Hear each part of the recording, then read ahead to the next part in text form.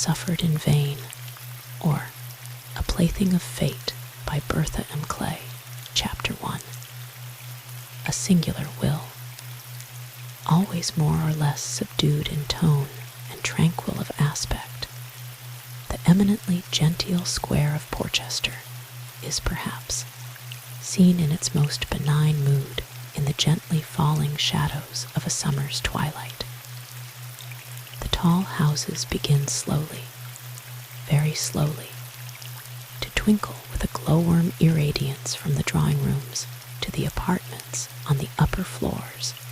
As the darkness increases, from the open windows float the glittering strains of Gounod, Offenbach, Hervé, fluttering down over the flower-wreathed balconies into the silent street beneath, each succession of chords tumbling like so many fairies, intoxicated with the spirit of music. At not infrequent intervals, sparkling broughams whirl past, carrying ladies arrayed obviously for dinner party, soiree, or opera, in gay toilets, only half concealed by the loose folds of soft wraps. At the moment the curtain rises, two persons of the drama occupy the stage. One is an individual of a peculiarly unattractive exterior, a man of probably some 2 or 30 years of age, a foreigner, by his appearance. It would have been difficult to tell whether recent illness or absolute want had made his not unhandsome face so white and pinched, and caused the shabby garments to hang about his tall, well-knit figure. Seemingly, he was one of those most forlorn of creatures, a domestic servant out of employ. The expression on his countenance just now, as he leaned against the iron railings of the enclosure, almost concealed behind a doctor's brougham, which awaited its master, was not pleasant to regard. Following the direction of his fixed stare, the eye was led to a superbly beautiful woman, sitting half within the French window of a drawing-room opposite, half out upon the balcony among some clustering flowers. This woman was undoubtedly quite unconscious of the steady attention bestowed upon her by the solitary being, only distant from her presence by a few feet. She was a young woman of about 23, an Italian, judging by her general aspect, attired in a rich costume, lavishly trimmed with black lace. A white lace shawl, lightly thrown over her shoulders, permitted only gracious and flowing outlines to reveal themselves, but her supremely lovely face, the masses of coiled and plaited hair, dark as night, stray diamond stars gleaming here and there, the glowing complexion, the sleepy, long, silk, soft lashes, resting upon cheeks which might be described as peach-like, the crimson lips, the delicately rounded chin, the perfect, shell-like ears, made up an ensemble of haunting beauty that, once seen, could never be forgotten. Of the vicinity, much less of the rapt gaze of the wayfarer lingering yonder, she was profoundly ignorant, her attention being entirely occupied by a written sheet of paper held between her slender white fingers. This she was apparently studying with absorbed interest. The loiterer clenched his fist, malignant hate wrinkling his careworn face, and made a gesture, betraying the most intense anger toward the imperial creature in the amber and black draperies. So, Madame Lucia Giscardini, he muttered under his breath, you bask up there, in your beauty and your finery, like some sleek, treacherous cat. Beautiful Signora, if I had a pistol now, I could shoot you dead, without leaving you a moment to think upon your sins. Your sins. And they say you are one of the best and noblest of women, those who do not know your cold and cruel heart. Snow-plumaged swan of Fynes, how can it be that I could ever have loved you so wildly, that I could have knelt down to kiss the ground upon which your dainty step had trod? Were you the same, was I the same? Has all the world changed since those days? I have suffered cold and hunger, sickness and pain, weariness of body, anguish of mind, while you have been lapped in luxury. You have been gently borne about in your carriage, wrapped in velvets and furs, or satins and laces, while I have passed through the rain-sodden streets with scarcely a shoe to my foot. They say you refused, in your pride, to marry a Russian prince the other day. All the world marveled at your insolent caprice. I wonder what you think of me, or if you ever honor me with a flying recollection. Am I the one drop of gall in your cup of nectar, or have you forgotten me? A quick, firm step startled the tranquil echoes of the square and made this fellow glance about with the vague sense of ever-occurring alarm, which poverty and distress engender in those unaccustomed to the companionship of such dismal comrades. The instant he descried the person approaching, his countenance changed. He cast down his fierce, keen eyes, and an expression of humility replaced the glare of vindictive bitterness that had previously rendered his visage anything but pleasant to look upon. This third personage of the drama was one, in appearance, worthy to take the part of hero. He was, perhaps, about 30 years old, with a noble presence, a fair and frank face, the one clouded by a strange shadow of mysterious care ever brooding. The face attracted at once, and inspired a wish to know something more of the soul looking through those bright, half-sadly smiling violet eyes, as from the windows of a prison. The forlorn watcher next the iron railings left his post of stealthy observation on seeing this gentleman, and crossing, so as to intercept him, stood in the middle of the pavement in such a way as to abruptly bar the passage.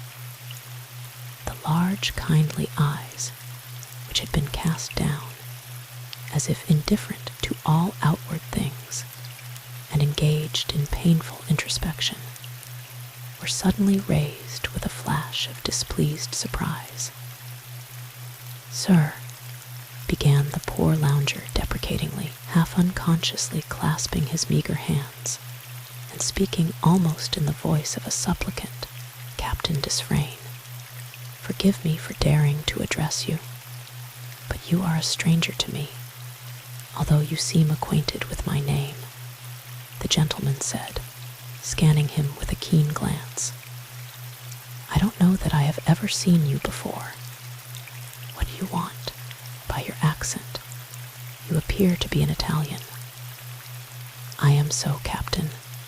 I did not know you were coming this way, nor did I know you were in London. I have only this moment seen you as you turned into the square, or I thought, for I know you. Though perhaps you may never have noticed me, I knew of old that you have a kind and tender heart, and I thought, sir, I am a bad hand at begging, but I am sorely, bitterly in need of help." "Of help?" repeated Captain Desfrayne, still looking at him attentively. "Of what kind of help?" Those bright eyes saw, although he asked the question, that the man required succor in any and in every shape. "Sir, when I knew you, about 3 years ago, I was in the service of the Count di Venosta at Padua as valet. I knew the Count well, though I have no recollection of you," said Captain Desfrayne. "Go on." "He died about 1.5 years ago. I nursed him through his last illness and caught the fever of which he died. I had a little money, my savings, to live on for a while, but all is gone now, and I don't know which way to turn or whither to look for another situation. It was with the hope of finding some friends that I came to London. I might as well be in the great desert. I have no doubt your story is perfectly true, but I don't see what I can do for you," Captain Desfrayne said with some pity. "However, I will consider, and if you like to come and see me tomorrow, perhaps what is your name?" "Leonardo Gilardoni, sir." The hungry, eager eyes watched as Captain Desfrayne took a notebook from his pocket and scribbled down the name, adding a brief memorandum besides. The sound of these men's voices speaking just beneath her window had failed to attract the attention of the beautiful creature in the balcony. But now, when a sudden silence succeeded, she looked over from an undefined feeling of half-unconscious interest or curiosity. As she glanced carelessly down at the two figures, the expression on her face utterly changed. The great eyes, the hue of black velvet, opened widely, as if from terror or an astonishment too stupendous to be controlled. For a moment she seemed unable to withdraw her gaze, fascinated, apparently. The little white hands were fiercely clenched, and if glances could kill, those two men would have rapidly traversed the valley of the shadow of death. Fortunately, glances, however baleful, fall harmless as summer lightning, and the interlocutors remained happily ignorant of the absorbed attention wherewith they were favored. In a moment or two she rose, and standing just within the room, clutching the curtain with a half-convulsive grip, peered down malevolently into the street. "What can have brought these two men here together?" she muttered. "Do they come to seek me? I did not know they were conscious of one another's existence. What are they doing? Why are they here? Accursed be the day I ever saw the face of either." The visage, so wondrously beautiful in repose, looked almost hideous, thus distorted by fury. She saw Captain Desfrayne put his little notebook back in his pocket, and then heard him say, "If you will come to me about, say, 6 or 7 o'clock tomorrow evening, at my chambers in," she missed the name of the street and the number, though she craned her white throat forward eagerly. "I will speak further to you. Do not come before that time, as I shall be absent all day." With swift, compassionate fingers, he dropped a piece of gold into the thin hand of the unhappy, friendless man before him, and then moved, as if to continue his way. The superb creature above craned out her head as far as she dared, to watch the two. Captain Desfrayne, however, seemed to be the personage she was specially desirous of following with her keen glances. To her amazement and evident consternation, he walked up to the immediately adjacent house and rang the bell. The door opened, and he disappeared. The shabby, half-slouching figure of the supplicant for help shuffled off in the other direction, toward Westbourne Grove, and vanished from out the square. Releasing her grip of the draperies hanging by the window, the proud and insolent beauty began walking up and down the room, flinging away the paper from which she had been studying. She looked like like some handsome tigress cramped up in a gilded cage as she paced to and fro, her dress trailing along the carpet in rich and massive folds. Some almost ungovernable fit of passion appeared to have seized upon her, and she gave way to her impulses as a hot, undisciplined nature might yield. There was a strange kind of contrast between the feline grace of her movements, the faultless elegance of her perfect toilet, the splendor of her beauty, and the untutored violence of her manner. "What do they want here?" she asked half aloud. "Why do they come here, plotting under my windows? Do they defy me? Do they hope to crush me? What has Paul Desfrayne to complain of? I defy him, as I do Leonardo Gilardoni. Let them do their worst. What are they going to do? Has Leonardo Gilardoni found any?" She started back and looked round with a guilty terror, as if she dared not think out the half-spoken surmise, even to herself. "He knows nothing, he can know nothing, and he has no longer any hold on me," she muttered presently. Unless the other has told him, and I don't believe he would trust a fellow like him, for Paul Desfrayne is as proud as Lucifer. Oh, if I could but live my life over again. What mistakes, what fatal mistakes! I have made mistakes, which may yet bring ruin as their fruit. I will leave England tomorrow. I don't care what they say or think, or what loss it may cost to myself or anyone else. Yet, am I safer elsewhere? I know not. What would be the consequences if they could prove I had done what I have done? I know not. I have never had the courage to ask. Totally unconscious of the vicinity of this beautiful, vindictive woman, Captain Desfrayne tranquilly passed into the house which he had come to visit. "Can I see Mrs. Desfrayne?" He inquired of the smart maid-servant who answered his summons. "I will see, sir. She was at dinner, sir, and I don't think she has gone out yet." The beribboned and pretty girl, throwing open the door of a room at hand, and ushering the visitor within, left him alone, while she flitted off in search of the lady for whom he had asked, not, however, without taking a sidelong glance at his handsome face before she disappeared.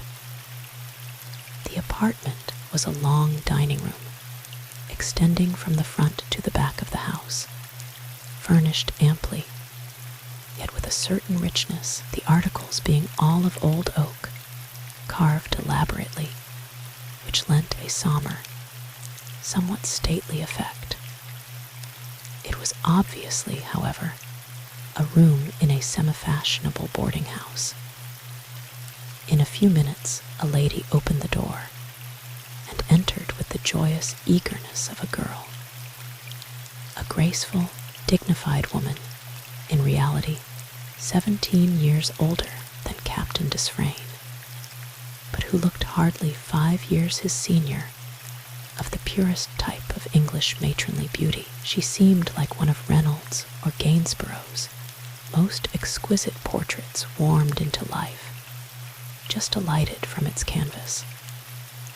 The soft, blonde hair, the clear, rose-like complexion, the large, half-melting violet eyes, the smiling mouth, with its dimples playing at hide-and-seek, the perfectly chiseled nose, the dainty, rounded chin, the patrician figure so classically molded that it drew away attention from the fact that every little detail of the apparently little-studied yet careful toilet was finished to the most refined nicety. These hastily noted points could scarce give any conception of the almost dazzling loveliness of Paul Desfrayne's widowed mother. She entered with a light, quick step, and being met almost as she crossed the threshold by her visitor. She raised her white hands, sparkling with rings, and drew down his head with an ineffably tender and loving touch. "My boy, my own Paul," she half-cooed, kissing his forehead. "This is indeed an unexpected pleasure. I did not even know that you were in London." For a moment the young man seemed about to return his mother's caress, but he did not do so. She crossed to the window, and placing a second chair, as she seated herself, desired Paul to take it. There was a positive pleasure in observing the movements of this perfectly graceful woman. She seemed the embodiment of a soft, sweet strain of music. Every gesture, every fold of her draperies was at once so natural, yet so absolutely harmonious that it was impossible to suggest an alteration for the better.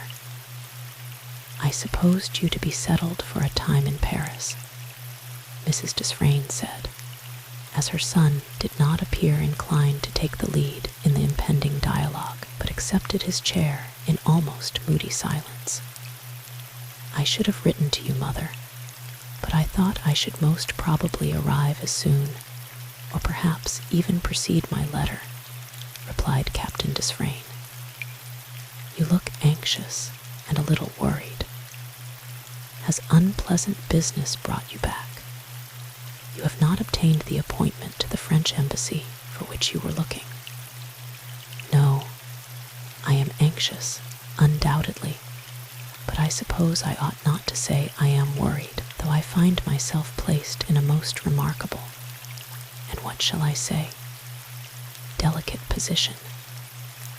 Yesterday I received a letter, and I came at once to consult you, with the hope that you might be able to give me some good advice. I fear I have called at rather an unreasonable hour." A tenderly reproachful glance seemed to assure him that no hour could be unreasonable that brought his ever-welcome presence. "I will advise you to the best of my ability, my dear," Mrs. Desfrayne smilingly said. "What has happened?"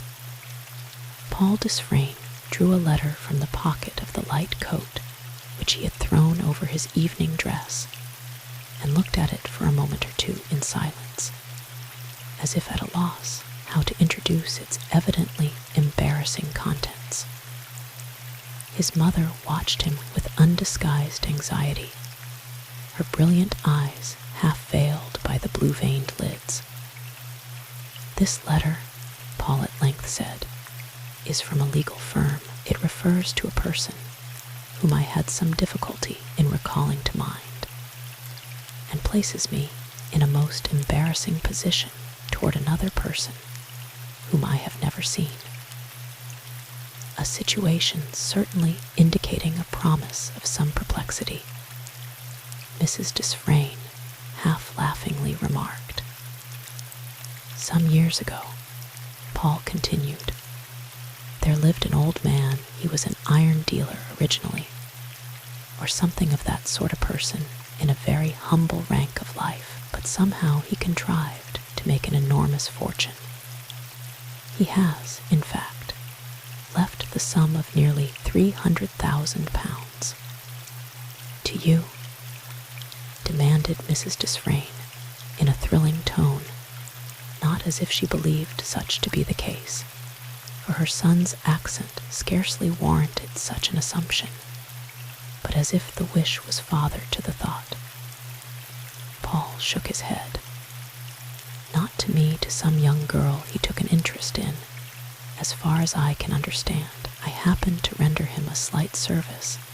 I hardly remembered it now, some insignificant piece of civility or kindness. It seems he entertained a great respect for me, and attributed the rise of his wealth to me. This young girl, I don't know whether she was related to him or not, has been left the sole, or nearly the sole, inheritor of his money, and I, And you, Paul, have been nominated her trustee and sole executor by his will. I believe he has bequeathed me some few thousands as a remuneration for my trouble.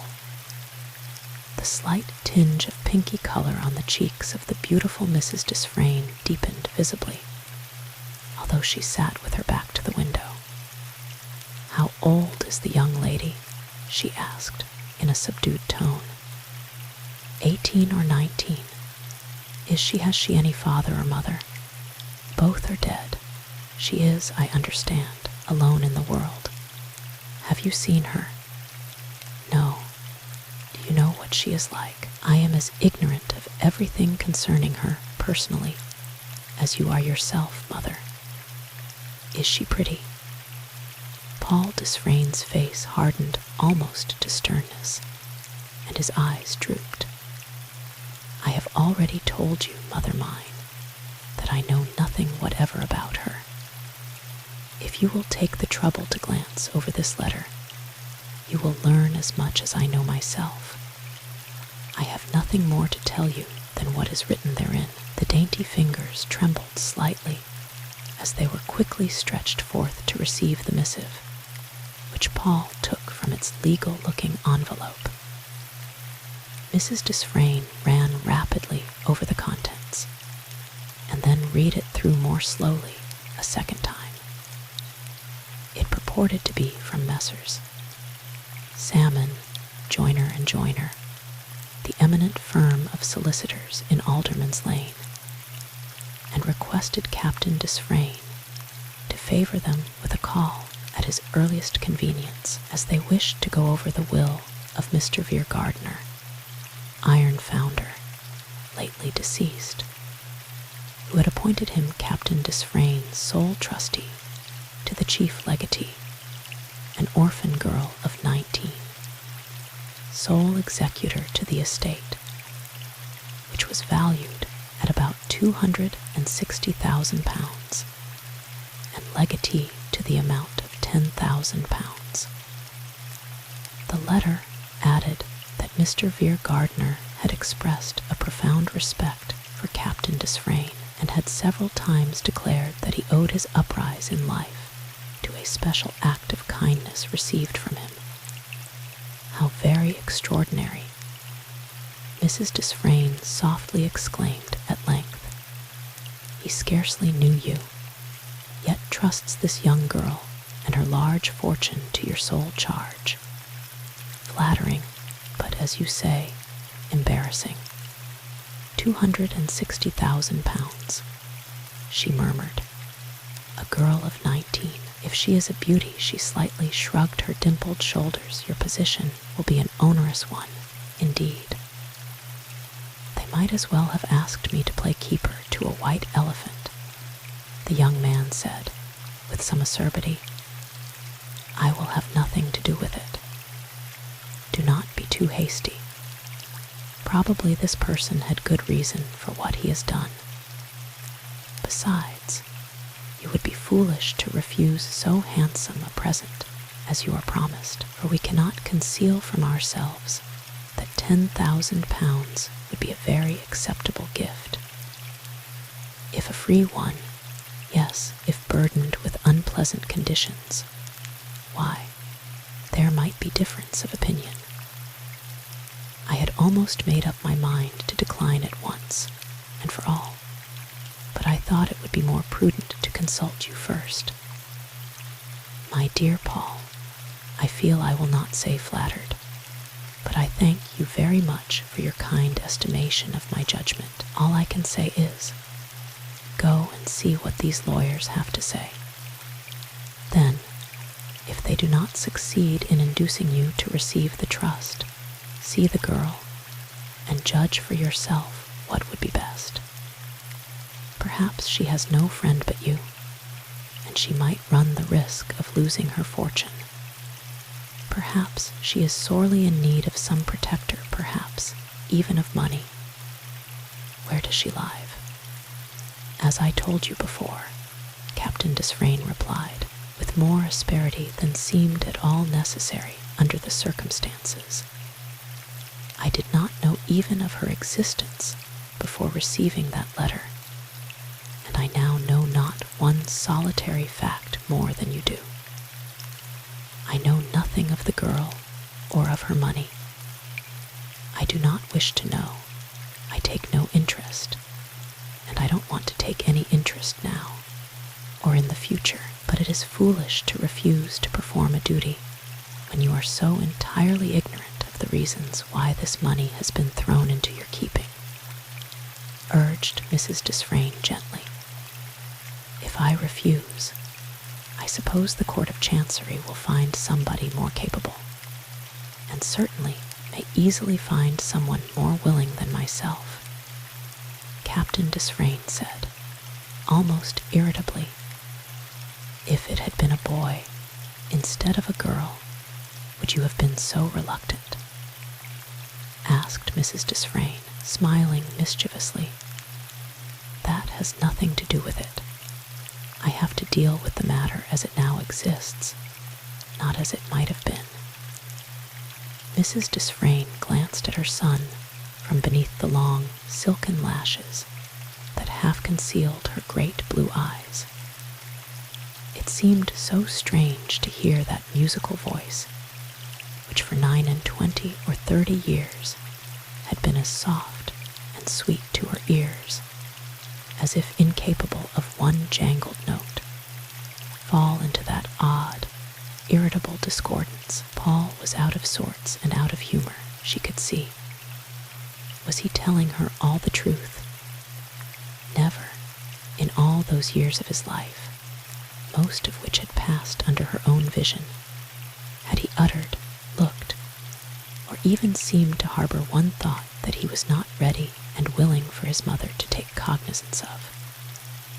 Why, then, this possible reticence, blowing across their lifelong confidence like the bitter northeast wind ruffling over clear water, turning its surface into a fragile veil of ice. The young man was out of humor, for his meeting with the fellow whom he had just encountered almost on the threshold of the house had brought up many recollections he would fain have banished, memories of a time he would gladly have erased from the pages of his life, a time whereof his mother knew nothing.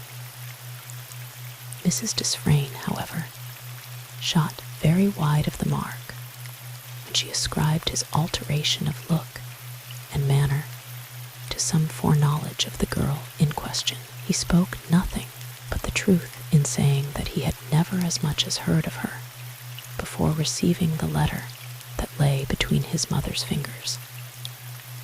With the electric sympathy of strong mutual affection, Paul Desfrayne quickly perceived the ill effect his coldness had upon his mother, and with an effort he cleared his countenance and assumed a shadow of his formerly smiling aspect. He looked down and appeared to consider. Then, raising his eyes to those of his mother, he said with an air of resignation, I suppose it would be best to see the lawyers and hear what they have to say. It is a most intolerable bore. I don't know what I have done to merit being visited for my sins in this fashion. You don't remember what you happened to do for this eccentrically disposed old man. Paul Desfrayne shrugged his shoulders. A remarkably simple matter when all is said and done. I was traveling once with him, as well as I can remember, and he began talking to me about some wonderful invention he had just brought to perfection. He was in what I supposed to be rather cramped circumstances, though not an absolutely poor man, for he was traveling first class. I should not have thought about him at all, only, with the enthusiasm of an inventor, he persisted in bothering me about this thing. I thought at the time it was deserving of notice, and when he alighted, I happened to almost tumble into the arms of the very man who had it in his power to get the affair into use and practice. more to get rid of him than for any more worthy motive, I introduced the two to each other. It was something this old Veer gardener had invented for some kind of machinery, which, if adopted by the government, would save, I really forget how much.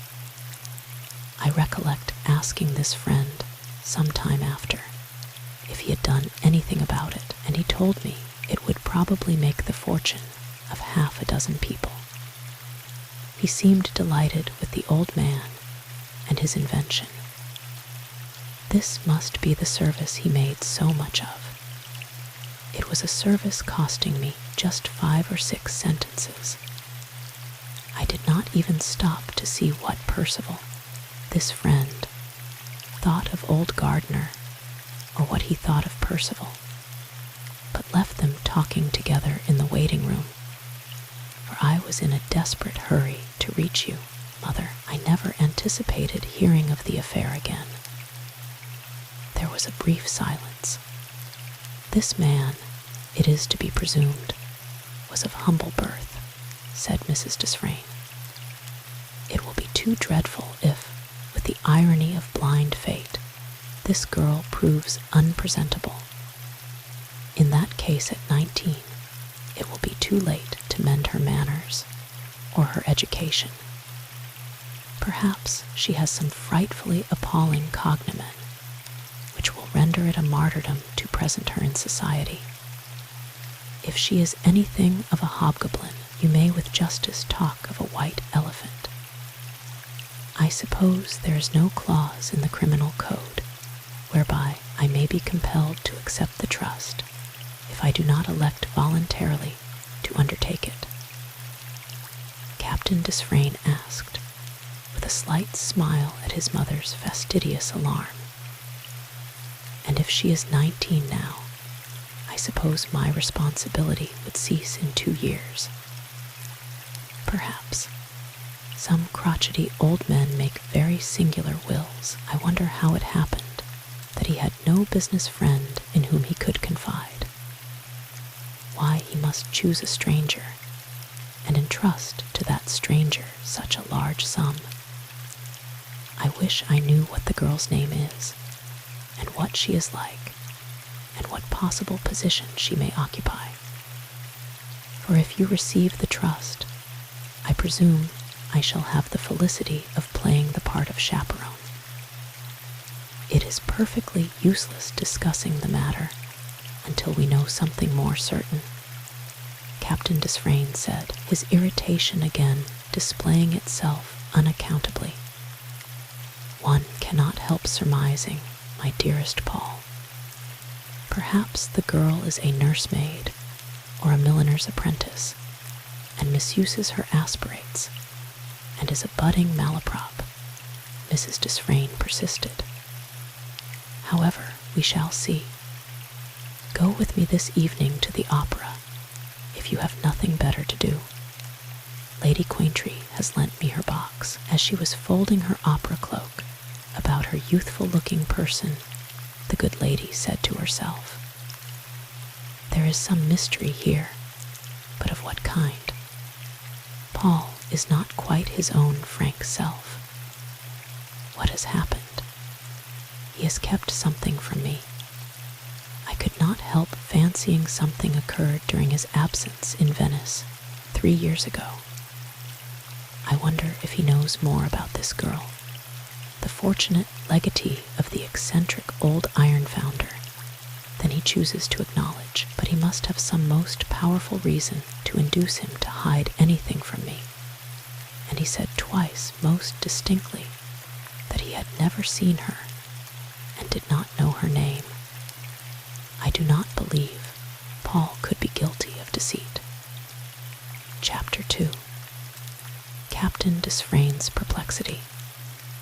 The midday sun made an abortive effort to struggle down between the tall rows of houses on either side of Busy, hurrying Alderman's Lane, glinting here and glancing there, showering royal largesse, the big building devoted to the offices of Messrs. Salmon joiner and joiner, was lying completely bathed in the golden radiance, for it occupied the corner where the opening of a street running transverse allowed the glorious beams to descend unimpeded. A great barrack-like edifice, more like a bank than a lawyer's city abode. A wide flight of steps led up to a handsome swing door, on which a brightly burnished plate blazoned forth the name of the firm. This opened upon an oblong hall, in which were posted 2 doleful-looking boys, each immured in a kind of walled-off cell. A spacious staircase ran from this hall to a succession of small, cell-like apartments, all furnished in as frugal a manner as was compatible with use. A long table, covered with piles of papers of various descriptions, 3 or 4 hard chairs, a bookcase crammed with tall books bound in vellum, and morose-looking tin deed boxes labeled with names. In one of these dim, uninviting cells sat a gentleman, apparently quite at ease. His employment at the moment the scene draws back, and reveals him to view being the leisurely perusal of the times. A man of perhaps the same age as Captain Desfrayne, a pleasant, grave-looking gentleman, with kindly dark eyes, a carefully trimmed dark brown beard, a pale complexion, and a symmetrical figure. One of the melancholy Walden youths suddenly appeared to disturb the half-dreamy studies of this serene personage. Throwing open the door, he announced, "Captain Desfrayne." The captain walked in, and the door was shut. The occupant of the apartment had risen as the youth ushered in the visitor, and advanced the few steps the limited space permitted, smiling with a peculiarly winning expression. "Mr. Amberley?"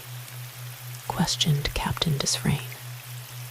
"I have called," he went on, as the owner of that name bowed assentingly, "in obedience to a letter received by me from Messrs. Salmon, joiner and joiner." He threw upon the table the letter he had shown to his mother, and then seated himself, as Mr. Amberley signed for him to do. Mr. Amberley, in spite of the latent smile in his dark eyes, seemed to be a man inclined to let other people save him the trouble of talking if they felt so disposed. He took up the letter, extracted it from its envelope, and unfolded it. "Mr. Salmon and Mr. Willis Joyner wished to meet you together with myself," he remarked, "but were obliged to attend another appointment.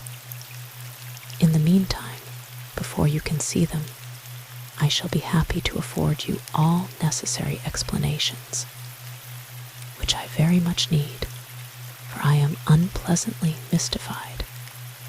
In the first place, I am at a loss to comprehend why this client of yours should have selected me as the person to whom he chose to confide so vast a trust." Captain Desfrayne replied, in a tone almost bordering on ill humor, "I am quite aware of the fact that you were not a personal friend of Mr. Viergardner," said the lawyer. "He trusted scarcely anyone. I believe he entertained a painfully low estimate of the goodness or honesty of the majority of people. Of his particular object in giving this property into your care, I am unable to enlighten you. I know that he took a great interest in you, and as he frequently sojourned in the places where you happened to be staying, I have no doubt he had every opportunity of becoming acquainted with as much as he wished to learn of in fact. I have no grounds beyond such observations as may have been made before me for judging that he did take an interest in you. If if you are surprised by the circumstance of his appointing you to such a post, I think you will probably be infinitely more so when you hear the contents of the will." He rose and took from an iron safe a piece of folded parchment, which he spread open before him on his desk. Captain Desfrayne said nothing, but eyed the portentous document with an odd glance. "The history of this will is perhaps a curious one," Mr. Frank Amberley resumed. "Mr. Vere Gardner was, when a young man, very deeply attached to a young person in his own rank of life, whom he wished to marry. She, however, preferred another, and refused the offers of Mr. Gardner. He never married. In a few years she was left a widow. He again renewed his offer, and was again refused. He was very urgent, and to avoid him, she changed her residence several times. The consequence was he lost sight of her. He became a wealthy man, chiefly, he always declared, through your instrumentality. After this, he found this person when he had, so to speak, become a man of fortune again, renewed his offer of marriage, and was again refused as firmly as before. She had one child, a daughter. The lawyer turned to look for some papers, which he did not succeed in finding, and having made a search, turned back again. Captain Desfrayne made no remark whatever. He offered to do anything or to help this Mrs. Turquand in any way she would allow him, to put the child to school, or in fact, his offers were most generous. But she persistently shunned him and refused to listen to anything he had to say. He lost sight of her for some years before his death, and did not even know whether she was living or dead. It was accidentally through me, the lawyer continued, speaking with a visible effort, as if somewhat overmastered by an emotion inexplicable under the circumstances, was through me that he learned of the death of the mother and the whereabouts of the daughter. The latter being, I presume, the young lady whom he has been kind enough to commit to my care. Captain Desfrayne asked. Mr. Amberley twirled an ivory paper cutter about for a moment or two before replying. Precisely so. I happened to be acquainted with the young lady, and he one day mentioned her name and said how anxious he was to find her. I volunteered to introduce her to him, but he was then ill, and the interview was deferred. He went to Nice, the place where Mrs. Turquand had died, and drew his last breath in the very house where she had been staying. In accordance with his dying wishes, he was buried close by the spot where she was laid. The will was drawn up a few weeks before he quitted England. I certainly wish he had selected anyone rather than myself for this onerous trust, Captain Desfrayne said, with some irritation. What is the young lady's name? Miss Turquand. Mr. Amberley hesitated, took up the will, and laid it down again, then took it up and placed it before Captain Desfrayne. If you will read that, you will learn all you require to know, he replied, without looking up. He had been perfectly right in remarking that, if Captain Desfrayne had felt surprised before, he would be doubly astonished when he came to read Mr. Vere Gardner's will. Captain Desfrayne was fairly astounded, and could scarcely believe that he read aright. The sum of £260,000 was left, divided equally into two portions, but burdened largely with restrictions. £130,000 was bequeathed to Lois Turquand, a minor spinster, until she reached the age of 21. However, she was to receive only the annual income of £2,000. The second half £130,000 was left to Paul Desfrayne, captain in His Majesty's 110th Regiment, he being appointed also sole trustee in the event of his being willing to marry the aforesaid Lois Turquand when she reached the age of 21. In case the aforesaid Lois Turquand refused to marry him, he was to receive £50,000. If he refused to marry her, he was to have £10,000. If they married, the sum of £260,000 was to be theirs. If not, the money forfeited by the non-compliance with this matrimonial scheme was to be distributed in equal portions among certain London hospitals, named one by one. £3,000 was left to be divided among the managers of departments and persons in positions of trust in the employ of the firm, 1,000 among the clerks in the office, and 500 among the domestics in his service at the time of his death. In the event of the demise of Lois Turquand before attaining the age of 21, Paul Desfrayne was to receive a clear sum of £130,000, the other moiety to be divided among the London hospitals named. Mr. Amberley was closely regarding Captain Desfrayne, as the latter read this will to him so singular once, twice. When Captain Desfrayne at length raised his head, however, Mr. Amberley's glance was averted, and he was gazing calmly through the murky window at the radiant blue summer sky. For some minutes, Captain Desfrayne was unable to speak. "It is the will of a lunatic," he at length impatiently exclaimed. "Of a man as fully in possession of his senses as you or I," calmly replied Mr. Amberley.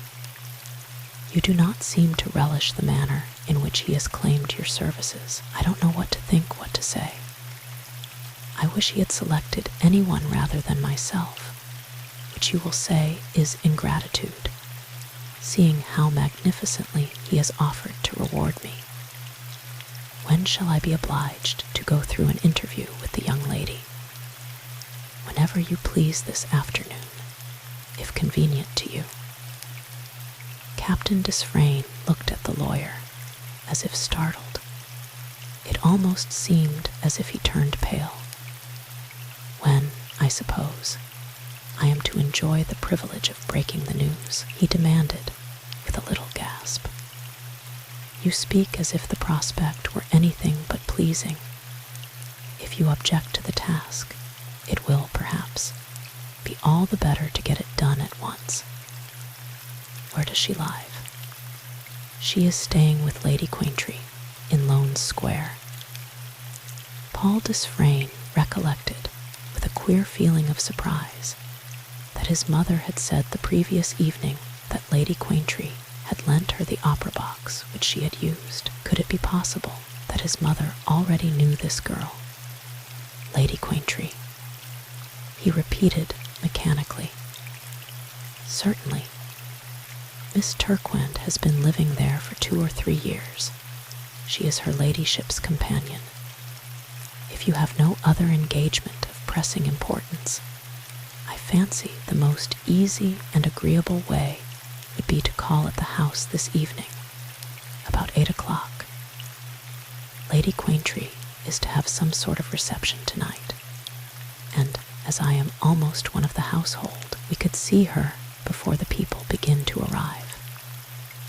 Paul Desfrayne gave way to fate.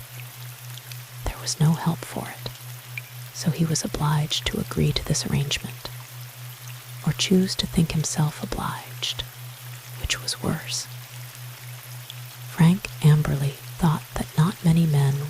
received with such obvious repugnance the position of sole trustee to a beautiful girl of 18 who had just become entitled to a splendid fortune, especially when there were such provisions in his own favor. It is thus he receives what I would have given, what would I not have given, to have obtained the trust, he said mentally, with a keen pang of jealous envy. It was a strange freak of Dame Fortune, who yet must surely be a spiteful old maid to bring these two men, of all others, into such communication. Paul Desfrayne's thoughts were in a kind of whirl, an entanglement which was anything but conducive to clear deliberation or calm reflection. They eddied and surged with deadly fury round one great rock that reared its cruel black crest before him, standing there in the midst of his life, impassive, coldly menacing. Hitherto, with the exception of one fatal occasion, he had always consulted his mother on all matters of difficulty or perplexity. But now he must carefully conceal his real thoughts from that still beloved counselor. It was useless to go to her, as of yore, for advice as to the best course to take. He dared not tell her this miserable secret which bound him in a vise-like grip. His mother would at once, he knew unconscious that any link in the chain was concealed from her, say he must be mad not to accept, without hesitation, this trust. She would certainly urge him, for the sake of this unknown girl herself. He must decide now. It would, perhaps, only make matters worse if he delayed, or asked time for consideration. Besides, if he refused, what rational reason could he assign to any one of those concerned for declining the trust? No, he must agree to whatever was set before him now, although by so doing he would, almost with his own hands, sow what might prove to be the most bitter harvest in the future. He was within a maze, wherein he did not at present discern the slightest clue to guide him to the outlet of escape. It was impossible to explain his position to anyone, yet he felt that it was next to pitiful cowardice to march under false colors. One thing was clear. If he could not explain his reasons for declining to accept what, while somewhat eccentric, was a fair and apparently tempting offer, he must be ready to take the place assigned to him. Not only was this self-evident, but also that no matter what time he must ask for reflection, his position could not be altered, and he could give no plausible excuse of any kind to his mother for rejecting such princely favors. This young lady is not as not then acquainted with the contents of this will, he asked, raising his head and speaking somewhat wearily. Not as yet. We thought it best to wait until you could yourself make the communication. He might as well face the girl now and have it over as leave it to a month, 6 months, a year hence. He was a soldier, yet a coward and afraid, but he shut his eyes, as he might have ordered to fire a train, and resolved to go through with the task, which, to any other one taken at random from 10,000 men, must have been a pleasant duty. The lawyer regarded him with surprise, but could not, of course, make any remark. His wide experience had never supplied him with a parallel case to this, of a man receiving such rare and costly gifts from fortune, with clouded brow and half-averted eye. The hopes, however, which had well-nigh died within his breast, of winning the one bright jewel he coveted, revived, if feebly, is something strangely amiss, he thought, but she will be doubly, trebly shielded from the slightest risk of harm. Captain Desfrayne, his troubled gaze still on the open parchment, which he regarded as if it were his death warrant, absolutely started when Mr. Amberley addressed him, after a short silence, inviting him to partake of some wine which magically appeared from a dim, dusty-looking nook. After a little desultory conversation, having arranged the hour of meeting and other necessary details, Frank Amberley observed, an odd smile lurking at the corners of his handsome mouth. "This is not the first time we have met, though you have apparently forgotten me." The captain looked at him. "I really do not remember you," he said, with a puzzled expression. "You do not remember a certain moonlight night in Turin when you shot a bandit dead, as his dagger was within 5 or 6 inches of an Englishman's throat, nor an excursion which took place some weeks previously, when you met the same compatriot in a diligence myself. In fact, we wrote down one another's names and were going to swear an eternal friendship, when you were abruptly obliged to quit the city in consequence of some business call or regimental duties. The circumstances have by no means escaped my memory," answered Captain Desfrayne in an indefinable tone, "though I should have scarcely recognized you. Since then, you have a little altered." Frank Amberley laughingly stroked the silken beard, which had certainly greatly changed his aspect. But the coldness of the formerly open, frank-hearted man, whom he had so liked 3 or 4 years ago, struck him with deepened suspicion that something was amiss. "I am glad to have met you," he said. "I should be very pleased if you could dine with me this evening at the London. My people are going out this evening, so I am compelled to make shift as I best can, and I don't relish dining alone at home." A brief hesitation was ended by Paul Desfrayne accepting this free and easy invitation. The 2 young men then shook hands and parted, with the agreement to meet again for a 6 o'clock dinner. Truly, times, places, and things had altered since those days at Turin, the recollection of which seemed to bring scant pleasure to Paul Desfrayne's weary heart. "Some fatal secret has become ingrained with that man's life," said the young lawyer, as he closed the door upon his visitor. "Great heavens! That Lois Turquin should spurn my love, and be thrown, perhaps, into the unwilling arms of a man like this, with such a hunted, half-guilty look in his eyes. It shall not be, it cannot be. Fate could not be so cruel." Chapter 3. Lois Turquin's Embarrassment.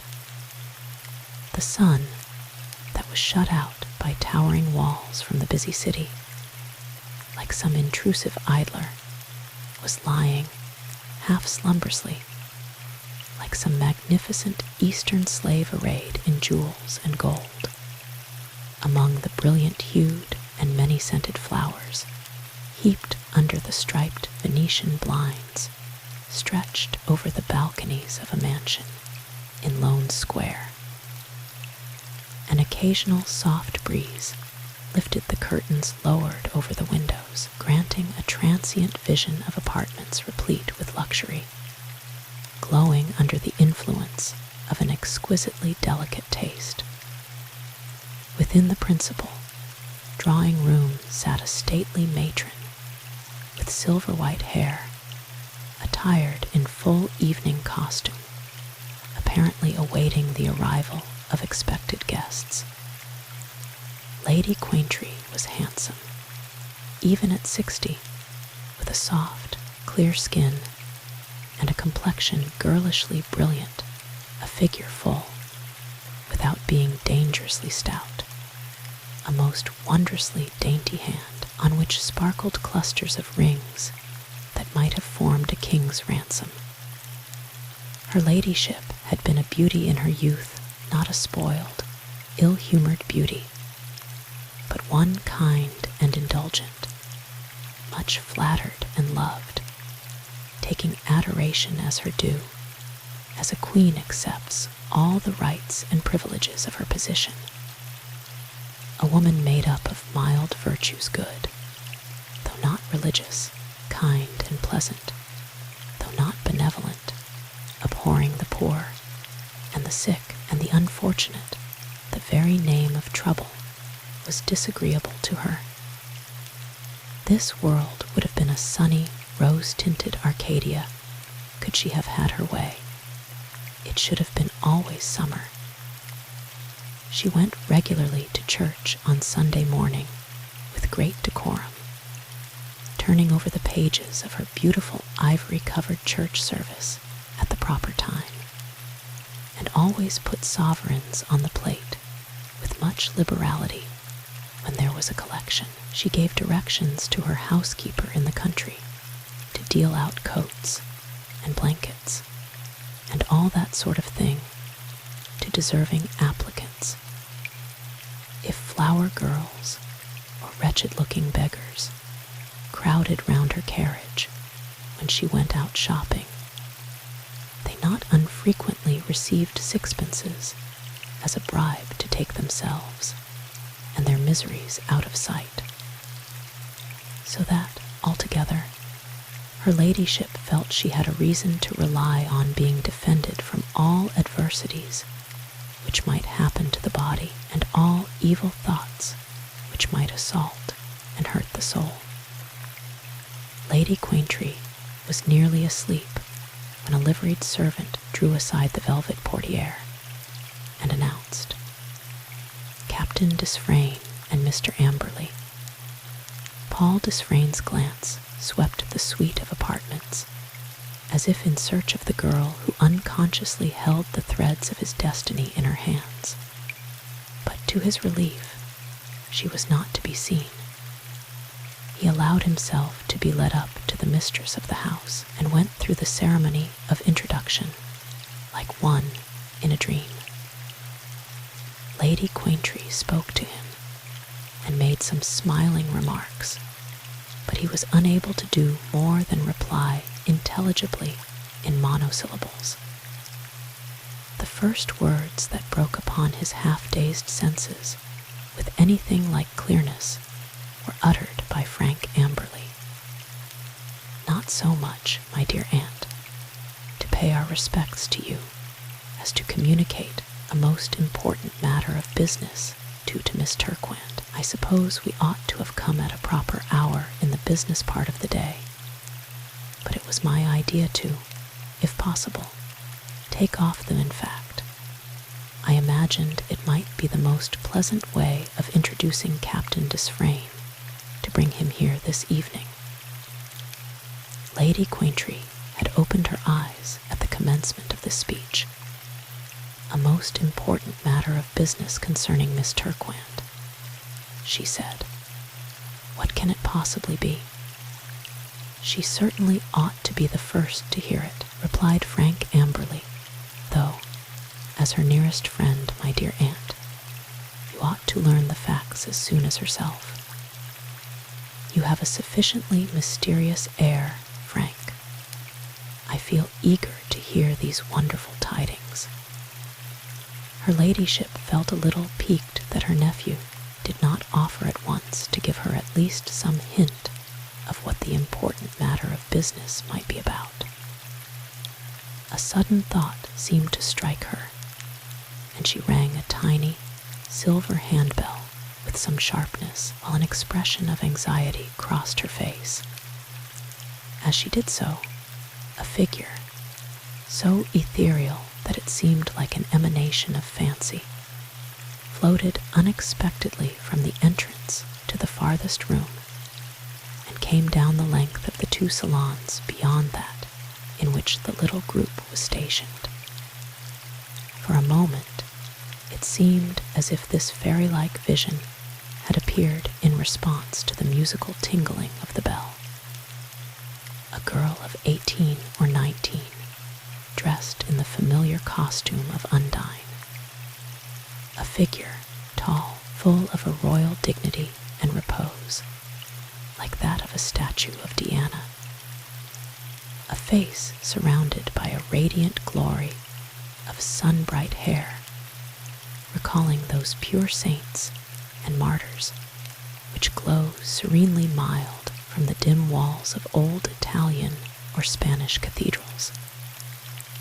Many faults might be found with that face, yet it was one that gained in attraction at every glance. The young girl advanced so rapidly down the rooms that she was standing within a few feet of the two gentlemen before she could plan a swift retreat. A vivid, painful blush overspread her face, and she stood as if either transformed into some beautiful sculptured image, or absolutely unable to decide which would be the worst of evils, to remain or to fly.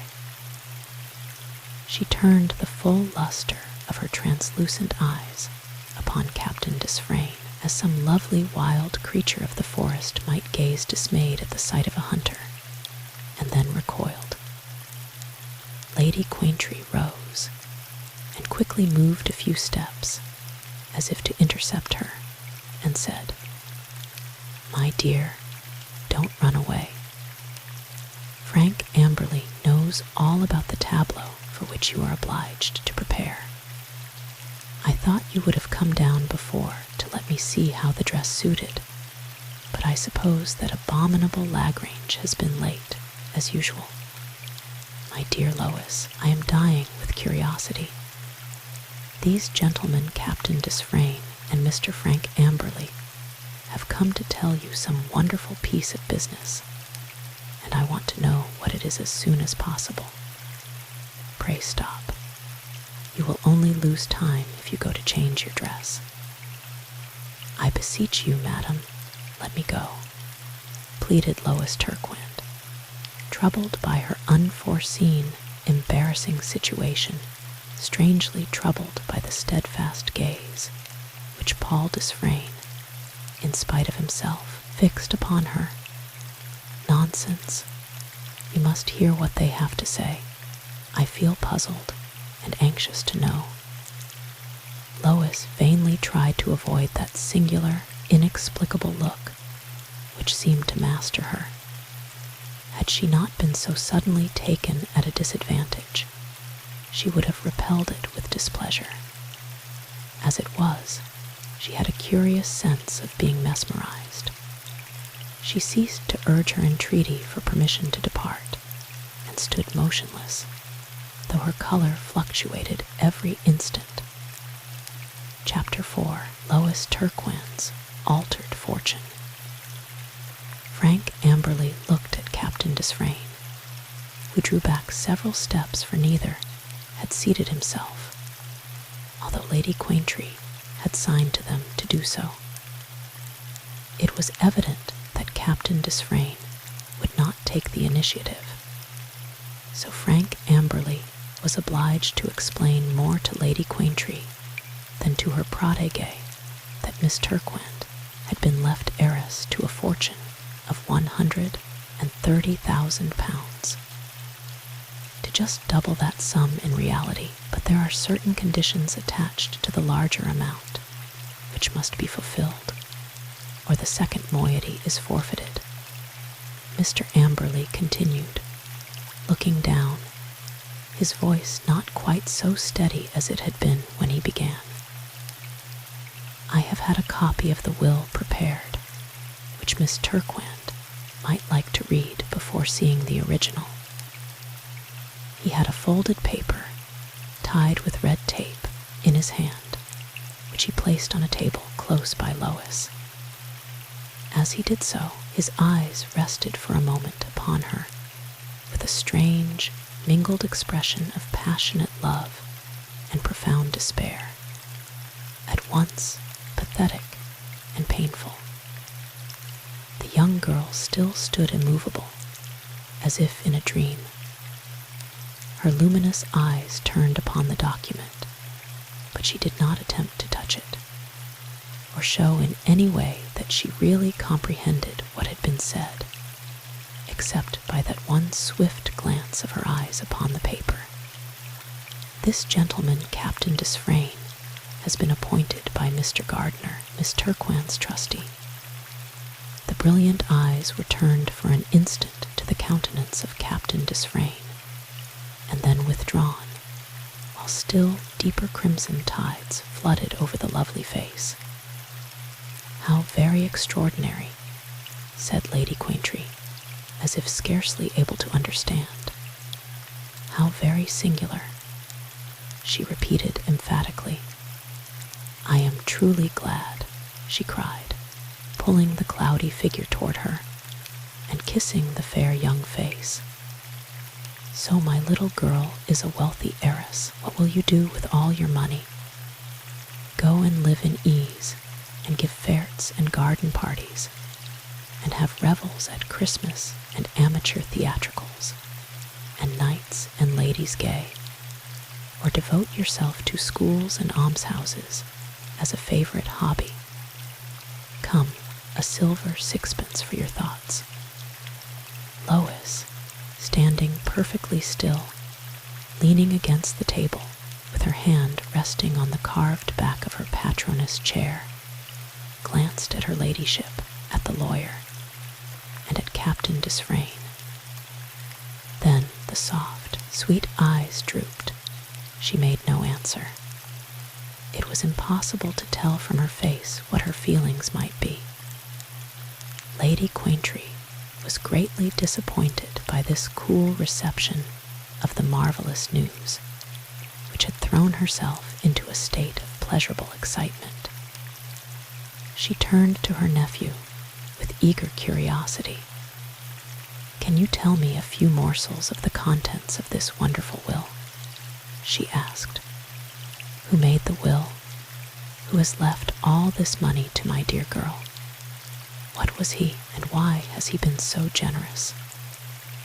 Lady Quaintree had been quite fond of her companion, but this sudden access of affection was due to the delightful intelligence brought by the lawyer. "The will would explain more clearly than I could do all particulars," Frank Amberley replied.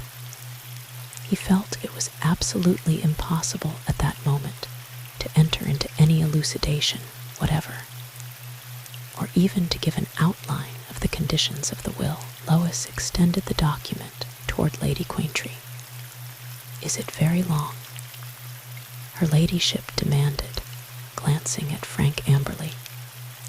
"It may take you 5 minutes to read it," he answered. She unfolded the paper and ran her eye rapidly over the contents. Not one of the others uttered a word not one ventured to look up, but remained as if carved out of stone. Lois found it well nigh impossible to analyze her sensations, but certainly the predominant one was that she must be in a dream. She had every reason to be happy with her protectress, who was as kind as if the near ties of relationship bound them together. But it would probably be quite useless to search the world for the girl of 18 who could hear unmoved that she had suddenly become the owner of a large fortune, especially if that girl happened to be in a dependent position, and to move constantly amid persons with whom money, rank, and fashion were paramount objects of devotion. She was the daughter of a court embroideress, who had earned about 400 a year by her labors and those of her assistants. But Mrs. Turquoine had never been able or thought she had not been to lay by any portion of her income as a provision for her child. Lady Quaintree had always liked Lois as a child, and at the death of her mother, 3 years since, had taken her to be useful companion and agreeable company for herself. That Lois had any expectations from any quarter whatever, nobody ever for a moment supposed. Everybody of Lady Quaintree's acquaintance knew and liked the young girl, who was so pretty, so obliging, so sweet-tempered. That she should now be suddenly transformed into the inheritress of great wealth was something like an incident in a fairy tale. Mr. Amberley's reflections were easily defined. He had for months past loved this young girl, though he had never yet had sufficient courage to declare as much, for she seemed totally unconscious of his preference, and, while certainly not distant nor icy with him, never gave him the slightest reason to suppose that she ever as much as remembered him when he was absent. He had, however, the satisfaction of feeling sure that she cared for no one else. Never even remotely had he hinted to Lady Quaintree his secret, being well aware she would discountenance his suit for many reasons. It was with the utmost bitterness of spirit that he had seen the girl apparently removed from the possibility of his being able to pay court to her, and at the same time not only delivered into the sole charge of a probable rival, but bound by the most stringent injunctions to marry a young, handsome, and in every way attractive man, a man whom he judged, in his own distrustful humility, much more likely to seize the fancy of a young beauty than he himself was. Paul Desfrayne's thoughts were utterly confused. Since entering the room, he had scarcely spoken 3 sentences, and he heartily wished himself anywhere rather than in this softly illumined suite of rooms, facing this beautiful girl with the angelic face, whom he had been commanded and largely bribed to fall in love with and make his wife. He dreaded the moment when Lady Quaintree should drop her gold-rimmed eyeglass and the silence should be broken. At the same time, the thought of his mother never left him. What would she say when she learnt the contents of this terrible will? Only too well he foresaw the scenes he should be obliged to go through. As for this girl herself, lovely as some poet's vision, he resolved to see as little of her as might be compatible with the fulfillment of his legal duties and responsibilities toward her. What a pitiful coward he felt himself. Why could he not tell the truth and save so much possible future suffering? Lady Quaintree read through the closely written document, and then, folding it up, stared at each of the 3 persons before her, with an almost comic expression of amazement upon her fair, unwrinkled countenance. "Captain Desfrayne," she said, smiling as she held out her hand, "I trust you will be pleased to remain with us this evening as long as your inclinations or other engagements permit. I expect some very pleasant friends, some really distinguished persons, with whom you may either already be well acquainted, or whom you might not object to meet." There was such a stately yet gracious dignity in her manner that Captain Desfrayne caught the infection and bowed over the delicate white hand with almost old-fashioned chivalric courtesy. "You will pardon my leaving you 2 gentlemen alone for a few minutes," she added. "Lois, my love, I will go with you to your room." Lady Quaintree quitted the salon, followed by the beautiful figure, clad in its cloudy robes of ethereal white. "Let us go at once to your apartment, my child," she said, leading the way. Her eyes were bright with eager excitement, for she was surprised and pleased by the totally unexpected change in her young companion's fortunes. And she loved the girl so much that she was rejoiced to see her rise from her inferior station to one of wealth, to see so fair and sunny a prospect opening before her. She glided up the stairs with a step so alert that 40 years seemed lifted from her age, and in a minute they were within the precincts of the pretty room which was the domain of Lois Turquand. "My love," Lady Quaintree said, closing the door with a careful hand, "I am so pleased I can hardly tell you how much. You, no doubt, wish to know the contents of this wondrous paper. My dear, it is as interesting as a fairy tale. You are a good girl, and deserve all the good fortune heaven may please to send you." She kissed the young girl's forehead very kindly. Lois returned the caress with passionate warmth, and laid her head down upon her old friend's shoulder. "Lois, before I give you this to read, I want you to do something which, perhaps, you might feel too agitated afterward to manage." "What is that, dear madam?" "You must not call me madam or my lady any more, pet. I want you to change this fantastical dress for your black silk, and wear my pretty jet ornaments, and also a pair of my white gloves, with the black silk embroidery which I bought in Paris. I think it is a mark of respect you owe to your benefactor. Did you ever see or hear of him?" "Never, madam. Shall I ring for Justine to help you in dressing?"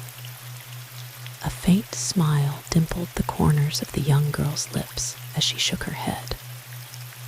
Lady Quaintree looked about for the bell, then laughed at her own forgetfulness.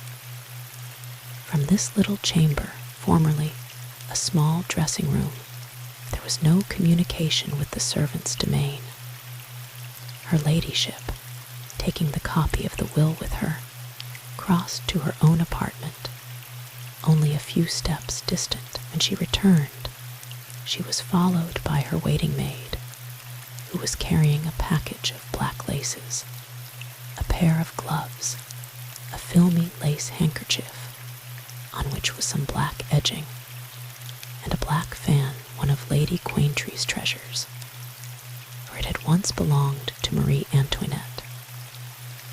In those few minutes, Lois had thrown off her cloudy robes, divested herself completely of her assumed character of Undine, and donned a handsome black silk evening dress. Lady Quaintree was carrying a black and gold case, which she placed upon the dressing table and opened. It contained a complete set of jet ornaments. She ordered Justine to unfasten the black lace already upon Miss Turquand's robe, and replace it by that in her custody. The black lace selected by Lady Quaintree was, Justine knew, very valuable, and the richest she had, the jet ornaments, she also knew, her ladyship prized. So great was her secret amazement, not only to see Miss Turquand habited in black, when the blue and white she had meant to wear was lying outspread upon a couch, but at the lively interest displayed by Lady Quaintree in the sombre metamorphosis, and perhaps, above all, at the fact of the stately dame being in Miss Turquand's apartment.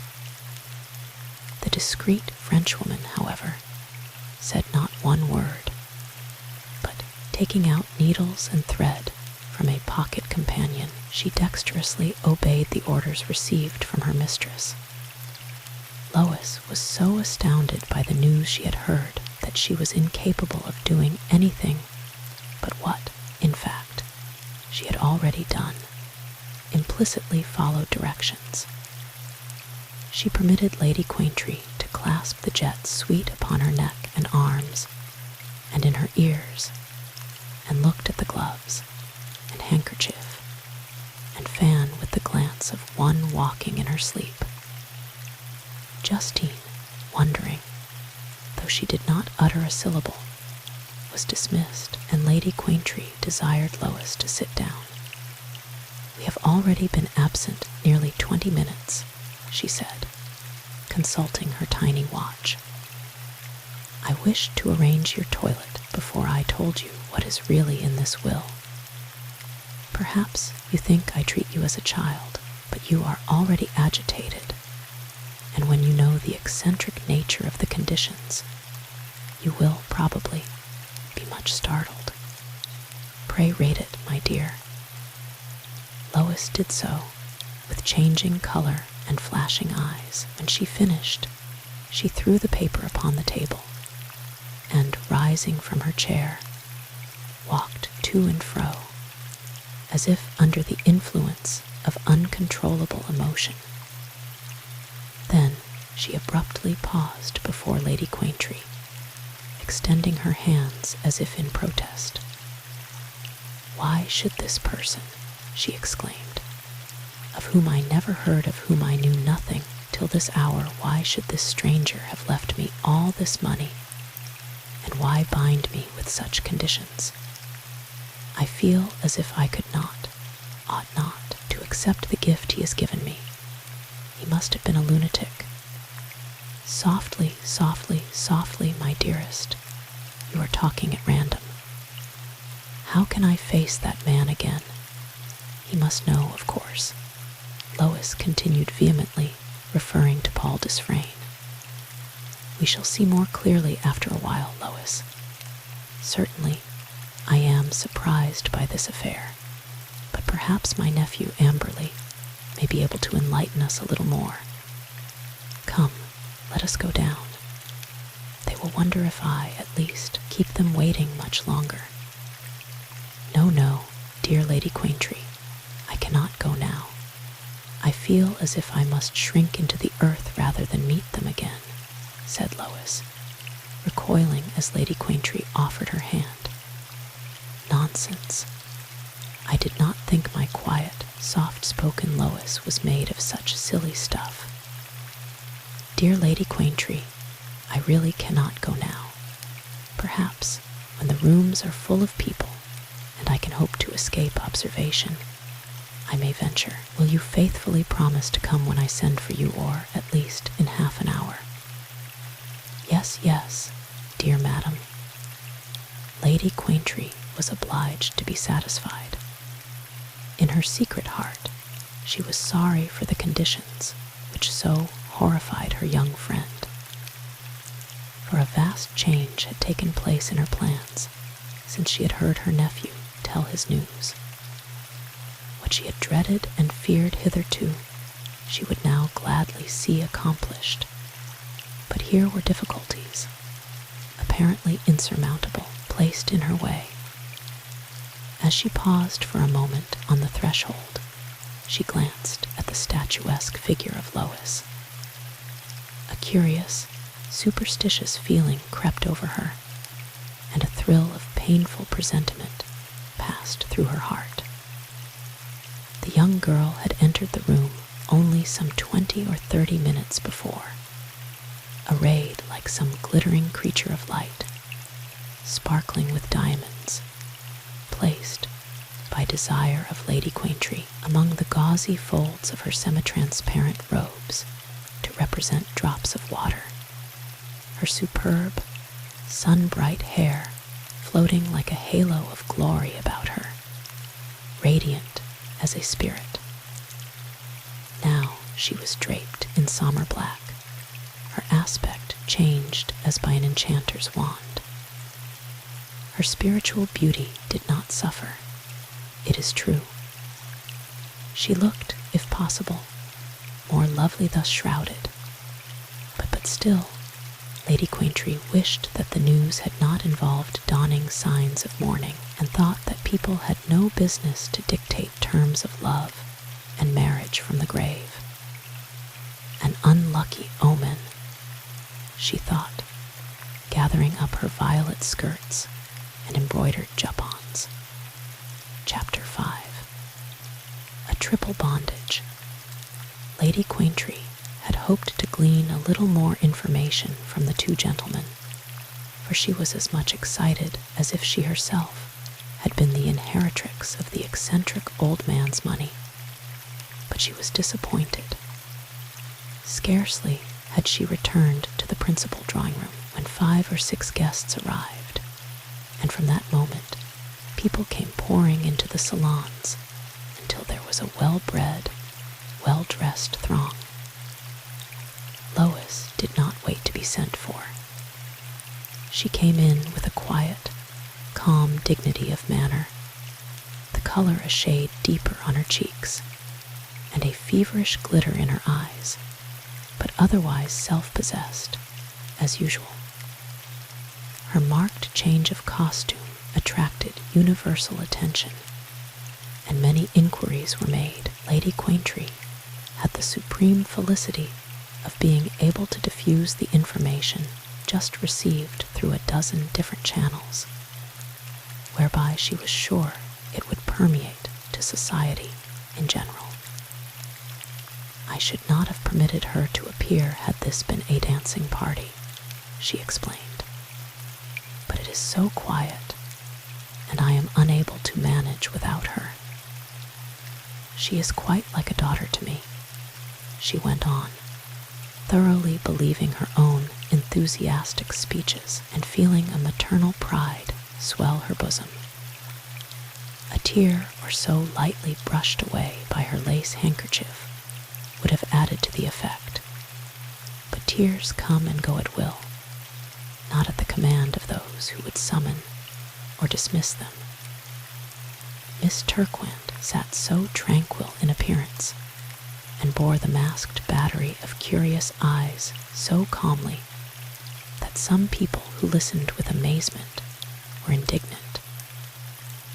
Lady Quaintree's companion did not seem conscious that anything unusual had happened. 2 or 3 times she glanced through the veil of silken lashes which fringed her translucent gray eyes at Captain Desfrayne, but it was a glance swift as lightning, not betraying the most transient glimpse of the strange, mingled feelings of resentment and lively interest aroused in her heart by the claim made upon her in behalf of the handsome young officer.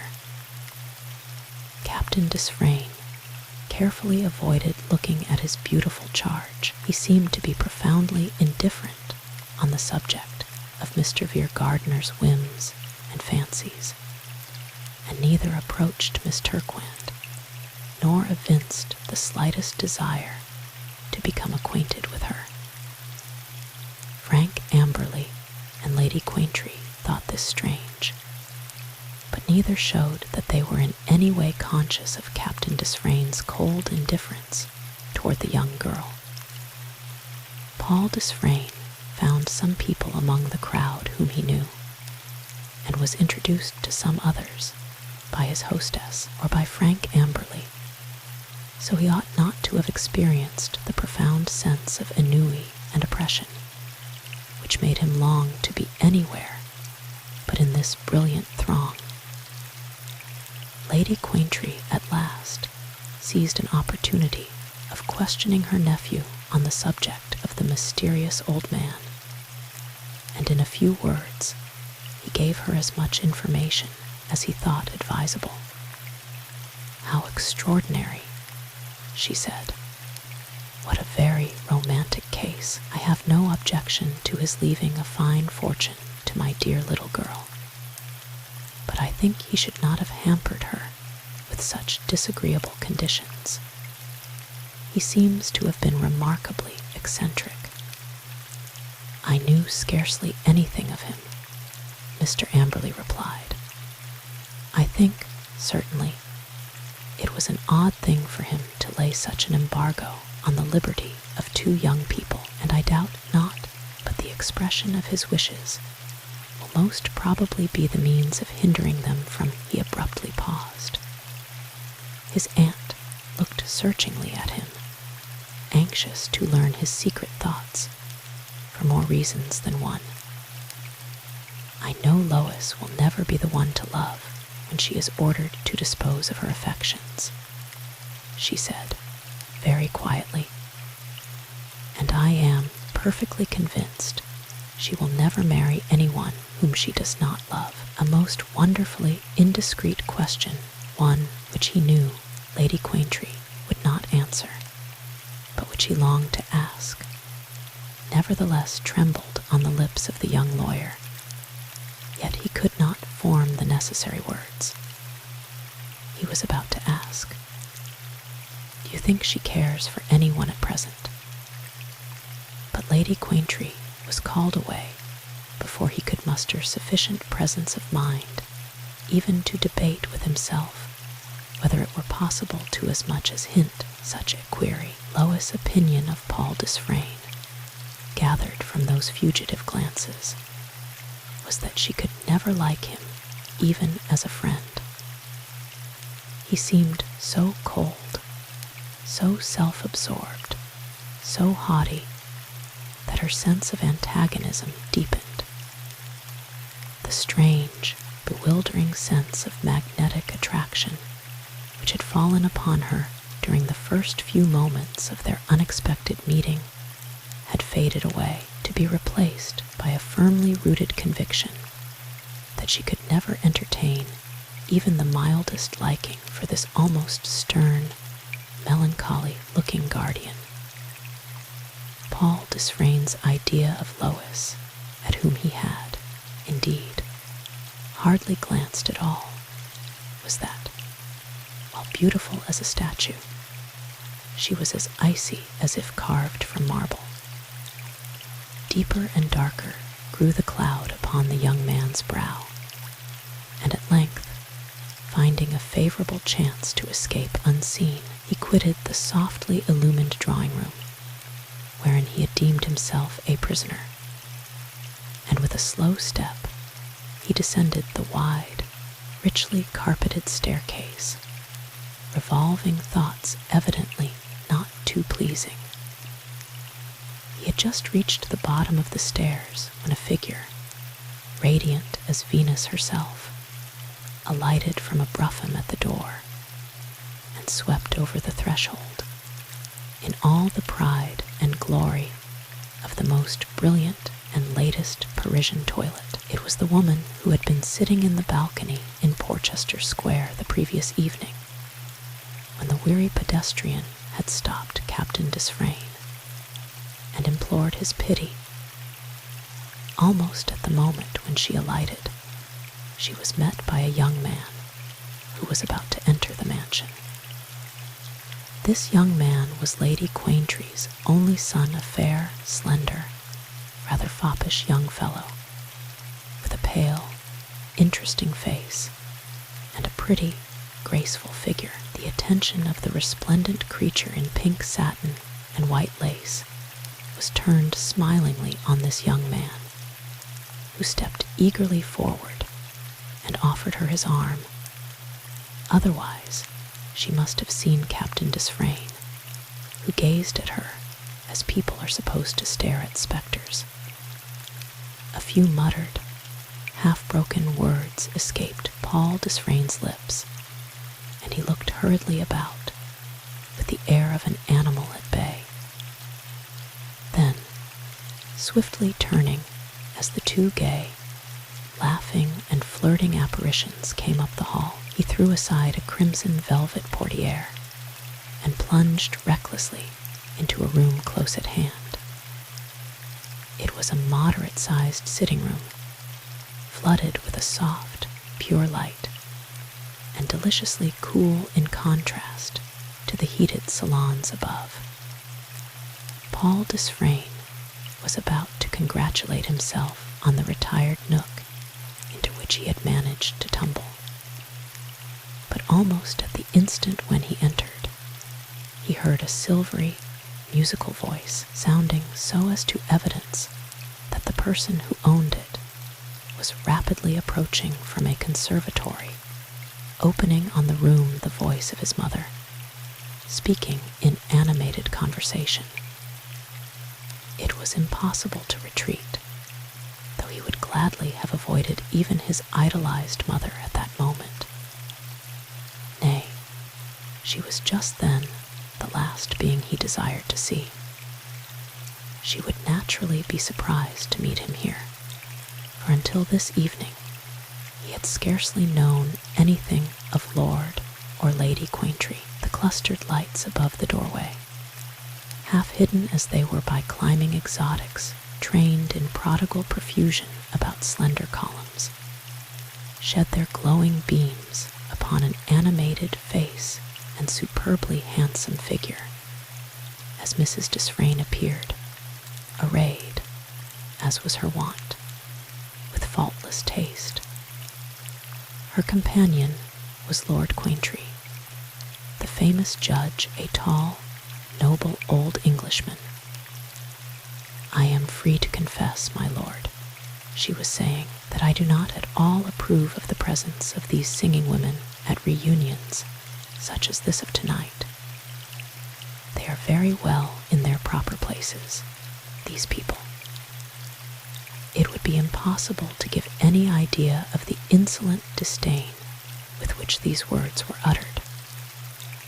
But they ought not to be allowed to mix with." She suddenly paused as she caught sight of Paul, and, in her amazement, stood still, gazing upon him with an expression of blank astonishment, half angry with herself for being so surprised.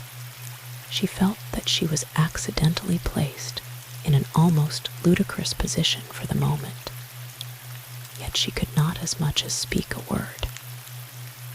Captain Desfrayne, for his part, could not have uttered one syllable if his life had depended on it. He had never, in all his days, felt so completely at a nonplus, so forlorn, so distracted, as he did at this instant. A terrible scene, he knew, was at hand, and he could not tell what might be the result. Lord Quaintry looked with surprise from one to the other, not being able to comprehend what was passing before his eyes. He had never seen Captain Desfrayne, and could not guess why Mrs. Desfrayne should be thus betrayed into so singular a display of emotion. Conscious that probably he might be a little in the way, he yet did not know how to move himself off the stage with his ordinary easy grace. Mrs. Desfrayne was the first to speak. She exclaimed, "Paul." Captain Desfrayne bowed. "At your service, madam," he said, very simply. "I was not aware, Lord Quaintry, my only son, Captain Desfrayne." Lord Quaintry smiled and held out his hand. He saw that something was amiss without knowing what. "I hope to see you presently, Captain Desfrayne," he said, with his pleasant, urbane manner. "I must show myself upstairs at once, or my lady will think I have run away." He left the room, surmising that the two would greatly prefer being left together. But for very shame's sake, Paul would have caught him by the sleeve and detained him as a temporary shield. Chapter 6. Paul's galling shackles. "You are surprised to see me here tonight, Mimi," Paul Desfrayne said, using an old childish pet name that always disarmed his mother. "I came here with a friend to see Lady Quaintry." He hesitated painfully on business. Mrs. Desfrayne opened her big blue eyes and looked him straight in the face. A spasm of pique passed through her heart. "You did not know that I was acquainted with Lady Quaintry," she remarked, half sarcastically, opening and shutting her fan with a movement which he knew well of old as indicating vexation. She was angry that he had come hither with some friend unknown to her, instead of asking her for an introduction and telling her of his business. "My dear mother, I did not know until this very afternoon that I was to come here.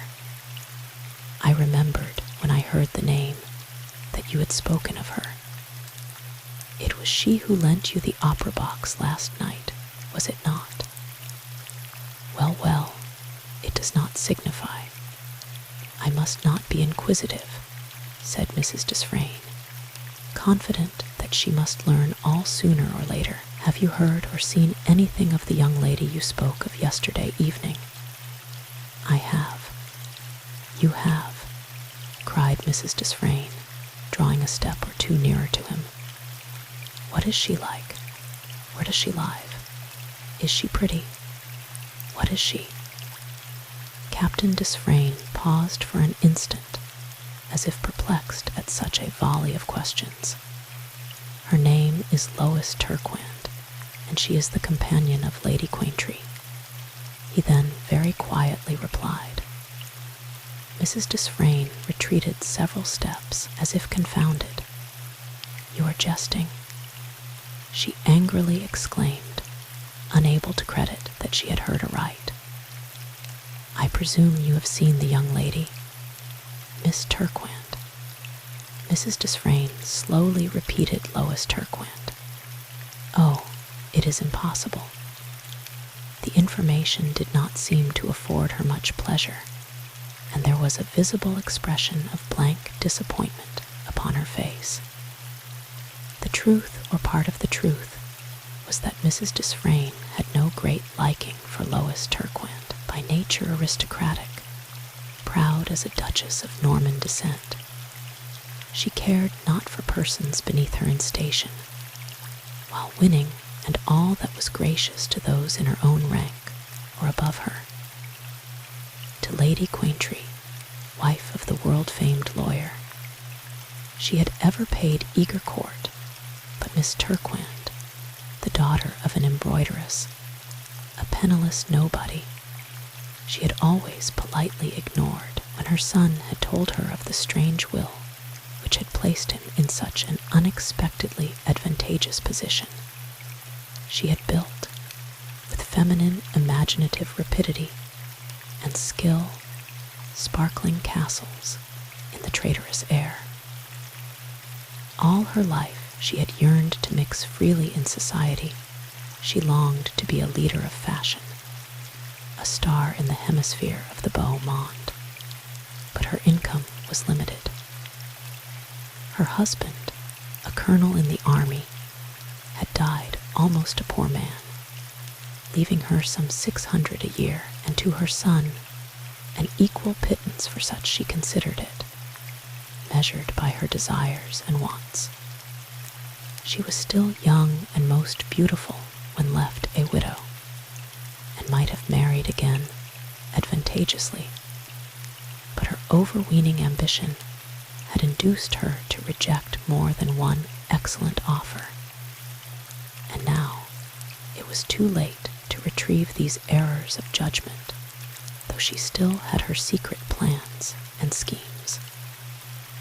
Under a fair and smiling mask, she hid many little feminine piques and spites, and one of her pet aversions happened to be Miss Turquand.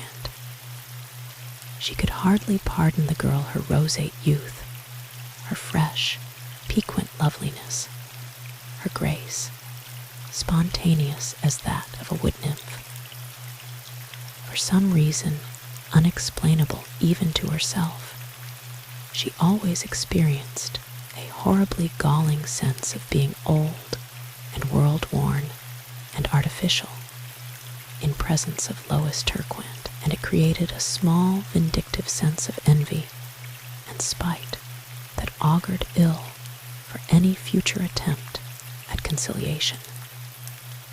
Her short-lived dream of taking the young person left in her son's charge in hand, and shining in society by means of a reflected light, was at an end.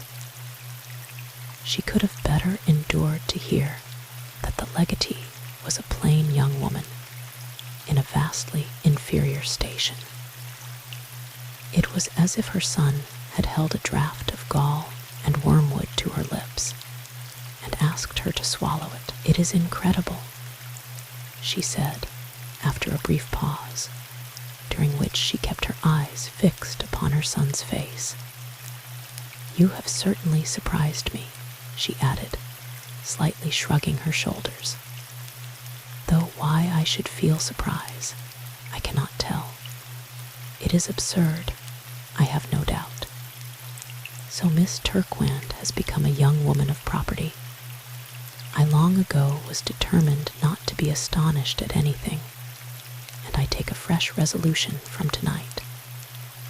Was the person who left her this money a relative? No, not a relative. May I ask, what am I indiscreet in asking for any particulars?" Paul Desfrayne knew that sooner or later his mother must become acquainted with everything that the will contained.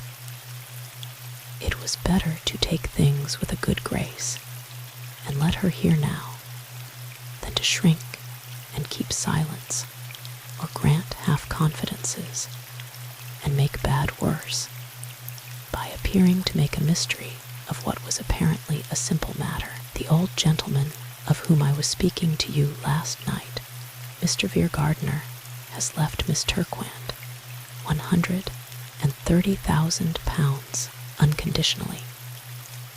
He has left me 10,000 in the same way, but with an effort he rapidly told her the general contents of the will. "You marry Miss Turquand," almost angrily cried Mrs. Desfrayne, flirting her fan backward and forward with a nervous movement.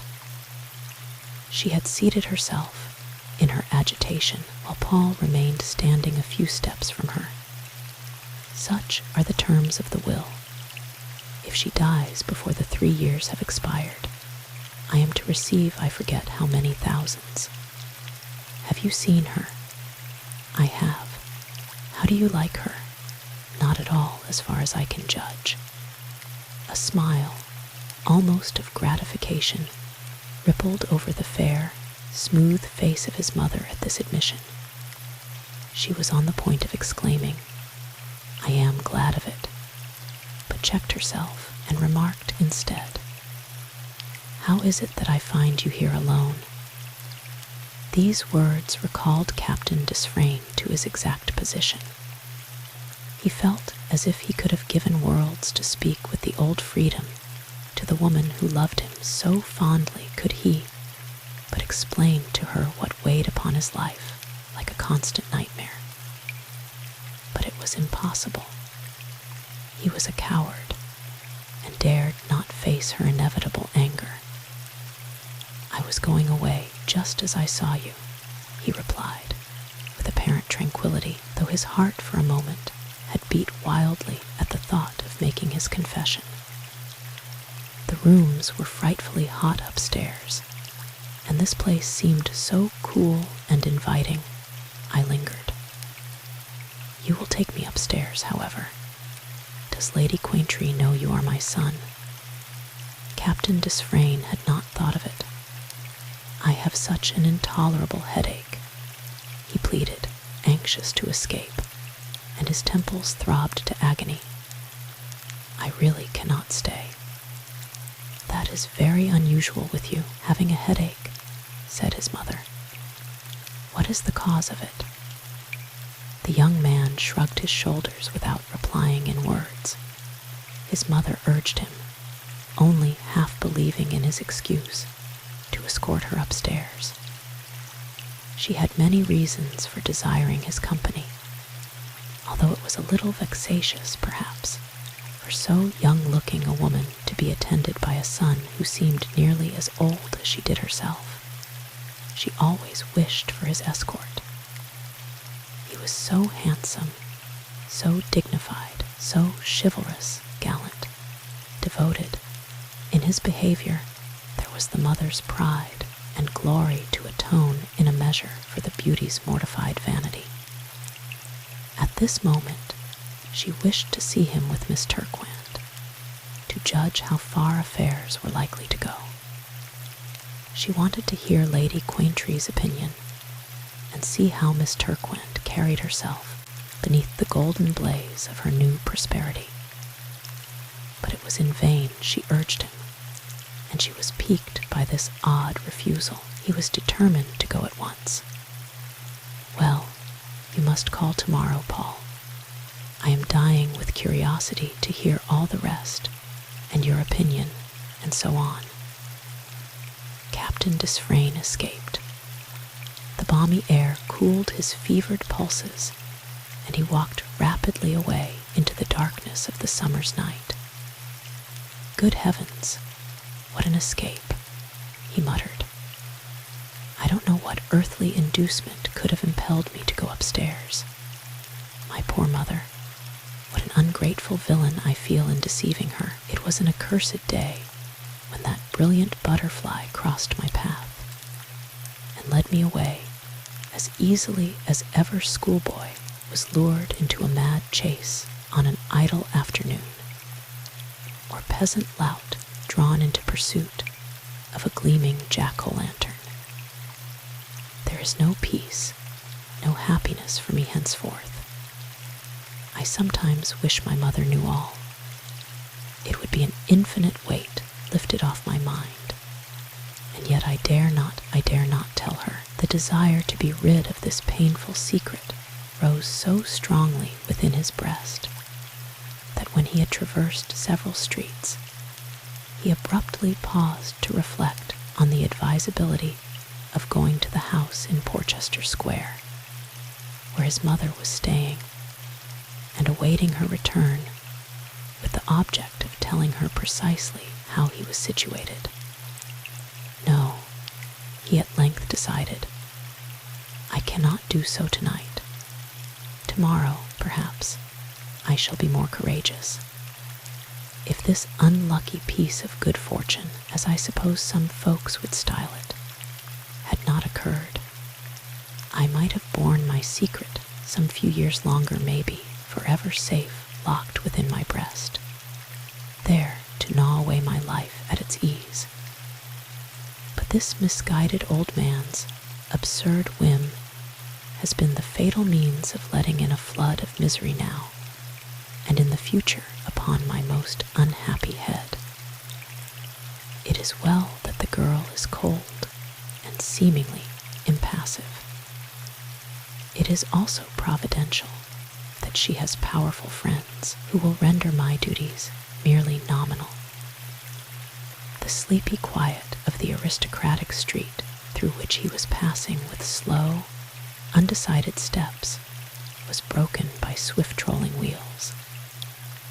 The gleaming lamps of a dashing brougham threw long gleams of light through the semi-obscurity of the sombre thoroughfare, and the champ of the horses' feet, the jingle of the silver harness, evidenced that the vehicle belonged to someone of wealth, if not of position. Paul Desfrayne's glance was mechanically attracted to this handsome equipage, unconsciously to himself.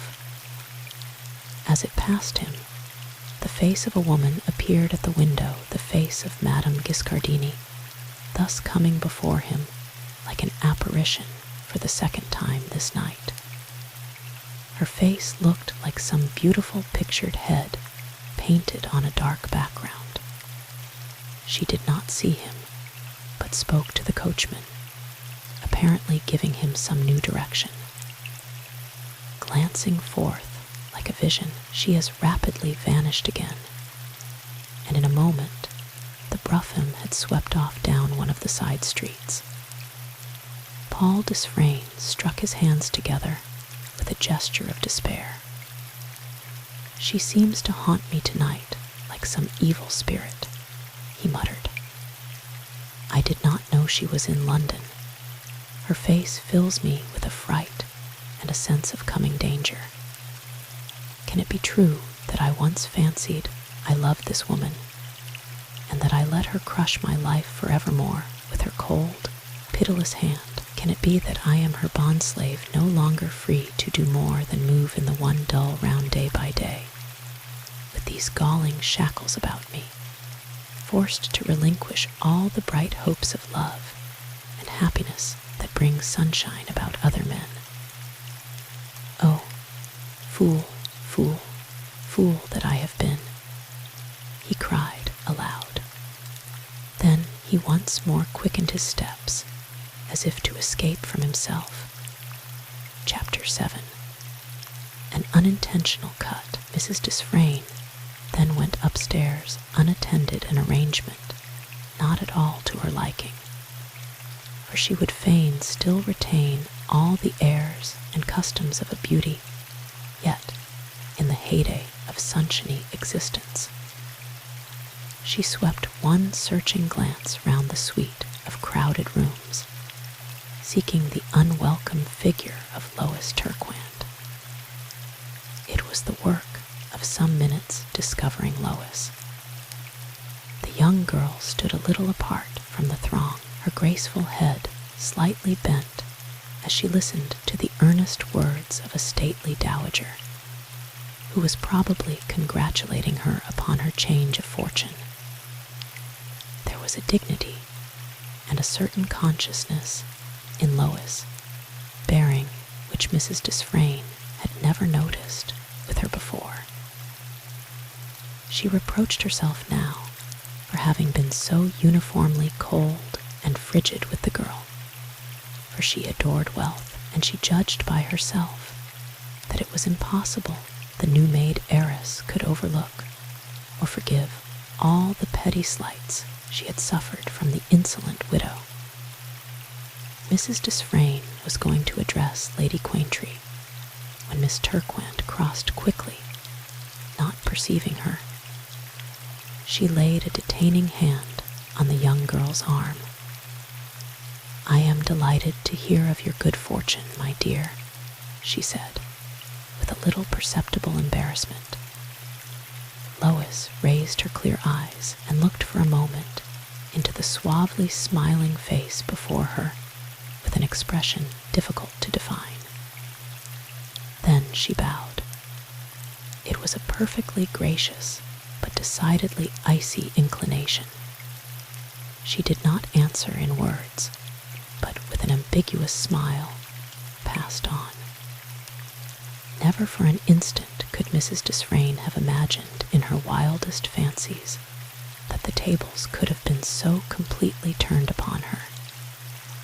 It was a fine moral lesson, only, unfortunately, it fell short of its mark, and the coldness of Miss Turquand, partly unintentional and partly arising from habit, made the haughty woman of the world detest yet more the girl whom she had hitherto simply ignored and noticed as little as if she had been a piece of furniture of very ordinary importance.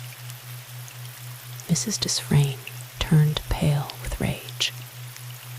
She almost wished the old man who had made the eccentric, who had been sunk to the bottom of the sea ere he had committed his money, and his ridiculous desires to paper that girl the wife of her son.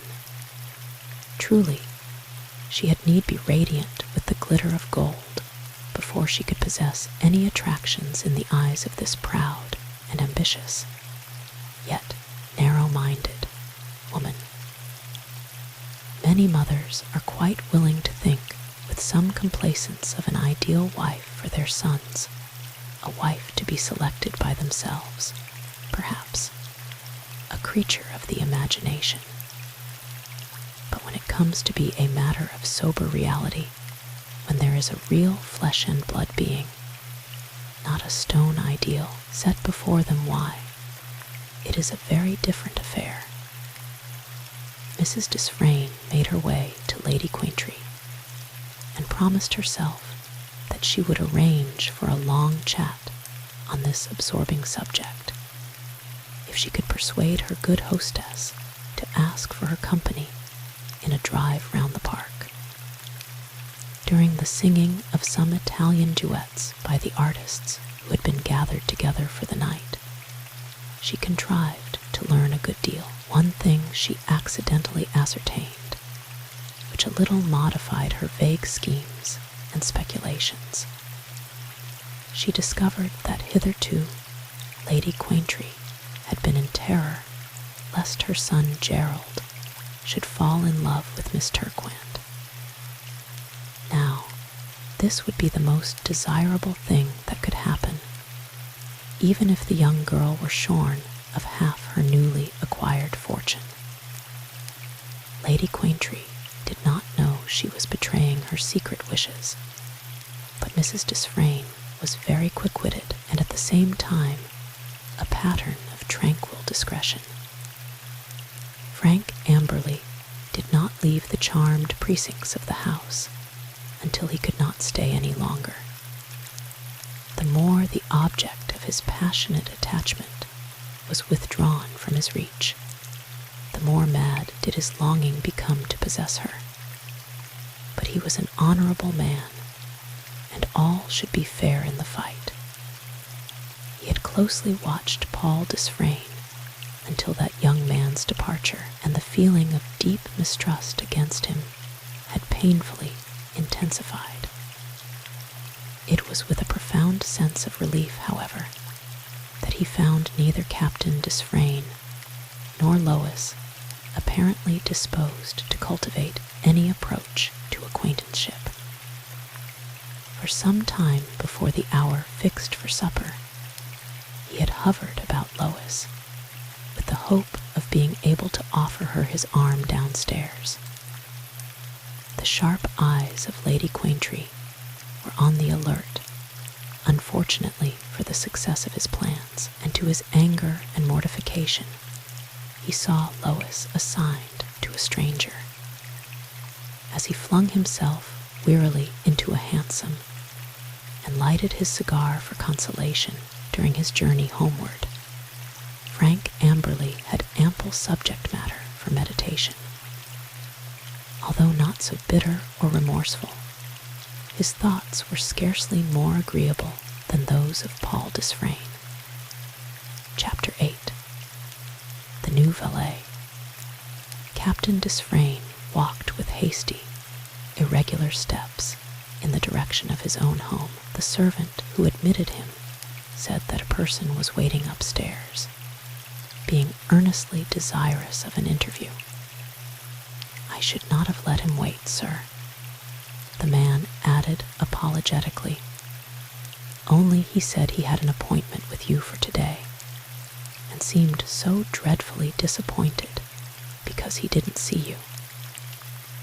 Captain Desfrayne had altogether forgotten that he had desired the Italian valet to call upon him. His conscience reproached him for what he considered selfishness in being so engrossed, and he hurried up to his own apartments. The doors of the inner rooms were locked, but there was a pleasant little antechamber, almost luxuriously furnished as a smoking room. This was now fully lighted from a handsome chandelier, and standing at the table in the center of the apartment was the tall, gaunt Italian who had claimed Captain Desfrayne's sympathy the evening before. The evening before, it seemed to Paul Desfrayne as if it must have been months since he had gone through that short, half-smiling interview with his mother. The table was scattered over with newspapers, magazines, French novels, and other aids to kill time agreeably and intellectually at the same time. As Captain Desfrayne entered, the Italian servant was looking at one of the papers, intently so much absorbed that his left hand unconsciously crushed it. It was that day's issue of an illustrated paper. The entire page upon which the eyes of the man seemed fixed was occupied by an oval-shaped portrait of a lady of whom Captain Desfrayne could not discern. The fellow clenched his right hand and shook it at the mute representation of the beautiful woman, and muttered some words in Italian in so low a key that their import did not reach Captain Desfrayne.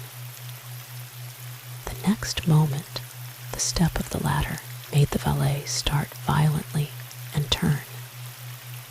He fumbled with the paper and tried to turn over the pages, but his hands were trembling so much that he was unable to do so, and Captain Desfrayne was at the table before he could conceal what had so much interested him. It was the engraved portrait of the beautiful singer who had been sitting in the balcony in Porchester Square the evening before. Paul Desfrayne looked at the man, who had not had time to compose his features. There was an expression of deadly hatred yet lingering upon them, though he evidently tried hard to master his emotion. For an instant Captain Desfrayne felt an almost overwhelming desire to speak to him about the Signora, but a second thought determined him to be silent, and appear not to have noticed the little mute scene. He resolved, however, at all hazards, to engage this man in his service, for his curiosity, if no deeper feeling, was strongly excited. "My good fellow," he began, in a very kindly tone, "I am sincerely sorry, but I totally forgot our arrangement. I had business of the utmost importance to attend to, and so it slipped from my memory." Gilardoni bowed very low, dexterously turning the paper as he did so. "I trust you will excuse the liberty I took in waiting for you, sir," he answered, with profound humility. "But I have no friend save you, if I can dare to call you a friend." Paul Desfrayne had resolved to take the fellow into his service if he were anything short of an escaped galley slave. He did not tell him so, however, but said very quietly, "I hope I may be able to show you some kindness, for you seem sorely in need of it." Gilardoni clasped his hands and looked at the captain. "I will serve you truly and well, if you will let me," he cried. "What recommendations, what credentials have you to show?" asked Captain Desfrayne.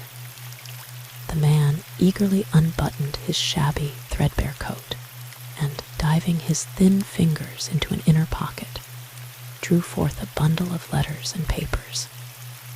He chose one document, which he extended to Captain Desfrayne. "This is a written character from my poor master, sir.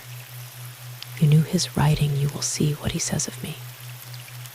Captain Desfrayne took the envelope, and opening it, was about to extract the enclosure, when a small, folded morsel of notepaper fell out and dropped on the table. Quick as lightning, Gilardoni snatched it up, not rudely, but with a kind of panic expressed in his face and in every gesture. Captain Desfrayne's eye had caught sight of the characters before he was aware that he was guilty of any possible indiscretion in looking upon them.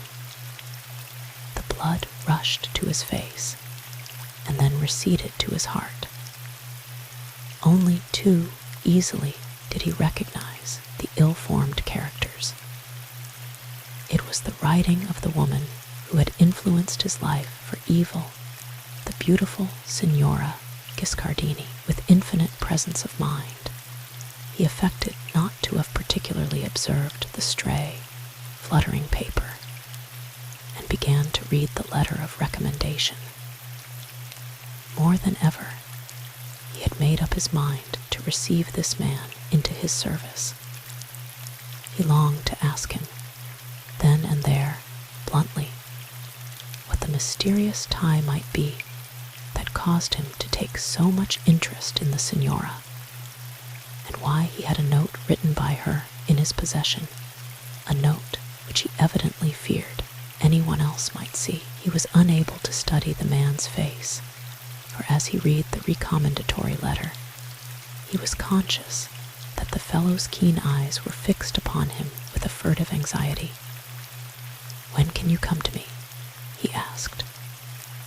A glitter as of tears of delight gleamed in those bright, half-hungry eyes, as Gilardoni eagerly answered, "Any time. Tonight, if you will, sir." "Very well. So be it." The little details of terms and so on were soon settled. Captain Desfrayne unlocked the door leading to the inner apartments, and in a very few minutes, Gilardoni was occupied in noiselessly flitting about, putting things straight with an almost womanly softness and dexterity. Captain Desfrayne threw himself upon a sofa, lighted a cigar, and leaning back, watched him with a curiosity that was attaining an uncomfortable height. "I would give £1,000, if I were so rich, to know what link there is between this poor wretch and the star singer," he thought. "But I am sure to know in time, I imagine, and I must not startle him. Give me some of those papers that are lying on the table in the next room," he said, aloud. Gilardoni obeyed his orders with nimble alacrity, and lighted a reading lamp that stood on a table at the head of the couch. Chapter 9. Playing at cross purposes. Captain Desfrayne selected a paper and slowly turned over the pages as he cut them. Some time elapsed before he spoke, for he could not exactly frame words in which to put the question he meant to ask. "What part of Italy did you come from?" he inquired carelessly, following the spiral line of cigar smoke as he breathed it from his lips. Gilardoni looked at him with that furtive glance Captain Desfrayne had already noticed, but replied, without seeming to hesitate, "From Florence, sir." "Ah, have you any relatives living?" "None, sir. Not one.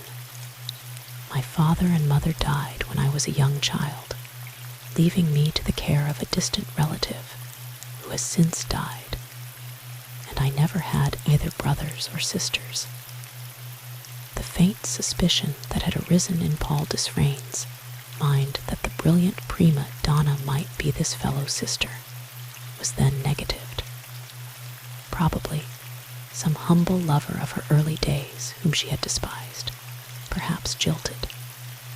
So superbly beautiful a creature, born in an Italian village, must have had many adorers, and he knew her to be arrogant and callous of other people's feelings, and incredibly vain of her own manifold attractions. "A countrywoman of yours," he abruptly said, with an effort at smiling, as he turned out the large, oval engraving of Madame Guiscardini. Gilardoni could not refuse to look, but he drew back his lips as some animals do when in a fury. The action might pass for an affirmative smile, but it was uglier than any frown. "Yes," he curtly replied. "Did you know her?" Gilardoni did not respond this time, but gave his attention to a tall vase, which he seemed to find in need of being relieved of the dust that had accumulated round the flutings. Captain Desfrayne waited for a minute, and then repeated the question. "Why, sir, everybody knows her, everybody all over the world," Gilardoni answered, only half turning round. He spoke with a strong effort to display indifference, but his manner and voice both betrayed singular constraint. Paul Desfrayne was prepared for this, and did not take any notice, but continued. "She was but a village girl, I suppose, when you knew her. They say she is going to marry a Russian prince." This time Gilardoni made a great effort, and looking his new master full in the face, with a vacant, uninterested expression, said, "Do they, sir?" There was no doubt that Gilardoni was on his guard, and would not betray more than he could possibly help.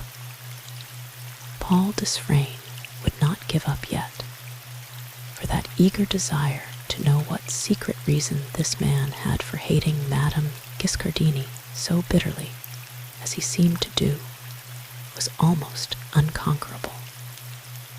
"They say," he went on slowly, lowering his eyes and taking a tiny nail knife from his waistcoat pocket to keep his glances ostentatiously employed, "that the beautiful songstress is already married."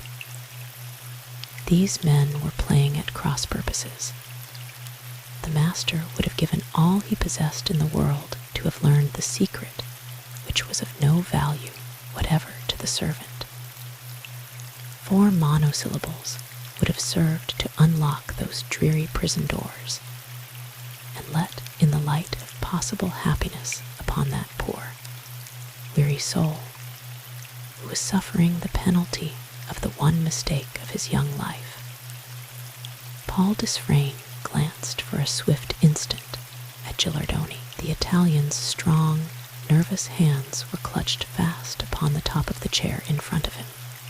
His face was alternately red and pale, and his eyes were gleaming like fire. "Who told you that?" he demanded in a sepulchral whisper. "I don't know," Captain Desfrayne answered, slightly shrugging his shoulders. "People tell you all sorts of things about eminent singers and public characters generally."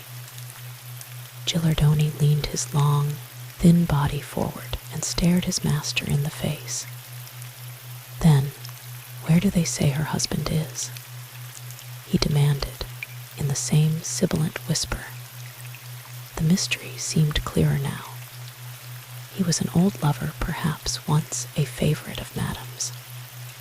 It was hardly worth the trouble of talking to the fellow, and Paul Desfrayne felt half enraged with himself for having done so. But now that he wished the conversation ended, or rather, that he had not begun it, Gilardoni seemed determined to continue it. "Idle gossip all, I doubt not," Captain Desfrayne said carelessly. "You, who come from her native village, would be more likely than anybody else to guess who the lucky individual might happen to be, and where he might be found. For if she had married anyone after she quitted her village, it would have been somebody of importance. Somebody to talk about, somebody to be proud of," Gilardoni cried, his eyes flashing with a strange light. "If she had married a poor man—" He stopped suddenly. Captain Desfrayne laughed. "Yes," he said, "if she had married a poor man, she would have hated and despised him. Perhaps she did marry a poor man and is not able to marry the Russian prince," he added, knocking the ash carelessly from his cigar. "She would have hated and despised him," Gilardoni repeated slowly, with intense acrimony in his accent. "You know whether she is married or not?"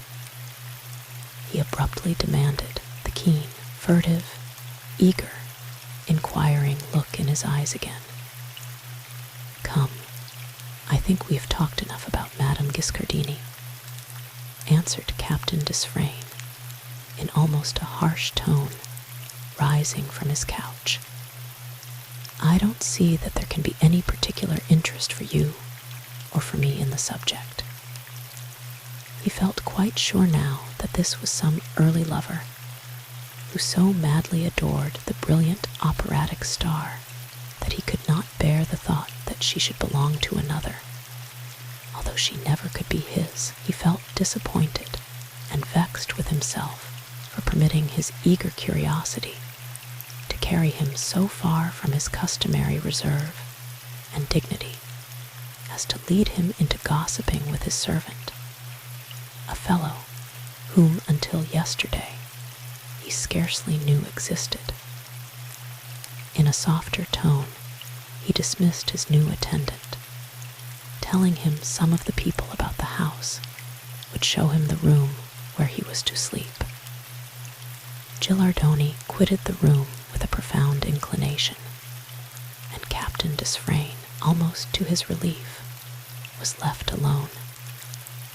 "The affair is very simple," he muttered to himself as he walked to the window and threw it open to breathe the delicious air of the fair June night. "Very simple. These Italians are so susceptible and so revengeful. Probably Lucia flirted with him in her early days, before the dawn of splendor and riches came upon her and led her to think pooh. The story is commonplace to nausea, insipid. I don't care to know anything about her more than I already know. What good would it do me?" He rested his head against the framework of the window and gazed abstractedly into the deserted street. The moon had risen in full majesty and was flooding every place with silver light. A party of young men came along the pavement arm in arm, singing as the students in Faust came along that memorable night.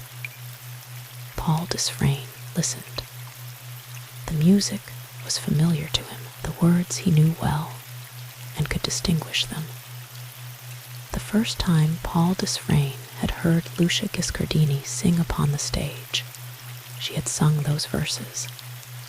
They haunted him yet. They now brought back memories steeped in pain and bitterness.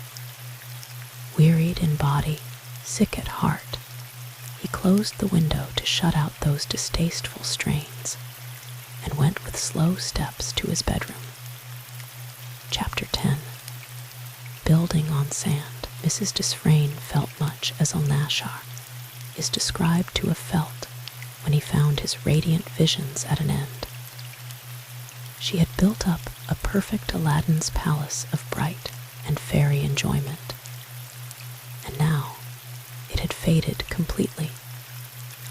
She was endowed with a lively imagination and had rapidly conjured up dreams as charming as they were baseless, like a boarding school girl building up a delicious chateau d'Espagne with enameled bits of painted cardboard. She had never liked the quiet, graceful girl who was such a favorite with Lady Quaintree, and now she was in a fair way to hate her.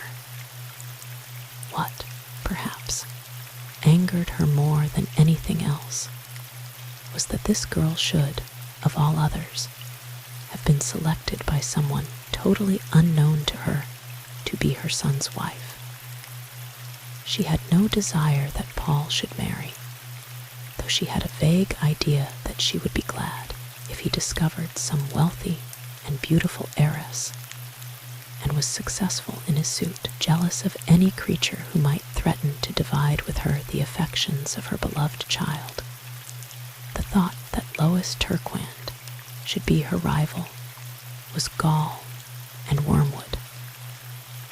But she was keenly disappointed in her airy hopes and expectations, raised on a foundation of sand as they had been, with no knowledge whatever of the circumstances of the case.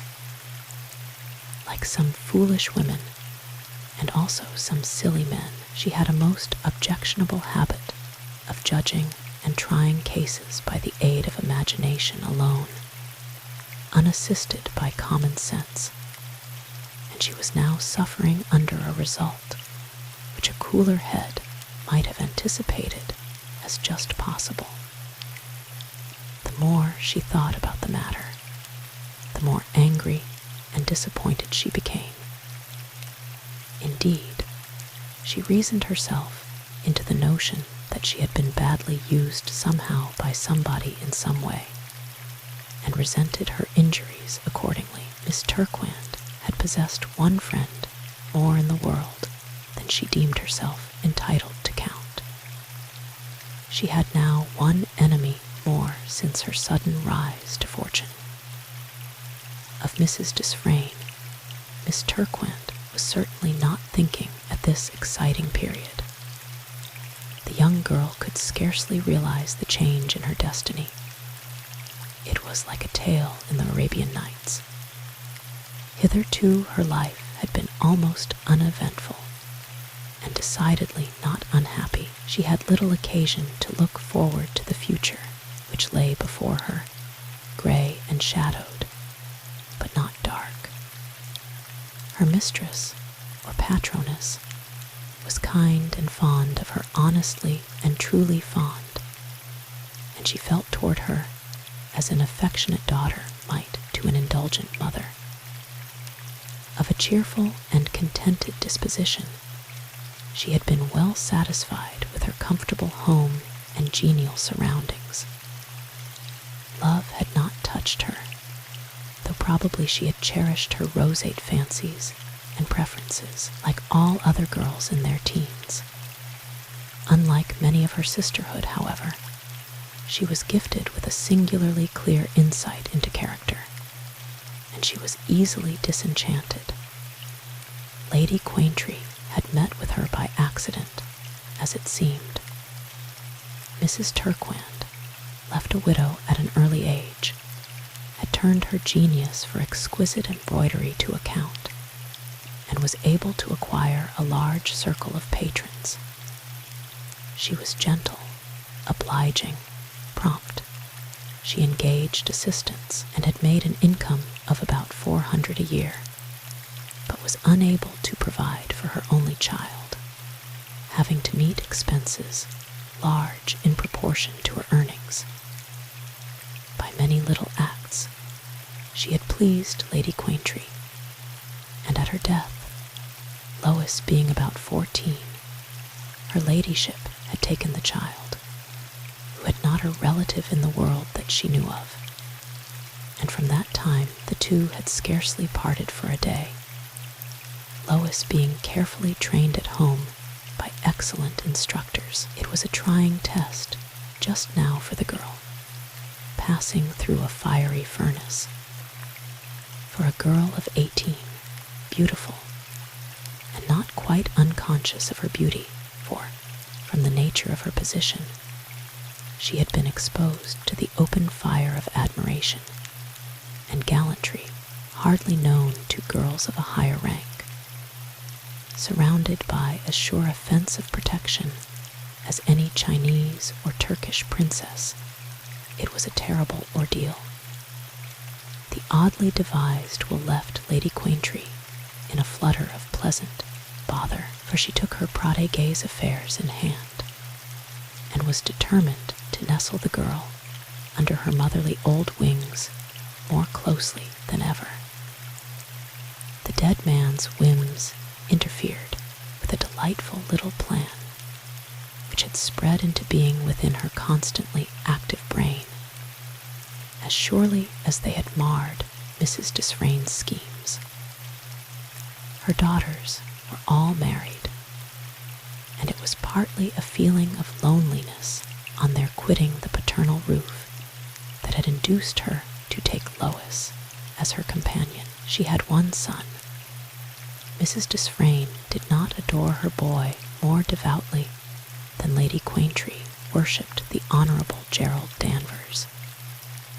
In her eyes, he was the perfection of every manly grace. He was good-looking enough, and he regarded himself as an absolute adness. He was good-natured when his whims and fancies were not interfered with, and his great aim was to go through life with as little trouble as possible. Lord Quaintree left the management of his son completely in the hands of the mother. The Honorable Gerald had bitterly disappointed his hopes and wounded his pride. He had built up a delightful little castle in the air during the boyhood of this only son, which had been blown to the winds when the Honorable Gerald entered his teens. He saw that nothing could be made of Gerald, and therefore agreed, without a murmur, proposal of the mother that the youth should become a soldier. However, he resented the denseness of this handsome, empty pate as deeply as if it had been the poor boy's fault instead of his misfortune. The old man was not only a great lawyer and an intellectual giant, but tender-hearted and religious, and took an interest in ragged schools, refuges, and various kindred institutions for the benefit of tangled bundles of patchwork clothing. If it had been possible, he would have put his boy into the church, but Gerald was fit for nothing. The Honorable Gerald imagined himself of a romantic turn of mind, and he found Lois Turquand the prettiest and decidedly the most interesting girl he had ever seen. So he took the idea into his head that he was in love with her, and accordingly flirted in a languid manner with her, or tried to do so. He did not pretend to have any intentions, and his mother was certain there was not any particular danger. Lois treated his advances with supreme indifference. He liked to see her open her great, serious eyes at some of his silly compliments, half in astonishment, half in rebuke. He liked to flatter himself with the notion that those large, brilliant, liquid eyes would soften into ineffable sweetness if he condescended to throw himself at her feet. He was indeed as far in love with her as he could be with anybody but himself. That he should ever be so rash, so insane, as to marry her companion, Lady Quaintree had not feared. Had he been a different kind of young man, she might have dreaded the occasional intimate meeting between these two. But there was no reason to be alarmed, and she sunned herself in the bright, cheerful sweetness of the young girl's company without the slightest misgiving. Had she been obliged to choose anyone from love for her son's wife, she would have gathered this charming flower from the garden of girls. And now many would try to win Lois, not by birth, but by wealth. She was on a level with the sparkling beauties about her, from whom she had hitherto been fenced off. Lois had another lover, though scarcely an acknowledged one, Frank Amberley, Lady Quaintree's nephew. The affection which had crept into his heart day by day was strong as a current flowing down from a mountain. From the day that Lois had entered the house of Lady Quaintree, literally from that day, for he happened to be there the very afternoon that the young child of 14 had come hither, he had watched her grow up, like some fair and beautiful plant. For 4 years, he had deeply loved this girl as he could never, never love again, he knew. From the time he had discovered the state of his own feelings, he had steadily sought to win her regard, that he had gained, but not the love he prayed for. She liked and trusted him as a friend, nothing more, not one atom more, he was well aware. His love shone upon her as the sun shines upon glass or water reflected back. It is true, but with perfect coldness. Lois vaguely surmised that he loved her, but he had never told her so. Lady Quaintree ardently desired now to see Lois the wife of her beloved son. But how about the one whom the dead old man had decreed to be the husband of this beautiful girl? The difficulties in the way loomed large. He certainly had not appeared very anxious the night before to take any advantage of his position, or to seek to improve his acquaintance with the girl thus placed under his charge. Great was the amazement of the Honorable Gerald when he heard of the good fortune that had befallen Lois. "By Jove, what a crotchety old dolt," was his exclamation. Why couldn't he leave the girl untrammeled? But he said it to himself, for Lois was standing by. Lady Quaintree asked her what she was going to do. "To remain exactly as I am, dearest madam." "Absurd, impossible, my love. If you wish me to be happy," Lois pleaded, "you will let me go on as I have done for these 4 peaceful years. I wish for no change." Her ladyship glanced keenly from her son to Lois, and back again, but without perceiving the slightest sign that the desire expressed by Lois might be dictated by some deeper feeling than affection for herself. "Well, my dear, be it as you will. Let us make no change for the present, if it so please you. All I bargain for is that we do a little delightful shopping for your benefit, darling. You must shine with the bravest." Frank asked if we could go to his office to see the original will, but my lord has undertaken to see that everything is right, and to save us all trouble. Again she glanced at Lois' face as she pronounced the name of her nephew, but not a ray of conscious pleasure, not a blush, betrayed a spark of interest. "My lord is very good and kind," she murmured, "and we must run down to Gloucestershire to have a peep at your hall." It was thus comfortably settled that Lois should remain with the friends who had been so kind and considerate to her. Does she care for anybody? Or is she still heart-free? Lady Quaintree asked herself. Almost unconsciously, the good lady was meditating how she could find out without committing herself or compromising her dignity.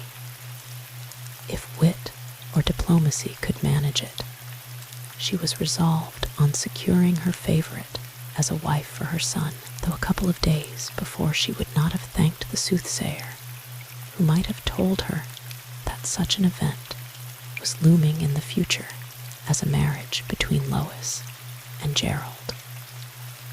Chapter 11. Paul Desfrayne's wife. Lady Quaintree did not let excitement interfere with her usual plans and daily arrangements. She had settled that they should go on Saturday, the day after that one so memorable in Lois' life, to the Zoological Gardens to hear the band play. And accordingly, at about 4 o'clock, she set off with Lois and her son in the carriage. To Lois it all appeared as a dream. Everything was the same, yet how different. Only a week ago had she attended her patroness to this gay scene, then as her paid if esteemed and indulged dependent. Now, how was everything altered? Her very attire proclaimed that the tide of events had swept over her.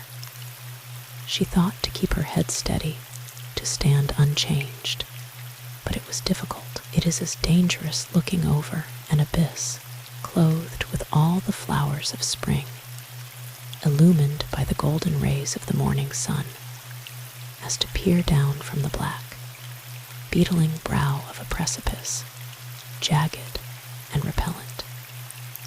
"Heaven," she cried, half shudderingly, in the depths of her heart, "keep my soul pure and unspotted. Help me to do my duty now, even if I have failed in the days gone by." It was but too sweet for a beautiful girl of 18 to be suddenly paid so much court, to be coaxed to drink so many a cup of nectar-tinctured flattery. Great was the wonderment among the large circle of Lady Quaintree's friends and acquaintances at the magic change in Miss Turquoine's status in society. No one knew the stipulations in the old man's will. It was only known that she was now the happy possessor of a large fortune in lieu of being a penniless toiler in the world's hive. That day, Lois, Turquand might have commanded a dozen offers, some good, some bad, some indifferently good. Many people speculated as to what would happen next. She was sure to marry at once, everybody said. Her beauty, her money, and her romantic little history would surely obtain for her the vivid interest of some more or less eligible individual. The majority decided she would marry Gerald Danvers. Lady Quaintree had mentioned the projected visit to the zoo in the hearing of Frank Amberley, and he was haunting the gates when the little party arrived. Poor fellow. He could not resist coming, fluttering about the flame that might end by consuming him. Gerald objected to his company, now that he had resolved on appropriating the beautiful Lois himself. Hitherto, he had never really noticed how often or how long Frank lingered by Miss Turquand. Today, he swelled and fumed like some ruffled turkey cock as Frank persisted in walking by the young girl's left hand, as he displayed the grace and elegance of his irreproachably dressed person on her right. Lady Quaintree had meant to keep Lois near her own side, but was obliged to loiter behind the three young people, while a dowager friend poured some matronly confidence into her unwilling ear. It was a lovely afternoon, and the sun glittered down his smiles on the gay throng, sitting in flower-like groups or lingering over the sward. The stroll was not a very lively one for the three somewhat ill-matched companions. Frank Amberley's heart was full of despairing love and pain. Gerald Danvers was in a downright rage. Lois felt worried and distrait.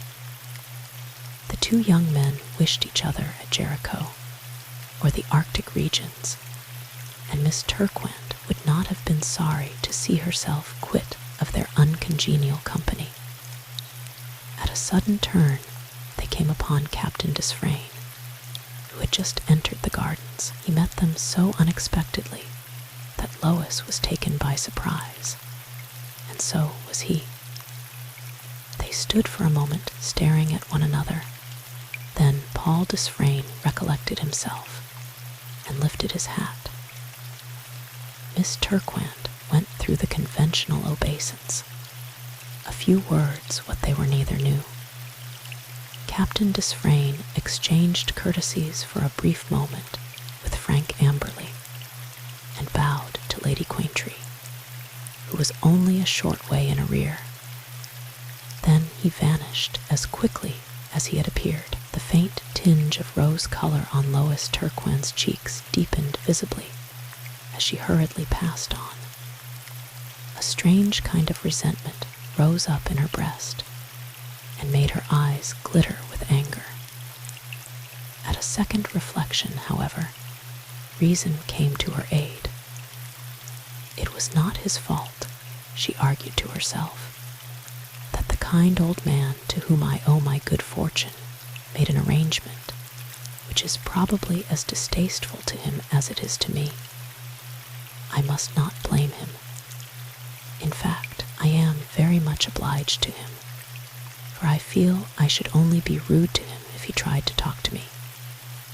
I don't believe I ever could like him. He seems, though, to have pleasant, kindly eyes from the hasty glance I had.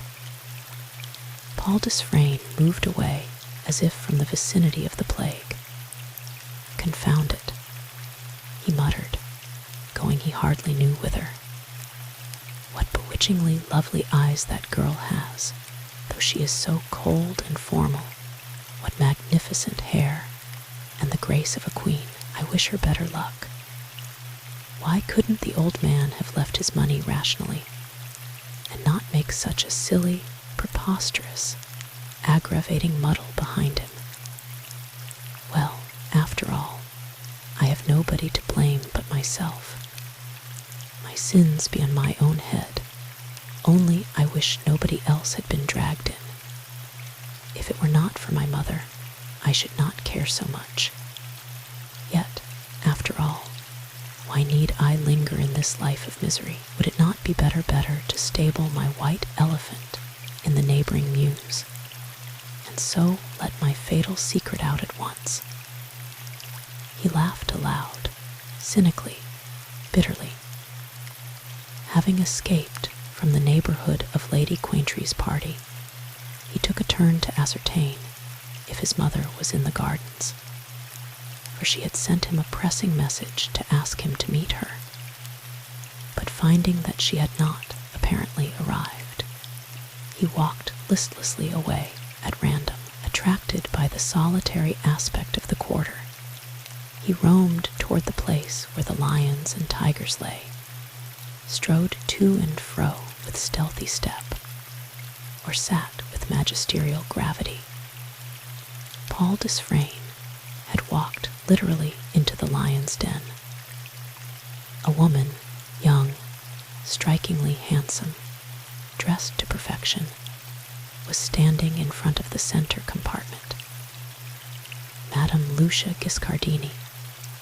Had any one of the brutes strolled out of its den and held out a paw of greeting, the young man's face could scarcely have worn an expression of greater dismay. Had it been possible, he would have retreated. But the first sound of his firm, light step made the superb Italian turn. A heavy frown darkened her perfectly beautiful countenance, and she steadfastly gazed upon Captain Desfrayne with much the same look as the dangerous animals at her elbow had. Paul Desfrayne raised his hat mechanically. Madame Giscardini took her small hands from off the railing, where they had been placed with an odd sort of grasp, and swept a curtsy almost ironical in its suavity. The young man was obliged to advance, while Madame Giscardini would not move an inch from the spot where she stood, continuing to gaze at him with that disagreeable, mesmeric expression, which so painfully resembled the look of the wild beasts that made so suggestive a background. "Good morning, Madame Giscardini," said Paul Desfrayne, folding his arms as if to prepare himself for a stormy interview. "Did you come here to seek me, Paul Desfrayne?" she inquired, regarding him with a baleful light in her splendid eyes, defiance in every tone and gesture. "To seek you," bitterly repeated the young man. "I would go to the end of the world to avoid you who come. It is a long time since we have met, and we may be interrupted at any moment. If you have anything to say to me, I am willing to go home now and either wait for you or let you precede me. We have not met since our wedding morning," Paul Desfrayne said as she paused. "Not for 3 years. I suppose you have never seen me from that day until this moment." "I have never seen or heard of you," she angrily retorted, her eyes flashing ominously with premonitory lightning. "I did not wish to see you. I did not care to hear of you. I never asked a question about you. I should not care if we never met again, and I should be thankful to hear you were dead." "I thank you," said Paul Desfrayne, again lifting his hat. "If care, if regret, if bitter self-reproaches could have killed, I should not have troubled you today. It was, indeed, by no voluntary movement that I happened to see you this afternoon. But I believe I must have sought you ere long, to make some endeavor to arrive at a state of things somewhat less wearying, somewhat less wretched. My life is becoming a burden almost too heavy to be borne. You can see me any day you please to appoint, Madame Giscardini said angrily. I have no desire either to seek or to avoid you, but I do not see what good can come of talking. Nothing can undo what has been done. Nothing could roll back the waves of that pitiless time that has swept over you and over me. It remains to be seen what can be done, Madame Giscardini, Captain Desfrayne answered, moving quite close to her and looking intently into her eyes. Do you happen ever to have seen, heard of, or personally known a man of the name of Gilardoni?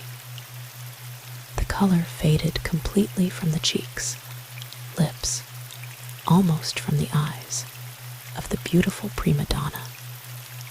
Chapter 12. The prima donna's hate. Lucia Giscardini clutched at the iron bar against which she was half leaning and glared into the face of her husband as if she would read his innermost soul. What does he know? She whispered to herself. How much does he know? There was a dead silence for a few seconds. The signs of emotion caused by the name of the friendless wretch who had sought his help were not lost upon Captain Desfrayne. Madame Giscardini was trying to rally her forces, and she could not reply in words. Paul Desfrayne repeated his inquiry in another form. You do know him? The half-terrified woman looked straight into his eyes, those honest eyes, so full of natural kindness and honor. Fear had blanched her cheeks and lips. Shame, perhaps, now drove the roseate hues in a flood back again, as she answered, in a tolerably steady voice, I do not. I have never heard of him.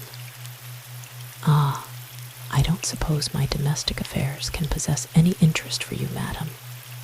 It is merely a piece of egotistical gossip to inform you that I have taken Leonardo Gilardoni into my service. Into your service, the words were pronounced slowly, with obvious difficulty, and in a husky voice. Paul Desfrayne did not evidence, by the slightest sign, any triumph at the effect his unexpected shot had produced, but silently watched her face. Why have you done so? I mean, why do you tell me of it? I cannot help having an idea that you knew something of the poor fellow at one time, though he has slipped from your memory, Captain Desfrayne said, very calmly, shrugging his shoulders. Has he said? She could not continue. The effort at control was too great. It was impossible to tell how much this quiet, now half-smiling man before her might know of the terror that haunted her day and night. Has he said what? Demanded Paul Desfrayne, looking her steadily in the face. Said he knew me. Madame Giscardini coolly replied. But as she spoke, her fingers so convulsively twitched as if she were trying her utmost to curb the secret emotions of her mind, that they snapped the delicate, carved ivory handle of her parasol. Paul Desfrayne, who had not once removed his eyes from her face, laughed cynically, bitterly. His laughter had in it more of menace than an uncontrollable outburst of violent anger. He thought, what can be the secret between them? But aloud he said, affecting to ignore the accidental betrayal, so direful, as well as the agitation of his wife. He has barely mentioned your name, and then simply in a passing way. May I ask your reason for supposing I was acquainted with him? I had more reasons than one, but a chief reason was that I knew he came from your part of Italy, and in a village, everybody knows everybody else. Had he been an old friend of yours, don't curl your lip, once as lowly placed as he, perhaps more so you might perchance have cared to hear something of him. The poor wretch has been in grievous adversity, it seems, without a friend, often without a shelter, without money. So it is probably a fortunate thing for him that he has found a friend in me. I hope he will serve you well, said Madame Guiscardini, in an ice-cold tone. It shows good taste on the part of Captain Desfrayne to recall the fact that the Guiscardini was once a poor cottage girl in poverty in. Her eyes flashed, and she stopped, as if afraid of rousing her indomitable temper did she proceed. One sentence might ruin her. She abruptly curbed herself and swept another curtsy. I have the honor to wish Captain Desfrayne good morning, and shall be ready to receive his threatened visit on Monday afternoon. Paul Desfrayne said sharply, as if in positive pain. I can endure this slavery, this horrible bondage, no longer in silence. On Monday afternoon be it. You know where to find me. No, I do not. Madame Guiscardini looked with intense suspicion at him. She hated this handsome young man with concentrated hate, but she respected him profoundly, and she knew he would not utter a falsehood to gain a kingdom. Therefore she was obliged to believe him, though she had previously imagined that his presence in Porchester Square had been due to some plot of which she was the object. She carefully watched him as she gave her address. It was like a duel to the death, each adversary narrowly eyeing the movements of the other. To her further mystification, Paul Desfrayne almost sprang back in his amazement when he heard her name the exact place where she lived. Where? He demanded, as if unable to credit his ears. She coldly repeated the name of the square and the number of the house. Why does he seem so astonished? She said to herself, eyeing him with a glance akin to that in the yellow orbs of the leopardess a few steps from her. What is the matter now? On Monday afternoon, then, we will have a further explanation, Madame Guiscardini, Paul Desfrayne said, mastering his surprise, and raising his hat with the ceremony he would have used to a total stranger. He left her, separated from my mother by a few layers of bricks and mortar, he thought. I have appointed an interview, but what good can come of it? None. I have made my bed made it of thorns and briars, and must sleep therein with what comfort I may. He shrugged his shoulders impatiently. What is to be done? It would be the best and wisest course to immediately inform my mother of the exact state of affairs. I wish I had done so at first. I am like those very immoral little boys in the storybooks of one's youth, who don't tell in time, and so the agony goes on piling up until the culprit is next to smothered. What is to be done with this Gordian knot? I have not the courage to cut it. I wonder they didn't include moral cowardice among the deadly sins.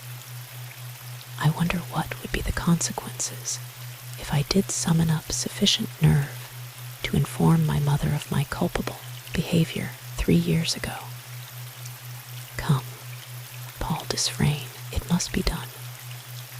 Better be brave at once and march up to the cannon's mouth than be found out ignominiously some day sooner or later. Shall it be done today, this evening? His reverie was broken by a light, caressing touch upon his arm. Turning round suddenly, with a strange sensation of nervous alarm, he found his mother by his side. Smiling, pleasant, unsuspicious, her sunny brow unclouded by a shadow that might possibly produce a future wrinkle. She looked deliciously happy and perfectly confident to all appearance of his trust and affection. She started as he turned his face full upon her. "You are pale, my dear. Are you not well?" she anxiously inquired. "Not very well, mother. The heat the crowded is such a bore altogether that I am weary, and I should be glad to escape." "My dear Paul, I have seen so little of you lately that I grudge to lose you when I have fairly secured a chance of your company." But she glanced round at the gay, ever-moving crowd with its lively colors at the faces, dotted here and there, with which she was familiar, and a faint smile dimpled the corners of her lips. "If you will, let us go somewhere else. Where would you like to go?" "Anywhere. I want a little talk with you, one of our own old gossips, mother. It is impossible to obtain the least chance of an uninterrupted talk here." Yet as he spoke, his heart sank within him. It seemed as if his confession would be more difficult today than ever. To make his path more thorny, that beloved face looked so confiding, so sure that there could not be the shadow of a secret, that it would have been 1,000 times easier to walk up to the cannon's mouth than to speak the few words that must break forever the steady bond linking them together. But for all Mrs. Desfrayne's calm, suave looks, she was keenly watching her son. His absence alone had hindered her from finding out long ago that some shadow lay between them. Her practiced maternal eyes could read him through. "What has happened? And why is he afraid to tell me?"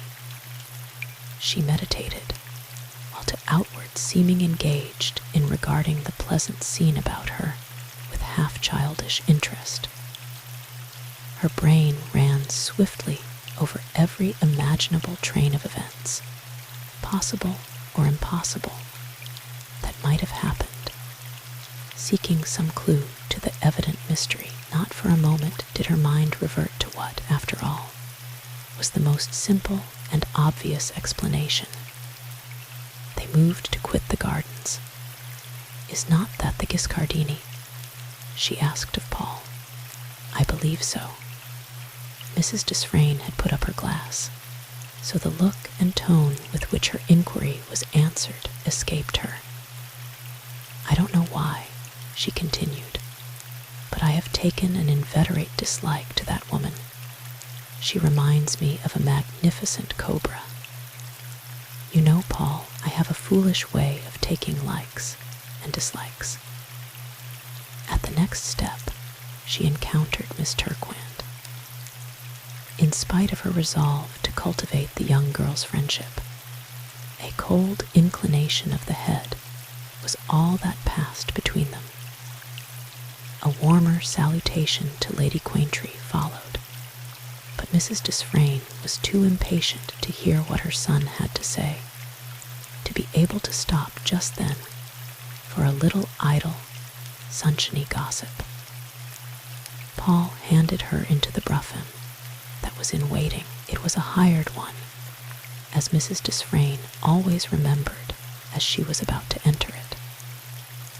She had longed for the days when, either by some brilliant matrimonial stroke on her own part, or that of her son, she should be the happy possessor of such carriages and horses as might please her fancy. Yet now she was secretly determined to hinder, if possible, her son's acceptance of a fortune that far exceeded her most sanguine dreams. With anxiety, she regarded Paul's face as he seated himself beside her. He was ashy pale, and his eyes were bright with the brightness of fever. "Home," she said to the coachman, too wary to hasten the unwilling confession by ill-timed or injudicious questions. Mrs. Desfrayne nestled back in her cozy corner and began to flirt her garden fan, waiting patiently. It is always the first step that forms the difficulty, and even yet, Paul could not resolve on precipitating himself into those cold waters he so dreaded. Even did he take the plunge, how could he introduce the subject? The drive passed, therefore, in constrained silence. It was not until they were seated in the cool, pleasant room, called by Mrs. Desfrayne her own special retreat, that Paul could break the ice.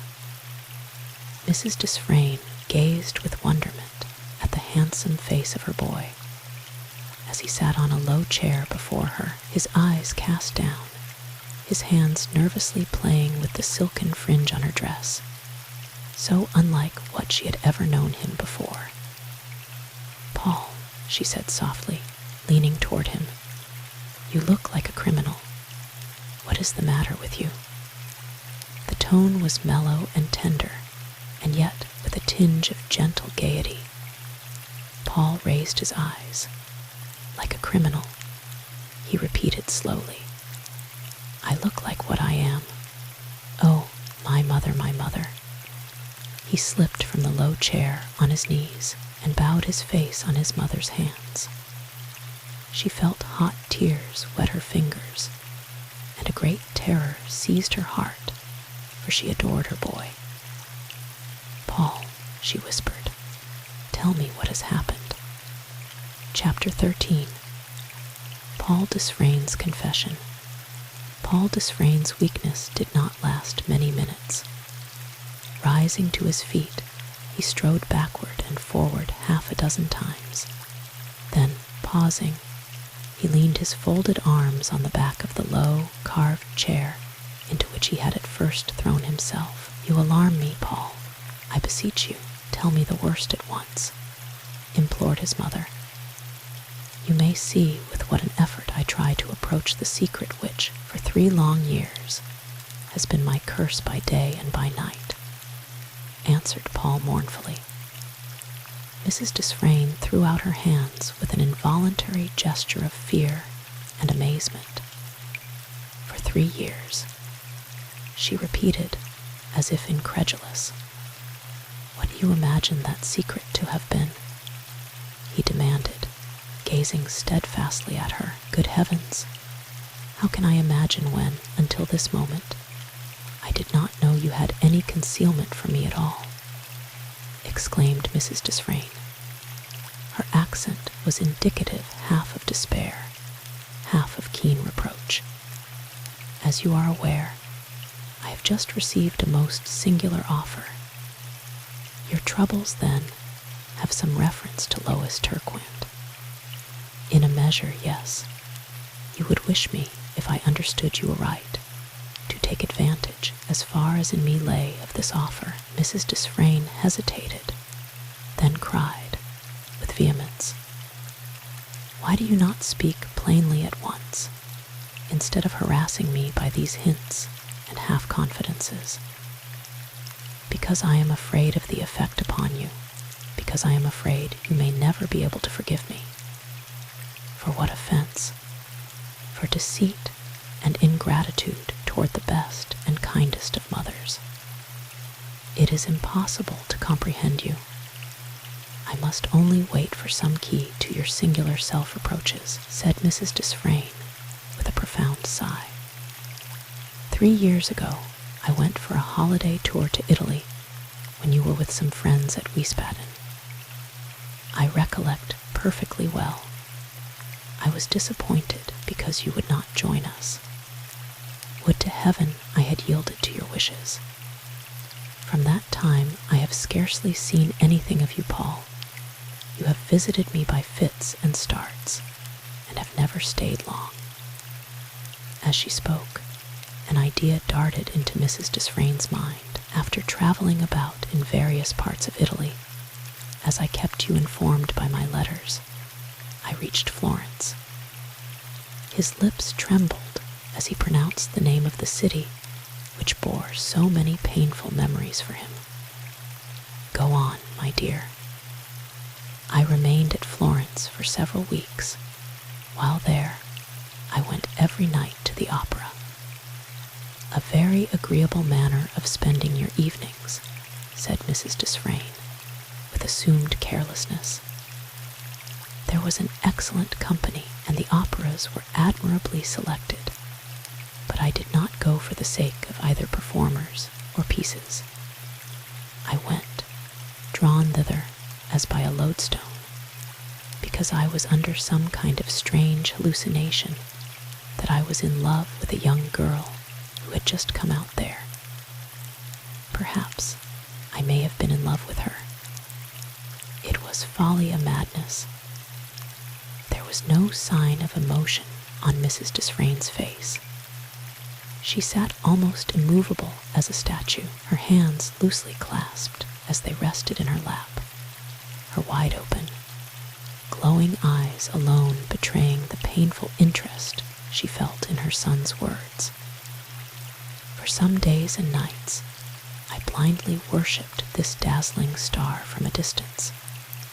Paul continued, having vainly waited for some remark from his mother. At last, I was introduced to her.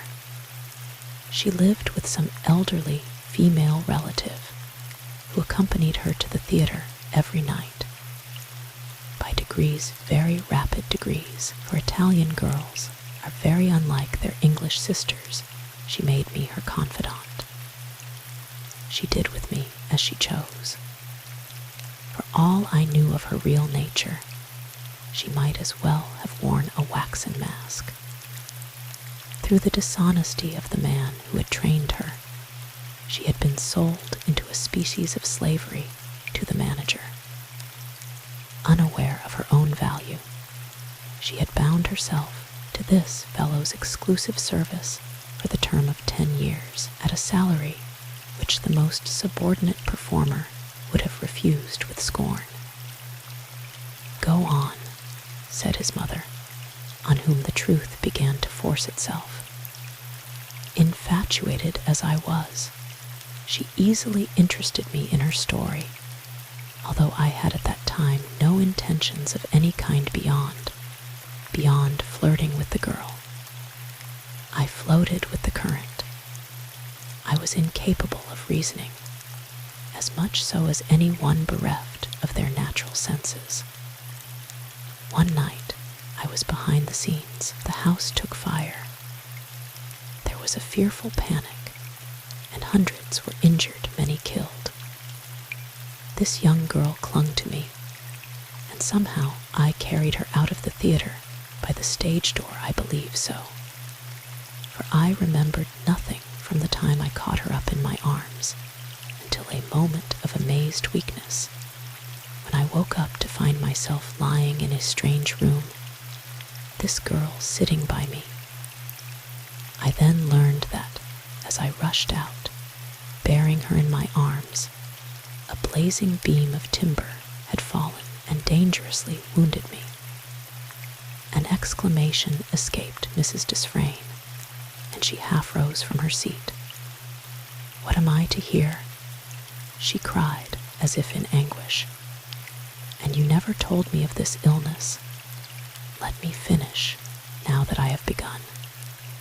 I had been ill for weeks in the old home on the outskirts of Florence, where this girl lived, with her aged attendant or relative. Unhappily, most unhappily, they both imagined I was an English my lord. I believe that my servant had deceived them by bragging of my wealth and importance. How did he dare to permit you to remain in that place, instead of having you carried to your own lodgings? Demanded Mrs. Desfrayne. When I fell, the girl and I were put into some kind of vehicle, and she took me to her own home. Her object was, I believe, to have me under the immediate pressure of her influence. When Reynolds, my servant, heard of what had occurred, he flew to my side, but the physician who attended me would not, or could not, hear of my removal. Reynolds, poor soul, was seized a day or two after with a fever from which he did not recover for months. "I see now the drift of your history," said Mrs. Desfrayne, in a tone which showed that she was wounded to the depths of her heart. "It is the hackneyed story of the young man who falls ill marrying the handsome young woman who nurses him." Captain Desfrayne turned aside and took a hasty stride to and fro. Then he returned, resuming his position. She was, or pretended to be, full of joy and gratitude on my recovery. During the days of my convalescence, she spoke to me fully of her state of bondage, her anger at the injustice done her, her desire for liberty, and affected to make no secret of what she averred was desperate love for myself. My sympathies were enlisted for her. My vanity was aroused in her favor. "I at length asked her to marry you," laughed his mother. "No, her agreement with the manager bound her for 10 years, under a heavy penalty. I desired that she should leave the stage, although I felt it would be next to an impossibility to marry this girl. I remembered your strong prejudices against stage performers. Ah, you did think of me once. I rarely forgot you in my most insane moments.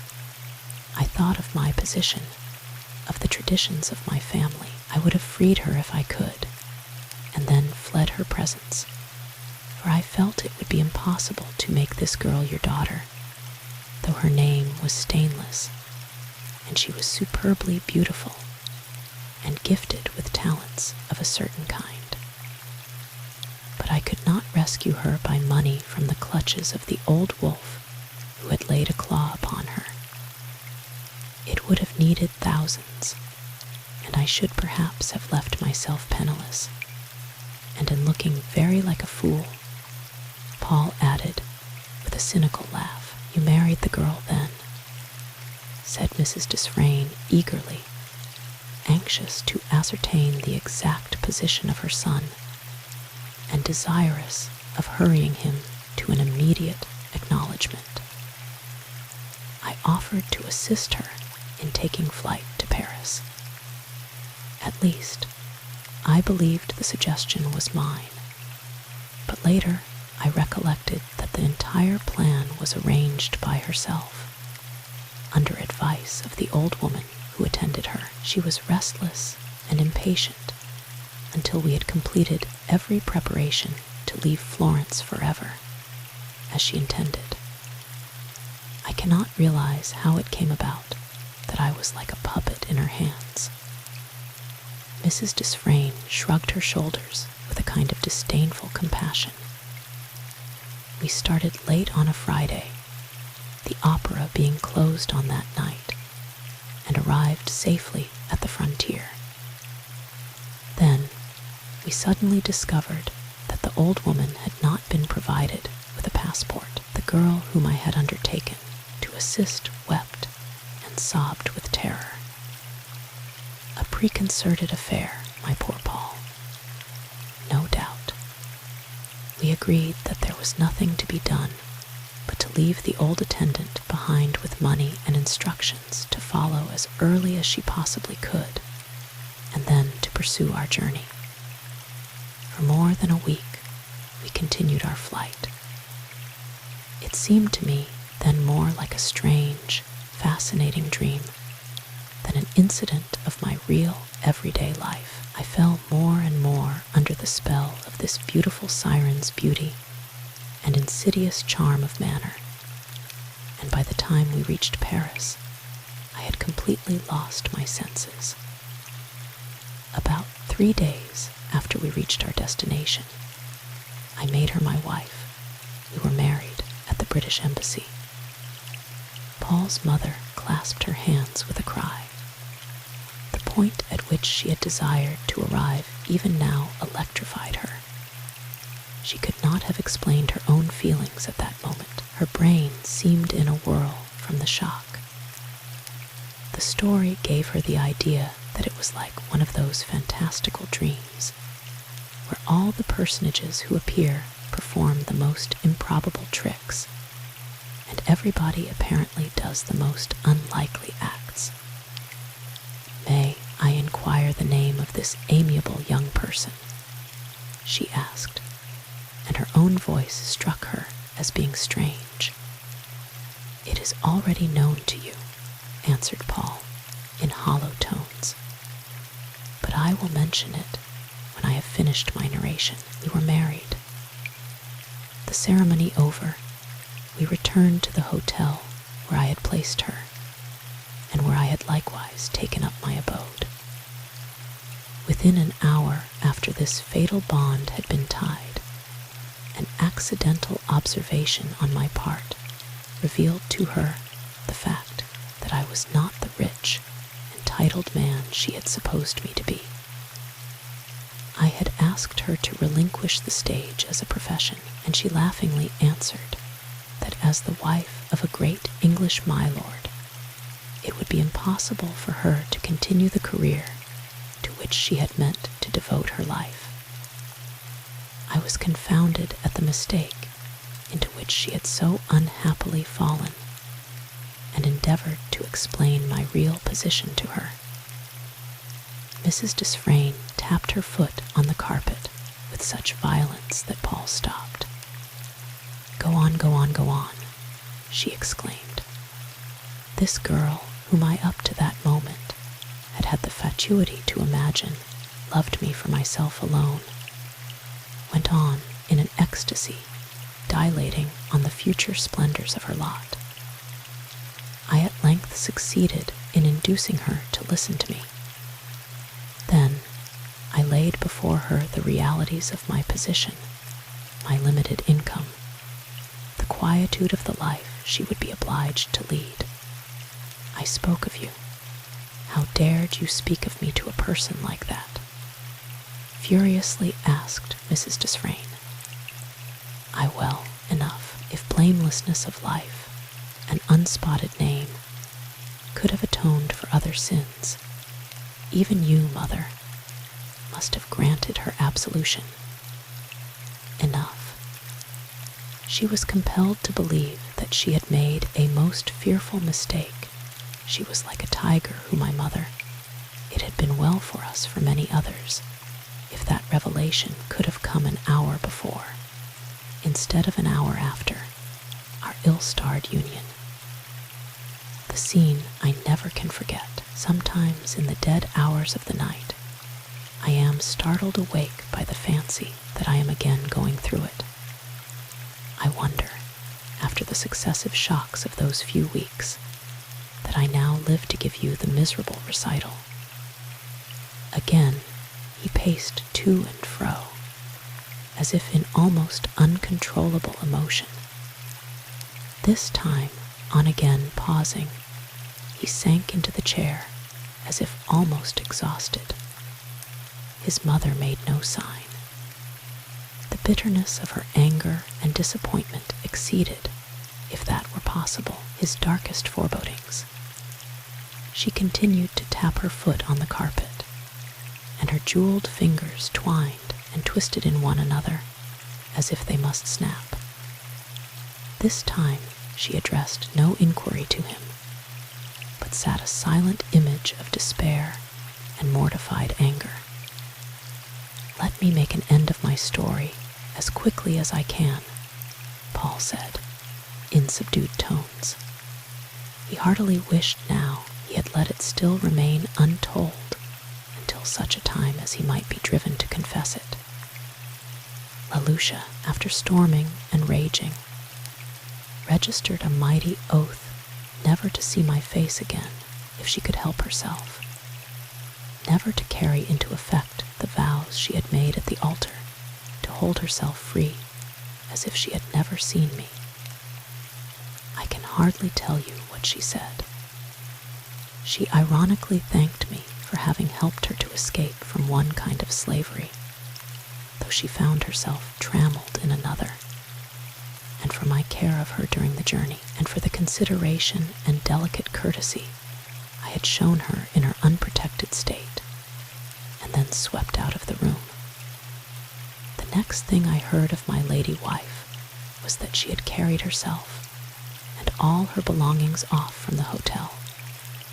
I never heard of her again until Europe was ringing with her name and fame.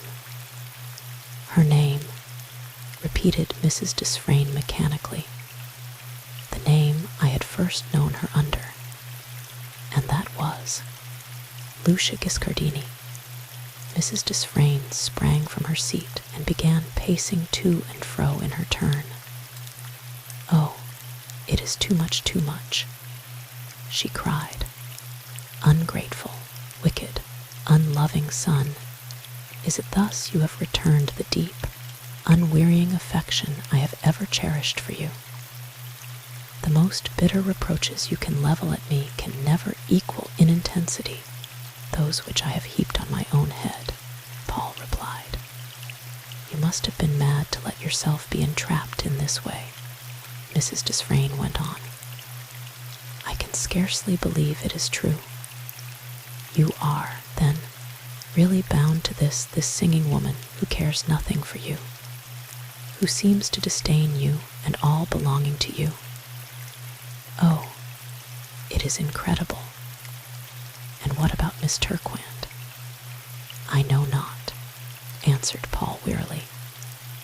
"I wish to heaven I had never seen or heard of the eccentric old fogey who chose to imagine himself under some debt of gratitude to me, for then, folly," angrily interrupted his mother. "Better wish you had never seen this woman who owns you, or that you had not been so." She shrugged her shoulders with an expression indescribable. There was a brief pause. "It would be as ridiculous as it would be undignified on my part to display any resentment against you," Mrs. Desfrayne resumed. "Of course, you had a right to please yourself. Though married in haste, you are repenting at leisure. But what are you going to do? In what way? Good heavens, so long as that woman lives, there is not a ray of happiness for you. I know it. It is a heavy penalty to pay for those few weeks of forgetfulness, of lunacy, of fever, but hardly so heavy to bear as the loss of the love and esteem of the only woman in the world I ever loved, or am likely to love." "Whom are you talking about?" hastily demanded Mrs. Desfrayne, a new spasm of jealousy seizing her heart. But Paul would not answer. He rested his arms on the back of the chair and laid his head on the support thus made. This attitude brought vividly back to his mother's mind the days of his childhood and youth, when he had been all her own. How often had she seen him thus, when he had been guilty of some youthful fault or folly, and was penitent, yet half afraid he should not easily find pardon. Mrs. Desfrayne's heart was irresistibly drawn toward her boy.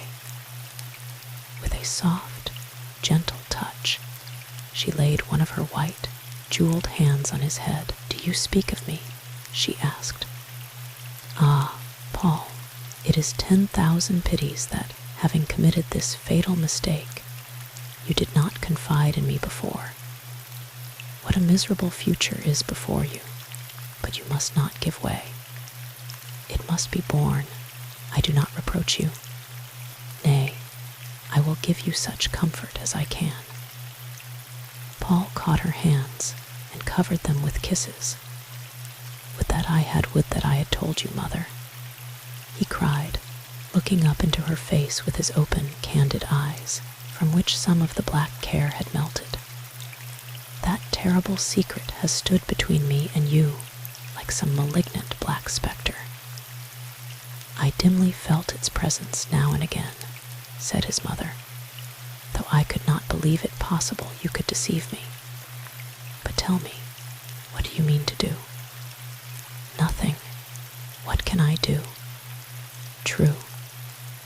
As for this young lady, why, I am sorry she will be driven to think ill of me, but any explanation would be clearly impossible. She will have a handsome fortune in any case, and probably marry someone infinitely more to her taste than I should be.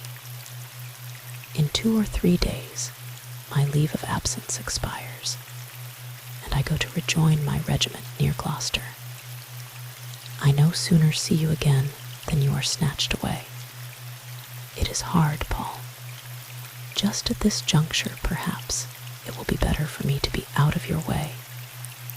You will think more kindly of your absent son and his faults and follies than you might have. Come, let us put away that painful subject and not recur to it unless necessary. Of course, it is of no earthly use your giving another thought to this Miss Turquand.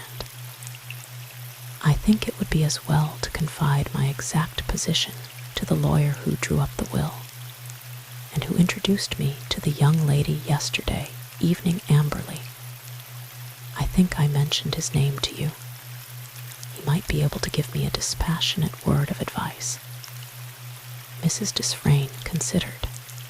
You see, my dearest mother, he would be able to look at the matter from a mere business point of view, as he has no interest in the affair. Perhaps, Mrs. Desfrayne slowly said, it might be as well to consult him. I think I have met him at Lady Quaintree's.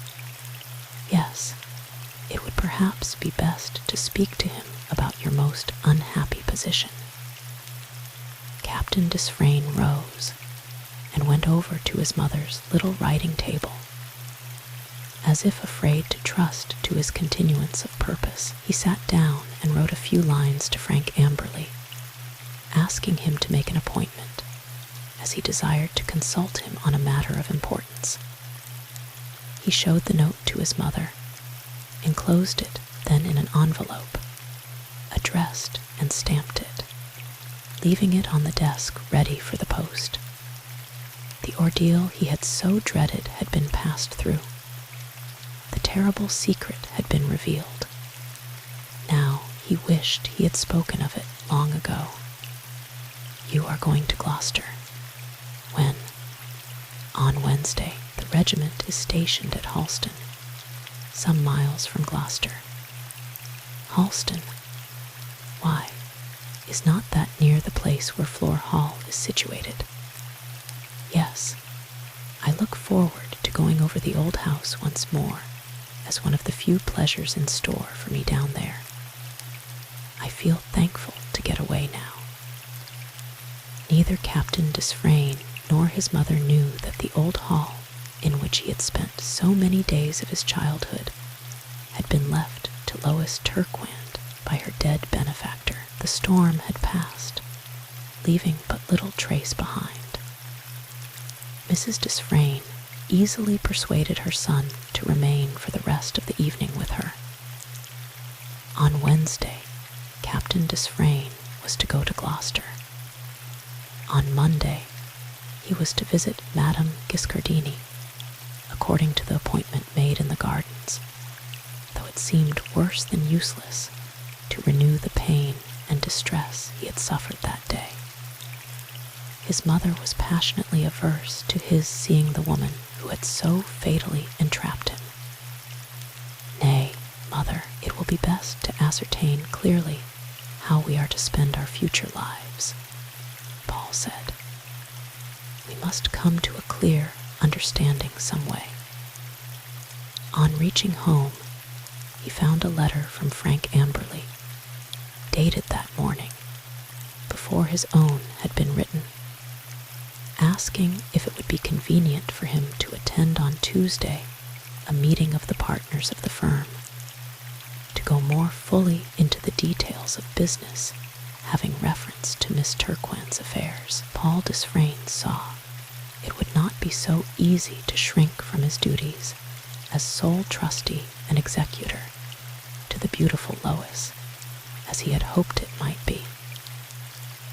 As he drifted into a broken, uneasy slumber that night, his last thoughts turned upon Lois, sincerely trusting it might not be necessary for the young girl to attend the meeting.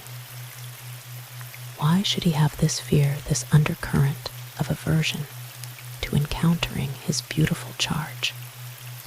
He had seen her only twice. He persuaded himself she was cold and beautiful as an antique statue. He argued to himself that a world-worn, half-weary man of 30 could scarcely be acceptable to a young girl of 18. He chose to feel certain that being dictated to in her choice must of itself suffice to render him unwelcome. And yet he shrank with vague terror at the chance of being again exposed to the danger of being obliged to look into those soft, crystal-bright eyes, of glancing even for a moment into those untroubled depths where lay mirrored the most perfect purity, loyalty, and truth. Chapter 14. Frank Amberley's Exultation. Lucia Giscardini was determined not to come face to face again with Paul Desfrayne if she could help it. The evening of the day she saw him by accident at the Zoological Gardens, she was obliged to appear at the opera. Never, perhaps, had she performed more resplendently, yet all the time she was meditating how to escape a second interview. She settled the matter after her own fashion, ordering her maid to pack up a few necessary things. She started by the midnight train for Paris. "I hate him," she said to herself, as she sank back into a dim corner in the first-class carriage as it rattled away from Charing Cross. "And I would kill him if I could, and if I thought nobody could find it out. What a weak fool I must have been, but I was in too great a hurry to secure what I rashly imagined to be a splendid prize. And to think that I might be a princess if I were not tied by this hateful bond. Women have crushed others before for less cause." The consequence was that when Paul Desfrayne called at the house so strangely contiguous to that in which his mother dwelt, he was informed that Madame was not in town. Not in town, he repeated with amazement. Further inquiries elicited that Madame had gone away, rather suddenly gone to Paris, the man believed, and had not left word when she might return. With a sense of almost relief, Paul turned away. Just then he was glad of a reprieve, for he felt little equal to much more violent emotion. He was infinitely relieved, too, by finding that Miss Turquin's presence had not been considered necessary at the business meeting in Alderman's Lane. The young lady had been taken down to the country. One of the partners informed him by Lady Quaintry the day before to visit the mansion and grounds left by the testator. As you are aware, Captain Desfrayne, having read the will, all the landed estates and house property have been left solely for the use and benefit of Miss Turquin, remarked Mr. Salmon, a tall, large, white-headed gentleman of a jovial deportment and cheerful manners. Captain Desfrayne bowed. He had indeed seen as much in the terrible document, but being preoccupied by the vexatious clauses respecting the planned union between himself and Lois Turquin, had not paid much heed to the minor details. The principal country house is, I understand, a very handsome and substantial place, Mr. Salmon continued, jingling his seals musically. I think it is situated in Gloucestershire, he added, looking at Frank Amberley. Flor Hall, Halston, some miles from Gloucester, Frank Amberley replied. Paul Desfrayne could scarcely credit his ears congratulated himself on the hope of escape, and now it seemed he would be driven to walk into the very jaws of danger. "Did I understand you to say that Miss Turquand has gone to visit Floor Hall?" he asked of Frank Amberley. "Certainly." Paul had the greatest difficulty in restraining himself from demanding how long she would be likely to stay there. He felt much like one of those unhappy criminals who have been immured in a dungeon, the walls of which slowly close in and crush them. Like one in a painful dream, he listened as affairs were laid before him, and dry, legal questions raised and discussed. Every moment he resolved to plainly tell these calm, legal gentlemen how he was situated, or else to distinctly give them to understand that he would not undertake the responsibility. Perhaps he was chiefly deterred by a vague feeling that he might place himself in a ridiculous position. It was one thing to kneel, as it were, at the feet of a mother, who might display either anger or sympathy, but would certainly be able to comprehend his wild story. But quite another to unveil his heart secrets to the cool, critical eyes of those hard-headed, tranquil men of the law. The partners, observing his wearied air, his total lack of interest, his abstracted replies, settled each mentally that Captain Desfrayne was not much of a man of business. Frank Amberley alone watched him narrowly. He is not mercenary, that is clear, Mr. Amberley thought. What are his secret motives or reasons for such strange behavior? The interview ended, and Paul Desfrayne had made no sign, save of acquiescence. Papers, memoranda of various kinds, deeds, leases, and other dry reading had been gone through, only bringing to him a bad headache. At last, he found himself in Frank Amberley's private room, and free to confide as much or as little as he pleased to the man who was his secret rival. "You wished to consult me on important business, I believe," Mr. Amberley said when they were alone. "I did, if you will be kind enough to listen to me." There was a long and painful pause.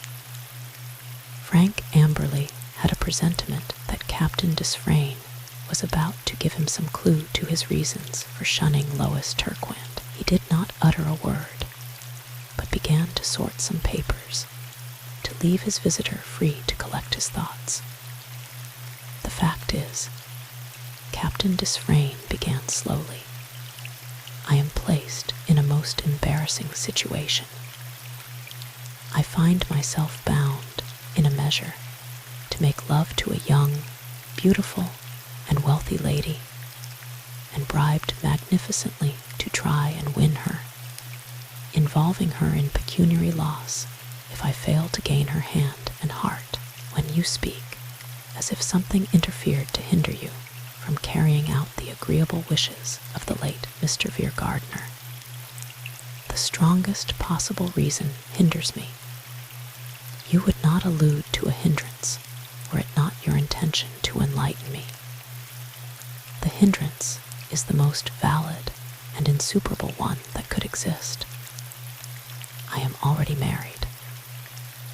Frank Amberley pushed his chair back the few inches that intervened between him and the wall behind, and stared at Captain Desfrayne. "Already married," he repeated.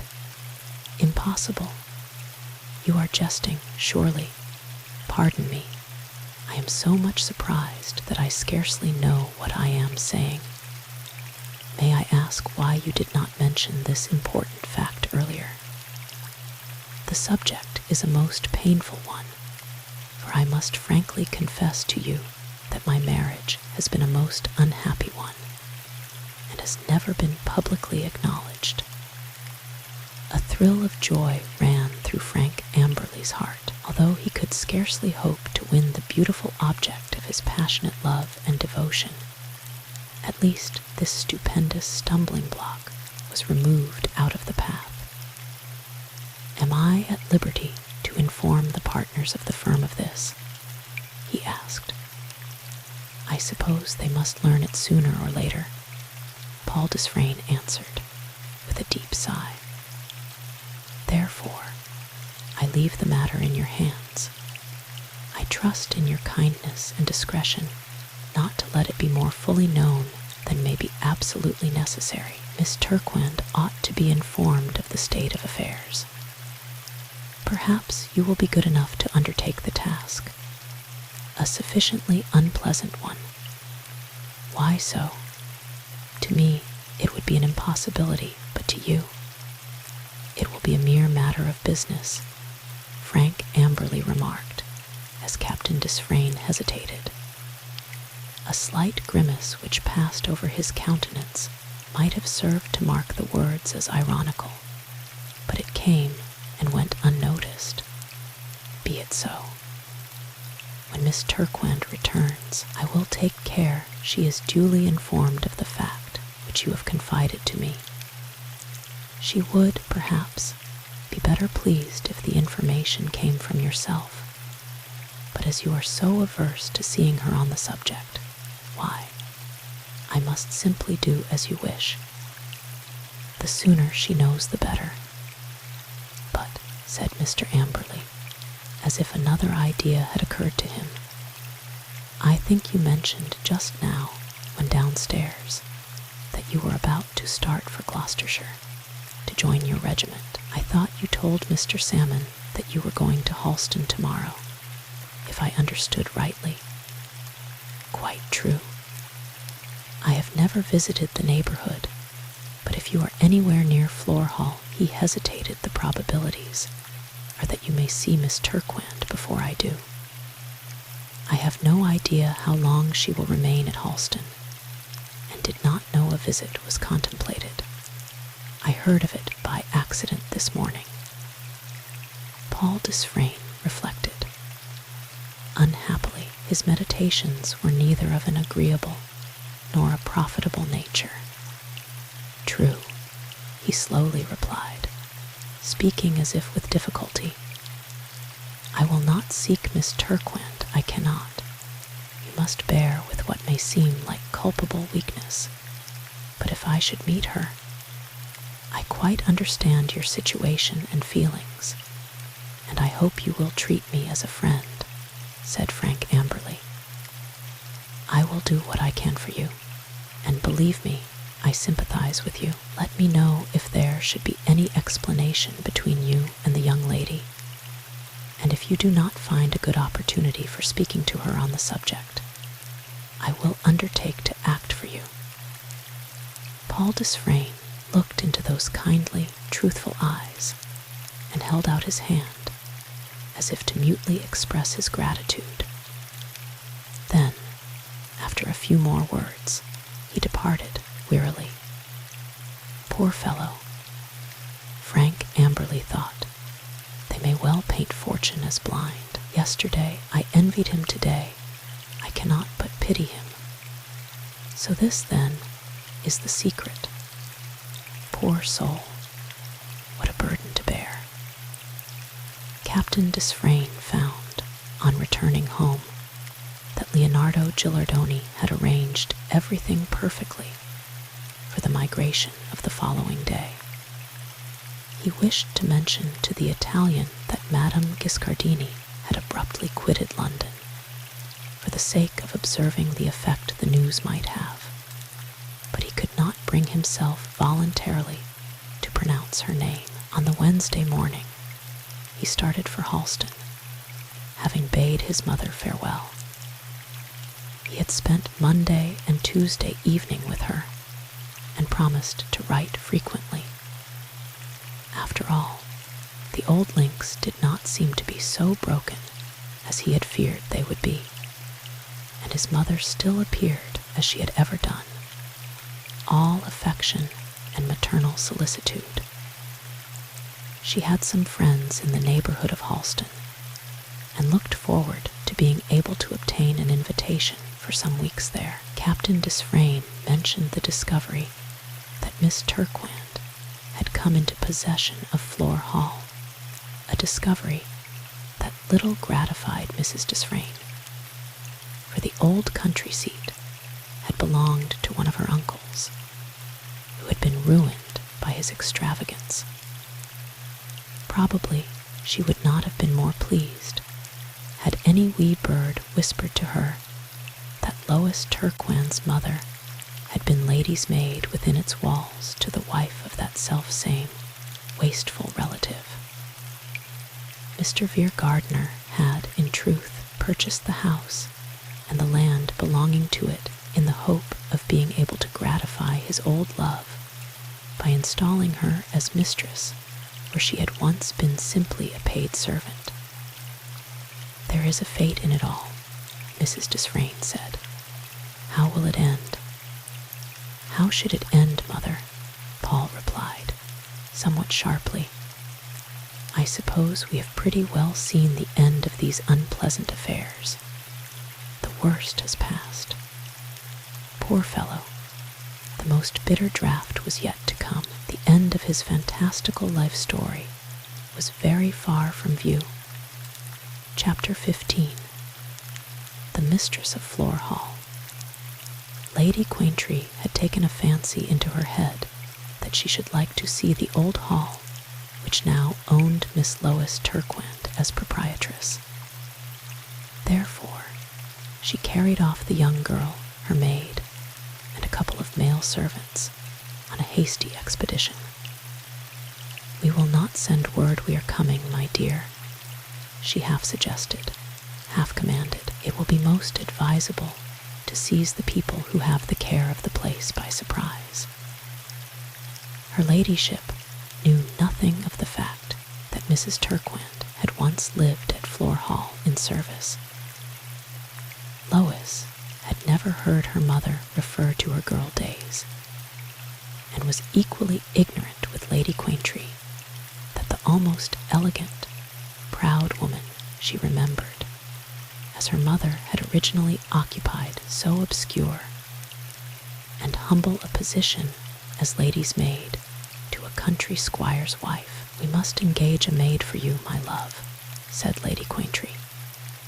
"It will be impossible for you to manage without one." Lois laughed with some gaiety, but did not answer. The journey was easily performed without adventure. The way was as pleasant as sunny skies, beautiful, constantly changing scenery, and easy transit could render it. On arriving at Halston in the evening, Lady Quaintree found a carriage waiting at the station, for she had sent intelligence of her advent to some friends in the vicinity, and piqued their curiosity by hints of the beauty and romantic history of a charming young friend she was bringing with her. Not only a carriage, but a very pretty girl waited the arrival of the expected guests. This girl was the daughter of the old friends to whom Lady Quaintree was going to pay what she had called a flying visit. She was in the waiting room, a bare, wooden-benched nook where her presence seemed like the veriest sunshine in a shady place. She was watching from the window and ran out on the platform when she saw her old friend alight.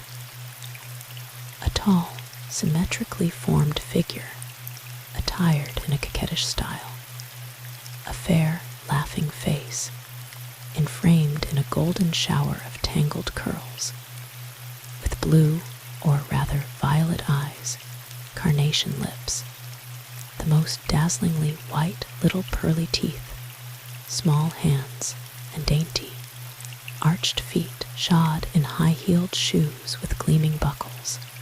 Such would be very crude notes for a description of Blanche Dormer. The train swept onward, and in a moment the platform was again silent and deserted. leaving Miss Dormer free to indulge in her evidently impulsive nature by kissing and embracing Lady Quaintree in a very ardent manner. Lady Quaintree could have pardoned her for a little less show of affection, her ladyship being somewhat averse to being made so free with. "Dearest Lady Quaintree," cried this young lady, her voice ringing like musical bells, "I am so glad to see you. Mamma would have come to meet you, but she is not very well. Papa had to go to dine with Sir Charles de Veru, or he would have come. I have not seen you since those delightful days 3 years ago, when we had such a delicious time, as the Americans say, at that old German bade. My dear, I have brought you a friend, Miss Lois Turquant," said Lady Quaintree with gentle dignity. "I hope you two girls will like one another."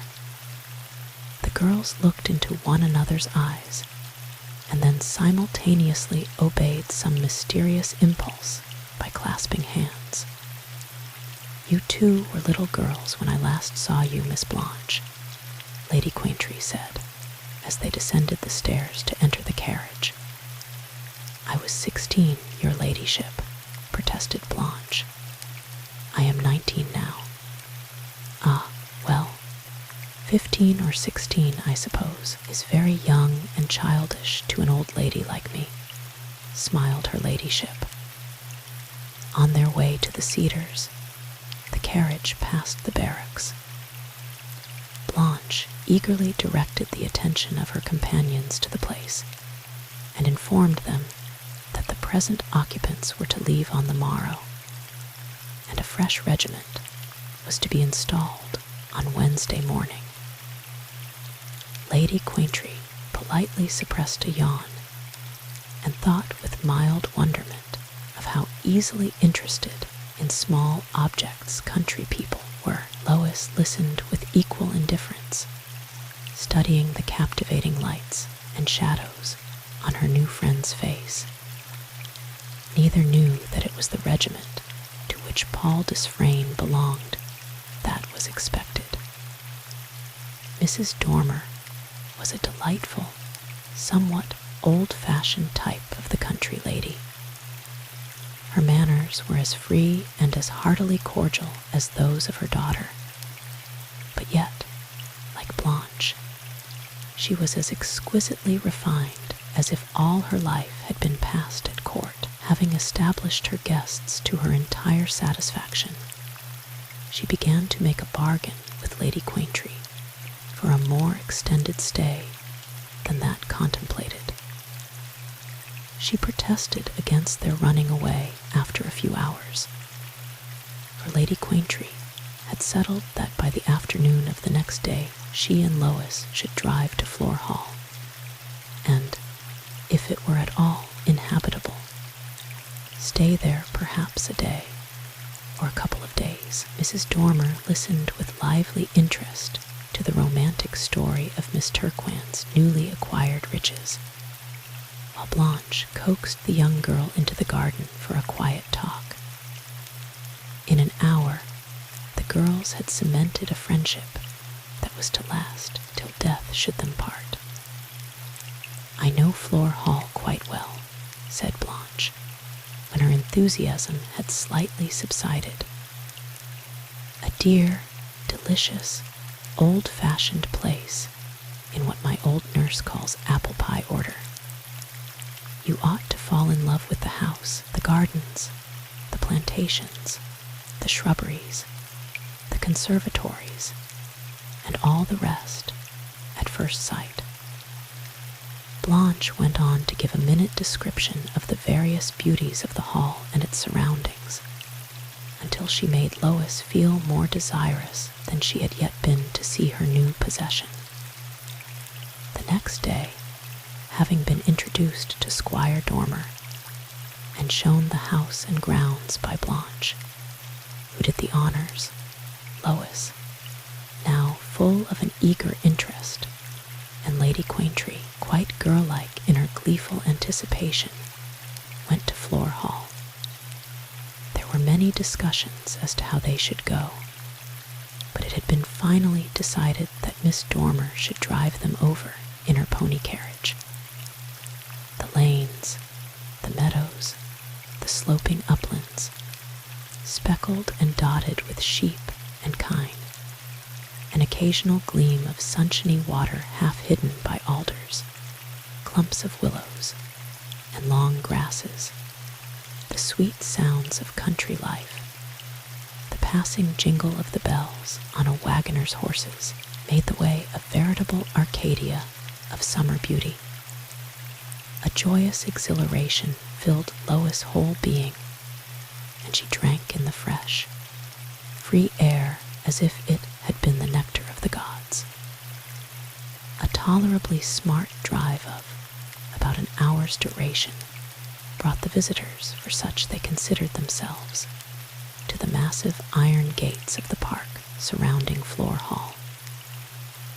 Miss Dormer drew up her cream-colored ponies to let the two ladies obtain a general view of the outward walls and plantations, the pretty lodge, and the surrounding landscape. As Lois gazed upon the scene, she for the first time realized the dazzling change that had taken place in her position. Her varying color betrayed the emotions of her heart, but her companions were too much preoccupied with their inspection to have any attention to spare. Blanche Dormer knew the place well, but she now regarded with different eyes the familiar spot. Nothing whatever could be seen of the house from the gates, for the walls were very high, and the trees grew so close together that they formed an apparently impenetrable screen. A profound, peaceful silence reigned over the place, and but for the thin stream of smoke rising from the lodge chimney, it might have been conceivable that this was like one of those palaces familiar in the old fairy legends, where invisible spirits wait, and a spell lies over all. The mounted servant who attended the ladies alighted and rang the bell. The clang reverberated, and but a very few minutes elapsed before the summons was answered. An exceedingly pleasant-looking young rustic girl came trippingly along the neatly kept path from the lodge to the gates, and opening a small postern door at the side, stood, like some pretty rural figure in a quaintly designed frame, gazing in mingled astonishment and admiration at the visitors. In a moment or two, a smile of recognition passed over her face as she saw Miss Dormer, and she curtsied, awaiting some explanation of the pleasure of the ladies. Lady Quaintree had ascertained the name of the housekeeper, and asked if she were in the house. "Yes, my lady," the girl said. "We wish to see her," Miss Dormer said.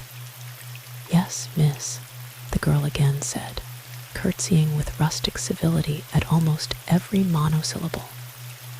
"Open the gates, and let the ladies drive up to the house," the groom said. "Is your grandfather at home?" "Yes," the girl answered, but she unfastened the great iron gates herself, and let them swing back.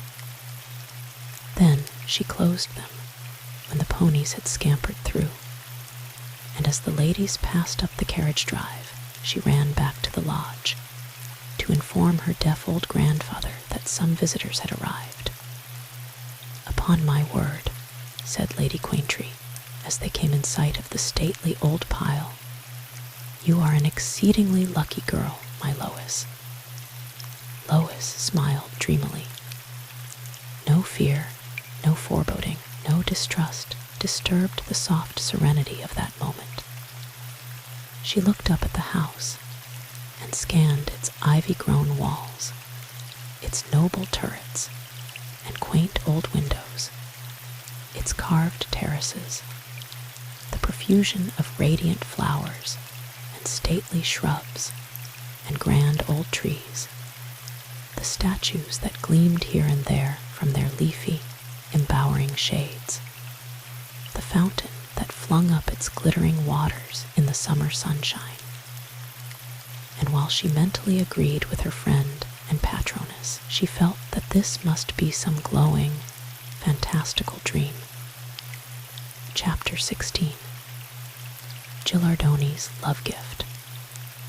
Flor Hall was naturally a quiet, silent place, for it had rarely been favored by the presence of its owners since the days when it had passed from the hands of Squire Rashleigh, whose extravagant habits had ended in his losing a pretty, well-cultivated estate that had been in the family since the reign of King Henry Roman II. The late Mr. Vere Gardiner would have settled tranquilly down into the calm beatitude of a country gentleman's existence had he succeeded in obtaining the long yearned-for desire of his heart, had his one only love consented to become his wife.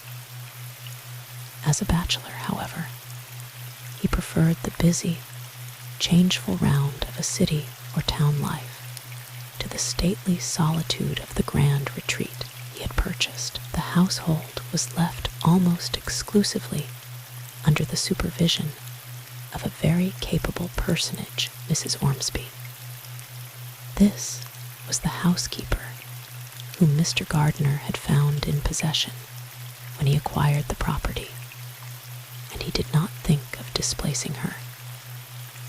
For a short time, this excellent widow had dreamed of capturing the rich owner of Flor Hall and its desirable belongings. She was a fine woman and clever in her way, and at first thought the wealthy yet plain Vere Gardiner would fall an easy victim. But after a while, she was obliged to relinquish her ambitious hopes, for hardly any opportunity was offered of even meeting with the master of the stately abode where she held vice-regal sway. Then she was fain to turn her attention to the steward, a wiry, cool-headed old bachelor, who saw her innocent little arts clearly enough, and amused himself by laughing in his sleeve at the sly, good-looking widow. Due notice had been given to the housekeeper, steward, and servants of the change of dynasty. At present, Mrs. Ormsby knew just the name of her future mistress no more, not even her age or social standing.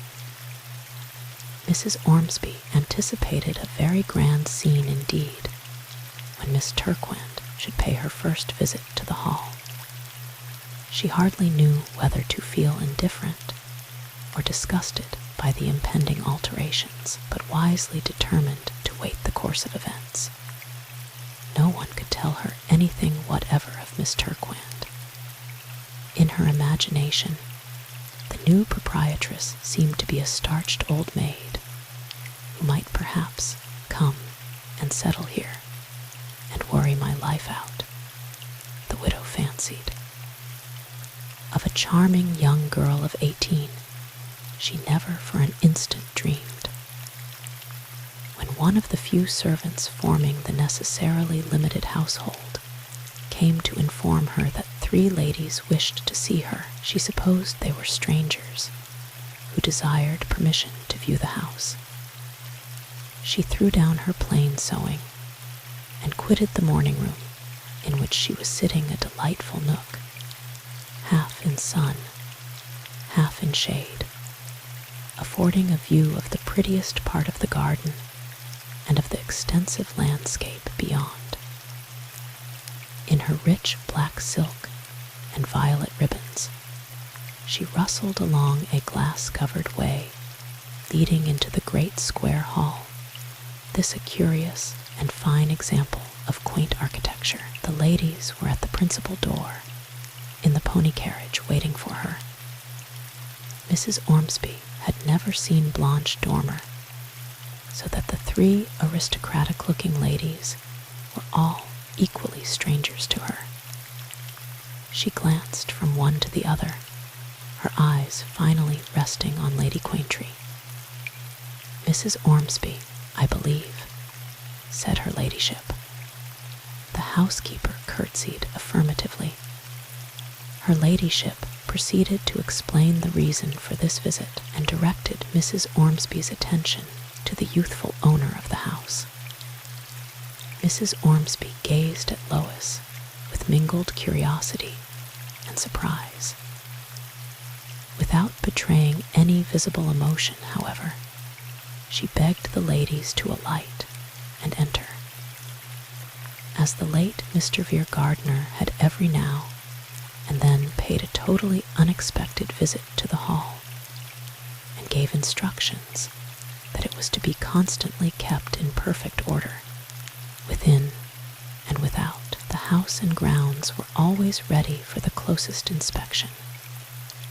The housekeeper preceded the ladies into the great oak-carved hall, and threw open a door to the right. Miss Turquand had some idea of staying here for tonight, if not for a couple of days, said Lady Quaintree, gazing around through her gold-rimmed glasses. "Would you be able to accommodate us?" "Certainly, my lady. You would wish to dine here?"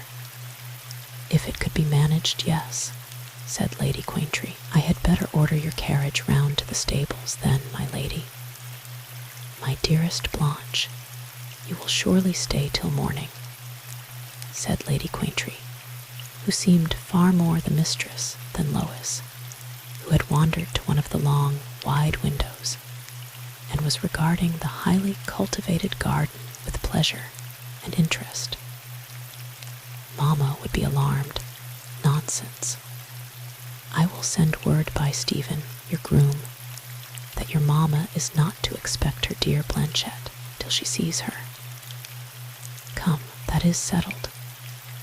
To Blanche, who loved adventure and novelty, while her daily existence bordered almost on monotony, the little escapade proposed was by no means unacceptable.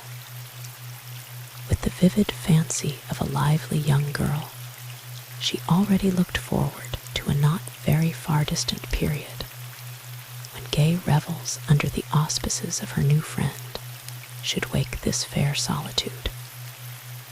Mrs. Ormsby rang the bell, and presently the ponies were seen trotting by the windows on the side next the entrance. After a short rest, during which Lady Quaintree gave such information to the housekeeper as she deemed advisable, it was settled that they should be shown over the house. Then came dinner, most excellently planned and arranged by Mrs. Ormsby, and after that a walk and a drive to see the gardens and plantations. As yet, it did not seem real to Lois. Lady Quaintree and her new friend Blanche continually asked her what she thought of this pretty place, but her replies were very brief. The dreamy smile on her lips, however, and within the clear depths of her eyes, answered eloquently enough. Every hour, Lady Quaintree coveted this girl more as a wife for her son. This retired spot had quite taken her fancy by storm, and she thought resentfully of the man who had been selected as future owner of the hall and its mistress. Her ladyship might have dismissed the faintest spark of hope. It would have been absolutely impossible for Lois ever to have cared in the slightest degree for the Honorable Gerald. She had not forgotten for one moment the handsome face, the soft, half-melancholy eyes that had startled her on entering Lady Quaintree's salon on that now memorable evening of her life. Perhaps, had Paul Desfrayne carefully planned the best course to arouse a tender, half-piqued interest in the breast of this girl, he could scarcely have devised one different from the one he was now following. The more resolutely Lois tried to drive away the recollection of her mysterious trustee, the more his image seemed to present itself obstinately before her. She found herself speculating on the reasons he might have for avoiding her, and behaving in so rude and cold a manner when obliged to address her. Only twice had she seen him, and already she was annoyed by finding herself wondering frequently where and when she should see him again. To her girlish mind, the explanation of his coldness was easy enough. He loves another, and is probably annoyed as much as I can be by the painfully embarrassing bargain made between us by the kind old man who has been the benefactor of us both, she thought. It did not occur to her that perhaps Captain Desfrayne, while not base enough to seek to win the splendid fortune in view, by marrying one girl when he loved another, might yet desire to save the part promised to him by driving her to refuse to fulfill the contract. She might have remembered that he was to receive £50,000 if the refusal emanated from her, and only 10 if he were the one to decline acceding to the wishes of the dead old man. Lois Turquand, however, was as little worldly wise as Paul Desfrayne, and her nature inclined toward romance and sentiment. As mistress of the house, she was consigned by Mrs. Ormsby to a dreadfully grand, well-nigh sombre state bedroom, while Lady Quaintree and Blanche were conducted to a large, cheerful apartment, her ladyship wishing to have her pretty country friend with her. Lois stood gazing around the chamber for some time after she was left alone. Then she regarded the beautiful gardens beneath, lying bathed in a silvery flood of summer moonlight. All seemed so tranquil, so calm, so sweet. Lois felt as if she could be satisfied to let her life flow onward in this sylvan retreat without desiring a change. The morning came, the morning of the day, when the soldiers in occupancy of the barracks at Halston were to give place to others. Lois and Blanche went out early into the grounds. The appearance of the beautiful young owner, in so sudden and mysterious a way, had created a profound sensation among the servants. But although many a pair of curious eyes darted inquisitive glances from sheltered corners, not a soul was visible. The bright, pleasant, laughing voices of the girls were answered or echoed by the wild, soft warblings of innumerable birds. Blanche was more full of delight and admiration than even on the previous day. She led Lois down to a secluded path, which went slopingly to a wide sheet of water, dancing and gleaming as if crested with 10,000 diamonds. "There is a boat somewhere about here," said Blanche Dormer. "I remember when we came here one day for a picnic some few years ago. We went on the water and crossed over to that pavilion yonder. Do you see it? There, by the water's edge yonder, nearly hidden by trees and climbing plants." Lois looked across and saw the fairy-like summer house. It was an odd fancy to build it, so that you could not reach it without crossing the water. Blanche went on. "I am an excellent oar, and I should like to cross this afternoon, while we leave Lady Quaintree to her siesta." The girls returned to breakfast in the gayest of spirits. At that hour, Paul Desfrayne was being whirled down from London. In the afternoon, Gilardoni, who had attended his new master, remarked how pale and weary he looked. Since the evening, Gilardoni had entered Captain Desfrayne's service, and that very brief dialogue concerning Lucia Giscardini had passed. The name of the famous Italian singer had never been mentioned by either. Neither knew that the life of the other had been blighted by this lovely snake in woman's form. Paul Desfrayne seemed too languid to make any effort to rouse himself this day. Gilardoni, who appeared to have already formed a strong attachment to the kindly man who had held out his hand in the hour of bitter need, Gilardoni watched him with a strange sort of yearning pity and sympathy. "This is no mere physical fatigue," the Italian said to himself, "nor does it look like threatening illness. There is some mental strain." He at length approached his master, deferentially, yet with the air of one who intends to be heard. "I am sure, sir, it would do you a world of good if you were to ride out for an hour or two," he said. "Thanks for your attention, Gilardoni, but I feel too weary." "Indeed, sir, I believe if you were to have a breath of fresh air, it would make all the difference," Gilardoni urged. "A canter along some of those leafy roads and lanes we saw as we passed in the train would clear the clouds off your brain. Forgive me if I make too free, but I think—" "What do you think?" demanded his master, a little sharply. "Well, sir, I hope you won't be displeased. I think you are weary in mind, not in body." Captain Desfrayne looked keenly at his servant for a moment or two. Then the expression that had almost attained a frown melted into a sad smile. "You are not far wrong, Gilardoni," he said, very quietly. "I have been very much troubled of late by business affairs. I trust, sir, you will not consider me intrusive." "Certainly not, my good fellow. I think I ought to feel indebted to you for your kindly interest. I will take your advice and go for a canter before mess."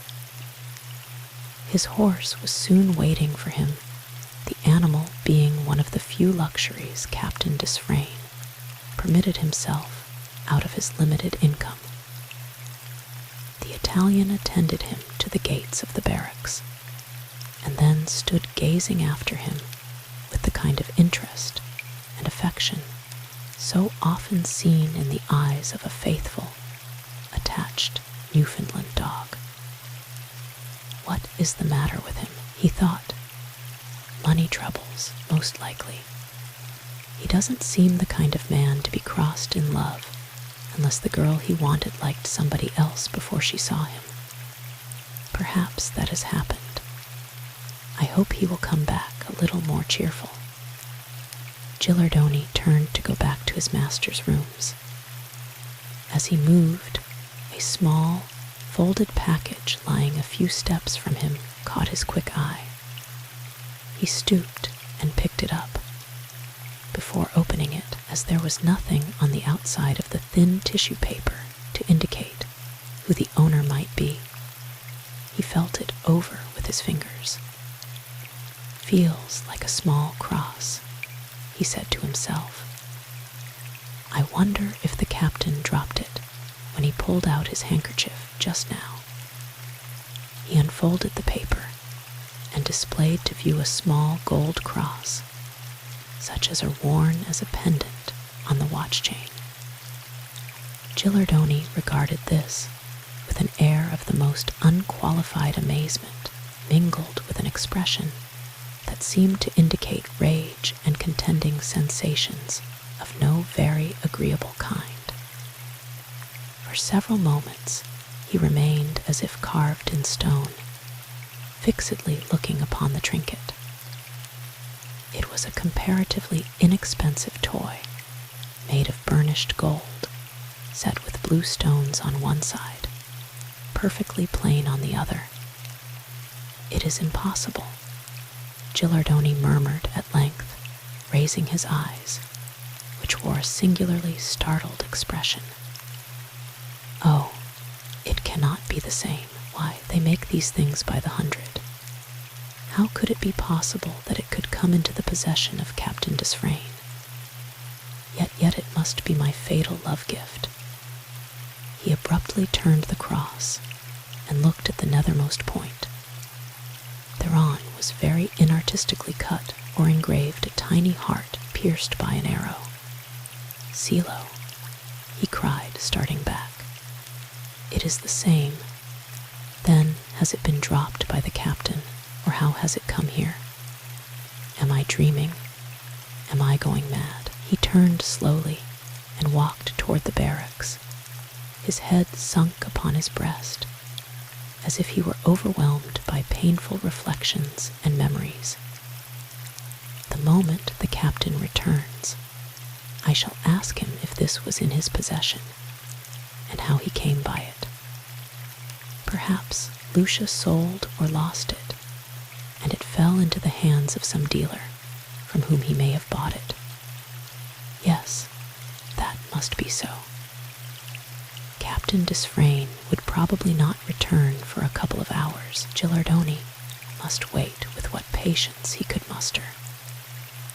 By dint of arguing with himself, he at length almost arrived at the conclusion that during his tour in Italy, the captain had purchased the gold cross. That Captain Desfrayne had ever been acquainted with Lucia Giscardini, he did not for a moment dream. If the thought came into his mind that the cross had been a gift from La Lucia to the young Englishman, he dismissed it as utterly improbable. The sudden finding of the trinket that bore so many mingled recollections with it had made him feel faint and sick from emotion, and as the slow minutes wore away, he grew paler and paler. "She wears diamonds now that emperors scarce could buy," he said to himself, contemplating that tiny love gift. "Yet I doubt if any of the gems that cluster in her jewel boxes have given her half the rapture of vanity and pleasure that thrilled her false heart when I clasped this little gewgaw about her neck. She pretended she loved me and returned my kiss, and I had the folly to believe her true. Folly, folly, folly. Some day I may have her at my feet, and then he clenched his hand with frenzied rage. And all the time Paul Desfrayne was riding, he scarce cared whither, under the soft, genial sunshine that made the landscape seem a fairyland riding onward, the sport of fate, to rivet yet another link in the chain of his strange, fevered life. Chapter 17. In the thunderstorm. In the afternoon, Fortune, deceitful, false friend that she is, favored Blanche Dormer's caprice for rowing across the lake to the pretty pavilion on the other side. Her mother, Mrs. Dormer, took a fancy for driving over to see Flore Hall and came about 4 or 5 o'clock.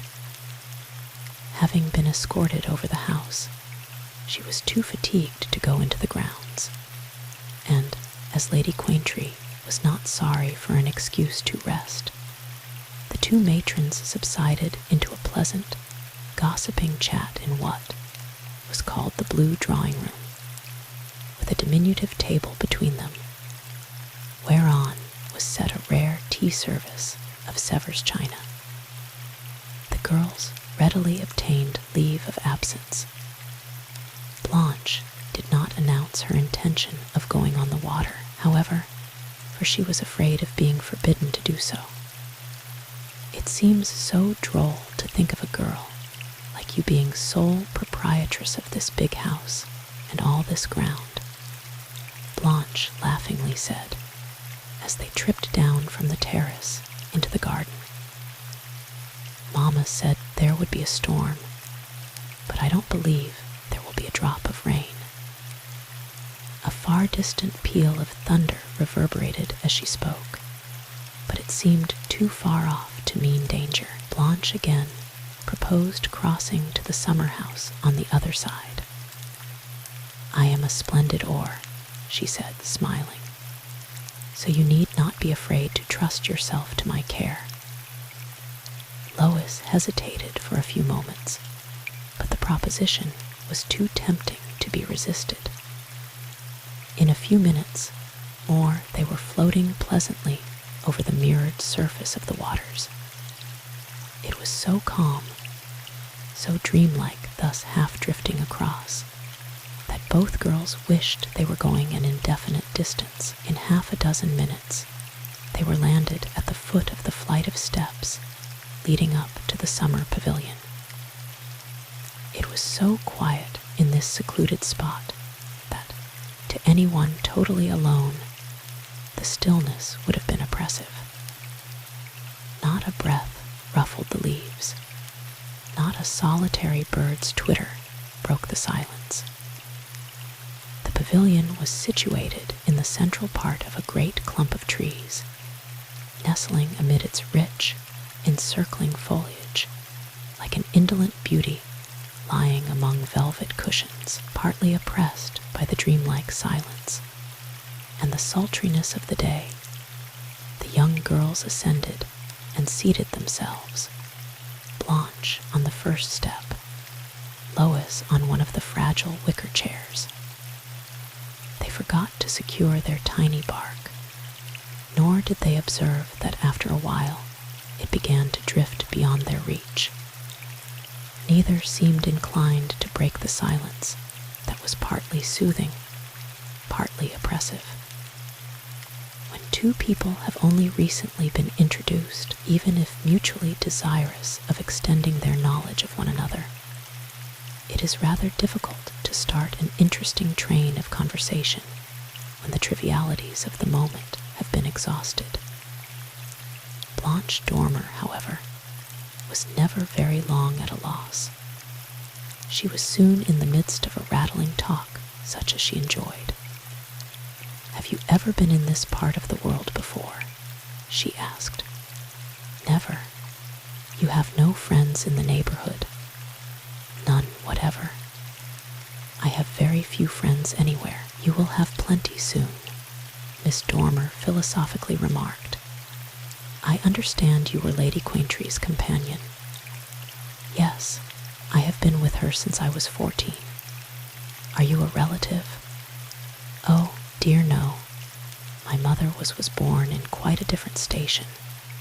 She was an embroideress, but she died, and Lady Quaintry was good enough to take an interest in me and become my protectress." "How kind. She is a dear, good soul. And so now you are a great heiress. You had some rich relations then." "I don't think I had a relative in the world except my dear mother," said Lois, a little sadly. Blanche Dormer opened her eyes.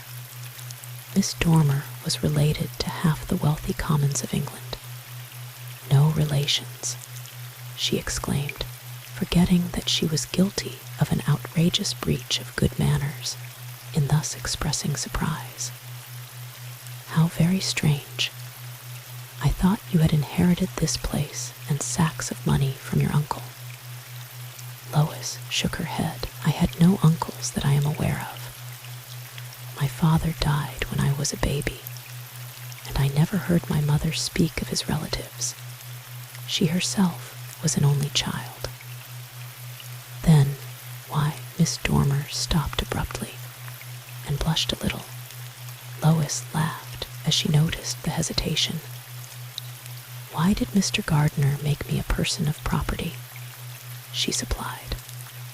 "I cannot tell you, for, although I read his will, I have not seen the slightest hint of his reasons for being so generous. To tell you the truth, I have been puzzling over it ever since. What a romantic mystery. Are you sure he was not related to you, my dear? If he had been, they would certainly have told me so. Did anybody offer you any explanation of his reasons for leaving you his property?" asked Blanche, whose curiosity was strongly excited on the subject. "No. Did you ask? Forgive me. I am afraid you will think I am taking unwarrantable liberties in thus cross-questioning you," apologized Miss Dormer. "No, I do not think so in the least. I feel happy to think you will be my friend," replied Lois softly. "I did not ask any questions about Mr. Gardiner's will, because she suddenly remembered why she had felt tongue-tied, and her face became suffused with crimson. Blanche, who was steadily regarding her, was much surprised by this evidence of emotion, but although her curiosity was still further aroused, she had sufficient delicacy to restrain herself and adroitly to change the subject of conversation. She began to speak about the departure of troops from the barracks, which were situated a couple of miles from the vicinity of her father's house. This gave Lois an opportunity of recovering her composure, for which she felt grateful, although if Blanche had pressed her much further, she would have confided to her the embarrassing circumstances to which Mr. Gardiner's will was likely to lead. As Miss Dormer chatted gaily, heavy splashes of rain came suddenly pattering through the clustering leaves, and a vivid flash of lightning, followed almost instantaneously by a crashing peal of thunder, startled the girls and made them hurriedly retreat into the pretty pavilion. The day had changed as if by magic. The sky was overcast with driving clouds like squadrons of artillery. The sun had disappeared. The whole aspect of the bright garden and the smiling lake had altered as if by the wave of the wand of some malicious fairy. A summer storm had burst over the heads of these timid girls, and they looked at each other in dismay. It was a situation likely to become extremely unpleasant. No one knew that they were here. Even if their screams could be heard, it would be difficult for anyone to reach the place, as the tiny wherry was drifting about, out of reach. The waters of the lake began to foam and lash with frenzy. Every instant, the storm increased in fury. The girls clung to one another in affright, unable to help shrieking when a blue-forked flame encircled them, or a prolonged roar, as of besieging artillery, seemed to rend the heavens asunder. Each moment it seemed as if they must be slain in that fervent embrace. A flash of lightning, more piercing than any that had preceded it, swept in a jagged curve over the pavilion, and a peal of thunder shook the fragile building to its foundations. Terrified almost beyond expression, Lois clung more closely to Blanche, and then fell back into her arms in a dead swoon. Before Blanche could collect her thoughts, herself terror-stricken almost to the verge of insanity, a panel which had looked as if merely a portion of the highly finished decorations of the airy walls slid back, and a gentleman suddenly faced the young girl as she placed Lois in a chair. This gentleman was Paul Desfrayne. It would be difficult to say which felt or mutely expressed the most surprise, Miss Dormer or the stranger. They gazed at one another in amazement for a moment or two, and then the young man, lifting his cap with mechanical politeness, advanced. By his military undress uniform, Blanche judged him to be one of the newly arrived officers, but how he had appeared as if from the solid walls, she could not conceive. From the position of Miss Dormer, who stood partly in front of Lois. Captain Desfrayne could not see the fainting girl's face, but his heart sorely misgave him as to her identity.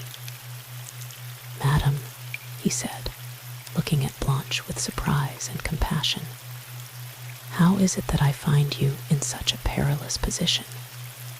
Blanche, in a few words, explained. Then she turned again to her friend, and kneeling before her, tried by every device to restore her to consciousness. "Good heavens, Miss Turquand," murmured Captain Desfrayne under his breath. Faint as his tones were, however, they caught the quick ear of Blanche Dormer. "You know her, sir?" she exclaimed, looking up in his face. "I can scarcely claim that privilege," he replied, with icy coldness. He stepped quickly to the door, plucked a large, strong leaf from the overhanging branches, which he twisted into a cup, and, filling it with water by descending the steps, and dipping it in the lake, returned, and gave it to Blanche. Then he stood by, gazing with an uncontrollable interest upon the white, delicately chiseled face of the unconscious Lois. "She has been alarmed by the storm," he said presently, as Lois began to show symptoms of returning life. "You must not remain here." "How can we escape?" demanded Blanche. "By the way I came." "It leads by a succession of corridors to a ruined abbey, from whence again you can reach the hall by passing through a labyrinth of secret vaults and passages." Blanche turned pale. Even this place, insecure as the shelter was, did not appear so alarming as the way of escape indicated. Paul Desfrayne smiled that half-melancholy, winning smile that had such a charm of its own.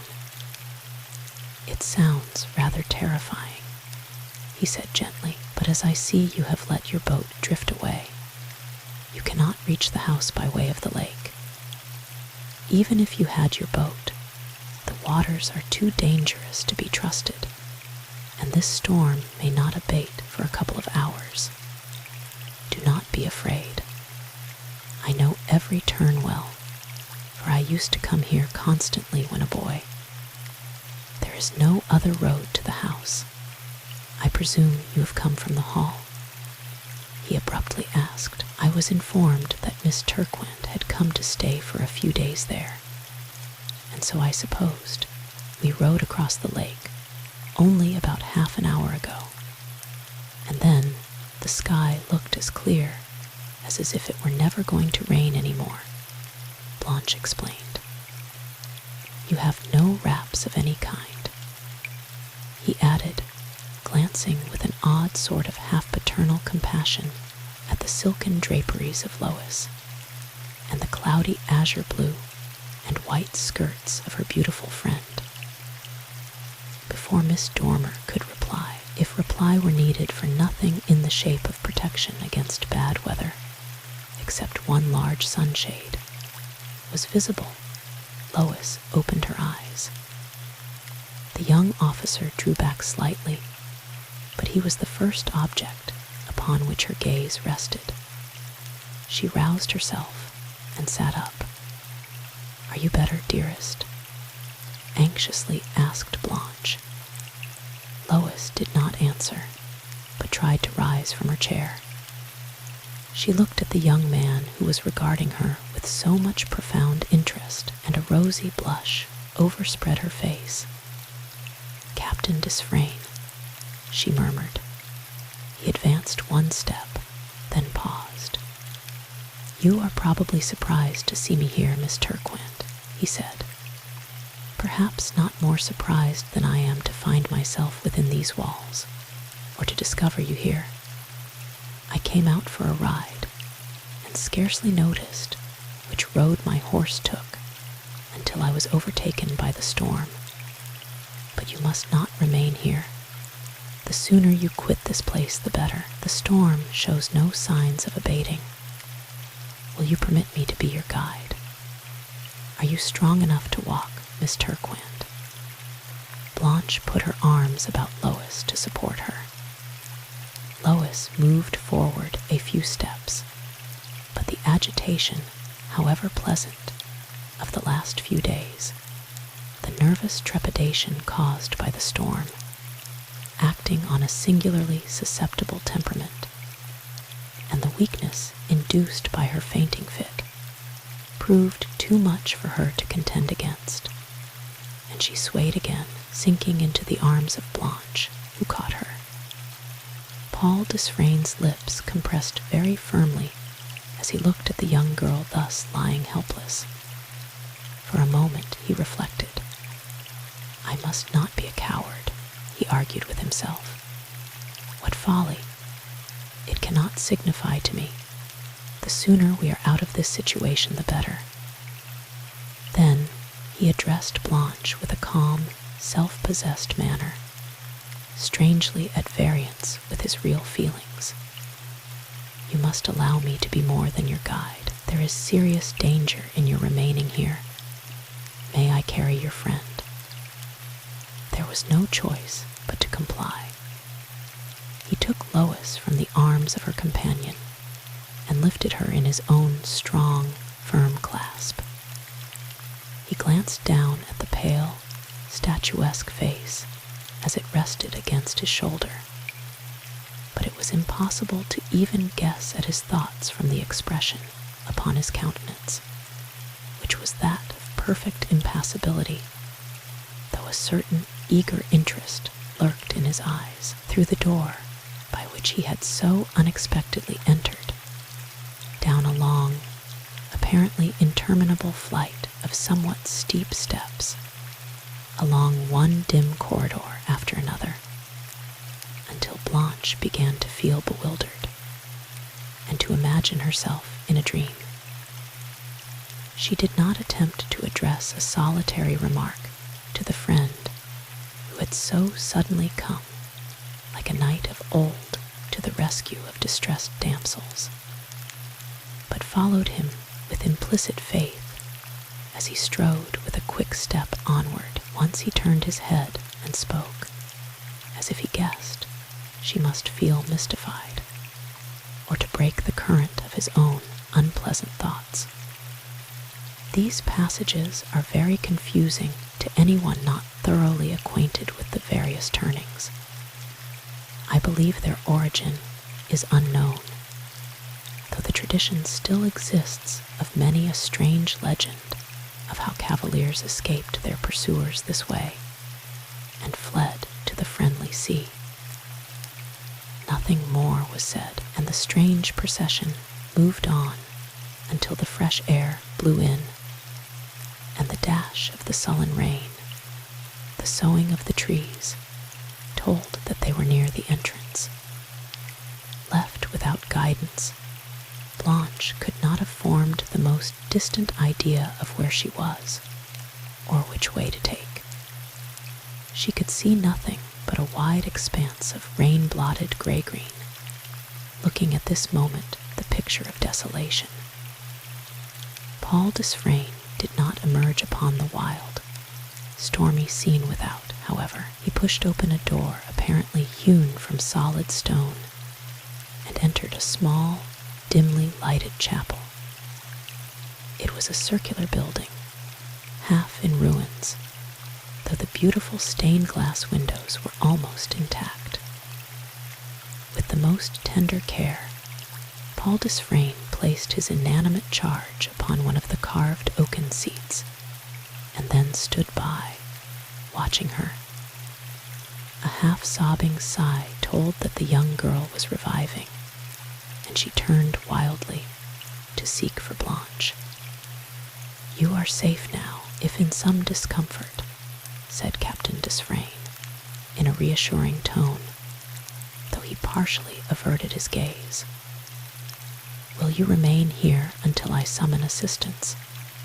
Are you afraid to stay unprotected? There is not the slightest fear of any intrusion.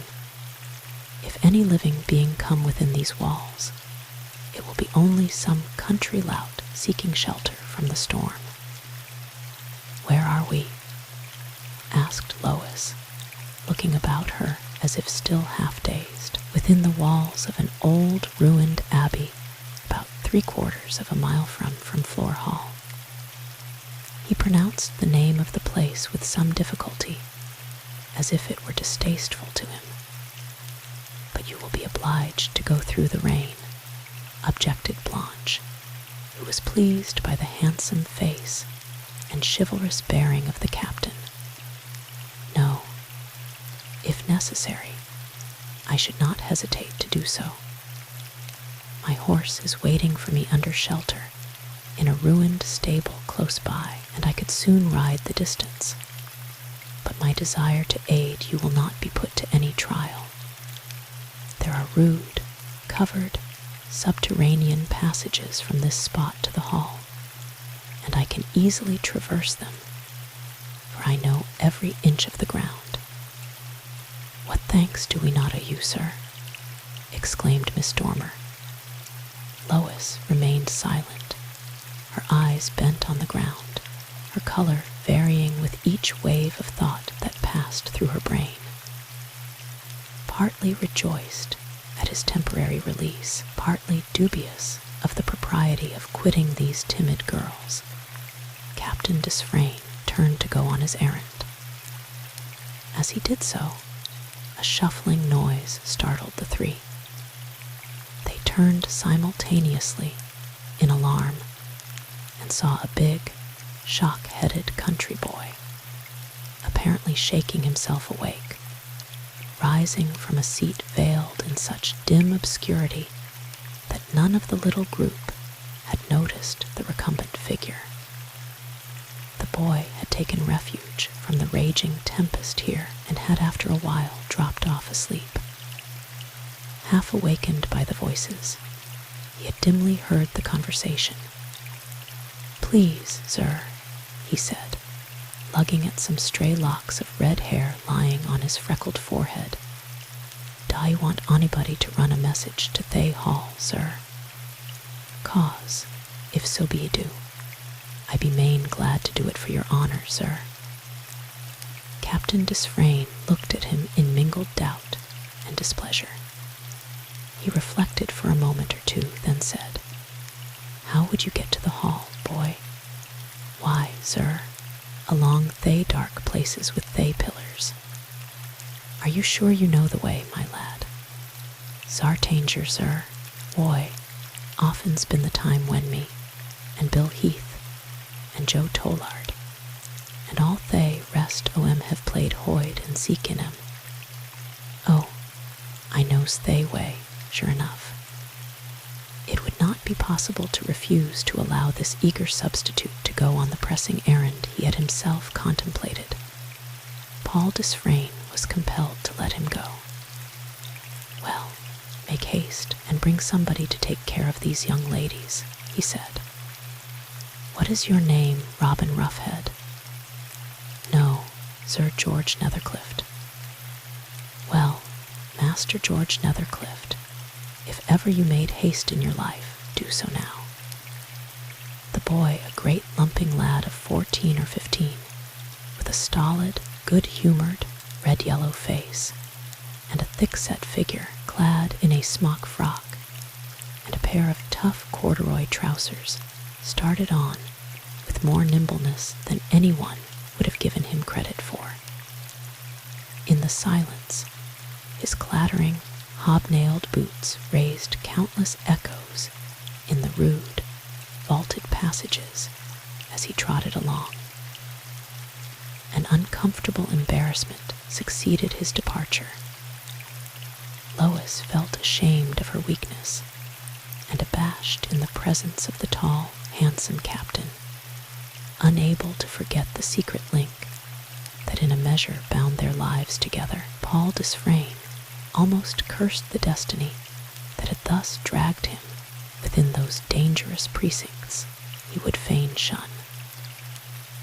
Blanche Dormer caught the infection from these two, who were acquainted with each other, yet seemed to make some mystery of the matter, and so she remained silent. Lois dared not lift her eyes from the ground. Paul Desfrayne stood at some distance, viewing the rain as it plashed down, and regarding the now more rarely recurring flashes of lightning with an absent air, as if his real thoughts were far away. On setting out for his ride, he had permitted his horse to take any road that presented itself, seeing that the way led far from the neighborhood of Floor Hall. After a while, he had almost dropped the reins on the animal's neck and allowed his mind to revert to the painful subject of his most unhappy position, a subject, but seldom out of his memory. He had ridden slowly for a long distance from the barracks when the first pattering drops of rain came splashing down. Seeing that the sky was overcast by dense black clouds, and hearing the distant rumbling of the thunder, he had looked about for some convenient shelter, and then, to his great surprise, found himself close by the ruined abbey he so well remembered. Dismounting, he had secured his horse in an old ruined stable, and then entered the familiar place, his feelings not all pain, yet not all pleasure. That anyone should have ventured to the summer pavilion, he did not for a moment imagine.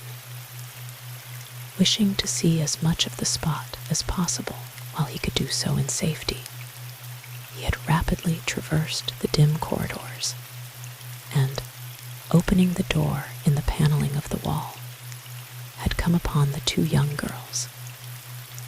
For the first time now, he recollected that he had left his faithful Greyburn alone for some time, and feared that perhaps the poor animal might have been frightened by the fury of the tempest.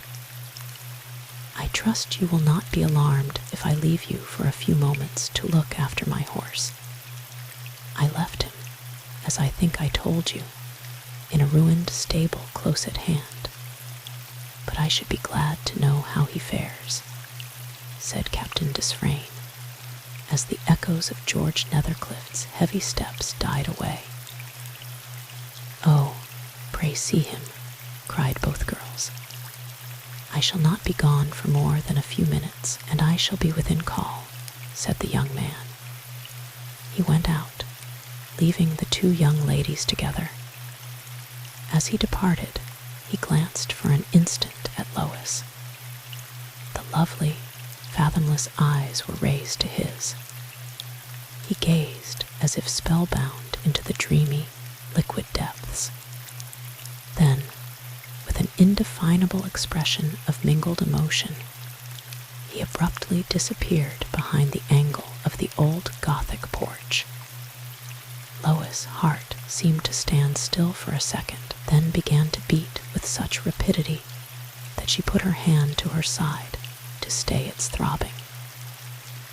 Then she looked at Blanche, who began to think that the mystery was simply that the two lovers who had quarreled had unexpectedly met again, and that pride, or the presence of a third herself, hindered a reconciliation. In answer to a question from Miss Turquand, she explained how they had come hither. A vivid flash dyed the pale cheeks of Lois when she learned how she had been conveyed to this unknown locality. How little had she anticipated a meeting such as this, in wondering where she should see Paul Desfrayne again. How little had she dreamed of it on Saturday afternoon, when she had encountered him among the gaily dressed loungers in the zoological gardens. It seemed as if she had known him half a lifetime now, from some strange affinity that made his presence, his voice, his face familiar. And yet 1 short week ago, she had been ignorant of his very existence.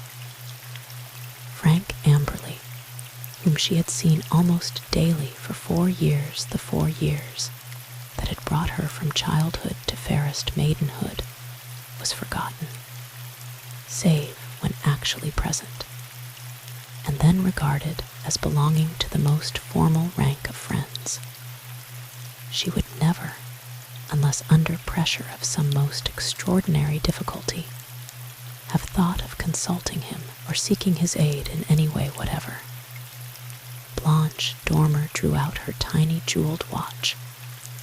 "What will Mamma think, do, or say?" she exclaimed. "It will be enough to drive her crazy. Good heavens!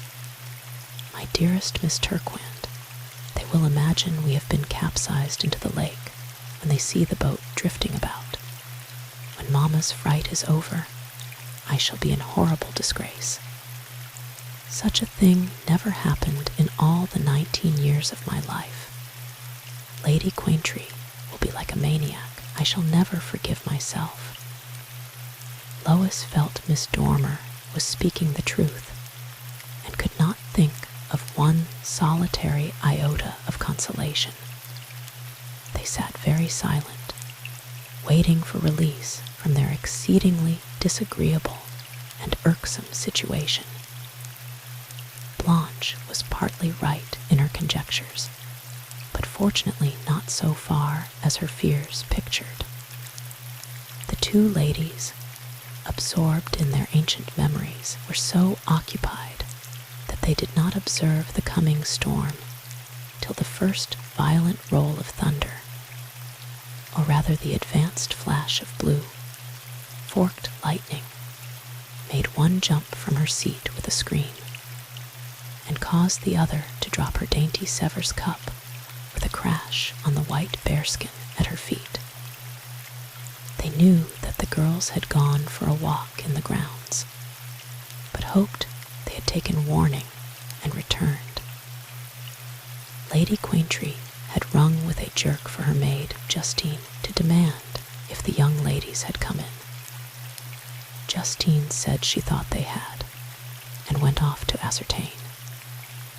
But unhappily, she had loitered, under pretense of being frightened by the thunder and lightning, in company with a tall footman, who professed to be very much in love with her, partly by his persuasion to linger, partly from her own inclination to indulge in a stolen flirtation.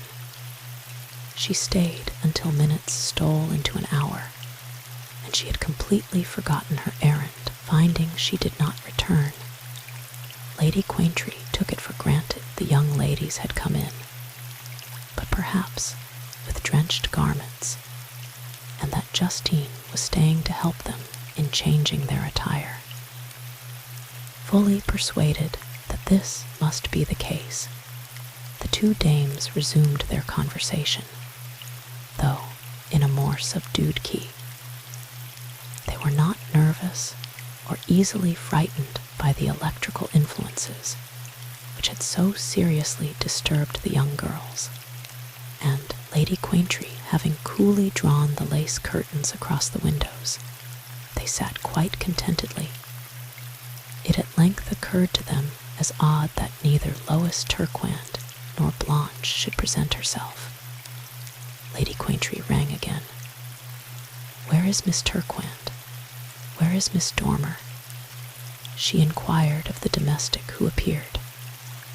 "I don't know, my lady," replied the man. "Where is my maid?" "I don't know, my lady." "Find her, then, and tell her to request the young ladies to come here directly." Presently the fellow came back, with the alarming information that neither the young ladies nor Justine were to be found. "Good heavens!" cried her ladyship, unable to credit her ears. "Not to be found? Impossible! Nonsense! They must be found. Why, my maid left me a short time since to seek for Miss Turquand and Miss Dormer. Oh, this is absurd." The man departed again on a search that proved useless. He presented himself again, fearfully, to tell her ladyship so.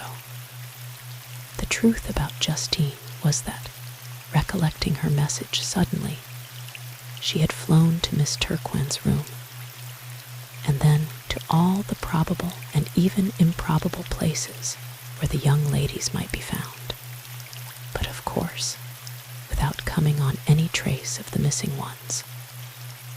Thoroughly alarmed, marveling what had become of them, and not daring to go back to her mistress, she had darted wildly all over the house, making inquiries of everybody she met. Several of the domestics had seen the young ladies go out, but no one had seen them return. Forgetful, in her sore affright, of her nervous tremors in a storm, Justine had rushed into the grounds, armed with a big umbrella snatched up in passing through the entrance hall. Thus, her otherwise unaccountable disappearance was to be explained. In a short time, the entire household was astir, alarmed by the discovery that the young ladies were not within the hall. If not there, where were they? Of necessity, they must be out in the grounds, perhaps in the porter's lodge.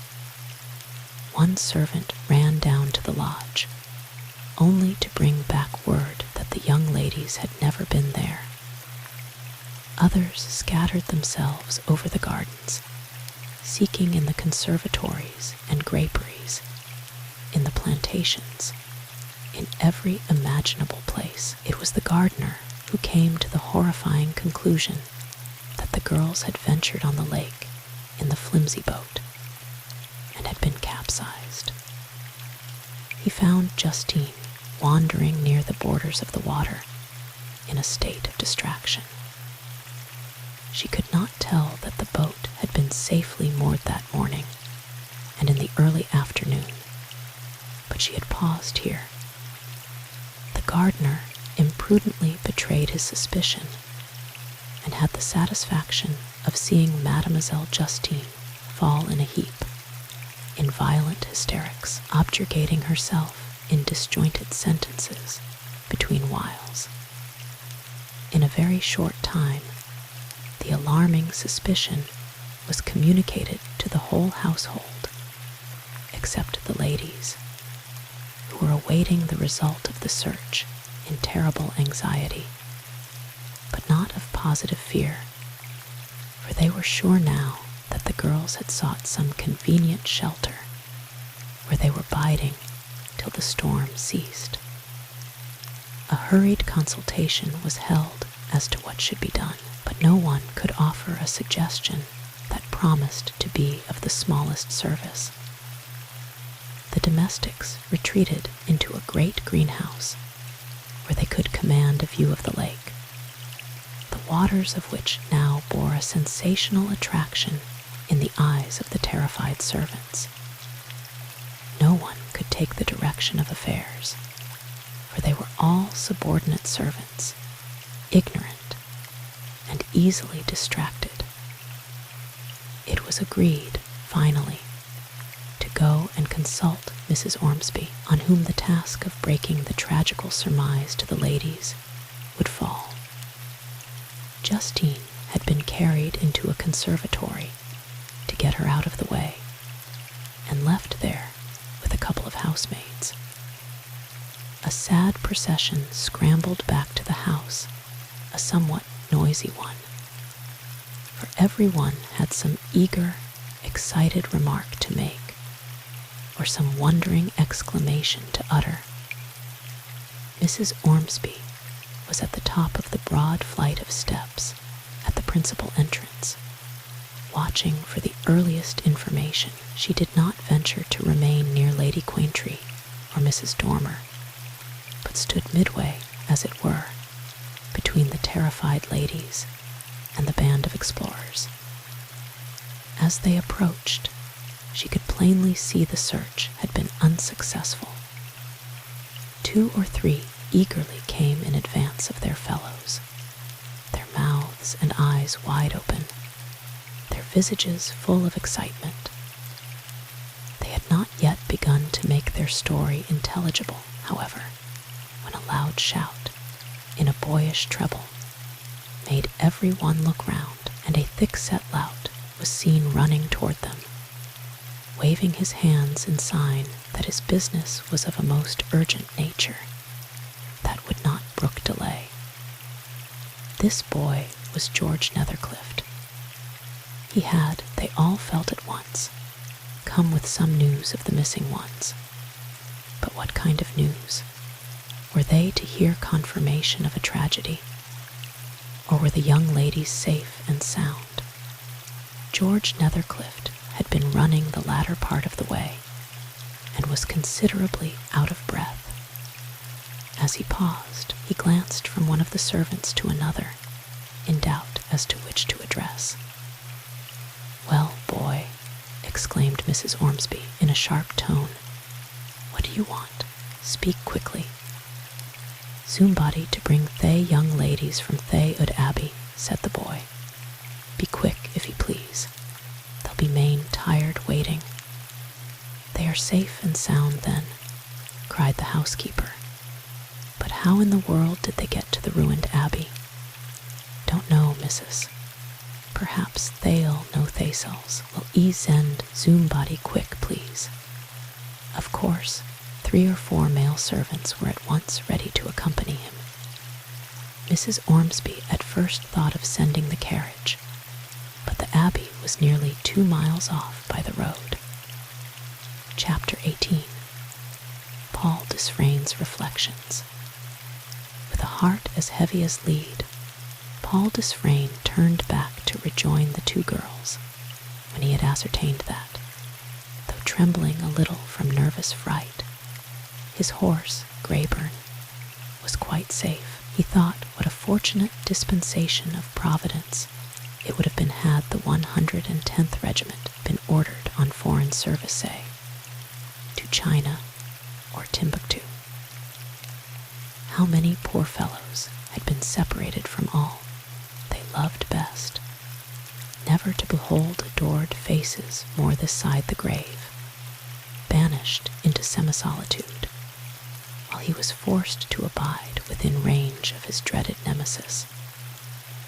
When he again appeared within the little chapel, he was by no means lively company, cold, abstracted, silent. He seemed to make no effort to arouse himself. He was thinking, indeed, as his eyes wandered to the high windows through which the steady downpour of rain could be clearly seen, what a striking emblem of his life this black, pitiless storm might be. Lois regarded him through her long, drooping eyelashes with mingled feelings of admiration and pique. Her belief that his thoughts were with another gained fresh impetus. "Yet," she said to herself, "why need he be so uncivil to me? Perhaps he imagines that if he were to be ordinarily attentive, I might flatter myself he meant to ask me to fulfill the hateful bargain. I would not marry him if he tried to persuade me tomorrow." The hot blood swept in wrathful waves over her face, just now paled by affright and her fit of syncope. Anger made her draw her slight figure up to its full height, and when Captain Desfrayne turned and addressed some trifling remark to her, she replied with a frigid coldness that struck even herself as being ungrateful and ungracious. Blanche was more than ever persuaded that there had been a stormy quarrel, and that even yet neither chose to advance one step toward reconciliation. It was a relief to the 3 when hurrying footsteps and the sound of excited voices showed that help was at hand. In a few minutes, several men servants, headed by the rough patéed boy who had gone in search of them, were pressing into the chapel. One carried shawls and wraps, and another some wine, in case the young ladies and their deliverer should be faint. "Oh dear, oh dear, oh dear," cried Blanche with a great sigh. Lady Quaintree say? How I shall be scolded and cried over. It has been my fault entirely. We were both to blame, answered Lois. No, I planned our escapade and persuaded you and forgot to make our boat fast. The boat would have been of no use to you, Miss Dormer, in such a storm, said Captain Desfrayne. True. It has been a most unlucky affair altogether, sighed Blanche. I presume you are now quite safe in charge of these good people, said the young man. There will be no impropriety in leaving you. I trust you and Miss Turquand. He bent his eyes on the floor, fixing them on a flat tombstone at his feet, as if feeling half guilty in thus wishing to desert them. Why do you need to leave us, Captain Desfrayne? Demanded Blanche in a sharp, ringing tone, indicating great surprise and a dash of displeasure. Are you obliged to go? I must return to my quarters, answered he, still avoiding her glance. Oh, it will be impossible for you to go without seeing Lady Quaintree, at least, protested Miss Dormer. Besides, it is nearer to the barracks from the principal gates of the hall. You must, at least, pass through with us, and just see Lady Quaintree and Mamma. Paul glanced swiftly at Lois. She was standing up, the pride of a young empress dilating her figure, displayed in the turn of her head. Her face was half averted, as if she would not deign to take part in the argument, but her fingers were twitching nervously in one another. Why should this strange mistrust, this presentiment of deadly ill, haunt me?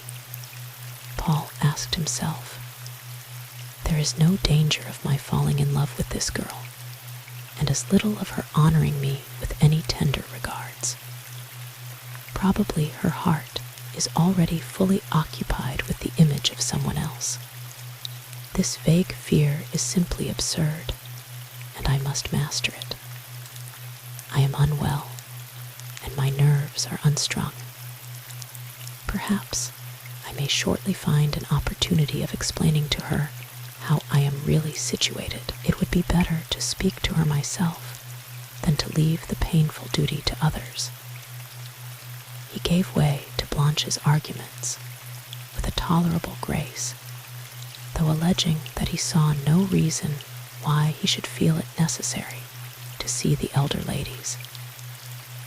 One of the servants was directed to get his horse and bring it round to the front of Floor Hall.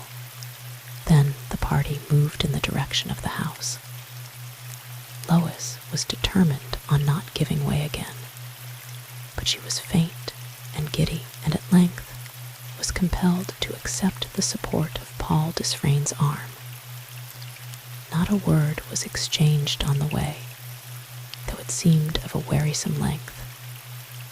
Another profound sigh escaped Blanche as they reached the end. I am thankful we have you, Captain Desfrayne, as a sort of shield, she half-laughingly exclaimed. They cannot scold us so terribly when you are by, and when you depart the worst will be over. Mrs. Ormsby had informed Lady Quaintree and Mrs. Dormer of the state of affairs, but although aware that the girls were in safety, the ladies had fallen into dreadful agitation. The meeting might readily be imagined, but would baffle description. For some minutes, the elder ladies were so much absorbed by rejoicings, tears, kisses, reproaches, that they hardly noticed the stranger. When Lois and Blanche had managed to give some intelligible account of their adventures, Paul Desfrayne was obliged to undergo a fresh shower of thanks, which were most distasteful to him. How can I contrive to escape? He was asking himself when Lady Quaintree startled him by saying, "And we must really insist on your staying to dinner, Captain Desfrayne."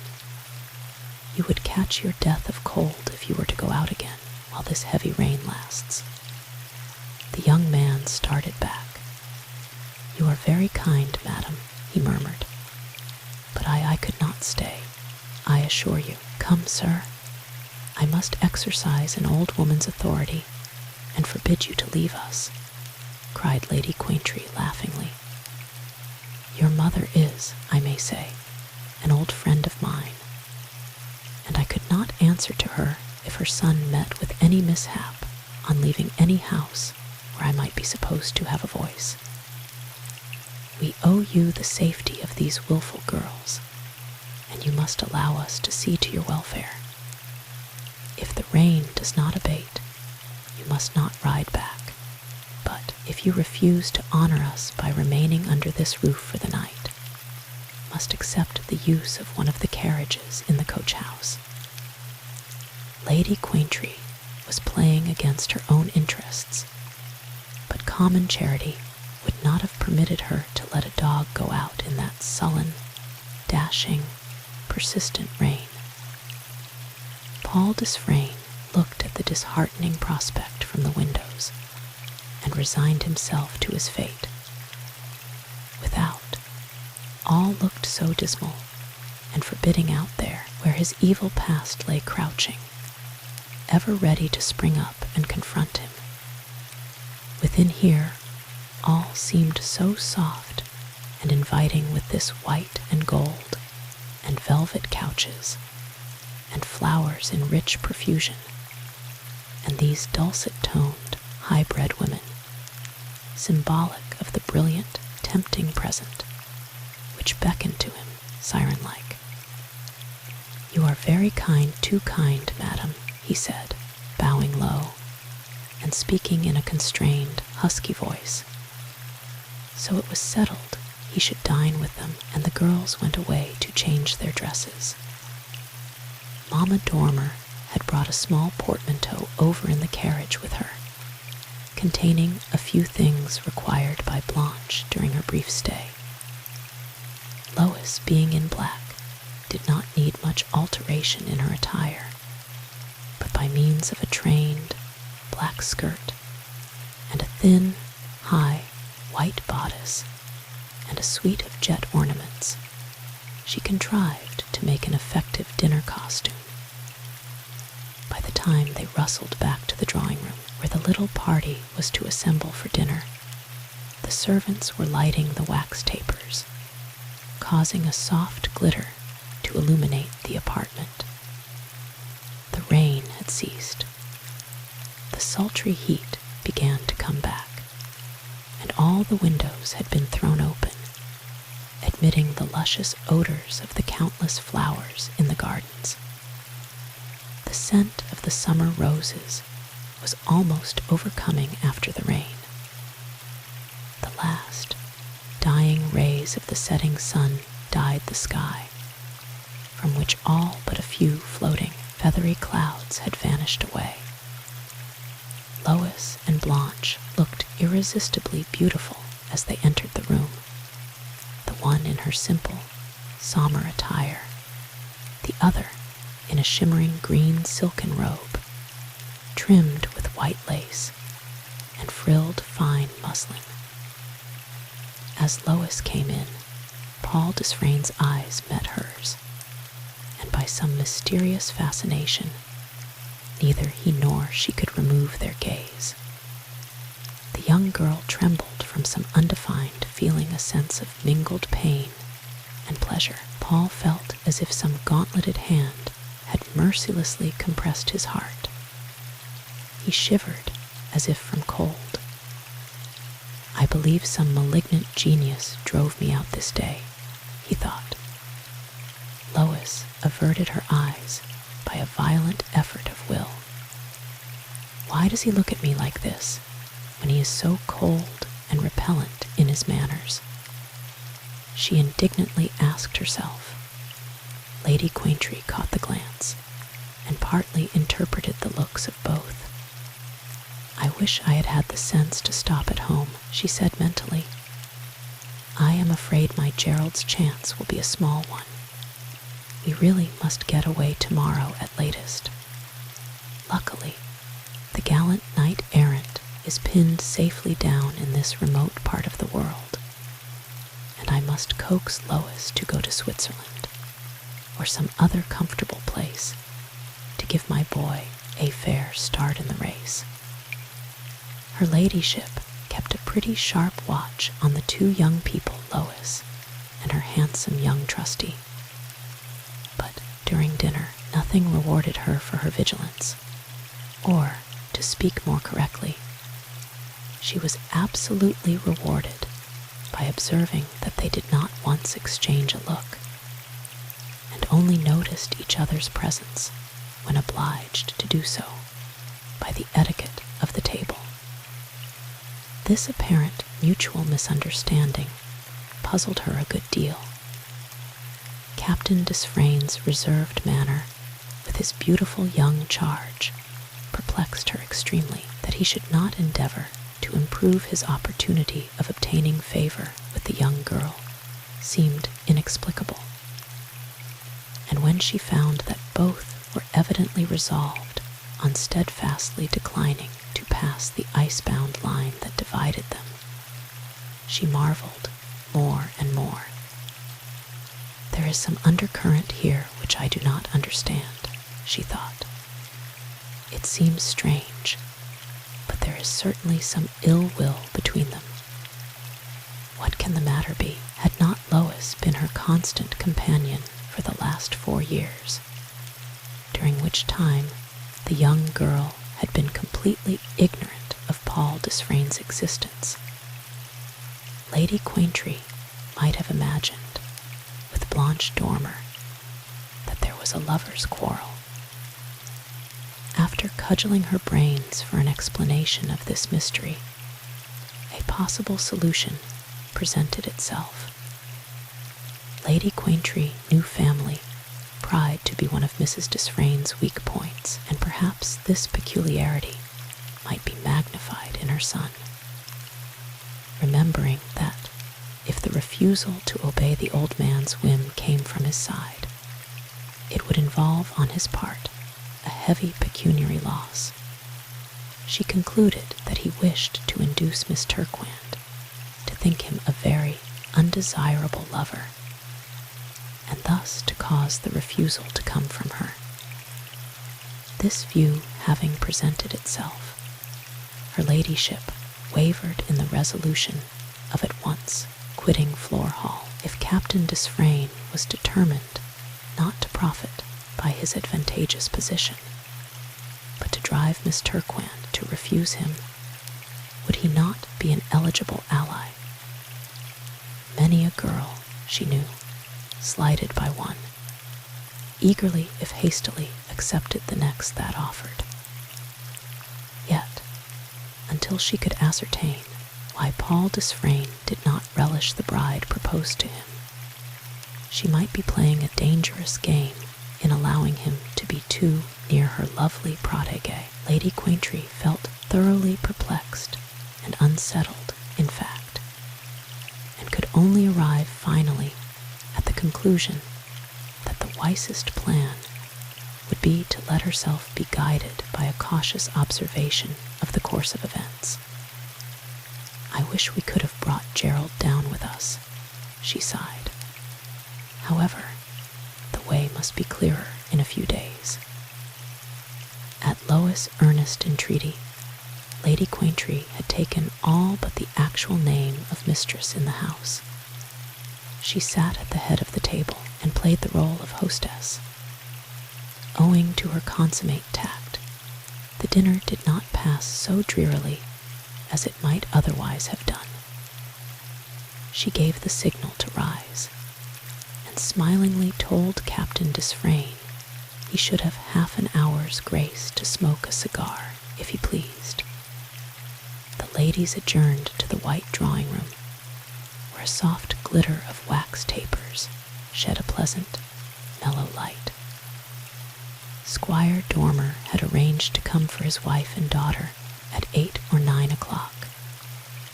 When the storm broke, Mrs. Dormer had feared she might be obliged to stay all night, cleared. The sultry heat already nearly dried up the pools of water lying on the garden walks, and the silver moon had risen in royal splendor. Blanche flew to the piano, a superb instrument as far as appearance went, but it was very decidedly out of tune. There was no music anywhere visible, but Miss Dormer sat down and began playing morsels and snatches of melody from recollection. Then she asked Lois to sing. Lois had always been accustomed to so implicitly obey the wishes of those about her that she did not think of refusing, but took Blanche's seat and ran her fingers skillfully over the keys. "I don't feel very well," she mildly protested, "but I will do my best." "Don't overexert yourself, my love," said Lady Quaintree. "I should be delighted to hear you," Mrs. Dormer remarked. Almost at the same moment, Captain Desfrayne heard the chords of the piano from his solitary retreat, and, being passionately fond of music, he came out on the terrace and moved into the leafy shadow, from whence he could view the interior of the drawing-room without being himself seen. Lois had just seated herself as he took up this station. The mellow, amber rays of the wax lights fell on her graceful figure and on her stately head. From the spot where he stood, Paul Desfrayne could watch her every movement. Unconsciously to himself, he drank in the sweet poison of love at every glance as he observed the pure, statuesque lines and curves of that queenly form, the rich, silken shimmer of the lovely hair, the harmonious, suave grace of each motion. "I will summon up courage tonight, if I can possibly find an opportunity," he thought, "and tell her the truth. I may have a chance of speaking to her. After tonight, it will probably be months before we meet again, if we ever do meet. She seems sweet and amiable. She is undoubtedly as beautiful as a dream. Probably she will pity my unhappy position and sympathize with my misfortunes, even if they arise from my own folly. What a madman I have been. Truly they say, marry in haste, repent at leisure. What would I not give or do to be free once more?" Lois began to sing. She had thought for a minute or two, and then struck the chords of a graceful symphony to a pathetic Irish air. Her voice was clear and deliciously sweet pure as that of an angel. Thanks to Lady Quaintree, it had been most carefully trained, and the young girl had a sensitive feeling for the words as well as the music of what she sang. Paul Desfrayne's relentless memory went back to those feverish days when he had listened, spellbound in that heated theater at Florence, to the siren notes of the woman who had destroyed his happiness. The contrast between Lucia Giscardini and Lois Turquand was as great as between darkness and light. In every respect, they totally differed. The one was a magnificent tigress, regal in beauty, haughty and unbending in temper. The other, a gentle white doe, lovely and soft. Presently the song ceased. Blanche's laced handkerchief stole to her eyes for a moment. Then she kissed her friend by way of thanks. There was a little buzz of well-bred, musical voices for a minute or two, and then the girls emerged on the upper terrace, as if coming out to breathe the fresh air. Paul Desfrayne drew back still farther within the sheltering gloom, rendered all the more secure by the increasing splendor of the moonlight, which caused strange, sudden contrasts of light and shade in the gardens. faint scent of his cigar might have warned the girls of his proximity, but they did not notice it. He was, however, out of earshot. For a moment, he thought of ascending the short flight of steps leading from the lower to the upper terrace, but feeling that in his present depressed state he would be poor company, he elected to stay where he was. Within half an hour he resolved to take leave of his entertainers and ride home. Home, he said to himself bitterly. I have no home, no prospect of home. No home, no peace, no rest. I am like a gambler who has staked and lost a fortune at one fatal throw, and my unrest is made all the more poignant by the tempting will-o'-the-wisp fate has sent to dance before me, mockingly. Chapter 19. Blanche Dormer's Surprise. The peace and purity of the night indisposed Lois to talk, and Blanche was meditating on how far the proprieties might admit of her sounding her new friend on the subject of the supposed estrangement. So neither spoke for several minutes. A night like this always reminds me of the moonlight scene in The Merchant of Venice, Blanche said, at length. I was afraid the storm would last until morning. Perhaps I was also afraid Mamma would scold terribly. But I think when she is really alarmed, she is too much upset to be able to scold in proper style. I like these summer storms. The weird lightning has such a mystic beauty of its own. I lost my head this afternoon, but that was because we were in such a dangerous place, and a little because I was frightened on your account, as you seemed so terrified. I am nervous in a storm always, Lois said deprecatingly, for she felt ashamed of her weakness. I think it was a special mercy your friend, Captain Desfrayne, came to our rescue. No doubt you were amazed when you saw him, but I suppose you knew he was coming down to this neighborhood. I know nothing of his movements or plans, Lois replied calmly. I never heard his name until last Friday. Miss Dormer absolutely sprang back and stared at her new friend in speechless surprise. Her theory had been upset so precipitately that she was at a loss for words. I thought I fancied, that is, she stammered, for she felt fairly confounded, and much as if she had walked into a trap. She heartily wished she could entirely control her amazement and vexation at the absurdity of her mistake, but her looks and manner betrayed her. What do you think? Innocently inquired Lois. Why, that is, you hesitate, Blanche. I am afraid you will be offended. With you, impossible. Pray be frank with me. You promised not to be vexed. I could not be vexed with you, my dear friend. What did you think? Honestly, I thought you and Captain Desfrayne had had a lover's quarrel, Blanche said. Lois broke into a peal of silvery laughter, caused partly by surprise, partly by pique and anger, not toward Blanche, but toward the unhappy captain. She threw back her head with a little scornful gesture. You thought so. What could have led you to imagine such a strange thing? Because I don't know how I came to be so foolish, but well, I saw him look at you, at me. Aye, and you at him come. You as good as promised not to be cross-look and speak as if that is to say, well, in truth, I can hardly say what caused me to jump to my odd conclusion.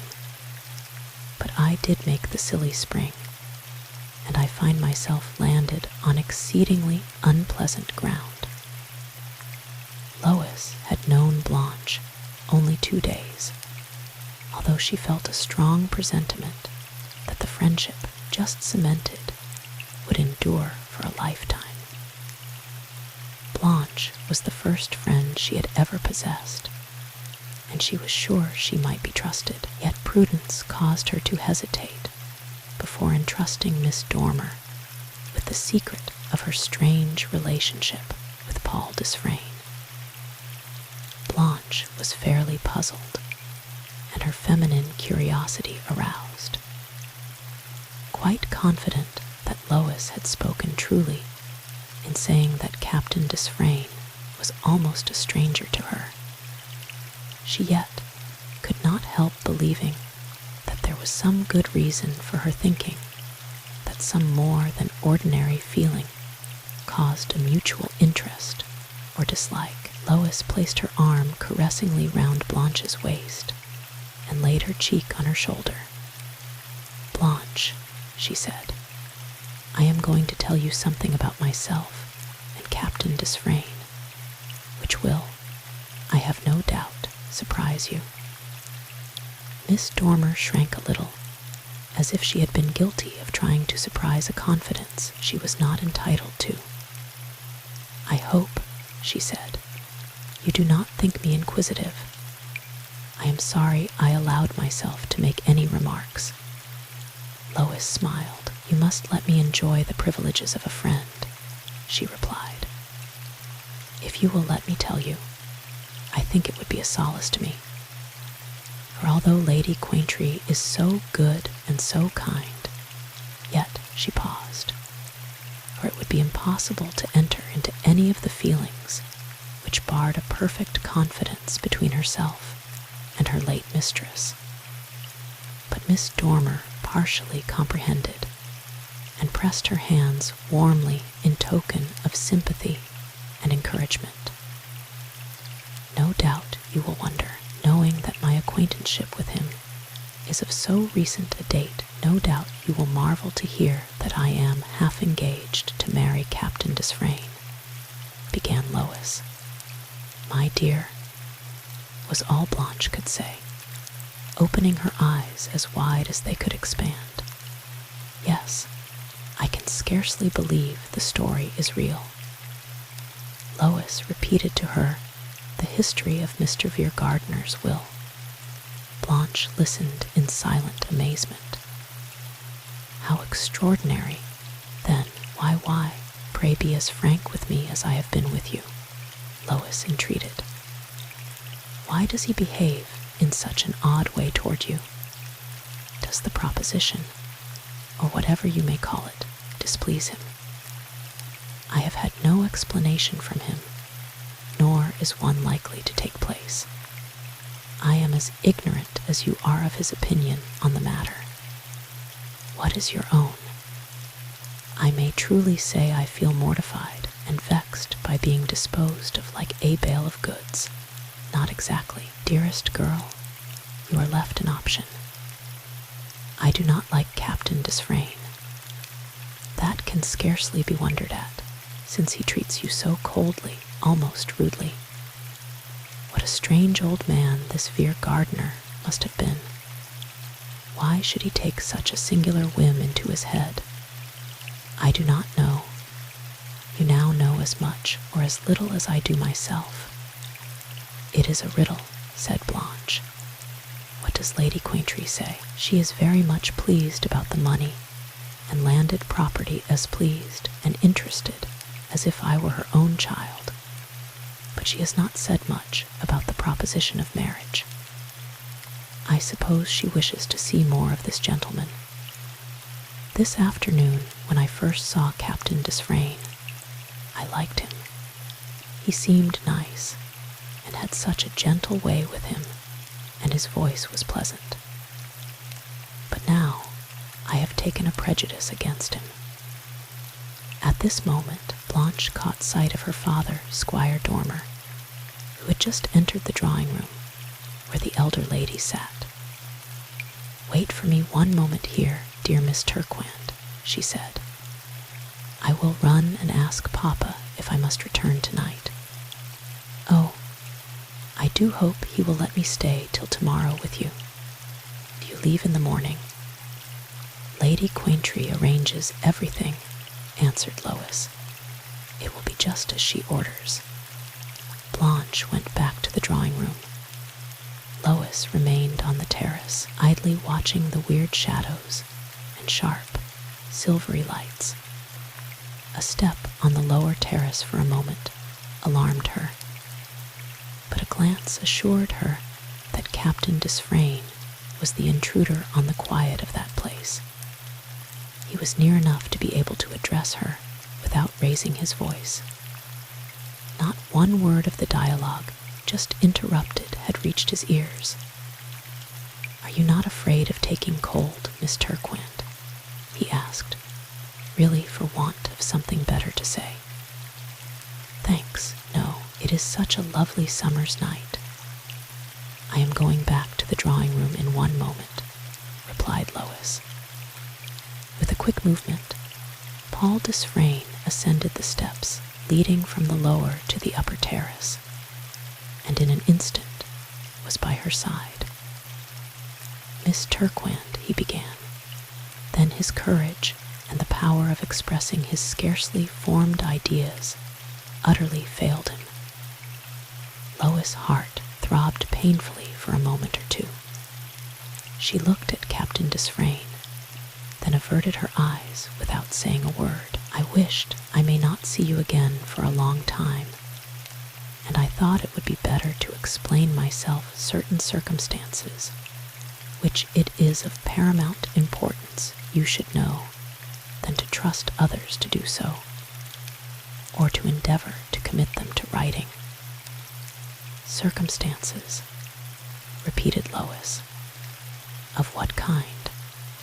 "Circumstances connected entirely with my own history, but as must I say unhappily, one who might be deemed the benefactor of us, both that one has chosen to link our fate, your destiny, and mine together. To a certain extent, it is your right to learn what otherwise." Paul felt conscious that every little speech he had attempted had proved a wretched failure. He feared that the task he had undertaken would prove beyond his strength or skill. What form of words should he use? How possibly bring the subject of his marriage forward? It was difficult enough in one way to break the seal of secrecy on the fatal topic to his mother. With this girl of 18, it would be 1,000 times more so. "Miss Turquand," he began, once again making another effort. "One chief reason why I have not before informed you of these circumstances has been that I really have not had the opportunity.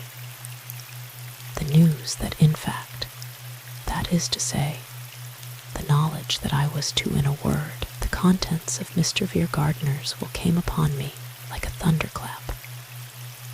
I did not even know your name until last Friday, when I had the pleasure of seeing you for the first time. Why Mr. Viergardner should have seen fit to make such a singular arrangement, I cannot conceive. I met him but once, so far as I am aware. He knew nothing of my private affairs. No doubt he meant well. It would, perhaps, be ungrateful on my part to find fault with his good intentions. But it is to be regretted that he could not fix on some more worthy object of his bounty than myself, or, at least, that he attached conditions to his munificent gifts which it is absolutely impossible I can fulfill." Lois' eyes were kindling with the varying sensations that rose in her heart as she listened. With the swiftness of an already overexcited brain, her imagination ran rapidly through every conceivable range of impediments, except the one that really existed. She looked so lovely, so graceful, so ethereal in the crosslight, that, as Paul Desfrayne looked down upon her fair, English face and beautiful figure, he felt a strange, yearning desire to take her for a moment in his arms and press one kiss upon the half-open rosebud lips. More than ever, he cursed the mad folly that had made him link those heavy chains upon his life that might never be loosened this side the grave. What was he about to tell her? Lois rested her hand on the stone ledge of the balustrade, for she felt unnerved and agitated. Paul Desfrayne was silent for some moments. Lois had only spoken once since he had joined her. Blanche, having ascertained to her great satisfaction that she would be allowed to stay all night, and partly settled a newly started scheme for a tour of some weeks with the Quaintrees, was about to rush back to Lois' side. But her quick glance had discovered how her friend was employed, and she drew back before she had made 3 steps. She discreetly returned into the drawing room and sat down at the piano. Lady Quaintree began to wonder greatly why Captain Desfrayne had not come to ask for a cup of coffee, and she now missed her young companion. It did not suit her plan of operations to let them have an opportunity of entering into any mutual explanations of which she might not be immediately cognizant. Therefore, observing that Blanche was alone, she asked, "Where is Lois, my dear?" "I left her on the terrace, ma'am," answered Blanche, turning round on her music stool. "Alone, Blanche?" "Yes, no. I did leave her alone, but I think she is talking to Captain Desfrayne now." "Oh, indeed, they are very foolish. I am sure they will take cold," said my lady, with an air of careless semi-interest. Blanche turned again to her board of black and white ivory keys and began running brilliant roulades. Mrs. Dormer asked her husband some questions about the state of the roads after the deluge of rain that had fallen, and in a few minutes Lady Quaintree found that she had an excellent opportunity of rising almost unobserved and moving across to the windows, which all opened directly upon the terrace. She moved gently, with a soft, silken rustle, from one window to another, until she arrived at one where she could command a perfect view of the 2 figures standing in the moonlight. It thus happened that, as Paul Desfrayne spoke those words declaring his inability to carry out any share in the dead man's wishes, Lady Quaintree was in the act of drawing open the window against which he had accidentally placed himself. Her ladyship would have disdained to play the part of eavesdropper, for she was a woman of high principle, although she deemed herself justified in thus interrupting what might be a critical explanation. She, therefore, heard nothing of what the young officer had been saying. Lois could not conceive why there should be such a tender sorrow in Captain Desfrayne's eyes, such a pathetic ring in his voice, such an echo of grief and despair in his words. With an eager unrest, she waited for the next words, which should explain the reason of the young man's inability to profit by the clauses in the old man's will. But instead of the tender tones of his voice, the suave, well-bred accents of Lady Quaintree sounded in her ears. With a great start, she turned and faced her ladyship. Paul Desfrayne did the same. "My dearest pet, you really ought not to linger here in the night air," said my lady. "I fancy Mrs. Dormer has been wondering where you have vanished to. Really, however, I am not surprised. The beauty of the night has tempted you to breathe its freshness and fragrance. It is so close and sultry within. Give me your arm, my love. I will take just one turn, and then we will go in and let Captain Desfrayne, Mrs. Dormer have a little music?" "Allow me, madam," said the young man, offering his arm. Lady Quaintry passed her hand lightly through the proffered support, and thus escorted, promenaded to and fro for about 5 minutes, Lois, on her left, attending her. Her ladyship was in charming spirits, and to any less preoccupied companions would have been most amusing. The lively nothings she rattled off fell on dull and indifferent ears, however, and she could extract little beyond abstracted monosyllables from Captain Desfrayne and an occasional languid smile, or a half-absent yes or no from Miss Turquand. "Would it be of any use offering you shelter for the night, Captain Desfrayne?" she asked, with a winning smile. "My dear young friend has appointed me viceroy over her house for the present. We shall be delighted to show you as much hospitality as our means will admit. You are very kind, and I am already indebted to you for the goodness and consideration which you have this day shown me," answered Paul Desfrayne. "But I really must return to my quarters tonight." "It will be a long and lonely ride," objected Lady Quaintry. "Can we order one of the carriages for your service?" "No, thanks. I should greatly prefer riding.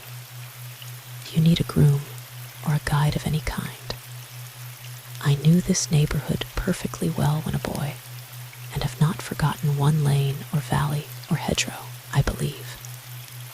Presently Lady Quaintry turned to go in, saying they must not neglect their other guests.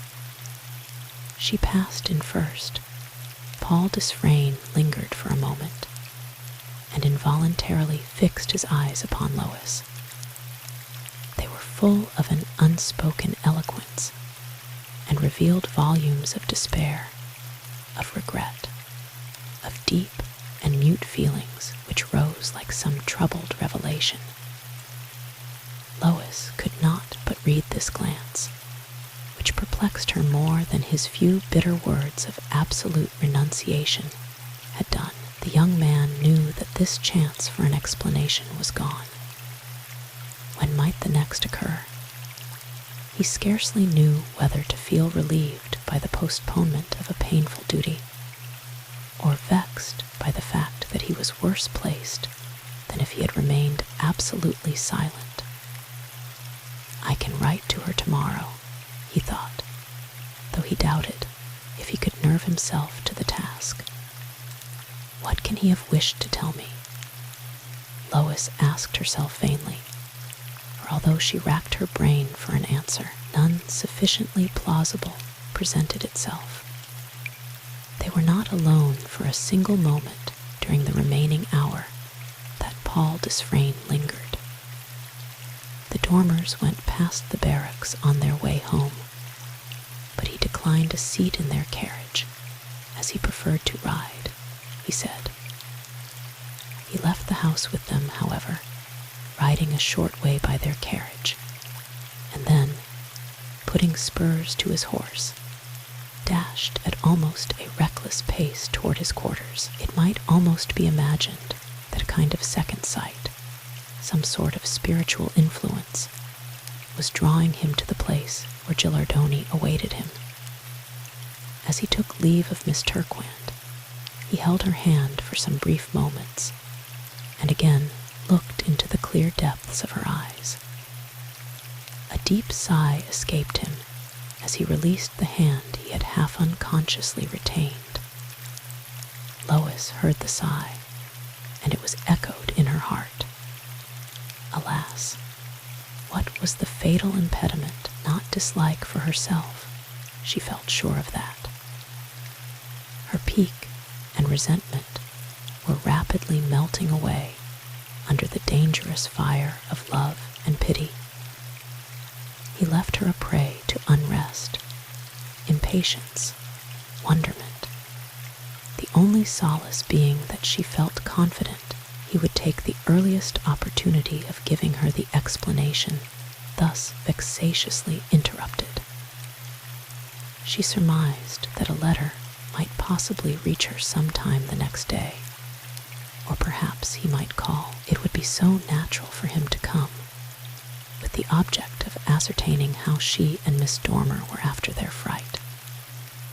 Somehow, she did not care to inform Lady Quaintree of what he had said, nor did her ladyship make the slightest approach to an inquiry. But when Lady Quaintree proposed to quit Floor Hall early the following day, she eagerly desired to stay, alleging truly that she was anything but well, as her fainting fit and the alarm she had suffered had unhinged her nerves. "Just as you please, my love. I will not dictate to you in your own house, and certainly you and dear Blanche do look very pale, so perhaps a day's rest will be desirable. But really I shall not be able to remain for more than 1 day longer. I have so many engagements," and she affected to consult a dainty blue and gold notebook, which assuredly did contain a sufficiently full program for the week, but which would not have bound her if she had not found it convenient. With Blanche, Lois was more open. Miss Dormer came for a little while into her room, which the girls would gladly have shared, and listened with absorbed interest to the brief account of the mysterious words spoken on the terrace. When Lois paused, Blanche reflected seriously. "You have not consulted Lady Quaintree yet since he said these singular things?" she asked. "No," replied Lois, in a low, constrained voice. "Is it too late to speak to her now?" Lois shrank back. "I know it would be best," she said, and yet, I do not like to speak to her until I have something more definite to say. She has always been kind and good to me, but you must remember that she has been my mistress, far above me in every respect, and I can scarcely, I know I am wrong, ungrateful." And yet Blanche smiled and shrugged her pretty shoulders almost imperceptibly. "I understand," she said, very softly. "I suppose Captain Desfrayne will explain himself to her. I wonder much he has not tried to do so tonight. He might easily have found or made an opportunity. You have told me exactly what he said, word for word. It seems imprinted on my memory, and every sentence seems still sounding in my ears. I suppose I was so startled that it made a particular impression on me. Shall I tell you what my opinion is? Probably within a few days, perhaps tomorrow, you will learn the truth. But may I hazard a guess? Pray tell me what you think, my dear friend." Blanche fixed her eyes on the pale face of Lois. "It is my belief," she said, very slowly, speaking as if deliberately, "it is my firm conviction that he is secretly married." Lois shrank back once more. Such an idea had not occurred to her, but she could not refuse to see the probability of the suggestion. She was unable to speak. Somehow, ice seemed to fall upon her heart. "Secretly married," she at length echoed faintly. "Why should he be ashamed or afraid to acknowledge such a thing?" "That remains to be seen," replied Miss Dormer, "but I believe such to be the fact. I have read and heard of many cases where gentlemen, handsome and proud as Captain Desfrayne, have married persons whom they had every reason to be ashamed of. But he may not be ashamed of his marriage, my dear. There are many reasons why people conceal that they are married." Long after Blanche quitted her, Lois remained gazing from her open window, painfully meditating, He was perhaps then already married. Tired, agitated, weak from fright, and from the strain on her nervous system, the young girl rested her head upon her hands, and a few tears trickled over her fingers. She started up. "What folly," she muttered. "Why do I dwell so much on the words he spoke tonight? What does it signify? I do not care for him. He is a stranger to me, and likely to remain such. When I have been duly informed of the reasons why he is unable to assist me in doubling my fortune by marrying me, there will be an end of the matter. I am almost sorry now I did not agree to Lady Quaintree's suggestion and return to London tomorrow. Probably he will send a letter to her ladyship by his servant some time tomorrow afternoon. I do not wish to marry him. I will never marry anyone I do not love, and I have never yet seen anyone I could really care for. I will go to bed and get to sleep, as I ought to have done about 2 hours ago." She did go to bed, but the effort to sleep was quite an abortive one. Feverishly she turned from side to side, unable to rid herself of the memory of those eloquent glances, those deeply regretful broken words, those pathetic tones, until at last she arrived at the conclusion that she would willingly have forfeited her newly acquired fortune never to have heard of or seen Paul Desfrayne. Chapter 20. The Break of Dawn. It was with difficulty Gilardoni could curb his impatient desire for his master's return. Could he by any possibility have imagined in which direction to seek for him, he would have started off in quest before the storm was well exhausted. But he was absolutely a stranger in this part of the world, and for aught he could tell, his master might be the same. He was perforce obliged to remain in Captain Desfrayne's rooms in absolute inaction, listening with keenly strained watchfulness to every sound, every footfall of man or beast. Unfortunately, the rooms did not overlook the yard through which the young officer must enter the barracks, so Gilardoni did not enjoy the half-irritating consolation of watching the gate by which he would come. It was very late before there was the slightest sign of Captain Desfrayne's coming.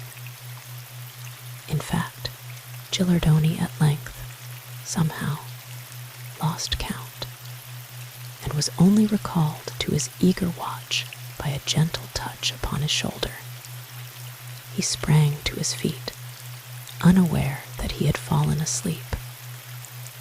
Captain Desfrayne had come into the room quietly. At first he had thought of letting the poor tired fellow have his sleep to the end in peace, but finding he needed his services, he had aroused him. "No matter, my good Gilardoni," he said, with that pleasant, winning, yet sad smile that had become habitual to him. "I have no doubt you are tired waiting for me. I am dog-tired myself. This afternoon I was caught in the storm, and had the good luck, there was an imperceptible shade of irony in his tone, to find shelter in a friend's house, so was delayed. Will you?" The words died on his lips. Gilardoni had placed the tiny packet in the silver tissue paper on the table, just within the rays of the lamp, and Paul Desfrayne's glance happened to light on it as he spoke.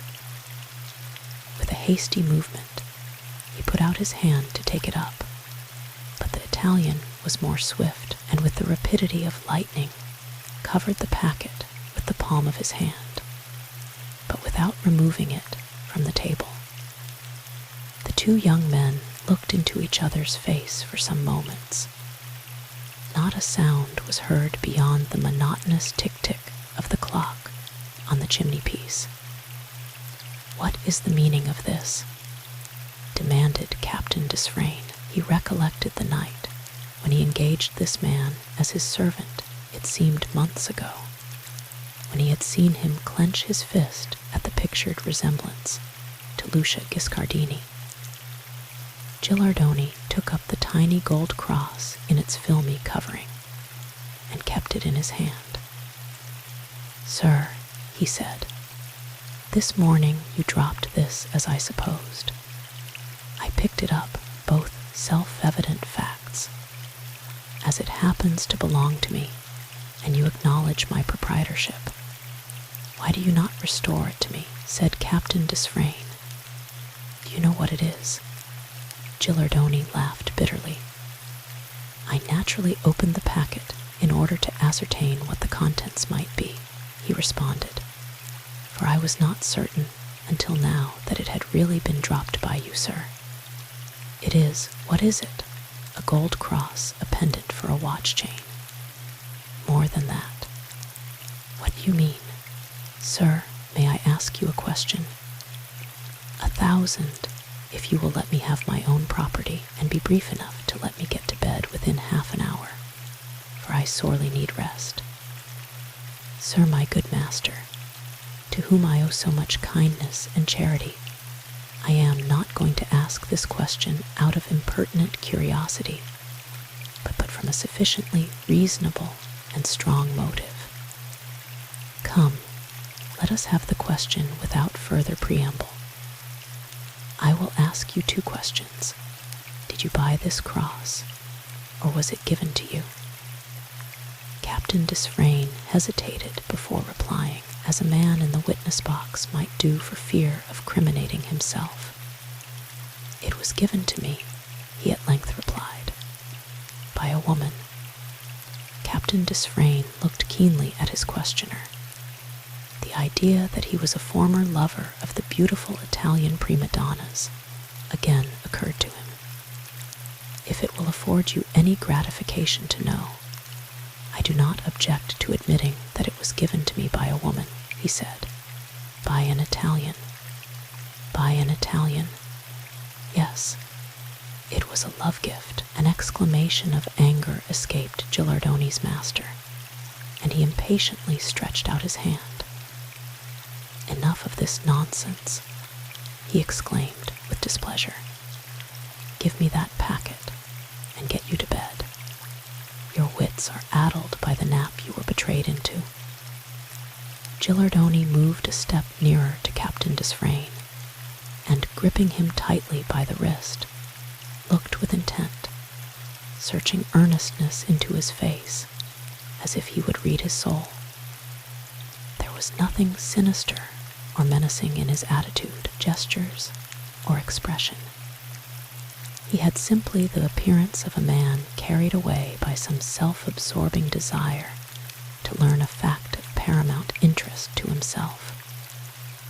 "This cross," he said, "was given to you by Lucia Giscardini. I do not understand why the fact should interest you," answered Paul Desfrayne. "It certainly did come from her hand. What was Lucia Giscardini to you, or you to Lucia Giscardini, that the sight of her gifts to another should cause you so much emotion?" "Did she tell you where she had obtained this toy?" asked Gilardoni. "I did not think of inquiring. She linked it on my watch chain one day, and there was an end of the affair." "I knew this as well as if I had been present," muttered the Italian. "Oh, false, wicked, traitorous serpent." These latter words he spoke so rapidly in his native language that his master did not catch their import. "If you knew, why the deuce have you put yourself to the trouble of asking so many questions? I should be glad to know what you mean by cross-examining me in this ridiculous manner. You apparently consider you have no very good reason to like this same Lucia Giscardini. Has she done you any harm?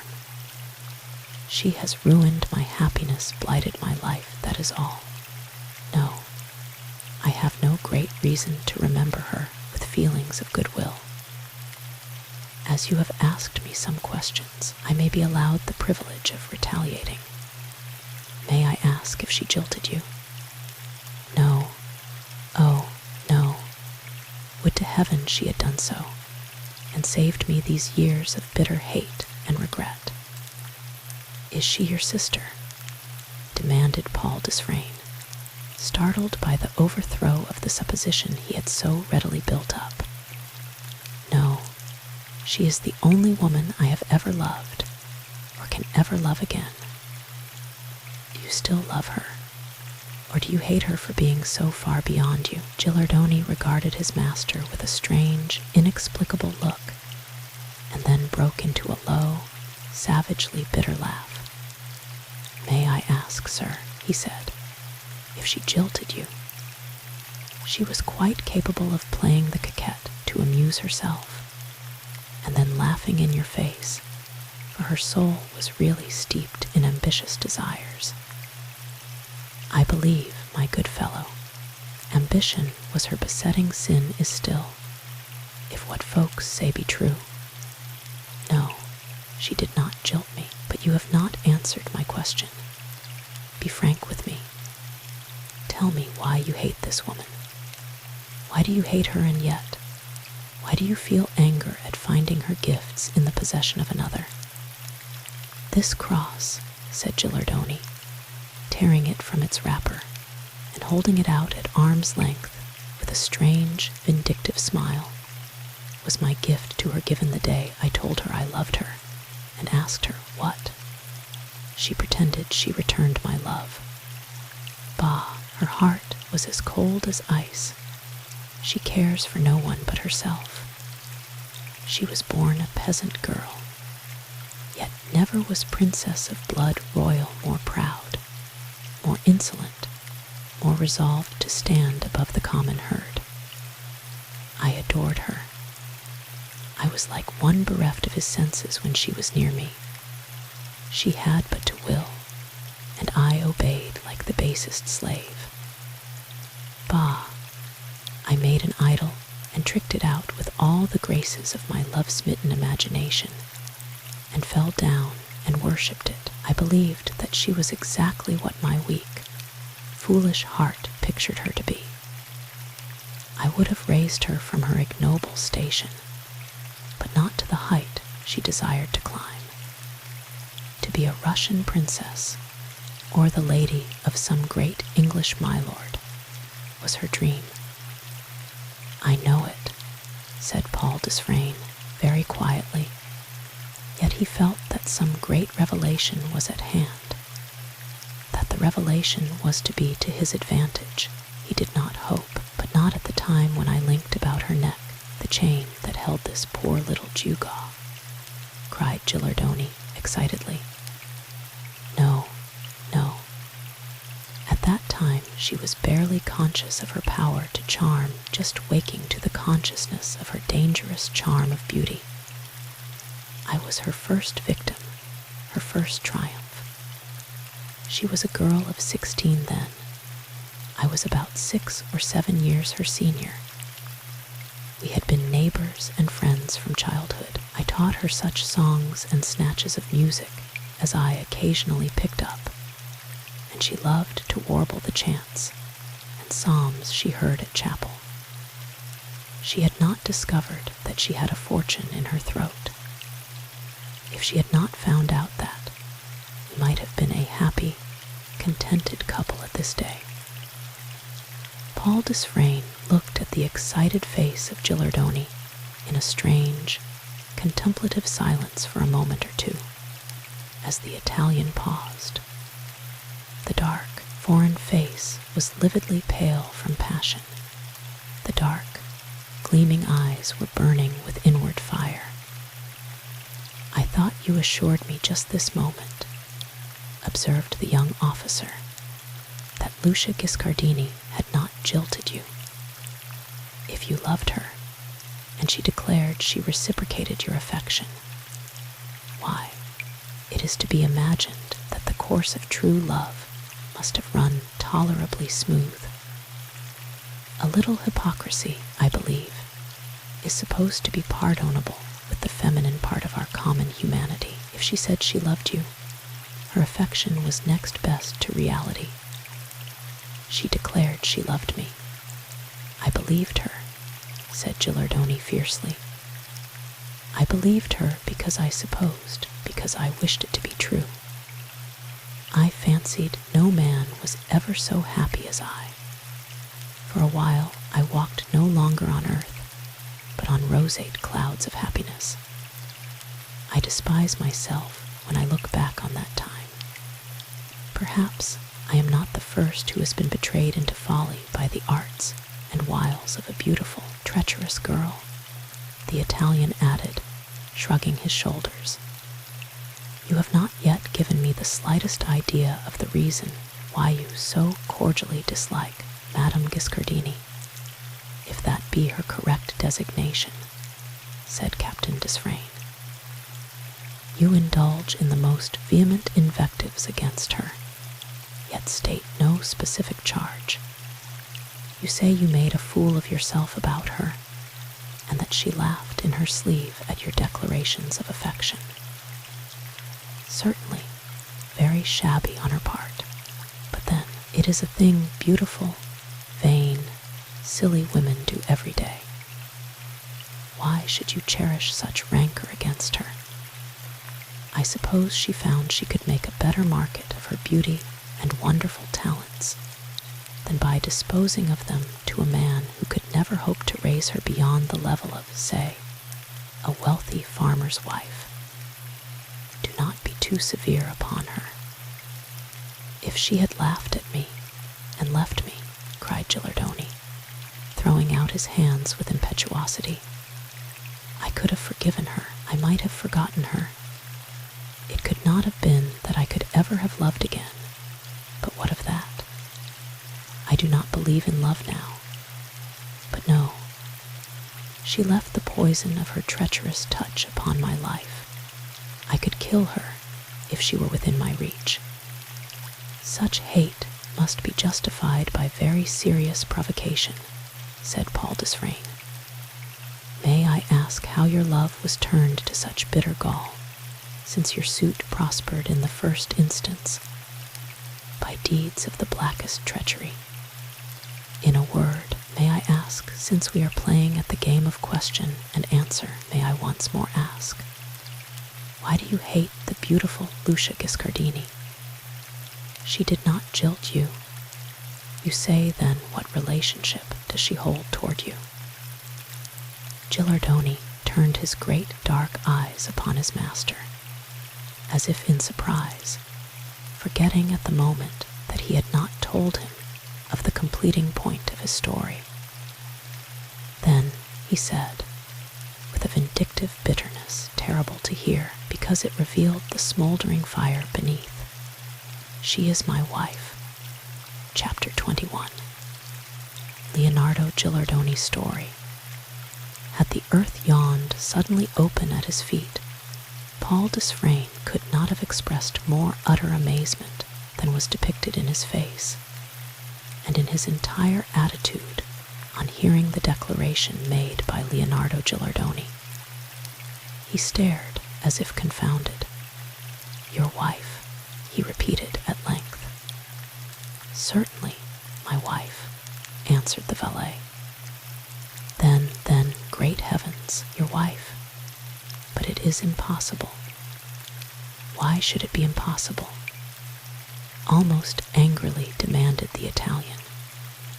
Do you mean it is impossible that the famous star of the lyrical stage should be the wife of a poor, penniless fellow like myself?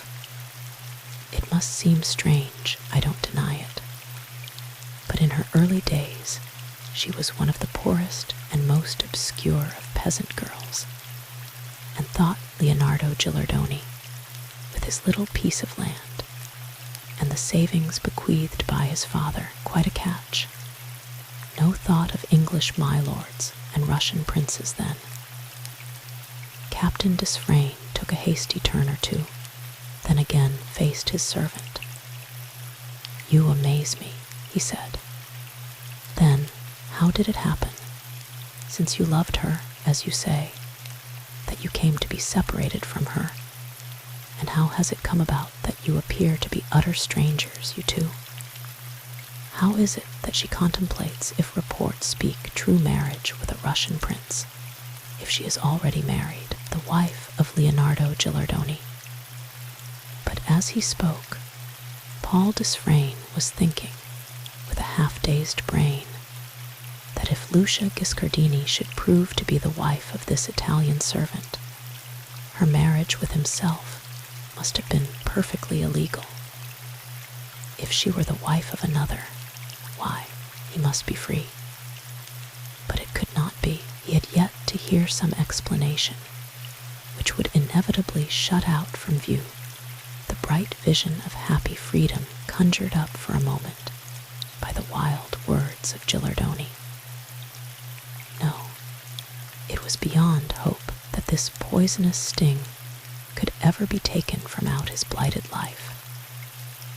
The lovely, pure face of Lois Turquant, as he had seen it on the terrace in the dim, dreamy light, rose before him, as if to reproach him for a wrong unconsciously wrought against her by his fatal marriage. It was evident Gilardoni knew nothing whatever of Lelouch's marriage with Paul Desfrayne. The Italian was watching his master's countenance as if anxious to discover the current of his thoughts. There was a momentary pause. Then Gilardoni said, less excitedly, "Why does she think of bettering her condition by a splendid marriage with a great noble when she is the wife of a poor serving man like myself? Simply because she has destroyed the evidence of her unlucky first marriage." In spite of his better sense, a sharp spasm of disappointment seized the heart of Paul Desfrayne. He was, perhaps, worse placed than before. Until now, he had given Lucia Giscardini credit for being what she really represented herself to be, and had imagined that balked ambition, rather than absolute wickedness, had led to her vile deception and iniquitous treachery toward himself. She had seemed a wild, undisciplined creature, ignorant of the world and its ways, cold and reserved except on a few occasions when she had permitted him to snatch feverish kisses from her lips and press her in his arms. But now, if Gilardoni's accusations were true, she was a crafty, evil, unscrupulous woman who had crushed an innocent man with the hope to step up into wealth and power. She was the wife of this servant, yet at any moment, did she so will, she could claim to stand by the side of Captain Paul Desfrayne, whose legal wife she was until proof of a prior marriage could be obtained. Wife of Paul Desfrayne, so proud of his untarnished family name and descent, so adoringly fond of his mother, whose besetting sin was family pride and love of the world's homage, destroyed the evidence of her first marriage. Paul Desfrayne slowly repeated, "I cannot understand you. Sir, I will tell you the pitiful history. 'Tis not very long. As children, Lucia and I were playmates. She was an imperious, overbearing tyrant, but her beauty, her wiles, her artless ways, as they appeared to be, gained for her complete dominion over my every thought and action. I was some 6 or 7 years her senior, and useful to her slave, her jackal. She was an orphan, and lived with an old woman, some distant kind of relation. I lost my parents when about 18 or so, and was left my own master. When Lucia was some 10 or 11 years old, I resolved that she, and none other, should be my wife at some future day. I told her so many, many times, and she generally agreed, laughingly, she was 16, I found that I passionately loved her.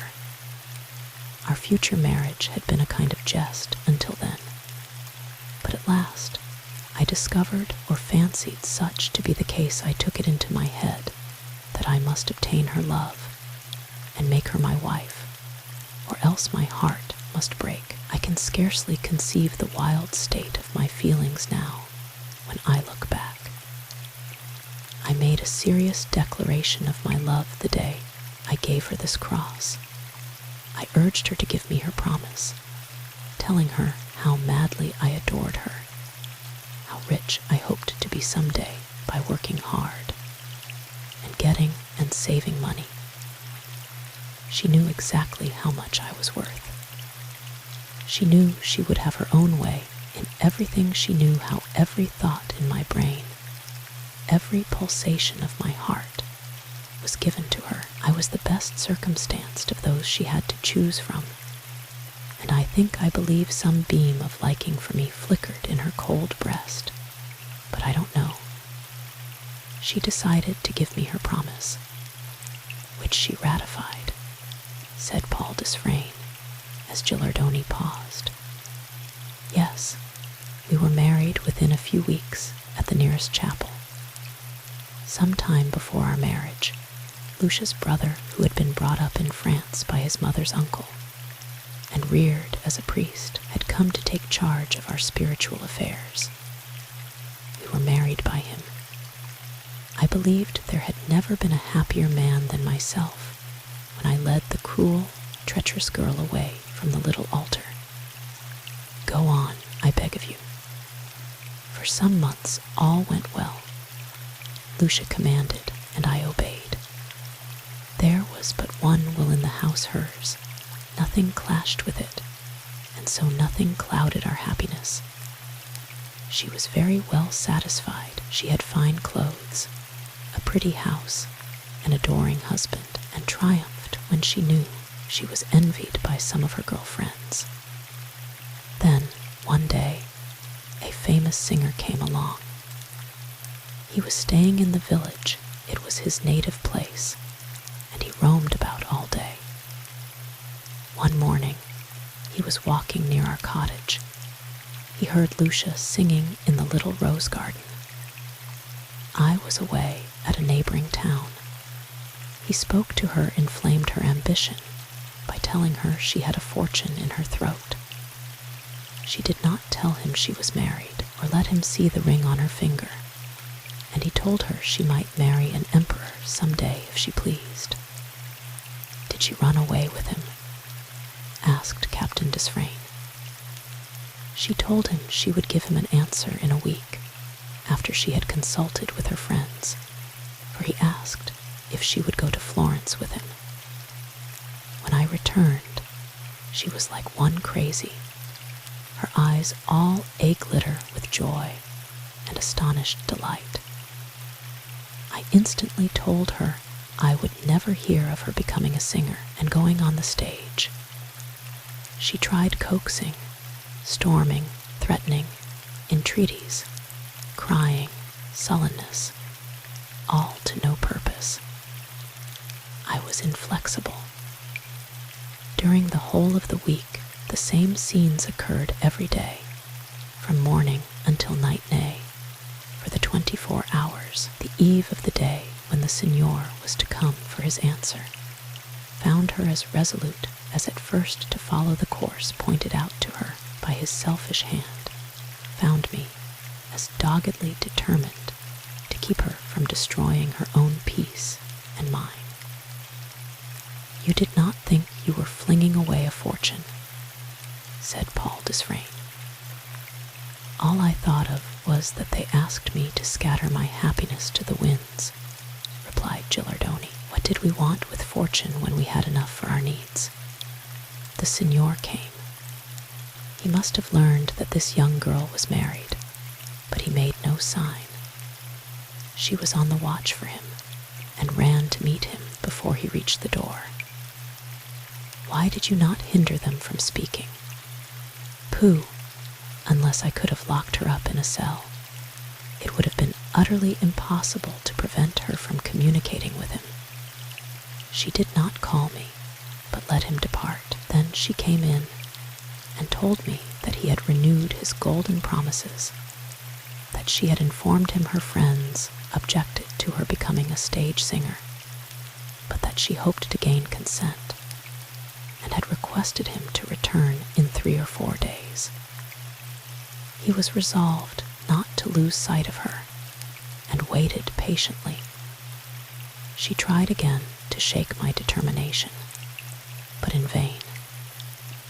I then thought of applying to her brother, the priest, for help in combating her fatal desires and intentions, but he had consented to go to America as a missionary, and was at that time away making some final arrangements, partly settling who should succeed him in his humble cure.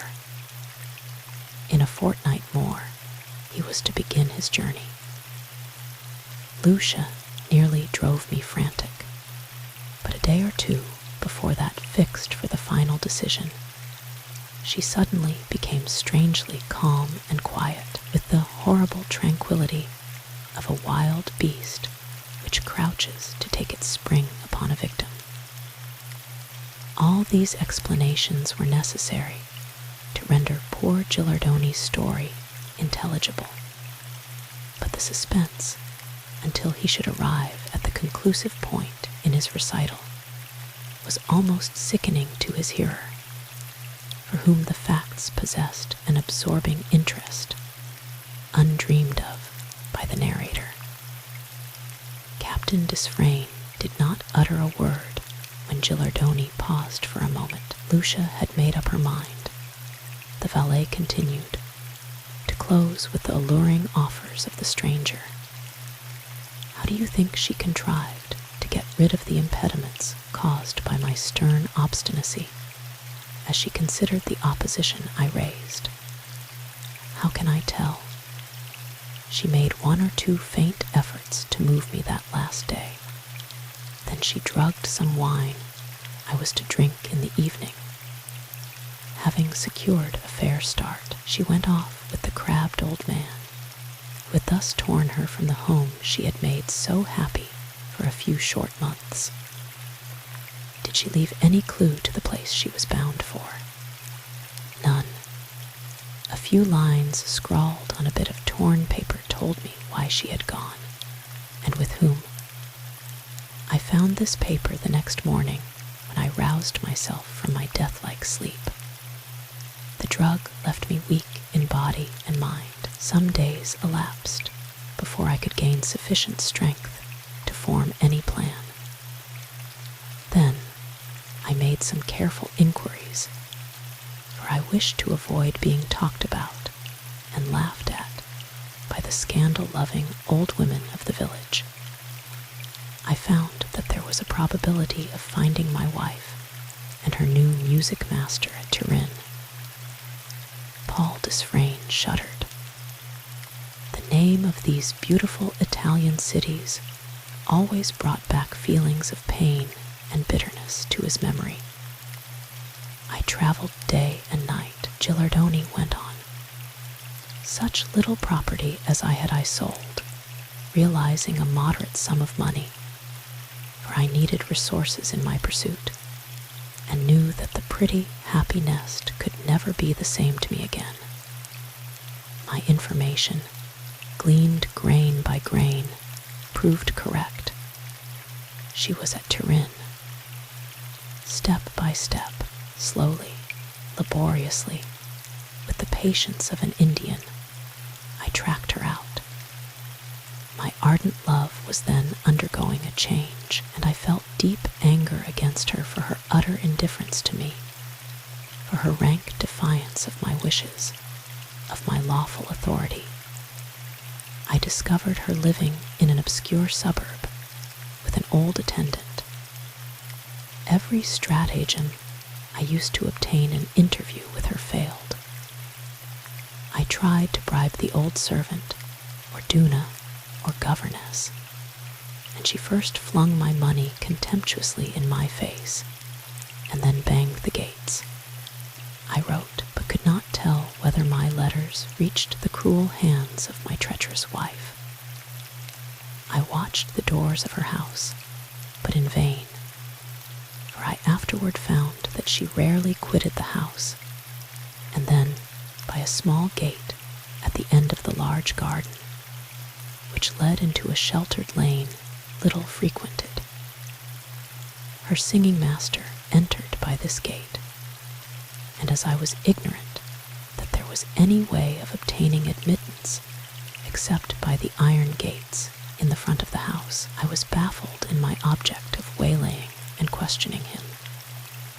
By dint of inquiring ceaselessly, I found out where he lived, and one day I went to his house and confronted him. And the result? I demanded of him my wife. He laughed at me and my reproaches, entreaties, and threats. At last, he menaced me, said that if I again annoyed him, he would hand me over to the authorities as a dangerous lunatic. He professed to know nothing of the person I asked for. In spite of my fury, I had the sense to think that perhaps my wife had given him a name other than her own or mine. I endeavored to reasonably explain the circumstances of her flight. He sneered at me for an idiot or an impostor, and coolly showed me the door. I thank heaven I did not slay him in my frenzy and despair. Then, did you ever see the woman your wife again? By accident, I discovered the existence of the little gate at the back of the house. I was passing down the shaded lane and noticed the gate open. The idea of its belonging to the house where my wife was staying did not occur to me at the moment. I happened to glance through, and the wild beauty and luxuriance of the large garden attracted my eyes. I stood for some minutes, inhaling the delicious odor of the flowers, when I heard a step and the rustle of feminine garments. An instant more, and I saw my wife, Lucia, pacing slowly along the path, her skirts trailing over the mingled flowers and weeds of the flower borders, her eyes cast down, her arms hanging by her side, looking weary, and I fancied sad. I stood still, spellbound, as if unable to move a step. For a second my heart melted. The mad love I cherished rose in all its old intensity. I flattered myself that perhaps she regretted her precipitation. I induced myself to imagine that she was to a great extent influenced by the mercenary old dog who had lured her away. The idea that she might welcome me with a cry of gladness and throw herself into my arms with tears of penitence unnerved me. Well, she drew nearer and nearer, unconscious of my presence, the shrubs that grew about the door or gate serving to conceal me.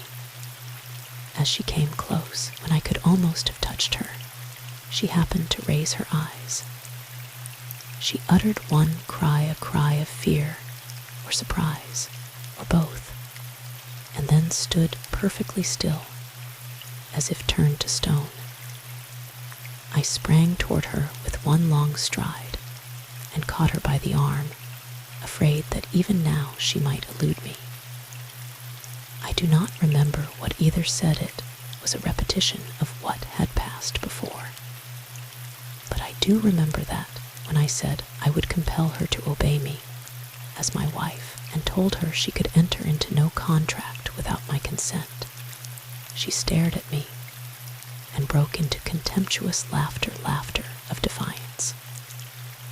She answered that she was no wife of mine and acknowledged the authority of no one save her nearest relative, her brother, the priest. For a moment, I really thought her brain was turned. I asked her if she could deny that her brother had joined our hands in the little chapel of our native village. She declared I was uttering rank falsehood or impertinent folly. I swore I would soon prove our marriage and bring witnesses by the dozen. She laughed again and said I was welcome to indulge in my own fancies, unless they annoyed her. You said she had destroyed the evidence of the marriage, said Captain Desfrayne, fixing his eyes on Gilardoni, as if to read his very soul. Thunderstruck, confounded, I knew not what to say. I thought it was a ruse to get me to leave the garden, for perhaps she feared I might enter the house, and then be difficult to dislodge. So I no longer thought she had lost her senses, but that she was trying to do by cunning what she could not hope to effect by force or persuasion. But in the end, she had her own way. It was of no earthly use arguing with her or threatening. She was immovable, and answered every sentence I addressed to her by the same firm iteration of the fact that she was no wife of mine. She laughed insultingly when I said the law would speedily decide between us. Perhaps she knew it was an idle threat of mine. For what could the law do to bring again to my arms the woman I had deluded myself into imagining loved me? I was unable to guess what she meant by so boldly denying she had been married to me. In brief, I left her. I lost no time, but hurried back to obtain proof of my marriage. Chapter 22. A vision of freedom. On my return to our native village, after an absence of some 2 months, continued Gilardoni, I found that the priest, Lucia's brother, had departed. His successor, a stranger, received me very kindly, but when I revealed to him my painful situation and asked his advice, he looked perfectly distressed. When I begged him to let me have a copy of the register of my marriage, he told me, with much agitation, that the book had been stolen. Stolen by her, exclaimed Paul Desfrayne. Without a doubt, replied Gilardoni. He had not arrived at the time it was purloined. I believe that the night Lucia fled from my home, she gained access to the chapel, taking the keys from her brother's room. It was not until the eve of his departure that he knew anything of the loss, for there had not been any occasion to use the book during those last weeks. She had taken this daring means to free herself from your authority or the legal control you might have exercised over her, said Paul Desfrayne. Had she, think you, destroyed the book? He made the inquiry with a flutter at his heart. I suppose so, answered Gilardoni. It is impossible she would have had the folly to preserve it. The probability, the certainty is that she burned it. What infamy, what wickedness, cried Paul Desfrayne. Gilardoni shrugged his shoulders. Her insatiate ambition, her craving for wealth, station, luxury, overmastered all other feelings, he said. Then she was free to defy you and all the world. Quite so. What did you do on making this extraordinary discovery? What could I do? No inquiries could enable me to glean the slightest clue to the place whither her brother, the priest, had gone. I sought in every direction my limited resources admitted of for information as to his whereabouts, but beyond the fact that he had gone to America, could learn nothing. America? What part of America? I could not ascertain. Some place in South America. Afterward, when I began to move about more freely, I might perhaps have obtained the name of his location, but by that time I had lost all desire of even seeing or hearing of the treacherous woman I had made my wife. I said to myself, even if I succeeded in proving the legality of my union with her, of what avail would it be? She would never return to me. Even if she did, she would be like another creature, not the Lucia I had loved, the pretty, innocent girl I fancied loved me. Did you see her again? I made no attempt to do so. I wrote a few lines, bitterly reproaching her for the crime she had committed, the double crime. Of that brief letter, she took no notice whatever. She continued, I believe, to study with the Signor Ballerini until fitted to appear on the stage. I do not know what agreement she made with him. The only thing I know is that she came out under her own name, not, thanks be to Providence, under mine. And then she attained her desire of becoming a star of the first magnitude, said Captain Desfrayne, as Gilardoni paused. She gained the wealth, luxury, power, all but the rank she yearned for. Did you ever see her after that day you came on her by accident in the garden at Turin?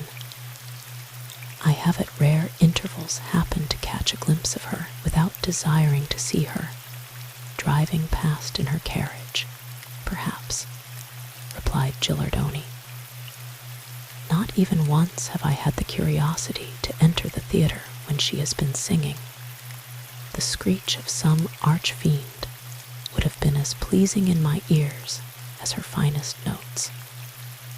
Not once have I felt an inclination to ask a question as to her way of life. People have told me that she is one of the best of women, noted for her charity and goodness. They little knew that he to whom they spoke had the first right to be considered in her schemes of benevolence. I took no care of my little money, already diminished by my searches after her unworthy self and after her brother. The consequence was, I soon became reduced almost to the verge of want. The good priest, who had succeeded the Padre Joseph, my brother-in-law, obtained for me a situation as servant to a nobleman, the Count di Venosta, with whom I was when I first saw you, sir. My life flowed in a dull current until his death. After that, illness, poverty, misery, despair, until these last few days, when I had the good fortune to meet with you, and you had compassion on my friendless state. Captain Desfrayne considered for some moments. Should he reveal his painful secret to this man who had been so frank with him? He could not resolve to do so. The humiliation would be too great. Before, he had felt his situation most painful. These revelations rendered it well nigh insupportable. That Madame Guiscardini should have the daring to plan the theft of the marriage register, and the nerve, the cool audacity, to carry her plot into execution, and then refrain from the destruction of the proof she desired to keep from all men's eyes, was incredible. Yet a strange thought occurred to him. If no proof of her marriage with you exists, he said to the Italian, how do you account for the fact that she evidently fears to accept any of the brilliant offers they say she has received? Very easily, answered Leonardo, with a savage grimace. Although the book is, or may be, no longer in existence, her brother may be found any day, and he could prove her marriage. I do not care to seek him, and if I did, my poverty restrains me. But she probably knows well that if she dared to marry any of these infatuated nobles, who are ready to throw their coronets at her feet, I should stand forth and denounce her. If I declare her to be my wife, she must disprove my words. I, in my poverty, can do nothing but rich man such as she would desire to wed, could seek for the man who could seal my words as truth. A thrill of hope ran through the heart of his hearer. For a moment, the impulse to tell him the bitter facts of his own share in Lucia's miserable history almost overmastered Paul Desfrayne's prudence.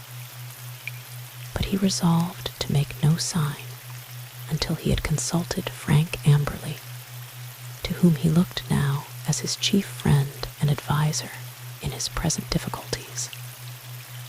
If he could get leave of absence, he meant to go to London for some hours the next day in order to see the young lawyer.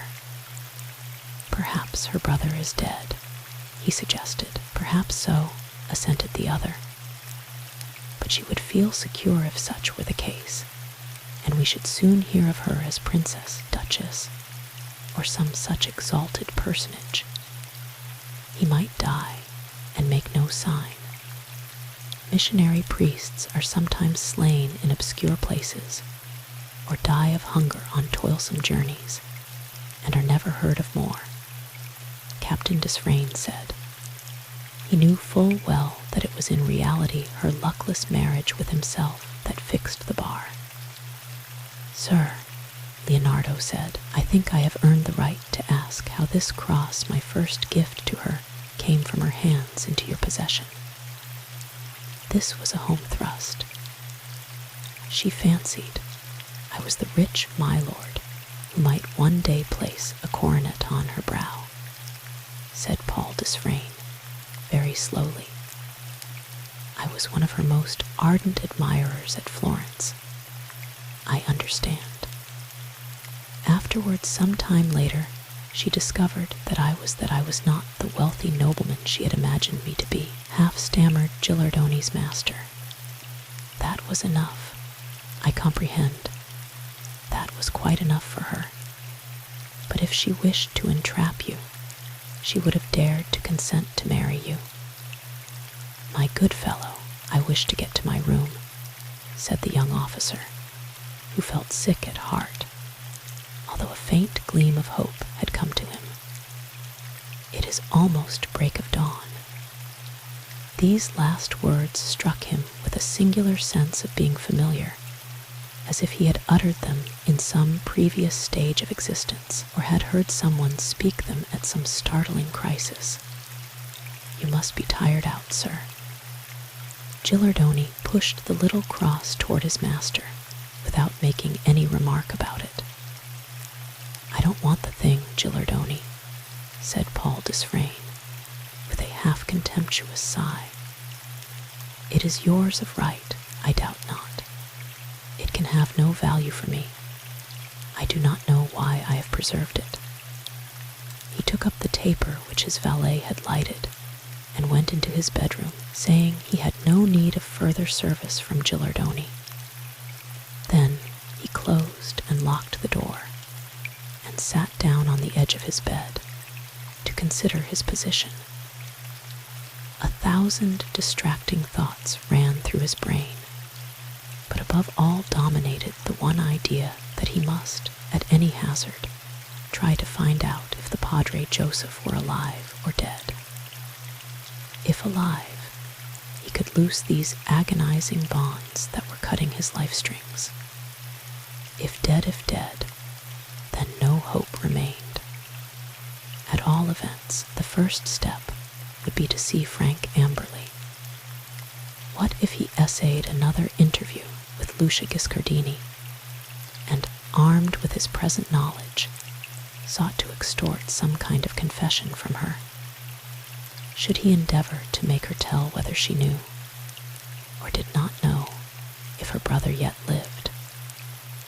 With his unhappy experience of her obstinate and violent temper, he could scarcely hope for any good result from seeing her. He had no power or influence over her, could offer no inducement of any kind to persuade her to admit anything. Too well he knew beforehand that she would flatly deny her marriage with Leonardo Gilardoni, would probably deny that she had now, or ever had had a brother at all.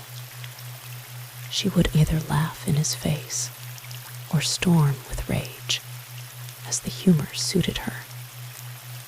To seek out the priest would demand an immense outlay, and if, after all, the search should prove unavailing, or he should be dead, then he, Paul Desfrayne, would be left penniless and possibly heavily in debt.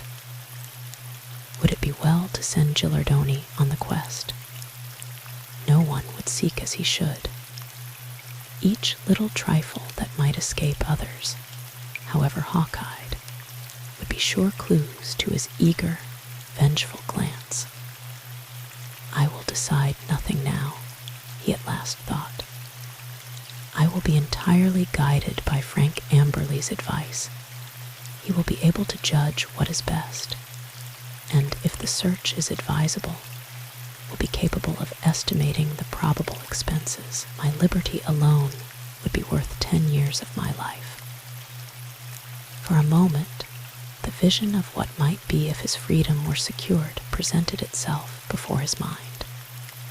But he dared not indulge in the dangerous contemplation of such a joy, and sank into troubled slumbers as the first rays of the morning sun penetrated into the chamber. His face looked worn and weary in the fresh morning beams.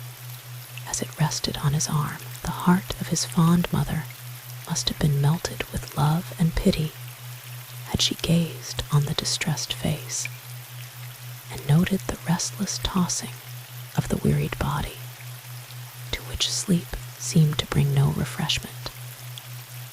Asterisk, asterisk, asterisk. The day came in its inevitable course. Lady Quaintree and Lois made sure that they would see Captain Desfrayne during the afternoon. Ordinary etiquette, if no other feeling, must bring him to inquire how the young ladies fared after their fright. Lady Quaintree did not attempt to induce Lois to confide in her. Lois, on her side, did not volunteer any remark beyond a very few dry commonplaces regarding the rescue of herself and Blanche Dormer from their perilous situation. The young girl made no sign whereby Lady Quaintree could judge of the state of her feelings. Both were prepared to wait with a kind of painful uncertainty for Captain Desfrayne's coming. Each wished, for different reasons, that this journey had never been undertaken. Had any rational excuse been at hand, each would have urged an immediate return to London. The question was settled very unexpectedly. As the three ladies rose from breakfast, a servant came in very hurriedly, the bearer of a telegram directed to Lady Quaintree. Her ladyship's hand trembled slightly as she took the paper from the salver, and she hesitated for a moment before breaking the envelope. Telegrams, when unexpected, are always more or less alarming, and Lady Quaintree could not think of any possible good reason why anyone should address one to her. She took it out, however, and, putting on her gold-rimmed spectacles, read the curt sentences. Return as soon as possible. My father ill, though not seriously so. He wishes for you. A train leaves Halston at 12:15, the next at 2:45. It was from her son Gerald. Lady Quaintree gave the telegram to the two girls, while she inquired if the messenger was still in waiting. The youth who had come from the railway station was called into the room. Lois wrote an answer from Lady Quaintree's dictation to the effect that they would start by the 12:15 train, and this was sent by the same messenger who had brought the telegram. As the visit was simply a flying one, little preparation had been made, and the ladies' luggage was of the most portable description, So Justine, who was hastily summoned, had nothing to do in the shape of packing. Mrs. Ormsby was sent for, and came in dignified haste. "We are obliged to leave a day sooner than we had arranged for, Mrs. Ormsby," said Lady Quaintree. "Miss Turquand is not sure of what time she may return, and it may be a long period before I come again, but we are both well pleased with the order and arrangement of everything in the establishment under your control." The housekeeper curtsied to imply her thanks and gratification. Her ladyship requested that the carriage might be ready at once, as they left by the 12:15 train for London. A council of war was held as to the desirability of Blanche's accompanying them. No time remained for consulting her parents, so at length Lady Quaintree settled that she should go with them, even if my lord should prove more unwell than my son admits. She said, "You will be a great comfort to me and to our dear Lois, and if you should find my house irksome under the circumstances, I can easily locate you with any one of half a dozen friends who would be delighted to receive you, my love." The three were soon equipped for their journey.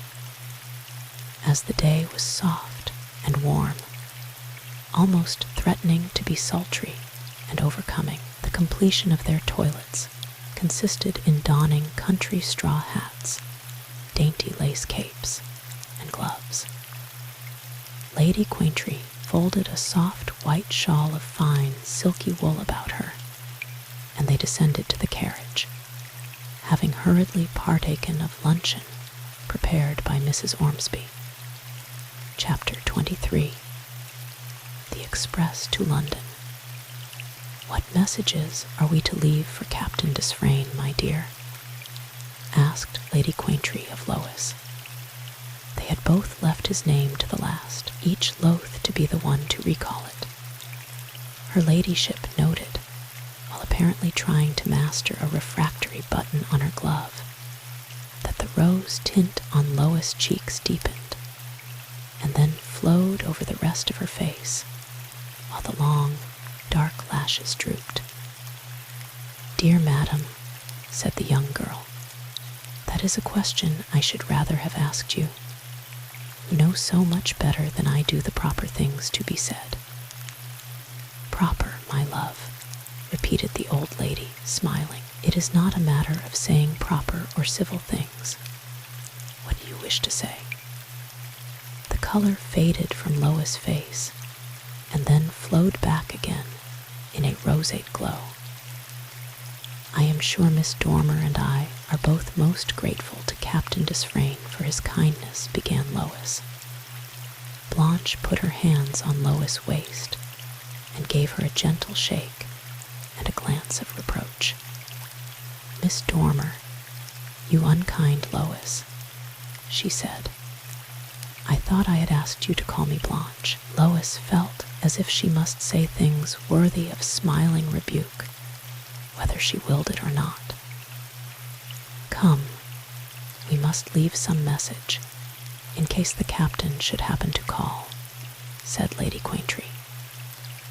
"Mrs. Ormsby," she continued, turning to the housekeeper, who was following to attend them to their carriage, "if Captain Desfrayne, the gentleman who dined here yesterday, should come during the day, will you be good enough to inform him that we were unexpectedly summoned to London on the most urgent affairs?" "I will do so, my lady," replied Mrs. Ormsby. The carriage drove off, containing the three ladies, Justine and the one or two other servants immediately attending them. There was no time to send for Blanche's maid, but it was agreed that she should be sent for at once on their arrival at Lowndes Square. Lois gazed at the stately hall and its lovely grounds with strange, mingled feelings, as the carriage bore her swiftly away. An uncomfortable sensation rose in her throat, as if tears of regret were stealing from their hiding place, as she reflected that she was in all likelihood losing a chance of seeing Paul Desfrayne and hearing his promised explanation. "He will come today, and I shall not be here," she thought. His face and form haunted her, try as she would to banish the recollection.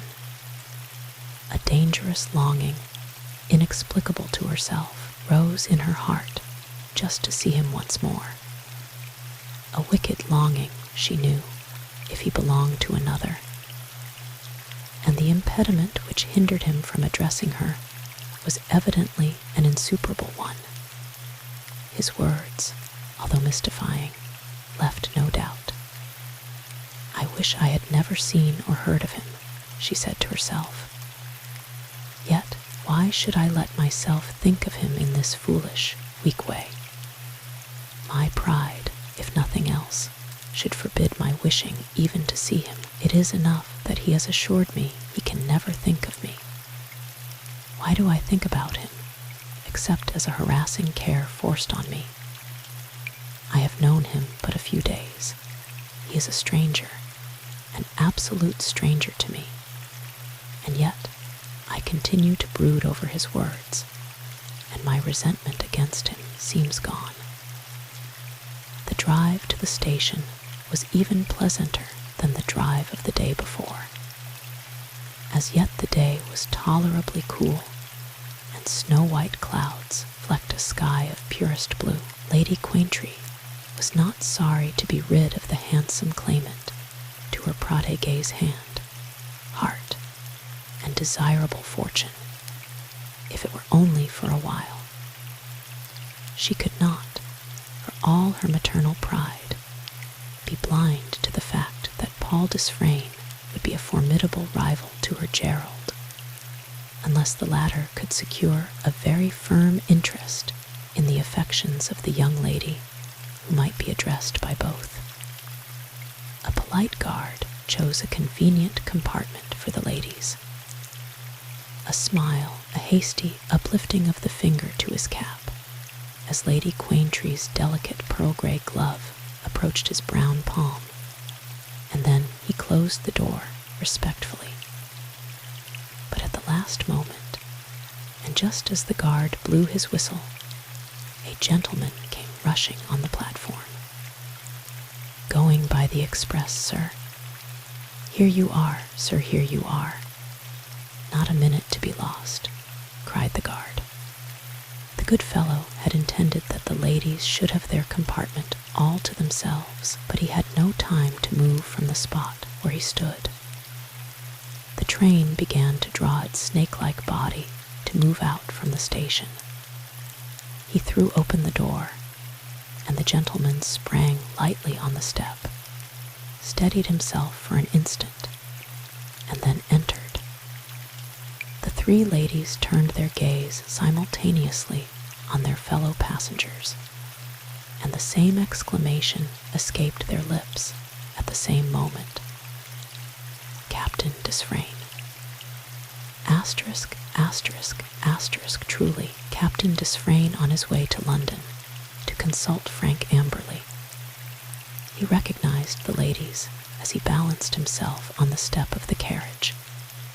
Had it been possible, he would have drawn back and gone anywhere rather than continue this journey in Lois' company. For a second, his eyes met hers. New hope, clouded by pain and uncertainty, beamed in his. Fear, timid reproach, inquiry, doubt glanced from hers. Blanche could not help exchanging a look of amazement with Lois, nor could it escape her notice that the telltale crimson mounted to Miss Turquoine's cheeks, just now so pale. Captain Desfrayne. "An unexpected pleasure," said Lady Quaintree, extending her hand, though secretly ill-pleased. "Quite so," answered Captain Desfrayne, himself anything but delighted. I had not the most distant idea you and Miss Turquand intended to quit Floor Hall so soon. He could not hinder his eyes from wandering to Lois' face. The young girl, filled with anger at his inconsistent conduct, averted her head and gazed from the window. When she stole a glance at him again, he was looking from the window on his side, his face clouded by the care and trouble that seemed rarely absent. Nobody said much during the journey, for subjects of conversation were not readily found, and even Blanche had abundant matter for mental consideration.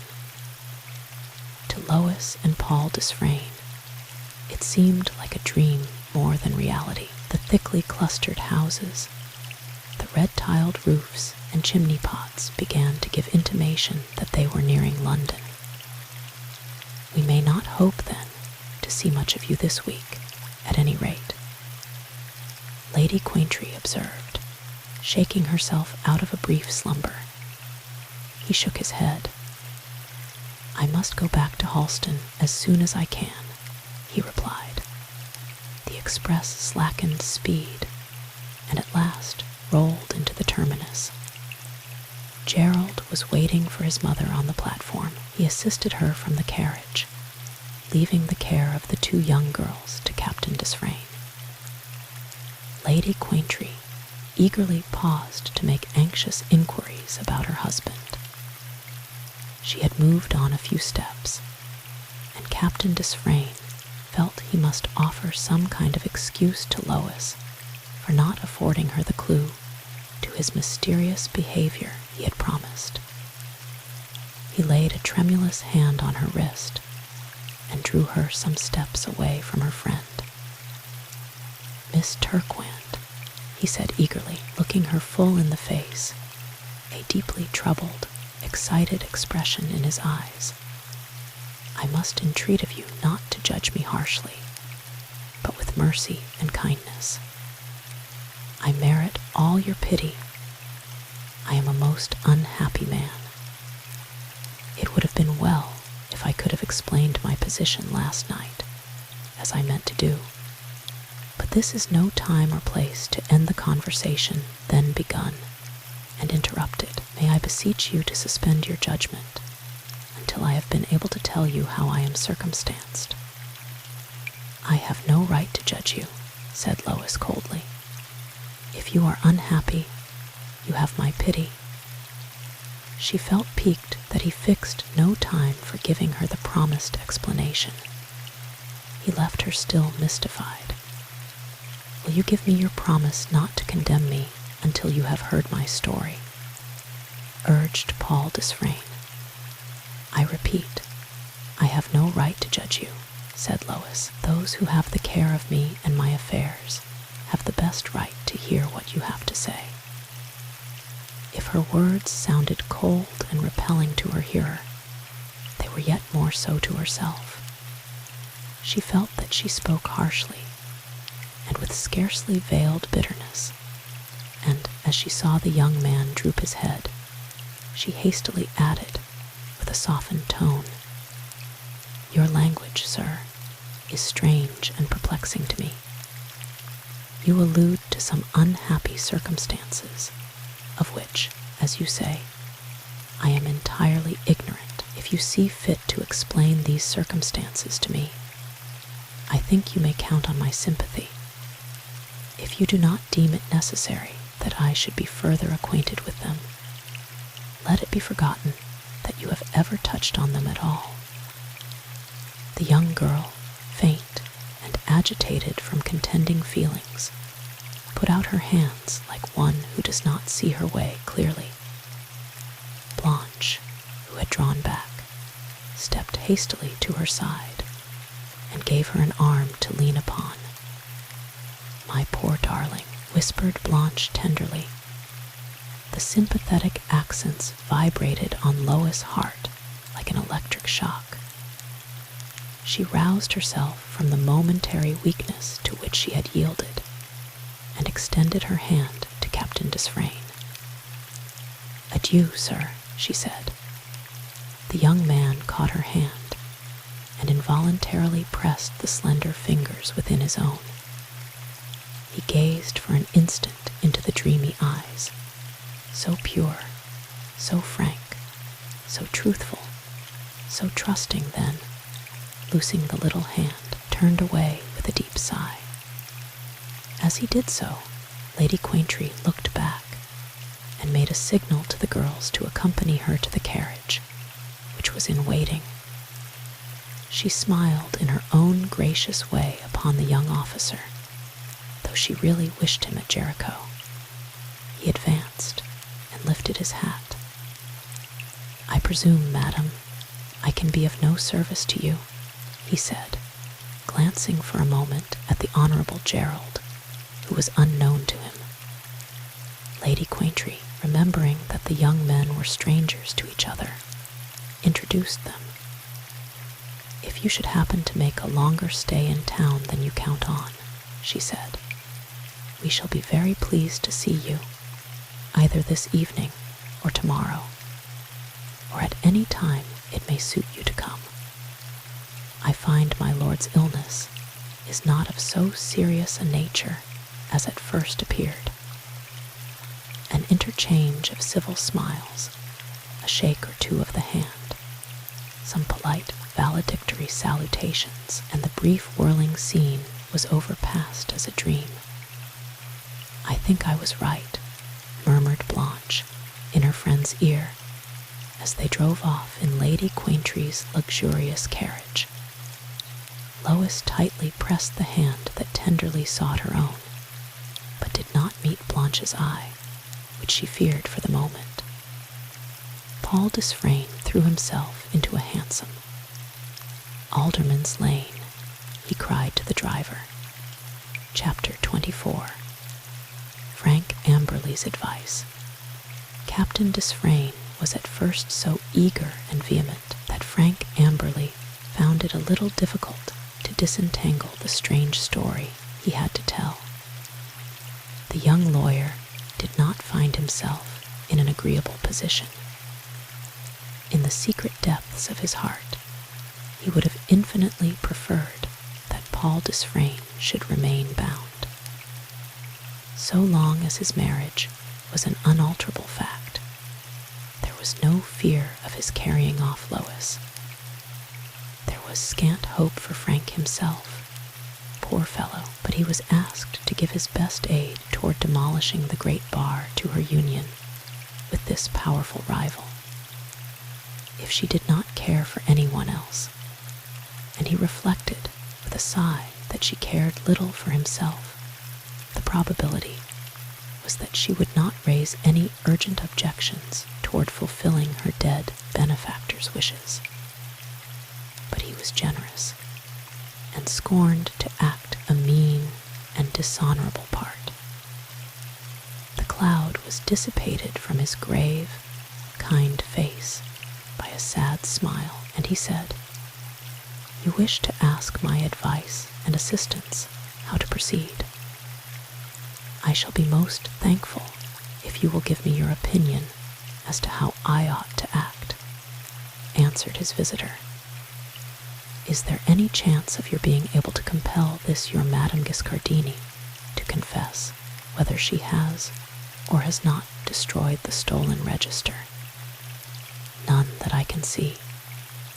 She is of a most stubborn nature. Even if there were no particular object to be gained, I believe she would obstinately refuse to do or say anything that did not suit or please her. I am sincerely sorry for your cruel situation," said Frank Amberley, in a tone of profound feeling. "Of that I am assured," replied Paul Desfrayne, "and I come to you in the full confidence that you will help me to the utmost of your power. The register being, we will say, destroyed, there is no resource but to trace out the priest who married Lucia to her peasant lover. None, but the expense would be something frightful. There would probably be a great delay, and in the end, perhaps the man might not be discovered. Could you form any idea of what the search might cost? It would necessarily depend on the persons employed. If I understood you aright, you have not trusted your servant, Gilardoni, with the secret of your own unhappy marriage. I have not. For one reason, I could not bear to humiliate myself. For another, I desired to consult you before moving a step or speaking a word. I am afraid you will be obliged to take him into your confidence. He is master of the circumstances. He would have the strongest motive for tracing out the missing person. He would probably be more economical and more devoted than any stranger could be. Send him, and let him be accompanied by a professional detective. Perhaps the search may not be such a lengthened one as you fear. Paul Desfrayne reflected for a few moments. I had already resolved to abide by your advice, he said. Let it be so. I would give all I have in the world to be free from the consequences of my own mad folly. When could he set out? As soon as he could make the necessary preparations. The sooner the better, I should say.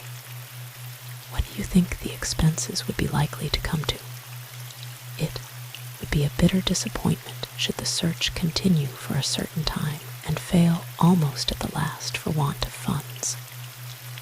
Gilardoni, having traveled a good deal on the continent, as I understand you have implied, and being accustomed to manage for himself and others, would be able to give you a better estimate than I could form. In his hands, I don't think, after all, it would be so very great. Say 10 or 15 pounds a week. Suppose it took him 10 months, or even 14 or 18. The calculation is easy. I will send him to you tomorrow, my dear friend, said Paul Desfrayne. Heaven grant me a happy issue to this search. But the suspense will be something unbearable. Why, you will constantly hear how the affair is progressing, urged Frank Amberley. Do you think I could aid you by insisting on an interview with this woman? Paul shook his head. I fear it would be time wasted, he answered. She would, perhaps, insult and annoy you, Pshaw. Her most violent attack would only make me laugh, my dear fellow, interrupted Frank Amberley. It would be amusing. In fact, I should really like to see this lovely tigress in her own den. One doesn't often enjoy a chance of interviewing a beautiful fury. Paul Desfrayne grasped Frank's hands and looked earnestly into those open, candid eyes that yet faithfully veiled the secret that their owner was a noble, self-sacrificing hero offering up a possible gleam of happiness on the altar of duty. Paul saw nothing but a kind, pleasant, genial man who undertook a matter of business with the genial air of a friend. I leave the affair entirely in your care, he said, knowing full well that you will not neglect anything that may tend to free me from the cruel burden that weighs me down.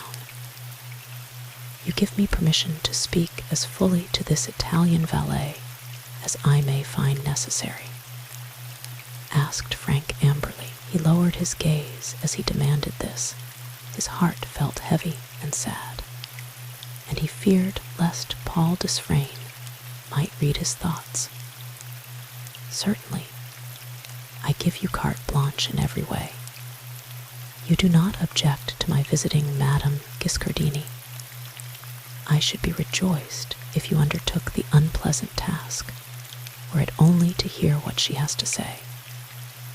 It would be a very different matter bullying a fellow like Gilardoni and tackling a practiced English lawyer like yourself. I should think so. Where is she to be found?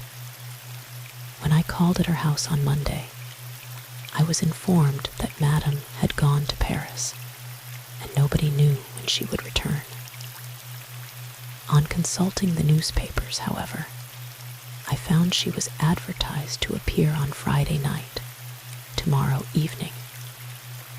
Yes, I have been told that she prides herself on never disappointing the public, and that she has never failed once since her first appearance to perform on the nights for which she is announced. Her health is excellent, and she is passionately devoted to her art.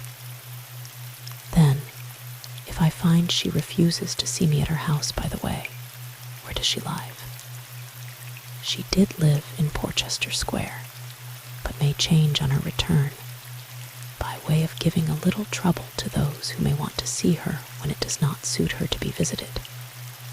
But here is the address.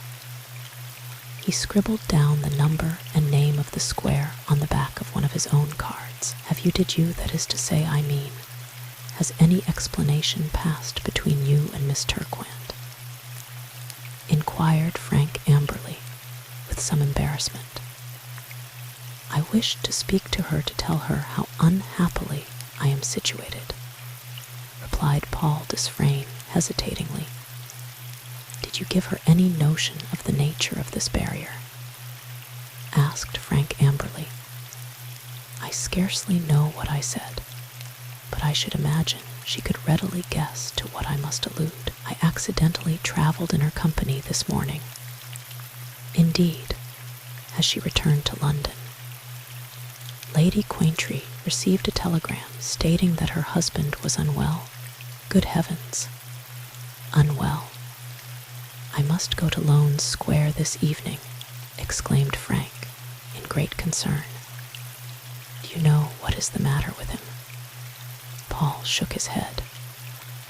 Lady Quaintree was my informant, and she said that the telegram stated simply the fact, without entering into detail. I will go there directly office hours are over, in case I see Miss Turquand, and have any opportunity of speaking to her.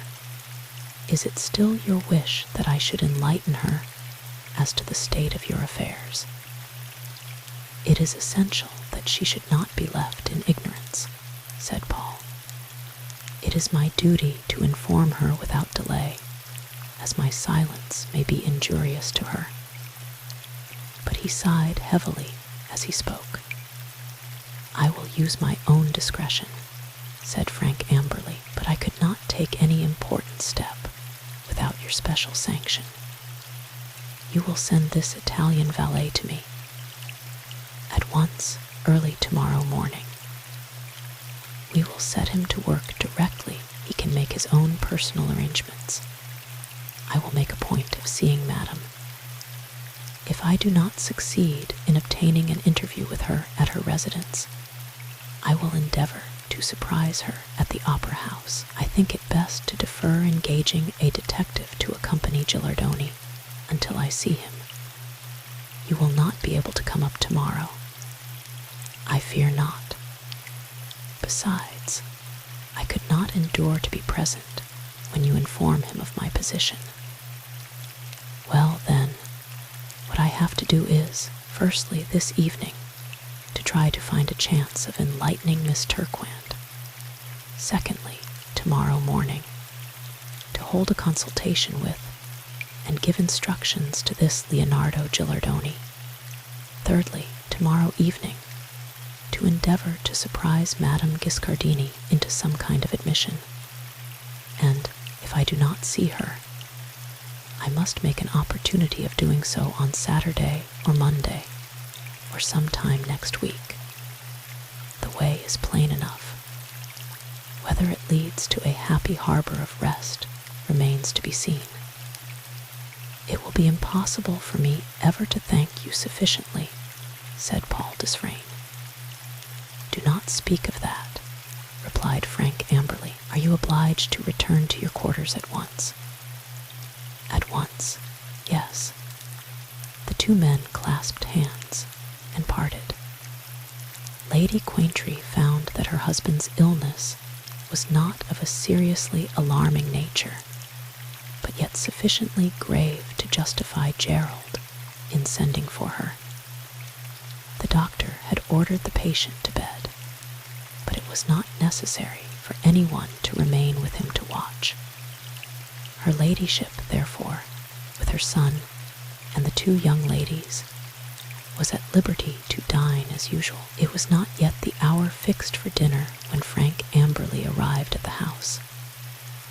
"Mr. Gerald went out, sir, and has not come home yet, though he said he'd be back to dinner," the domestic said. "But the young ladies are in the drawing room."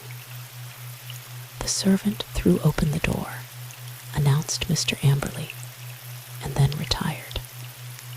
Throughout the house the lamps had been lighted, but were all still turned down to a mere spark, for the long summer days had only begun to show signs of shortening. In the drawing room, a soft amber glow, subdued and mellow, mingled its rays with the dreamy semi-twilight.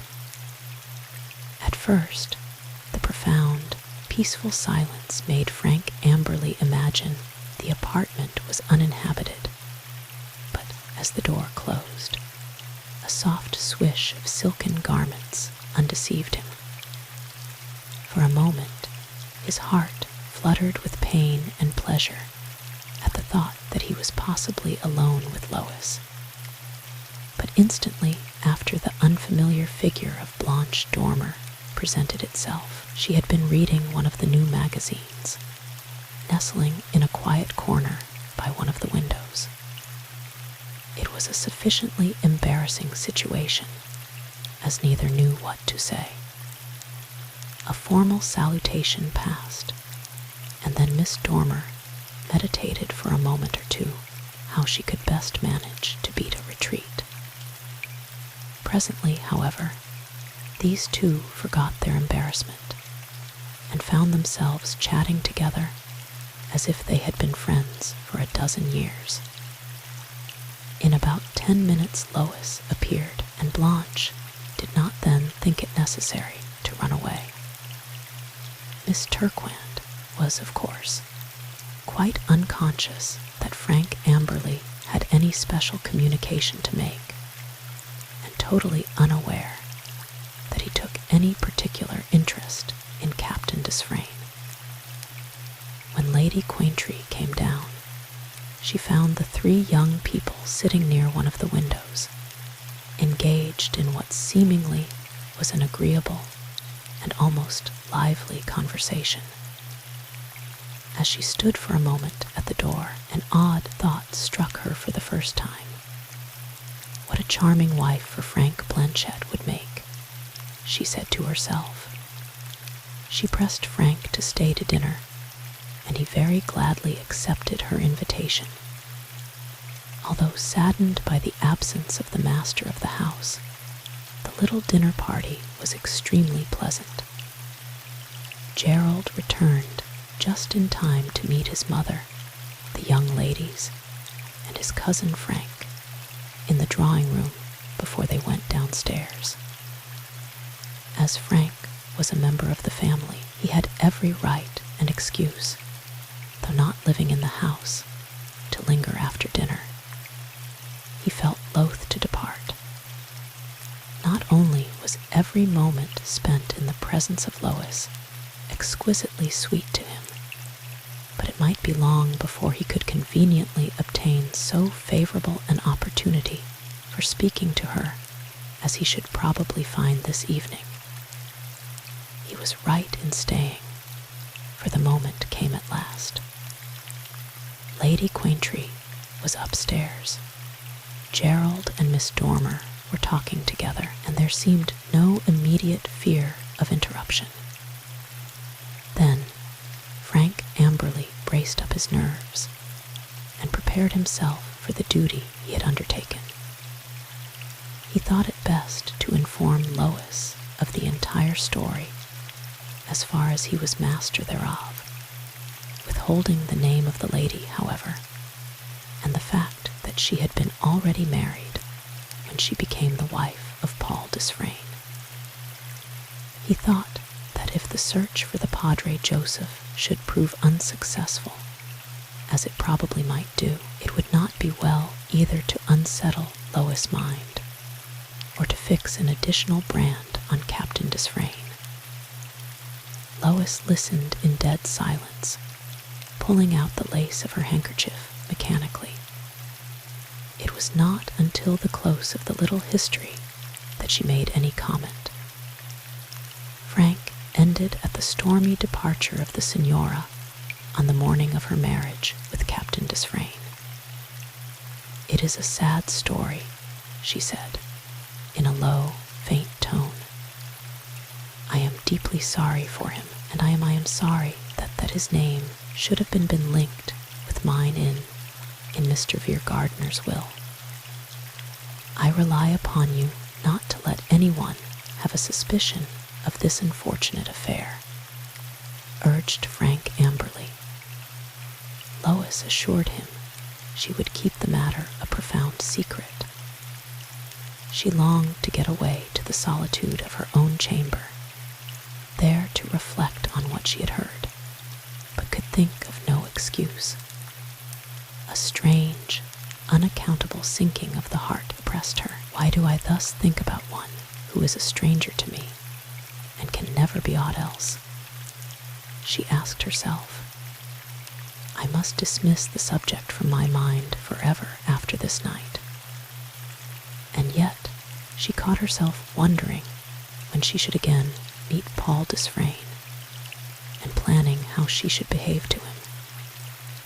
Frank amberly watched her face with all the eager devotion of a man hopelessly, irretrievably in love, utterly unconscious that the bright eyes of the pretty country girl in white muslin and blue ribbons wandered many times his way.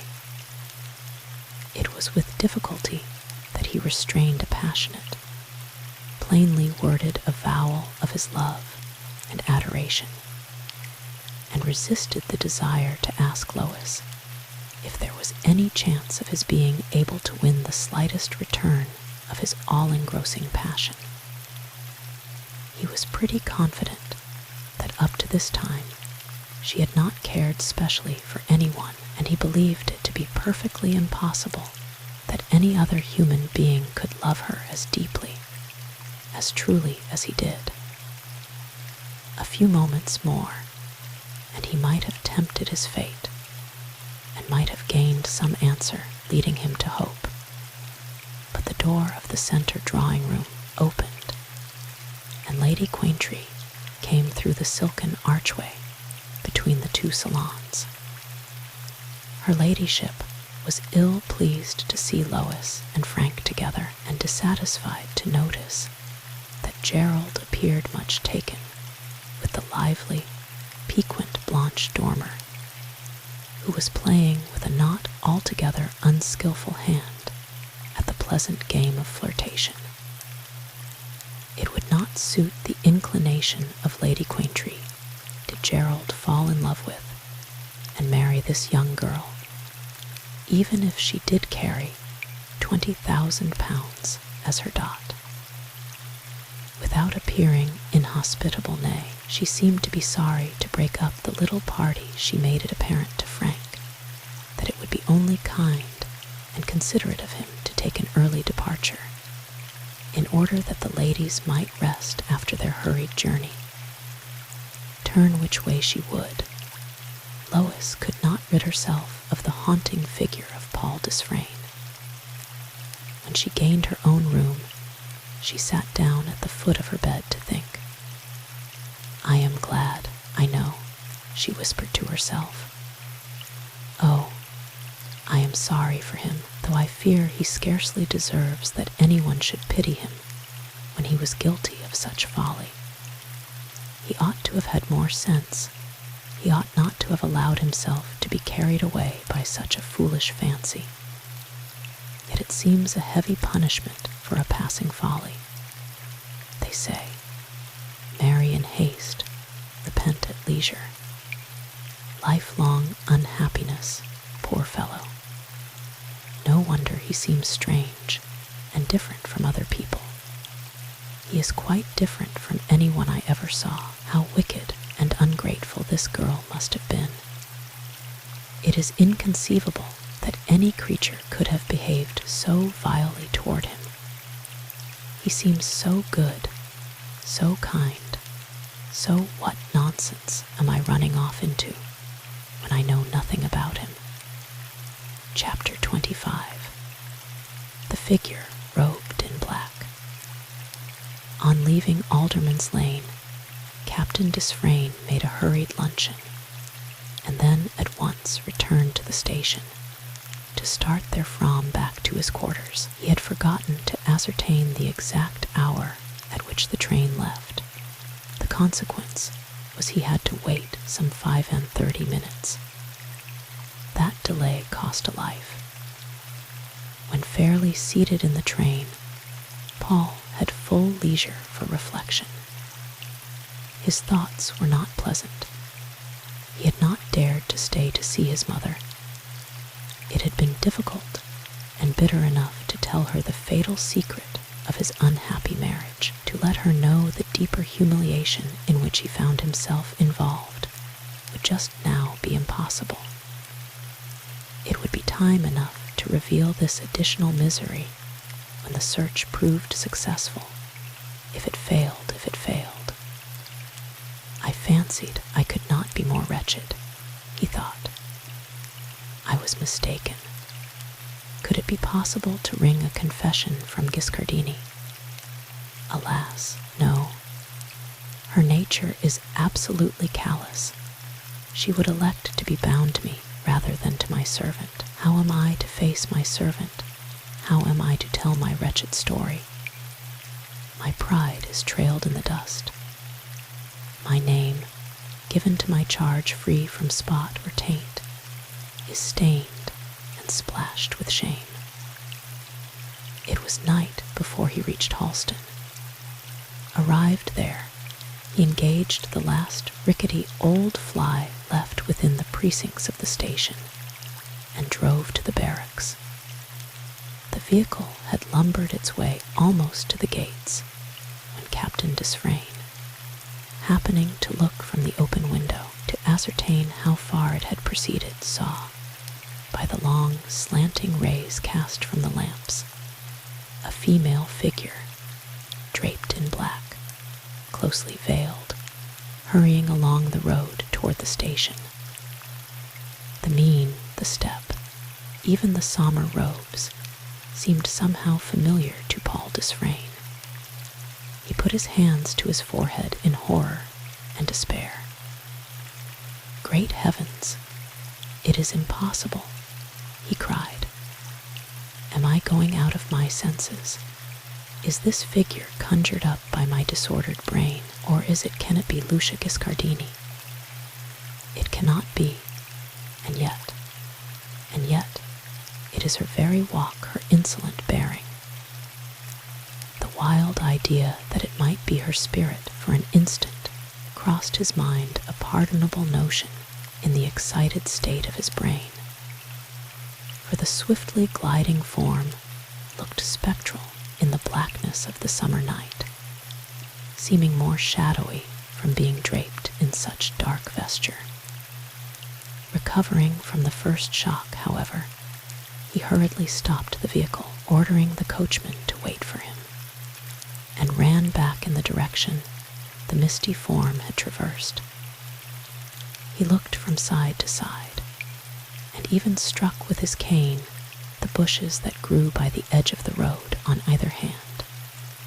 But no sign betrayed that any human creature besides himself and the old man seated on the box of the fly were within miles. Distracted by contending feelings, he went hastily back to the spot where he had left the vehicle. The driver, an old and stupid man, was almost asleep and stolidly awaited the return of his fare, without troubling to guess why he had so suddenly alighted. "Did you see anyone pass just now?" demanded Captain Desfrayne excitedly. "No, sir, I can't say I did," replied the driver. "Not a woman, not a soul." a woman dressed in black, walking very quickly toward the station. I see no one at all, sir. Be there onything wrong at all? I can't tell, I hope not. You think if anyone passed along this road, they must go to the station. Unless they stopped in the fields. Is your horse very tired? No, he bain't so fresh as he might be, but I want to return to the station for a few minutes, and after that to resume my way to the barracks, said Paul Desfrayne.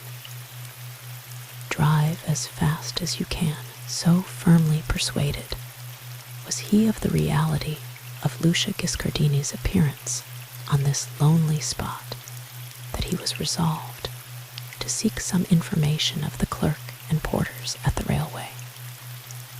He re-entered the shaky old vehicle. The stolid old driver whipped the weary old horse, and in a minute they were returning the way they came. There was just a possibility that he might surprise her at the station.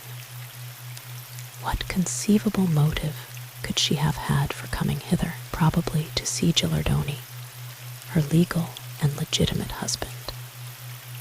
But why visit him in this secret manner, when at any moment she could have commanded his presence at a place infinitely more suitable? There was not much doubt that her apparition boded evil. As the fly came in sight of the station, Paul had the satisfaction of seeing the last train for London slowly puff and snort its way along its destined iron track. Wait here until I come back, he said to the coachman, and then rushed into the station. Did a lady dressed in black take a ticket here just now? He asked of the ticket clerk. No, sir. Paul Desfrayne looked about for one of the porters. After a little delay, he found one half asleep on a bench, for the last trains had departed for the night. He shook the man by the shoulder. Did you see a lady dressed in black just now? I believe she must have gone by the train to London, and must have had a return ticket. I was not here when the train for London left, sir, replied the man respectfully. The other porter was on duty. I was in the office. Where is he? Demanded Paul Desfrayne. He seemed destined to be baffled at every turn. I'm afraid he's gone, sir. An inquiry resulted in proving the fear to be correct. Another inquiry elicited the fact that he lived a mile and a half away across some fields. In no very enviable frame of mind, Captain Desfrayne returned to his waiting fly to continue his broken journey to the barracks. Did you find her, sir? Asked the flyman. The young man shook his head, too much dejected, and even physically exhausted to be able to otherwise reply. At length he reached his quarters, when he dismissed the vehicle in which he had come. Tomorrow he meant to seek once again for evidence as to whether the lady dressed in black had been seen by any other than himself. His rooms seemed strangely silent as he approached them. Gilardoni had hitherto contrived to make his presence cheerful, and always had a reality as well as words of welcome for his master. A bright glow of pleasant light, gleaming through doors ajar, a slight movement of ever-busy feet or hands, had given under his influence a faint tinge of home. The door of the first room was ajar, though scarce perceptibly so. A dim ray of light struggled through, as if seeking to disclose some ghastly secret. A silence as of the grave reigned. Apparently not a living creature was within the apartments. Paul Desfrayne paused for a minute or two before entering. A strange, painful foreboding seized him. What he feared he dared not admit to himself. What if that woman, Lucia Giscardini, had come hither with some sinister motive, and had slain her husband in one of her almost ungovernable fits of passion? But no, it could not be. What end could she hope to gain? She valued her own safety, her own ease. She prized this beautiful and splendid world too highly to let her temper carry her to such a dangerous extreme. Gilardoni had fallen asleep. The hour was late, and he was, no doubt, weary with waiting. Taking up the heavy lamp, Paul held it above his head as he entered the second chamber, which was a sitting room. Directly opposite to the door, in an oblique direction, was a couch, the first object on which Captain Desfrayne's eyes rested. At full length upon this couch, in an attitude that seemed to indicate the young man was enjoying an easy sleep, lay Leonardo Gilardoni. Paul Desfrayne placed the lamp on a side table, and then said, rather loudly, "Gilardoni, my good fellow." The recumbent figure made no sign of awaking. Paul Desfrayne, seriously uneasy, but still fighting with his fears, crossed the room and placed a hand on the sleeper's shoulder. "Gilardoni, awake," he said, in a voice which, spite of his effort at self-constraint, trembled. Not the faintest sound issued from the pallid lips. Not a movement showed the smallest sign of life. Paul Desfrayne at last placed the palm of his hand upon the temples of the apparently sleeping man. They were almost ice cold. The young officer caught the hands lying outstretched on either side the silent, rigid form, and felt for the pulse, his heart throbbing so violently as well nigh to suffocate him. With a groan of despair, he dropped the cold hands. Leonardo Gilardoni was dead. One cruel touch had sent him from the world, one touch of those delicate waxen fingers he had loved so much and kissed with transport, so often one little stroke from the hand of the woman he had so fatally wasted his heart upon, the wife he had idolized, for whom he would have laid down his life willingly in the days of his fond, blind worship. Only too truly did Paul Desfrayne now understand the meaning of that woman's mysterious presence here. But why had she come? For what reason had she risked her very life? What advantage did she promise herself from this horrible deed? It was absolutely impossible she could have heard anything of the projected search for her brother. The only idea he could conjure up was that the Padre Joseph was on his way back to Europe. Chapter 26. Lucia Giscardini's diamond ring. Paul Desfrayne's eyes had not deceived him. He had really and truly seen Lucia Giscardini hurrying away from the scene of her murderous treachery. A woman of insatiable ambition, she had resolved to let nothing stand in the way of her advancement to the highest dignities she could hope to reach. Ignorant, ungovernable in her temper, resentful when anyone crossed her path or tried to hinder her from following her own fancies, she was at once resolute in planning schemes and unscrupulous in carrying them out. During her brief flight to Paris, on escaping what she felt would be a useless interview with Captain Desfrayne, she had reflected with all the force of her cunning brain as to the course she should take. It was true that her Russian prince, reputed to be of fabulous wealth, was devoted to her and had offered his heart, hand, royal coronet, and vast possessions. His diamonds alone would have been a lure to her, and neither by day nor by night could she resist the glittering, delicious dreams conjured up by his offers. She had not destroyed the marriage register stolen from the charge of her brother, not because she was withheld from the deed by any conscientious scruple, but she did not know what the punishment for so black a crime might be were she ever discovered. Until she accidentally saw Leonardo Gilardoni speaking to Captain Desfrayne, she had not for some time been aware whether he was living or dead. A sudden terror seized her when she found that these two men had come together.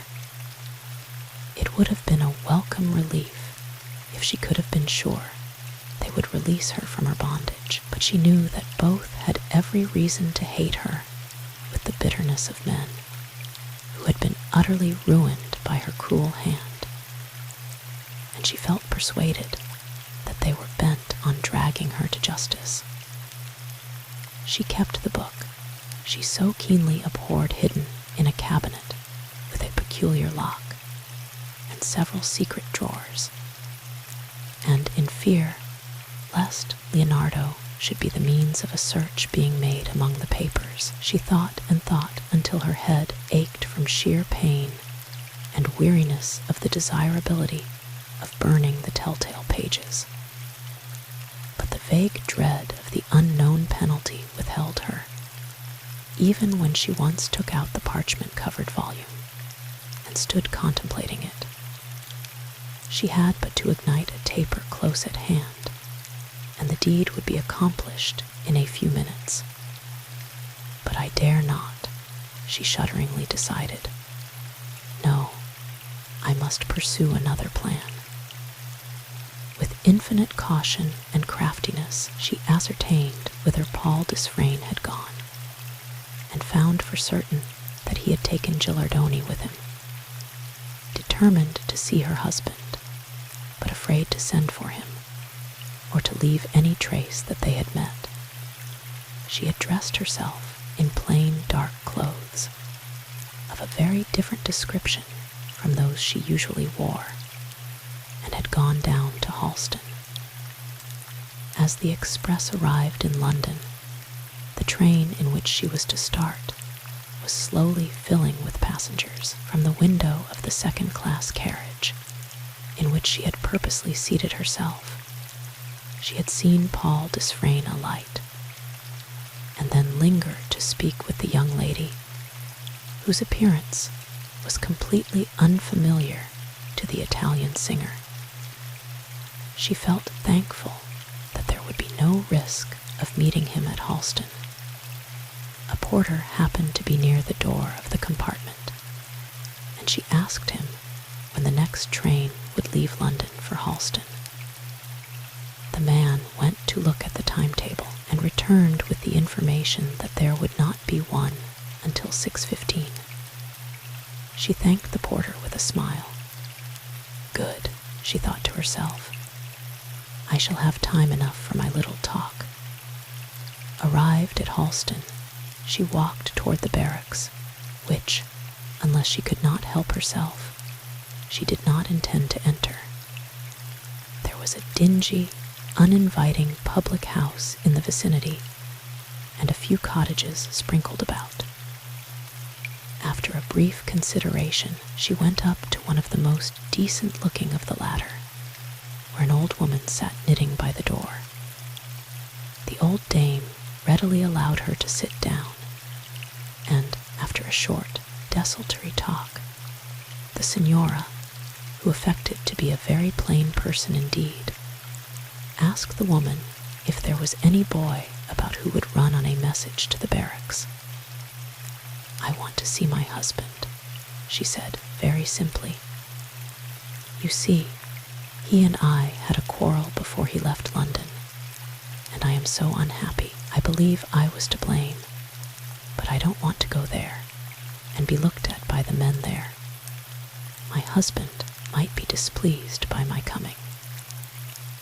The old dame sympathized with the young wife's feelings, and readily found a lout of a boy, who stared with all his eyes at the beautiful stranger in the sombre garments. Madame Giscardini gave him a tiny note in a sealed envelope, directed to Mr. Gilardoni, and slipped a shilling into his hand. She could not venture to give him more, lest he should talk. The boy went, and the signora waited, listening to the old woman's talk, and comprehending no more of her babble than she did of the buzzing of the bees and flies in the neat little garden.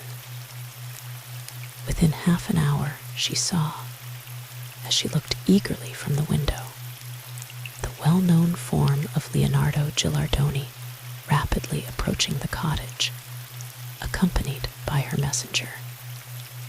Her note had contained only a line or two in Italian.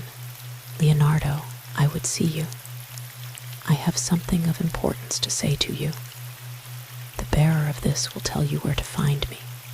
Lucia." She was still standing by the window when he entered the diminutive room. They had not met since that day he had surprised her in the garden at Florence. The recollection of that day came back on both with a rush. Leonardo paused on the threshold. Lucia did not move. "You have sent for me," he said. The signora shrugged her shoulders and smiled mockingly. It seemed to her husband. "Why have you sent for me?" he demanded. She left her place by the window and came near to him. "What I have to say," she answered, "I would not that other ears than yours should hear. Will you walk a little way with me toward the cornfields I see yonder?" Pointing from the window at the back of the room. "It is indifferent to me where I listen to you. It is impossible you can have aught to say that will be pleasant for me to hear," replied Gilardoni bitterly. "That remains to be seen," she lightly replied. "Perhaps I may have something to say that will please you very much indeed." For a moment he thought that perhaps she knew her brother was coming back, and that she desired to offer some kind of compromise, or to throw herself on his mercy. But he followed very quietly as she led the way down the narrow path of the garden at the rear of the cottage, brushing past the common yet sweet-smelling humble country flowers until they were at the bottom, and could step unimpeded into a piece of ground that ran between the garden and the cornfield, where the golden grain lay like a yellow sea. Here no one could possibly overhear what passed, and presently they would be out of sight of even the cottages that lay sprinkled about. Then Lucia spoke. Her voice was firm and calm, her manner composed. "Leonardo Gilardoni, I acknowledge no claim you may choose to make upon me, but I wish to be free from any annoyance you may possibly, from spite, think fit to bring upon me. I have received offers of marriage from a nobleman of the highest rank and of immense wealth. It is my purpose to accept these offers, while you are the wife of another," exclaimed Gilardoni.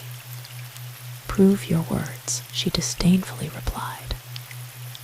"But that you cannot do, be they true or false. I have not come here to bandy words with you as to my real position. I am well aware that, although your accusations would be totally without foundation, yet, if breathed to His Highness, they would prejudice him against me. Therefore, I wish to silence you. If you refuse to accede to my proposition, it does not signify your using it as an additional proof of your base calumnies, for you will not be able to show that I ever made it. Go on, your proposition. If you will agree to sign a paper, acknowledging that there is not the slightest foundation for your assertion that I have been married before to you, and will will further agree that on signing this paper you will depart for America, and promise never to return, I will settle 10,000 pounds on you. Nay, do not speak. I trust to your promise, for I know you would not break your word, nor would you promise lightly." Leonardo Gilardoni broke into a bitter laugh as he folded his arms and looked his wife steadily in the face. She raised her hands almost in a supplicating manner, and for a moment he idly noticed the flash and sparkle of a wonderfully brilliant ring upon her finger. "You mean this proposition seriously?" he asked. A malevolent light gleamed in the lustrous eyes of Madame Giscardini, and a spiteful smile curled round the ruby-red lips. "You think I love you so well that I have taken the trouble and run the risk of secretly traveling all the way hither from London for the sake of lightly enjoying a passing jest with you." She sibilated. "Accept my offer and see if it be really meant or not. I know you to be of a dogged, stubborn nature. I know, to my cost, that once you take a crotchet into your head, nothing can displace it. I once appealed to your love, a passion I neither believe in nor comprehend. I wept at your feet, and you turned a deaf ear to my entreaties. Silence. Hear me. I never cared for you, and now I hate you. I appeal to your love now. I appeal to your interest. Surely, surely, surely, you will not refuse a fortune. Surely your hate of me cannot lead you to vindictively mar my brilliant prospects. Perhaps it is folly to admit that a few injurious words from you could turn His Highness against me, but I am frank with you. Of course, I might laugh your accusations to scorn, but the prince might well. Your words might hurt me, for that man is as proud as Lucifer, although his absurd infatuation, which he calls love, induces him to lay all his earthly possessions, all his ancient prejudices, at the feet of a singing woman. With 10,000 pounds, you will be rich. You will begin a new life. Be happy with some meek-spirited, pretty Griselda, who may fly to fulfill your slightest wish or command." She had spoken so rapidly that, as she paused, her breath came in quick gasps. For the first time since she had entered on this conversation, her heart beat violently. "You think I would sell my soul for 10,000 pounds? Leonardo Gilardoni slowly said, my soul and yours, my wife. I decline." "You do not mean it. You say so that I may double the price," exclaimed the signora. "No, speak. What sum do you ask to fall in with my wishes?" Gilardoni looked fixedly into the luminous eyes, so eagerly fastened upon him, as if he would read the innermost thoughts they so partially revealed. "You know me well enough, you say, to be aware that once I have made up my mind to what is right, nothing will turn me from it," he coldly replied. "I say distinctly that you are my wife by all the laws of heaven and man, and while I live you cannot marry any other. I refuse to comply with your infamous desire. I have said it. Had I the means, I would go to South America to seek your brother, who could prove our marriage. What have you done with the book you stole?" A sudden thought seized Lucia Giscardini. Paul Desfrayne had surely discovered her previous marriage and was about to send Gilardoni in search of the Padre Joseph. If so, she was probably ruined. Her plan had been to rid herself by bribery of Gilardoni, and then to make a proposition to Paul Desfrayne, making it a matter of mutual interest the second marriage a dead secret. Only too well she knew that once Gilardoni had said no, it would be impossible to persuade him to say yes. If these two men, he and his master, combined against her, adieu to her dazzling hopes. She had trusted that Gilardoni's evident poverty would render him a willing accomplice to her nefarious scheme, and now she was furious at her failure.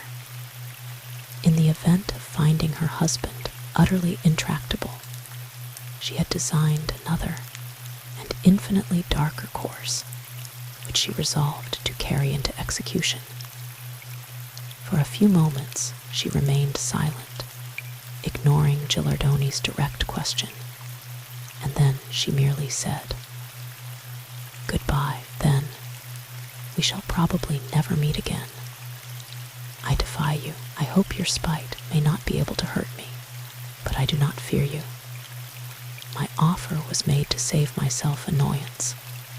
Say what you can, the worst your vindictive fancy may invent. Your words will be but empty air, proof you have none. Go on your preposterous chase if you will. I care not." She held out her hand mockingly. As she expected, Gilardoni refused to clasp it, and in affected anger at his repulse, she struck him lightly, her closed fingers passing across his wrist.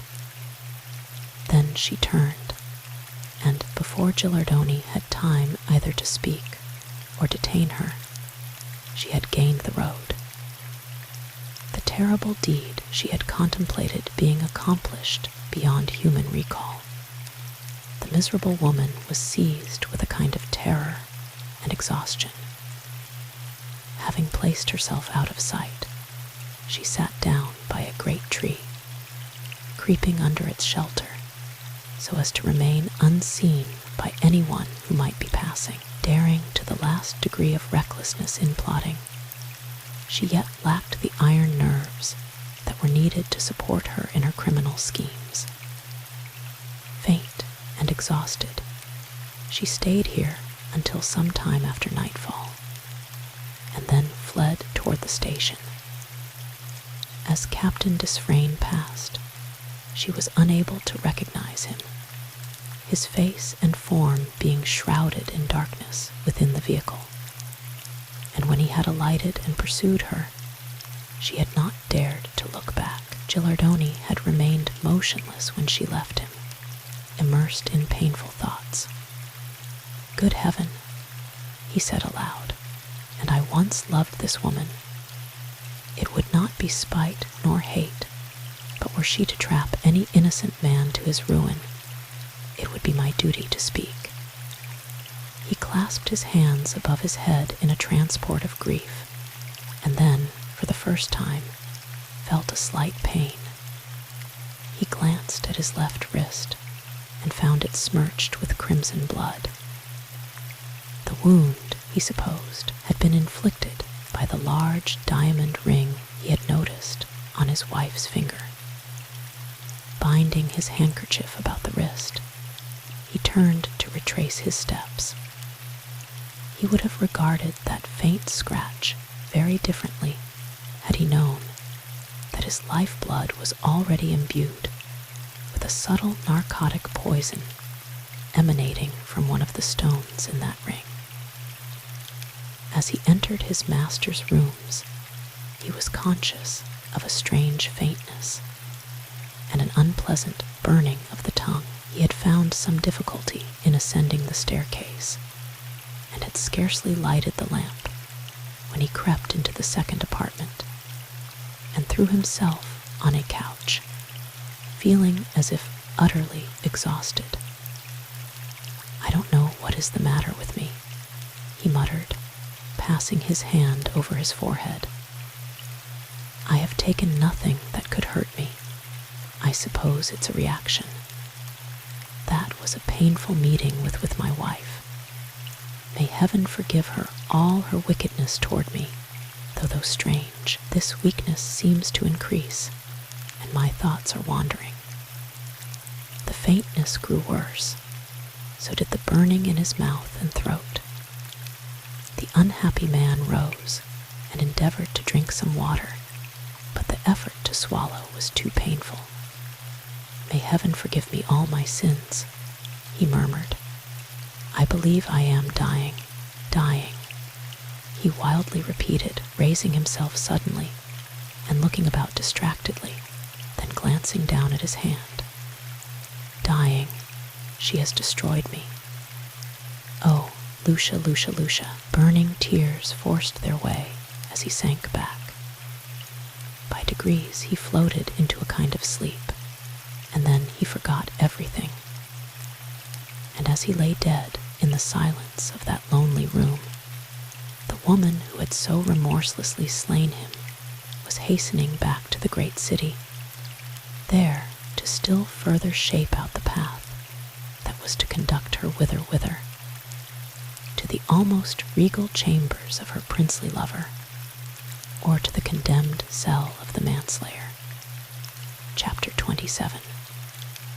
Frank Amberley's mission. The next morning, Mr. Amberley went to his office as usual. As he passed the door, on which appeared the name of Mr. Willis Joyner, the back room on the first floor, the dapper figure and pleasant face of that gentleman appeared on the threshold.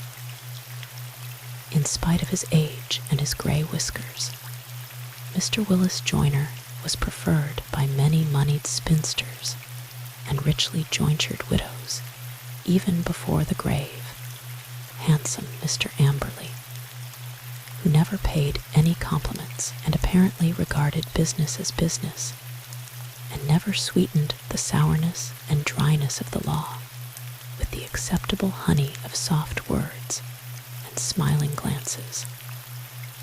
"Ah, thought 'twas you, Amberley," said Mr. Willis. "Thought I knew your step. Want to see you when you've looked over your letters." "All right," was Mr. Amberley's very simple rejoinder as he pursued his upward course. In 10 minutes or a quarter of an hour he came back. Mr. Willis Joyner wanted to see him about that affair of Frampton's. Frampton being a wealthy commoner who was going to marry a rich baron's sister, and the affair being one of very complicated marriage settlements. Some lively talk from the said Mr. Willis Joyner of the one part, and some quiet listening from the said Mr. Frank Amberley of the other part, resulted in the agreement that the younger gentleman should repair at once to Brompton to have an interview with somebody concerned on some knotty and disputed point. Frank Amberley went off. About half an hour after his departure, a youth came into the office with a telegram marked immediate. "Is there any answer wanted, do you know?"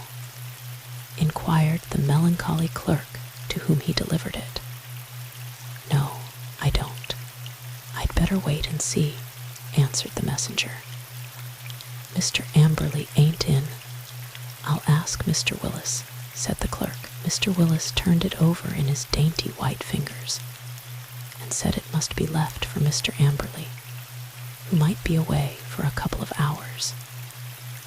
It was uncertain when he might be back. The telegram was accordingly stuck in the rack, and the bearer went away.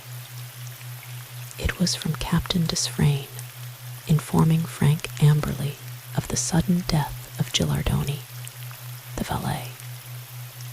Unconscious of the tragical revolution which had taken place in Paul Desfrayne's affairs, the young lawyer pursued his way, planning to return as soon as his immediate business should have been disposed of.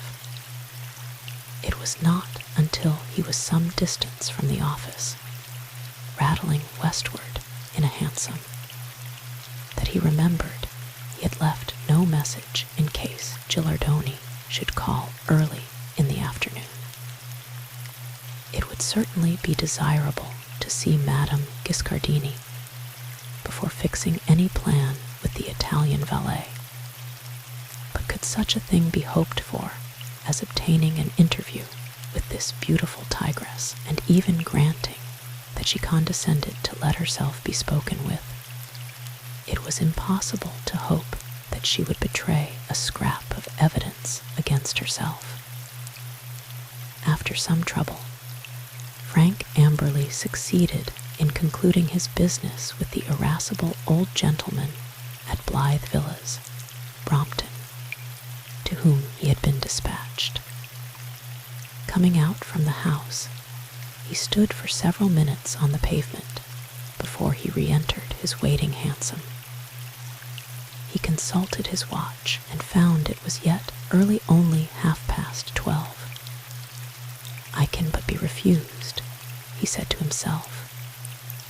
"She must be at home at this hour, I should imagine, and by the time I reach the place, will have about dressed, I suppose. We can do nothing until she has had the chance of speaking, and she might give me a clue as to the place where her brother may be found." Stepping into the hansom, he said, "Porchester Square." On the way, he laid out the sketch of one of those imaginary dialogues which never by any possibility take place.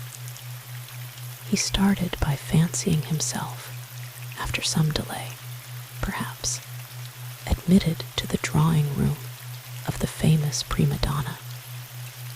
She might or might not be there. At all events, he would politely introduce himself by name, and then he went on to picture the succeeding talk, ending in two ways: one conceiving her to make fatal admissions against herself, the other supposing her to contemptuously defy him, and laugh all his crafty advances to scorn. The driver of the hansom shot round the angle of the square, but when he was within a few doors of the house where Madame Giscardini resided, he perceived that there was already drawn up in front of the curb, facing the portico, another and far more important vehicle than his own, a splendidly appointed brougham, the grey horses attached to which were handsomely caparisoned in gleaming silver harness. The graceful animals stood perfectly still, except when they half impatiently threw up their heads, jingling their elegant appointments, or pawed the ground, as if anxious to start off. The cabman drove past the vehicle a few feet, and then drew up, to wait further orders. It instantly struck the young lawyer that this might be Madame Giscardini's brougham, and that probably she was going out. He had heard that she never attended the theatre in the morning when she was to perform in the evening, so she might not be going to the opera house, but at all events, she was in all likelihood on the point of taking a drive somewhere. He determined to wait for some moments, turn the other way right round, and then stop for a while. He said to the cabman, "If I should jump out very suddenly and go into that house, do not take any notice, but wait quietly here until I come back." "All right, sir," said cabby, obeying the first part of his instructions. Frank thus faced the brougham, which he had seen in dashing past, and could see the street door, at present closed.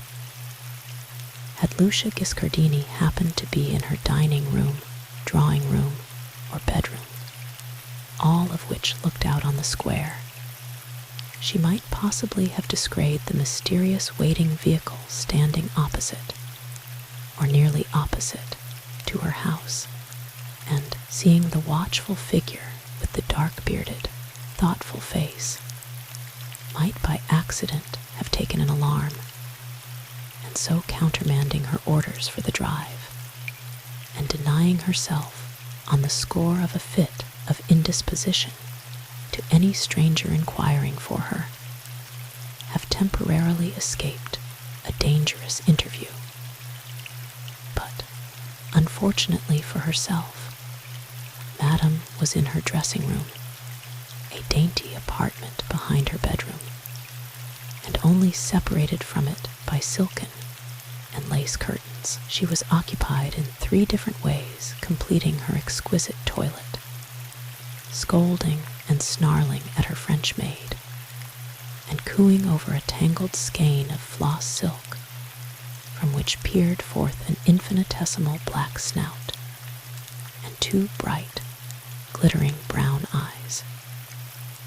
Dress was a reigning passion with Lucia, and this day she was doubly absorbed, in spite of the racking state of her mind consequent upon the daring criminal step she had taken the night before. Madame was going first to the opera house to excuse herself to the manager, armed with a medical certificate to the effect that she was incapable of singing that evening from a painful attack of hoarseness.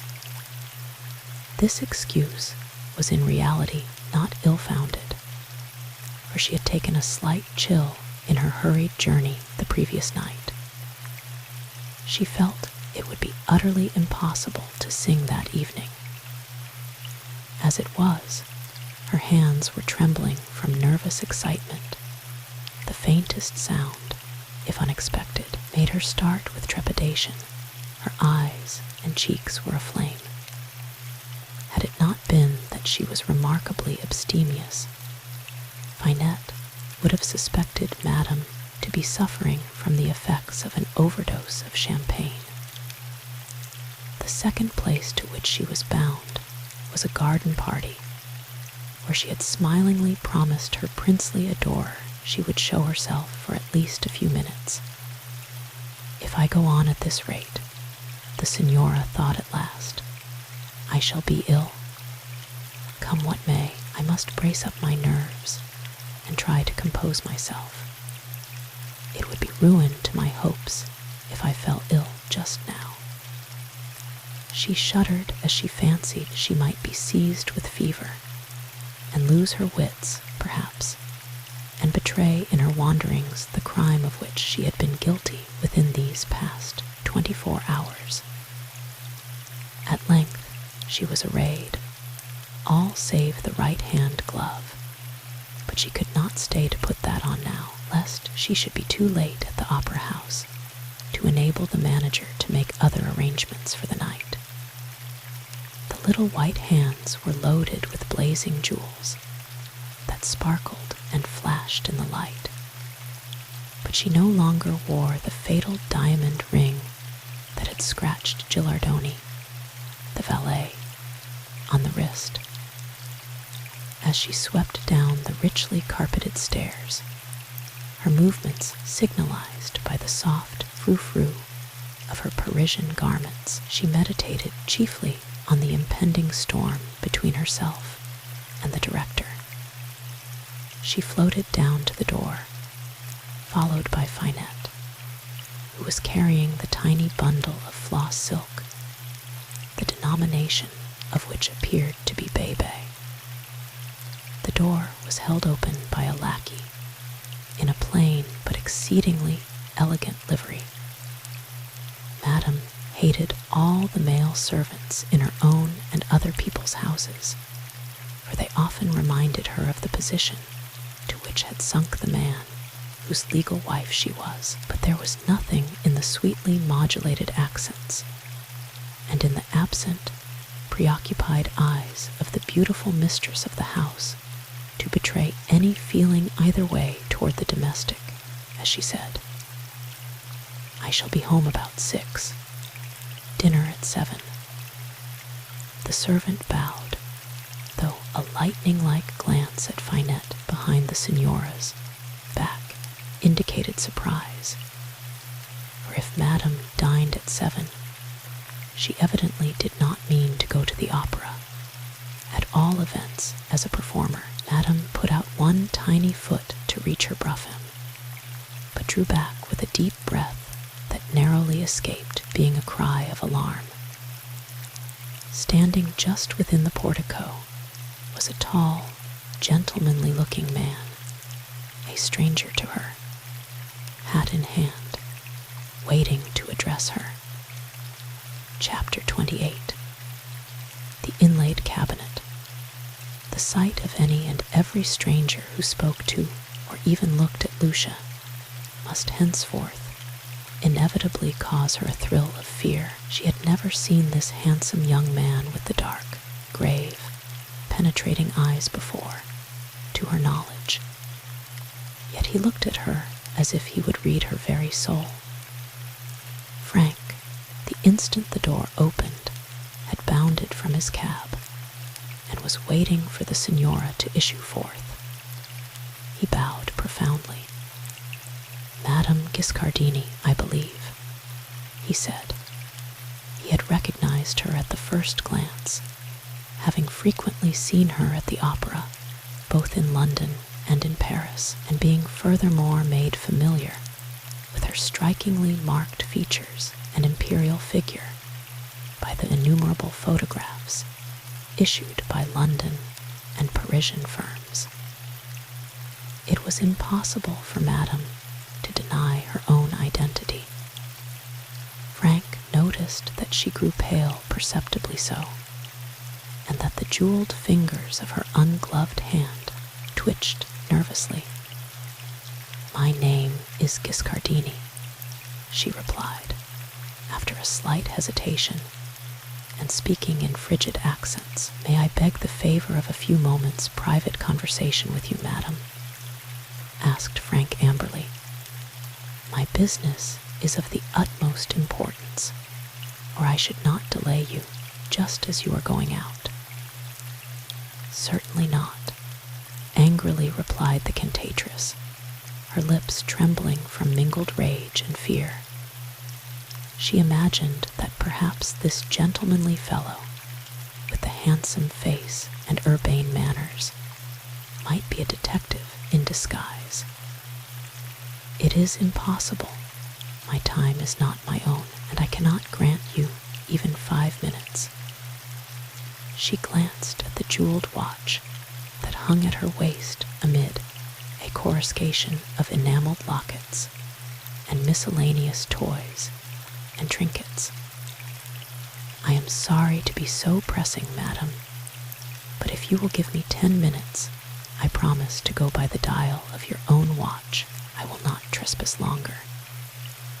He knew well that the business he came on could not be disposed of in that time, but relied on the hope that she would, if persuaded to enter on it, voluntarily extend the time.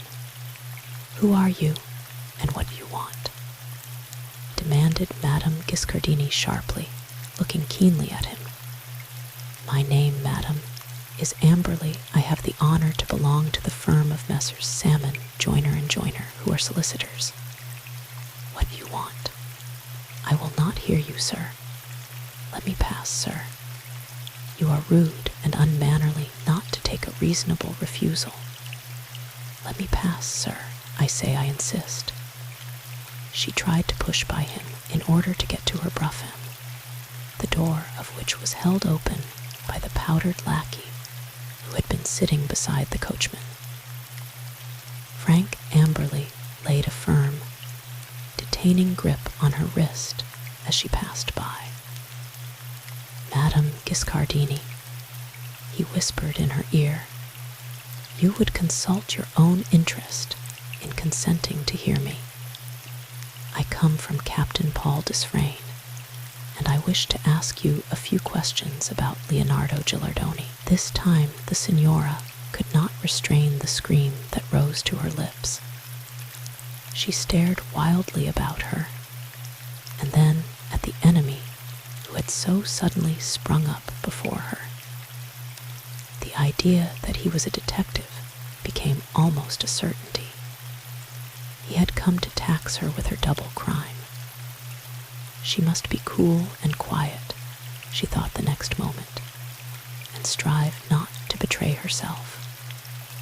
Whatever he had to say, however, must not be said before these prying, gossiping menials. With surprising quickness, she rallied her forces resisted the inclination to swoon, and without answering her strange visitor, turned back to Finette. "Put on your bonnet, girl, quick as lightning, and go to the opera house," she said to her maid. "Tell Mr. Mervyn that I was on my way to him, but was detained at the last moment, and that I shall not be able to sing tonight. Take this medical certificate with you." Finette took the paper and flew upstairs, glad of the chance of a pleasant drive, yet vexed that she could not stay to find out the mystery that was going on. Madame Giscardini turned to Frank Amberley. "Follow me," she said, in harsh accents. She glided up to the drawing room, feeling at every step as if her knees must yield under her. The young lawyer silently followed her, wondering at the success which had attended his effort to obtain an interview with her. "Now, sir, may I ask the nature of your business with me?" Madame said, when she had closed the door, across which she pulled the silken portière to deaden the sounds from within, for she distrusted all her servants. She advanced to the windows, as the point farthest away from the reach of eavesdroppers, but neither seated herself nor asked her visitor to sit down. "You may imagine that I have nothing very agreeable to say, judging by the quarter from which I come," said Frank Amberley. "You say you come from Captain Desfrayne. What business can you have to transact between Captain Desfrayne and myself?" asked the Signora, with an affectation of surprise and curiosity. "You do not mention the other name." "What other name?" "The name of Leonardo Gilardoni, of your husband, madam." The wretched woman's hand closed on the slender inlaid back of a chair for support. Every vestige of color faded from her face, and her eyes looked haggard for a moment. "I don't know whom you mean," she whispered, rather than said. "That is a falsehood, madam. Why should you say that? By what right or license do you come within my house to harass, to torture me?" Frank Amberley was almost amazed by the singular effect his few preparatory words seemed to have, and could not reasonably account for it. This woman's demeanor was entirely different from what Paul Desfrayne had yesterday prognosticated it would be. Why should she evidence this fear, this shrinking? He felt there must be some further mystery to solve, some new secret to unravel. Had he known the contents of the telegram, then waiting for him in Alderman's Lane, he would have had a clue. As it was, he was mystified. Had Lucia Giscardini, on the other hand, known the simple nature of his errand, she would have entirely controlled herself. But she already in fancy could imagine his arresting grip on her shoulder, and the odd query rose in her mind. Will he handcuff me? By what right do I come? Frank Amberley slowly repeated, watching every change and variation in her agitated face. By the right of justice. Justice? I do not understand you. Oh, yes, you do. I may as well inform you that Captain Desfrayne, the man whom you so basely, so ungratefully entrapped into an illegal marriage, the man whose life you have blighted, whose happiness you have ruined, well, be brief, I beg of you, for, as I told you at first, my time is limited and most precious, interrupted Madame Giscardini. This circumlocution, however, gave her a ray of hope that her first fear was groundless. Captain Desfrayne has told me the whole miserable story of infamous deception. What story? Come, madam, your affectation of ignorance is useless, and only a waste of time. You cannot deny that while you hold Captain Desfrayne in legal bondage, you are in reality the wife, by a prior marriage, of a man who is in his service, one Leonardo Gilardoni. The words "you are" were like the sound of a trumpet to the unhappy woman. It was palpable that this man did not yet know of Gilardoni's death. The strain upon her nerves had been so fearful that she gave way the instant the relaxation came. She fell back on the chair by which she stood, in violent hysterics. Amazed by such apparently singular behavior, Frank Amberley stood by, partly alarmed, partly resolved not to summon assistance if he could help it, for he was determined to follow up the advantage he seemed to have gained.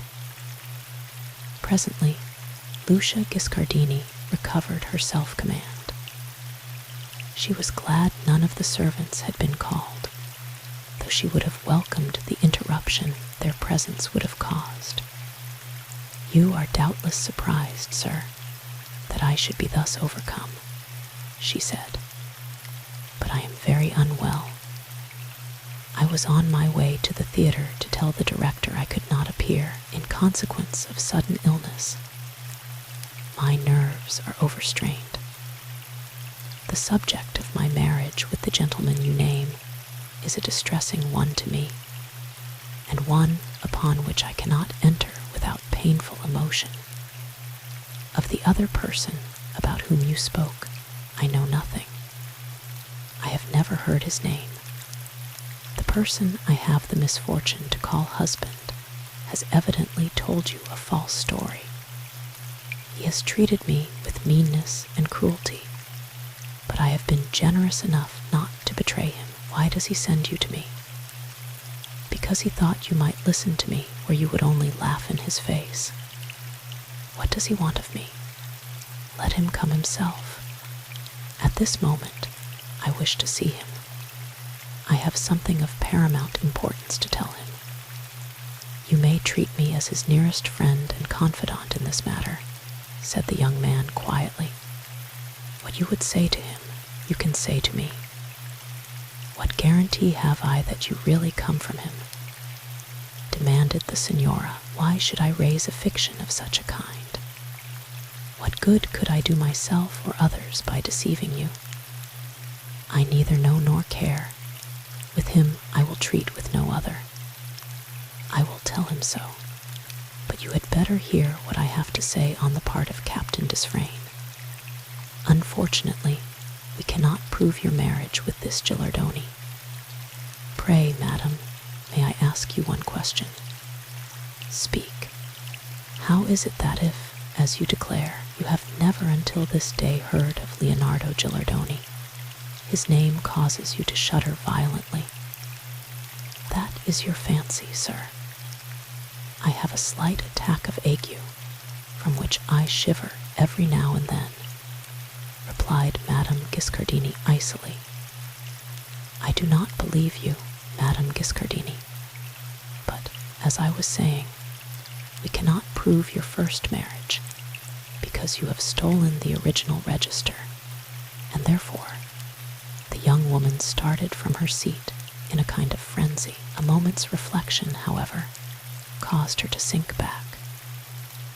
"Mr. Amberley," she said, very calmly, looking him straight in the face with an expression of candor on her own lovely visage, "everyone has, I believe, a motive for what they do.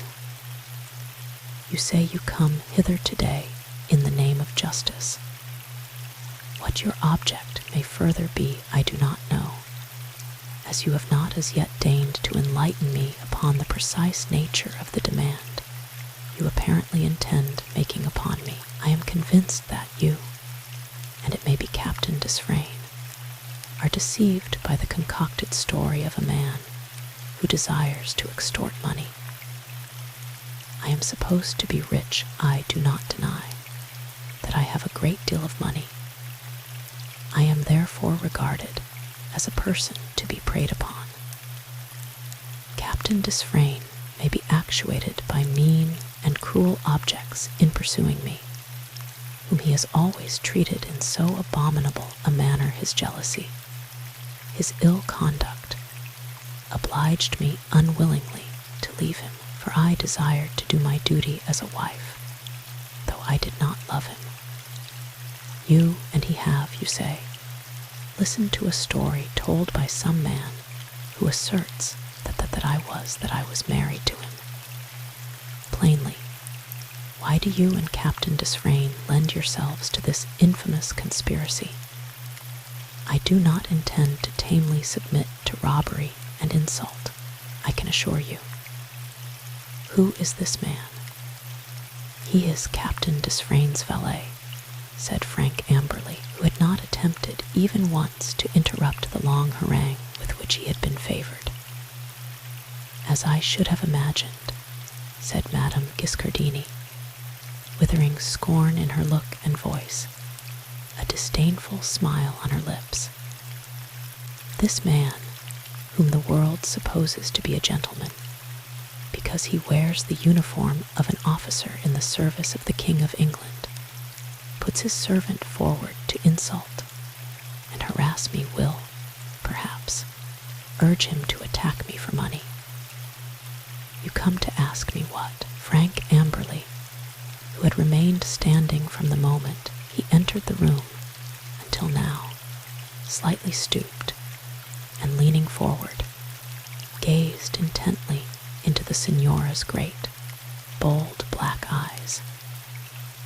For some instants she bore this searching look. Then her guilty eyes sank, while the color flowed back to her pale face.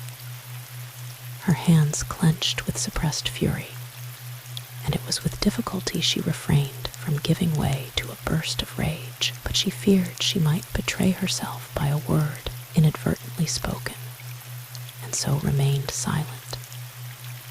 You know, Madame Giscardini, that what I have asserted is perfectly true, said the young man sternly. You, the wife of the Italian Leonardo Gilardoni, trapped my client into a marriage with you, believing yourself safe because you had abstracted the evidence of your first marriage. That evidence you did not dare to destroy. It still exists. The signora raised her eyes and looked at him in affright. What evidence? She asked. The written register in the book belonging to the chapel in which your brother married you to Gilardoni. This is infamous. What do you hope by bullying me in this manner? Exclaimed Madame Giscardini.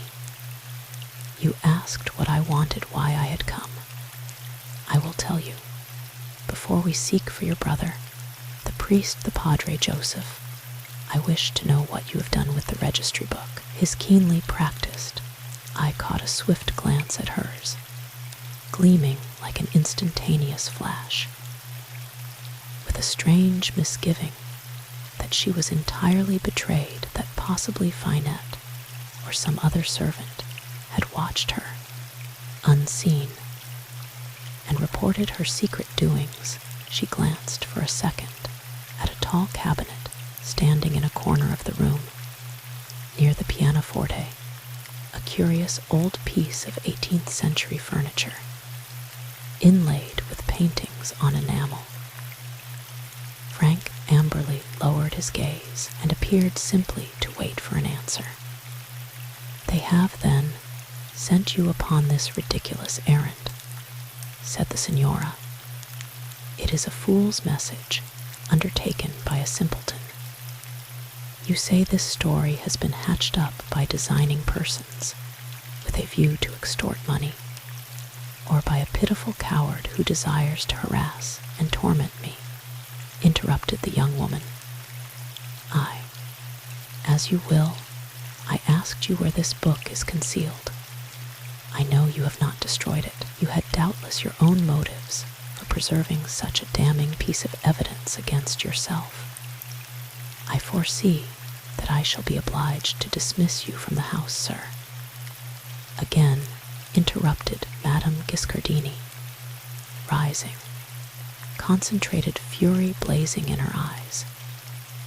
"You shall not continue to annoy and insult me under my own roof. Pardon me, madam. I do not wish to be other than courteous in conducting this unpleasant affair. My own interest in it is less than nothing. Did I consult my own wishes, I should not lift a finger to coerce you. Bear with me for a few moments longer," I said. "I asked you where this registry book is hidden away. The question was put merely to try you." "Oh, indeed. Monsieur grows more and more incomprehensible. May I hope that this preposterous little farce is nearly played out?" "Very nearly, madam. The terrible drama that has been performed is also, I believe, almost at an end. I know where that parchment-bound volume is." "Indeed. Monsieur is, then, a magician, a juggler. This begins to be amusing. I should like to see this wonderful tome. But I should hope that your friends and clients and co-conspirators have not been so daring as to forge written evidence against me. That would be too terrible, though I do not fear the worst they can do." "The volume is near at hand," pursued Frank, his eyes never leaving her face for a second. As yet, every shot had told with fatal effect. "Near at hand," repeated the unhappy young woman mechanically. She felt certain now that she had been betrayed, and her suspicions fell on Finette, the French maid, whom she had always hated and mistrusted. "Close at hand," the lawyer said slowly, approaching a step toward her. "It lies in this house."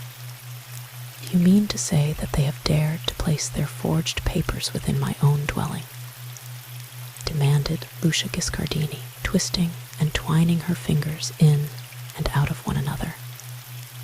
But she only spoke thus to delay the last fatal moment. Not knowing that he was proceeding chiefly upon guesswork, guided by that one swift gleam from her own eyes, she made sure he had certain information. Finette had seen her open the cabinet, she thought, and had seen her examine the suspicious-looking volume. One hope remained. The girl might not know the secret of the spring opening the inner compartment, where the book lay crouching amid laces and filmy handkerchiefs, placed there to deceive any casual eye that might happen to light upon the nook so cunningly devised. "You cannot deny that the book is in this house, that you carry it about with you, that—" "What?" "That it is in this very room." "What more, sir?" "My patience, I warn you, is well nigh exhausted. Beware, sir, beware. My temper is not of the most angelic mold, and I am very weary of this folly. Madame Giscardini, I ask you plainly, is not that stolen book in yonder cabinet?" demanded the young lawyer. It was his last throw, and he watched the result with a keen and eager gaze. The signora made one step, with an affrighted look, as if to take flight. Then she paused, and drew 2 or 3 deep, sobbing breaths, like some wild animal pressed very close by the hunters. "You look like a gentleman," she cried, after making some ineffectual efforts to speak, "and you behave like a footpad. I know nothing of the book you rave about. I have never heard of the man whose name you have brought forward, this person in the employ of Captain Desfrayne. You have not answered my question. Can you distinctly say the book is not in that cabinet? You dare not say so. If a denial will satisfy you, I can safely say no book of any kind is within that cabinet," said Madame.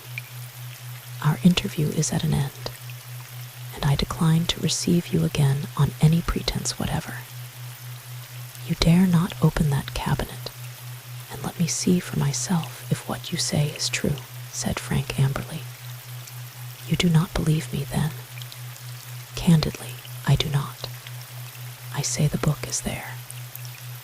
I refuse to gratify your curiosity. I thought you would. Now, the question is, what is to be done? For I know the book is there. Yet if I go to obtain a search warrant, you will destroy it before I am fairly out of the house. You shall not have it to say that I shrank from letting you see how preposterous your guess is, said Madame, crossing the room to the cabinet.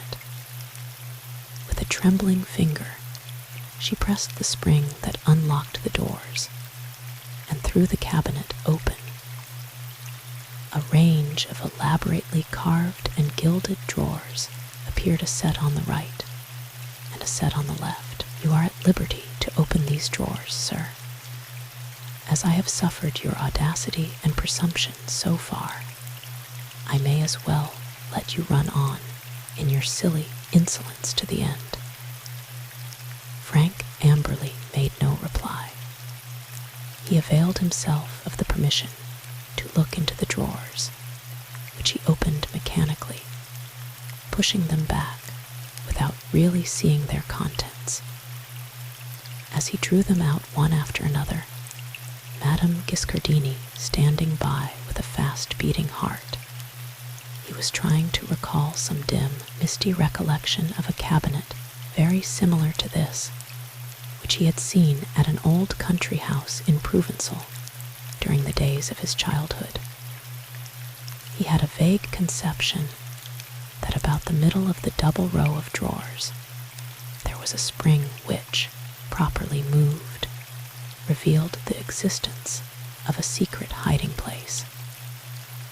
The spring was a duplex one, but how it was touched he could not remember. It would be useless to leave the Signora now with the idea of getting a proper warrant to search the cabinet, for even if the secret were to be solved, or the cabinet taken to pieces, she would burn the volume the moment she found herself alone. Had he listened to the promptings of the evil one, he would have made excuses to himself and left Lucia Giscardini to her own devices, with liberty to destroy the evidence that would release Paul Desfrayne. But with sublime self-denial, he resolved to press on to the last. Are you satisfied, sir?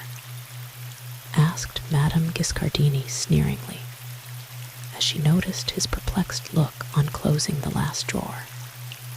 Very nearly so, he replied, moving his fingers nervously over the fine filigree work and gilded foliage down the sides of the cabinet. She dreaded that he would come upon the spring, and saw plainly that he was in search of it. With a rough hand she pushed him away, crying, "Enough, sir, enough.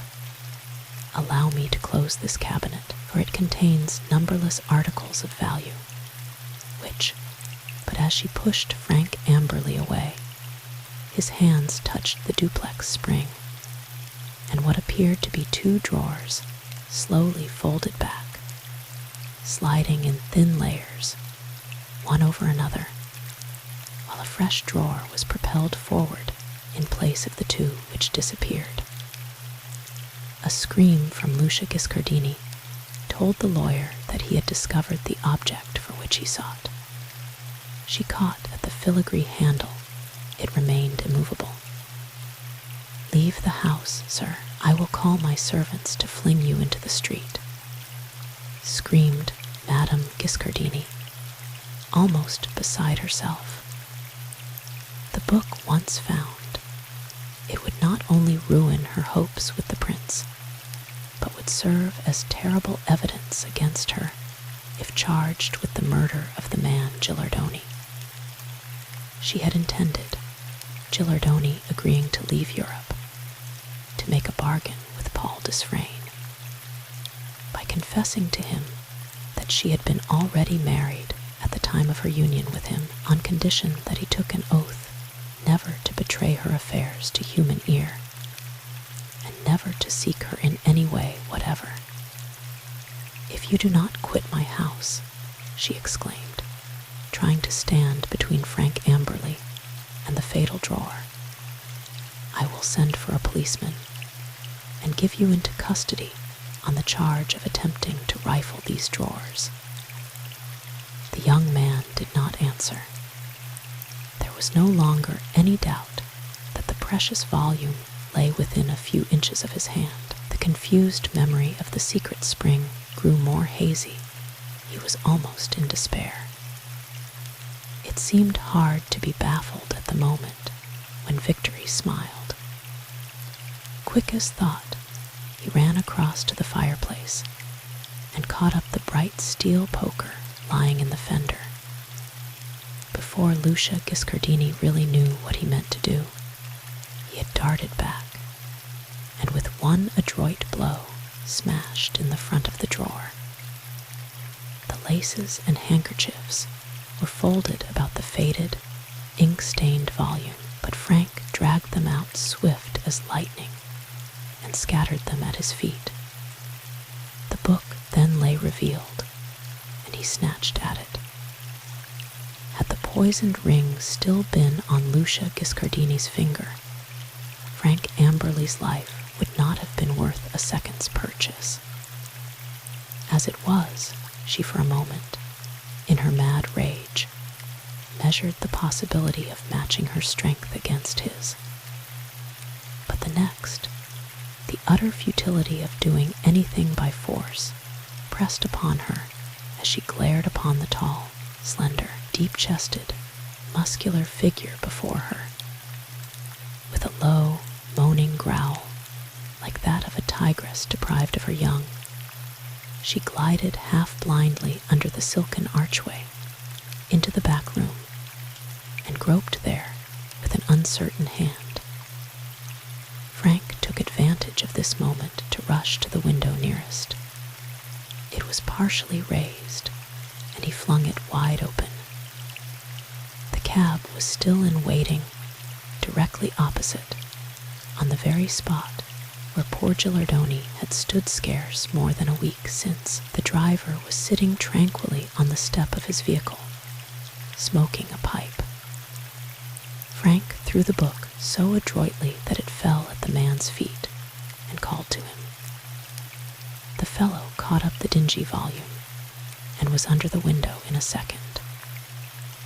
Frank dropped a sovereign in his hand and said, in a clear, distinct tone, "Drive with that book to 86 Alderman's Lane and ask for Mr. Joyner, give it to him, then wait. And if I am not back there in a couple of hours, bring him here. Give that book to no other human being and tell no one else." The man touched his hat and ran to his cab. "This air is the very most rummiest start I ever come near," he said to himself as he rattled off. "I wonder whatever's up." This scene passed in a moment. As the man was mounting his box, Lucia entered with the same creeping, tottering, dragging step. In her hand was a tiny, silver-mounted revolver. Her brain had almost given way, and death, disgrace, misery seemed to point at her with gibbering, skeleton fingers.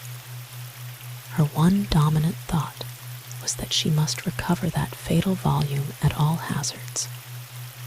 She advanced toward Frank Amberley with the aspect of a beautiful beast of prey.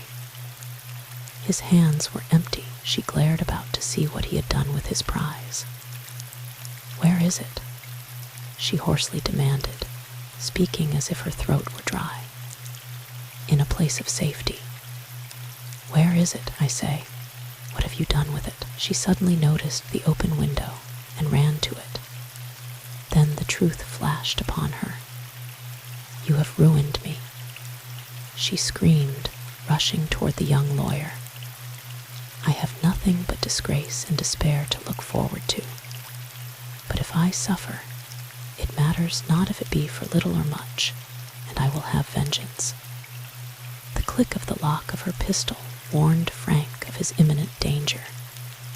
He sprang upon her and tried to disarm her, but her grip was tight and her strength more than he had counted on, and a short, desperate struggle for life ensued. As he succeeded in snatching the pistol, it went off. The report brought the servants rushing to the room.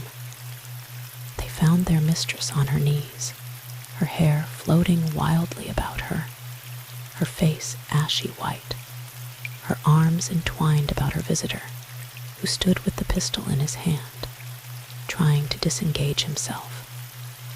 Seize him, he will kill me," exclaimed Madame Giscardini. "He has robbed me and would murder me." Chapter 29. Defiance, not defense. As Madame Giscardini's servants stood gaping in amazement and affright at the scene before them, Frank Amberley felt he had need to exercise all the coolness and address left him. He had no desire, nor did he believe that the mistress of the house in her more sober moments could wish, that the police should be called in as assistants. "Stand back," he thundered in authoritative tones to the scared domestics, at the same time leveling the pistol at them. "Heaven forbid that I should take the life of anyone here, but I will shoot the first who dares to lay a finger on me." The women squeaked, the men huddled back on one another. None cared to risk the safety of limbs in the service of a mistress for whom not one in the house cared a doit. "Madame Giscardini knows me," the young lawyer continued. "She knows where to find me if I am wanted. She has told you a falsehood. Let me go. Stand back, all of you." Her first burst of frenzied passion exhausted, Lucia Giscardini rapidly reviewed her position. A sullen despair succeeded her fury. Certainly, it would not be to her interest that the police should be called. This desperate man would probably raise a countercharge against her, and there would be an investigation. As he was a friend of Paul Desfrayne's, he must inevitably, within a few hours, learn the damning fact of the death of the man Gilardoni. "They will set people to work," she said to herself, "and they will find out that I was with him yesterday. Not the cleverest chemist on earth will be able to trace the poison, but they may trap me for all that."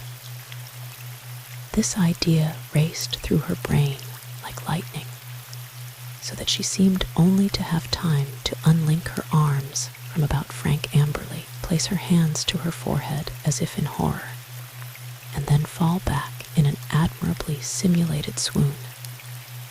"Stand aside and let me pass," again exclaimed Frank Amberley, finding himself thus released. "Seize him. Don't let him go," faintly cried one or two in the rear of the group in the doorway. "Attend to your mistress and leave my way free," cried Frank Amberley, still holding the deadly weapon leveled menacingly. He was as ignorant as anyone there whether the second chamber was loaded or not, but that signified little, as he had not the most remote intention of hurting as much as a fly. With a quick, threatening step and determined air, he strode toward the door. Some of the domestics fled precipitately upstairs. Others crawled back by another door leading into the 2 drawing rooms. A whispered buzz ran round, but no one raised a hand to stay the supposed assailant of the mistress of the house.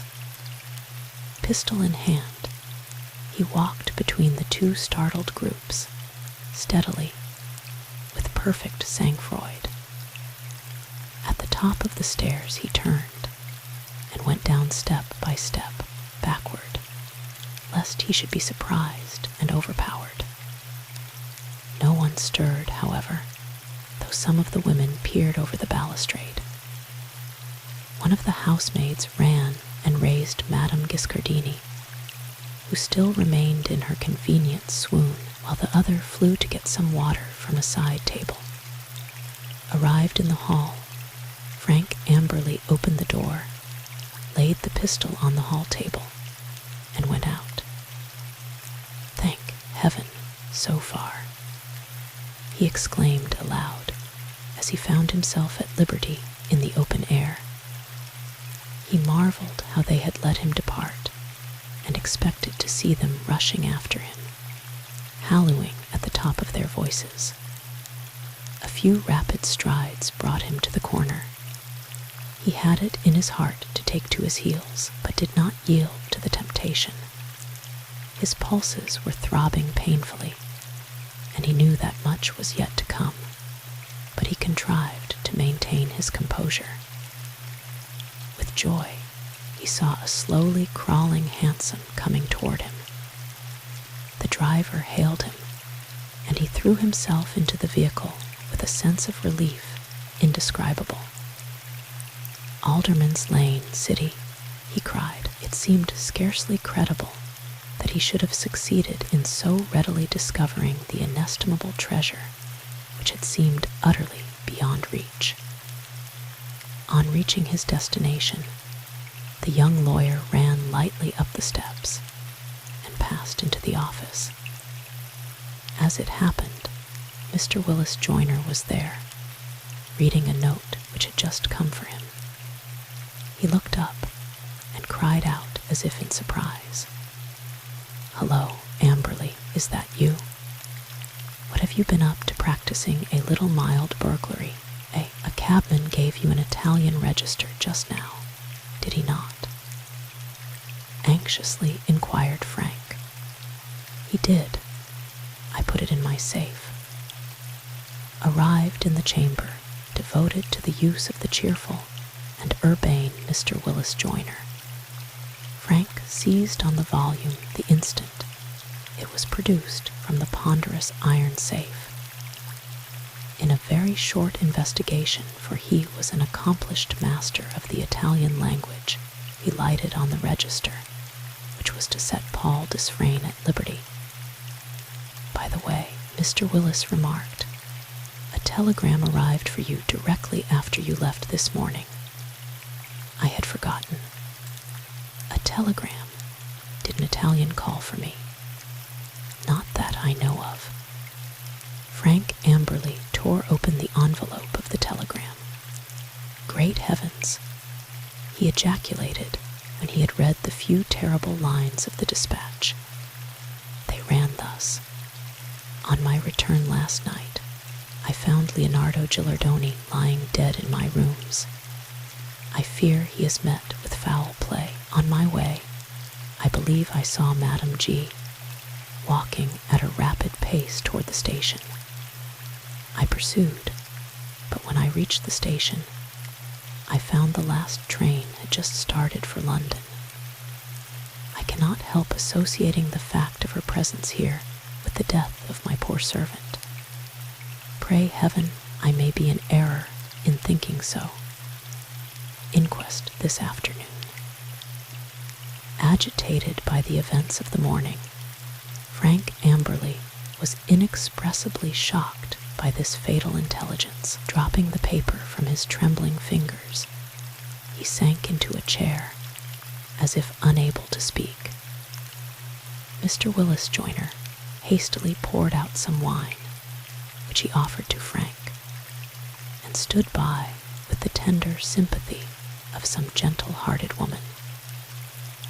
Everyone in the place loved Frank Amberley, and none probably more than the gay, superficially selfish Willis Joyner. He saw that some very unusual circumstances had upset the general tranquility of the young man, and though he could not form the most distant guess as to the nature of the events which had occurred, he felt grieved. In a few minutes, Frank Amberley recovered his self-possession, and then gave Mr. Willis Joyner a brief, rapid outline of the strange story, translating the register and showing him the telegram. The register was transferred to the iron safe in Frank Amberley's room, and he at once wrote a full account of the finding of the prize, which he sent off to Paul Desfrayne by telegraph. He did not allude to Paul's mention of encountering Lucia Giscardini on the road to the station, for he felt it would not be safe to do so, but briefly said how shocked he had been by the intelligence that poor Gilardoni was dead. Lucia Giscardini made no sign. She had played a desperate game, and the numbers had turned up against her. Like most women who, innocent or guilty, find themselves in difficulties, her chief idea was to seek safety in flight.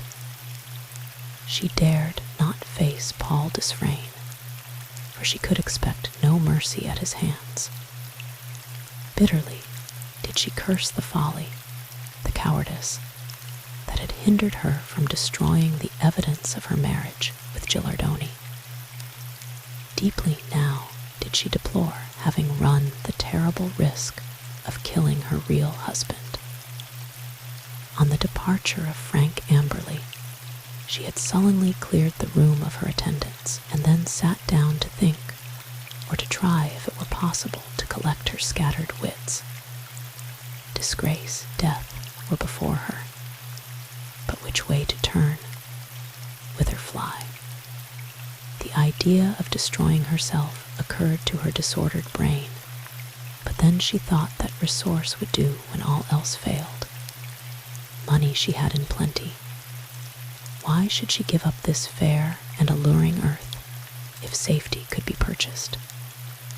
Even if they fix this marriage on me, she reflected, and thus ruin my hopes of becoming a wealthy princess, they may not be able to discover that I had aught to do with the death of Gilardoni. How could they? Even if they find out I was in the neighborhood, who is to prove that, granting he did not die a natural death, he did not kill himself? The excitement of a painful interview might even bring on heart disease. 20 different reasons might explain and reconcile the facts of my being there with my perfect innocence of any complicity in his tragical fate. Shall I defy them all and remain or fly? She paced to and fro distractedly. I will remain here, she at last defiantly decided. If they accuse me of stealing the book, I will boldly declare that those 3 men have entered into a plot for extorting money from me, that he, Gilardoni, was the one who took it away, and that his lawyer pretended to find it here. No one saw him take it, though he threw it out of the window. I will swear he brought it hither, and offered to sell it to me, and tried to bully me with a threat of exposure as being the wife of that low-born peasant. I will risk staying. Let them do their worst. I think I can defy them. His Highness will hasten to see me tonight, when he finds I am not at the opera. No doubt he will urge me, as he has so often done, to marry him, and I shall yield to his entreaties. I will no longer keep up my pretense of coyness and reluctance, but will use my influence over him to hurry on the marriage. Once his consort, I am safe. Chapter 30. Free at last. Evil fate, which so often favors those who wish to follow the path leading to destruction, smiled on Lucia Giscardini now as of yore. The inquest was held on her ill-fated husband about the hour when Frank Amberley discovered the record of that most miserable union that had caused his death. The inquiry was necessarily adjourned, however, to enable the medical men to examine the body more particularly. The emotion of Paul Desfrayne on reading the telegraphic account sent by the friend who had so heroically sacrificed his own feelings to a stern sense of duty may be in same measure imagined. To his overtaxed brain, the events of these last few days began to assume the aspect of a dream. Free, quit of the consequences of those few months of infatuated folly. Oh, it could hardly be. No. Presently he must wake and find it but a tantalizing vision of the night, as he had awakened many times before, thinking he had regained or had never lost his liberty. Only too well he knew he had never loved that remorseless woman who would have sacrificed him for her own worldly gain, who had slain his happiness under the influence of her mistaken conception of his wealth and position. He wrote back a most earnest letter to Frank Amberley, but little did he imagine how vast was the debt of gratitude due to that noble soul. The moment the verdict was pronounced as to the cause of Leonardo Gilardoni's death, he would hurry to London. He told the young lawyer at present it would be impossible for him to be absent. He did not repeat the suspicions he had touched on in the telegram forwarded by him in the morning, for that would be but to repeat an accusation he could not in any way sustain. The next morning he set about making cautious inquiries in order to find out, if possible, whether any human being had seen the figure that had passed him like an apparition on the way to the station. But vainly, no one had seen this woman. The porter at the railway station, whom Captain Desfrayne had missed, remembered a woman coming hastily in to catch the last train. But she, he declared, had worn a pale green dress, a black lace shawl, and had a snow-white Shetland fall over her bonnet, concealing her face effectually as well. In effect, Lucia Giscardini had made a rapid change in her toilet, almost as she entered the station, by looping up her black skirt, changing her black cloak for a lace shawl, folded up in the small black leather bag she carried, and changing her black fall for a white one. The black cloak, bought expressly for this expedition, she had hurriedly folded up, and darting for a moment into the lady's room, dropped it on the couch, making it look as if someone had forgotten it. The old woman at whose cottage Madame Giscardini had appointed to meet Leonardo Gilardoni was away, gone to see a granddaughter who lay dying some 10 miles off. Thus Paul Desfrayne did not find her, nor did he know of her existence. The boy had departed with her.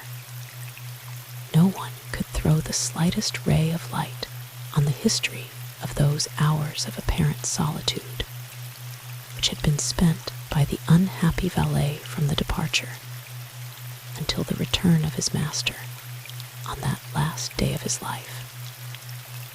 No one had seen him leave the barracks during any part of the day.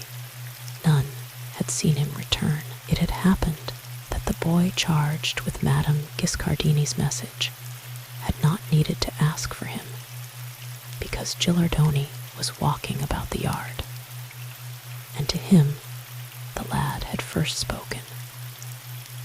The analyzing doctors found nothing to justify any suspicion of the existence of poison.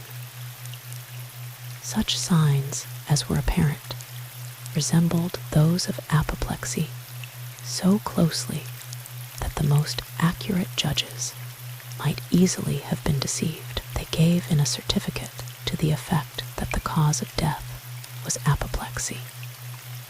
It would have been worse than useless accuse Lucia Giscardini.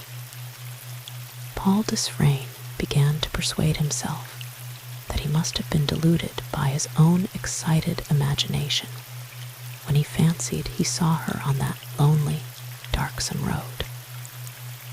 At the end of a few days, he was able to run up to London.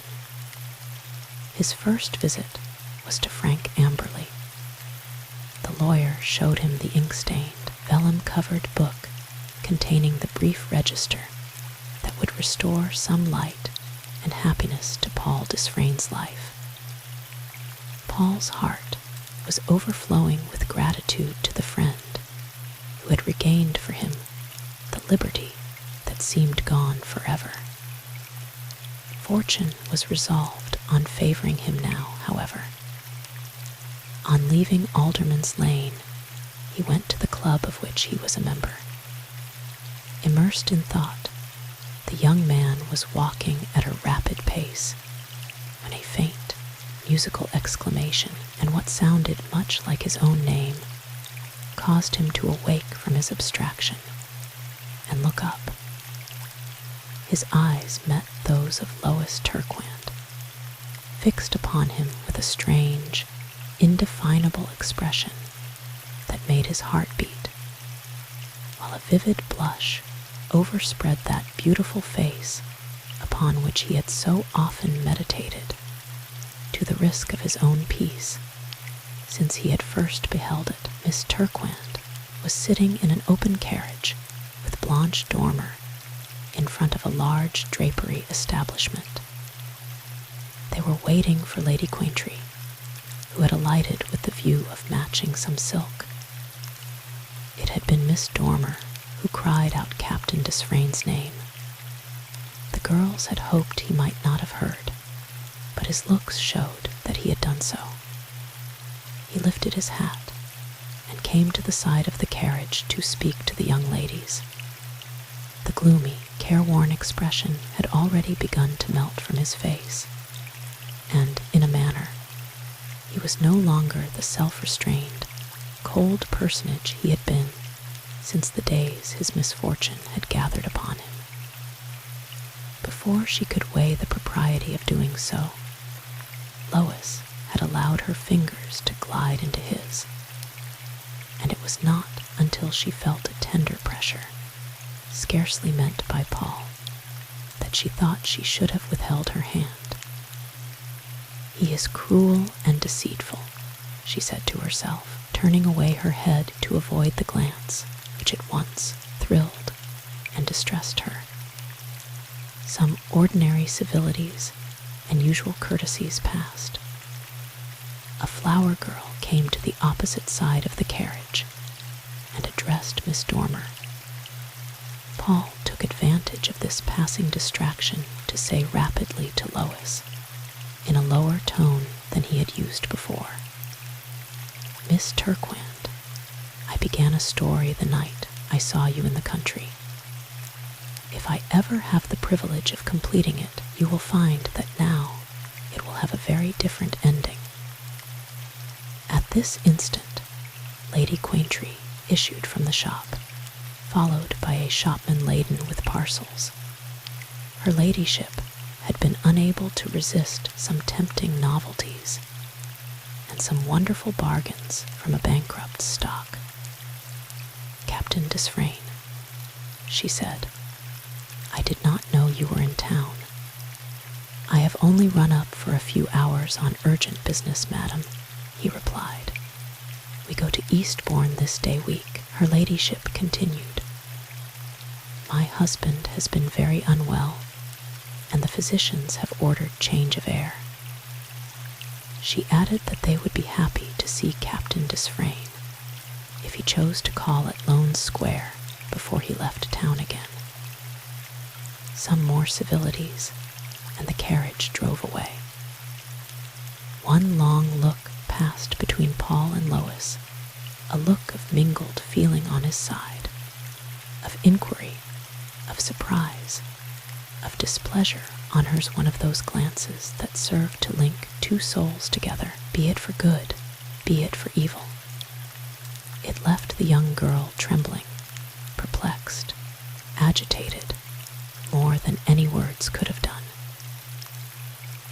told Paul Desfrayne that he had never loved till now, despite that one terrible caprice of fancy and flattered vanity.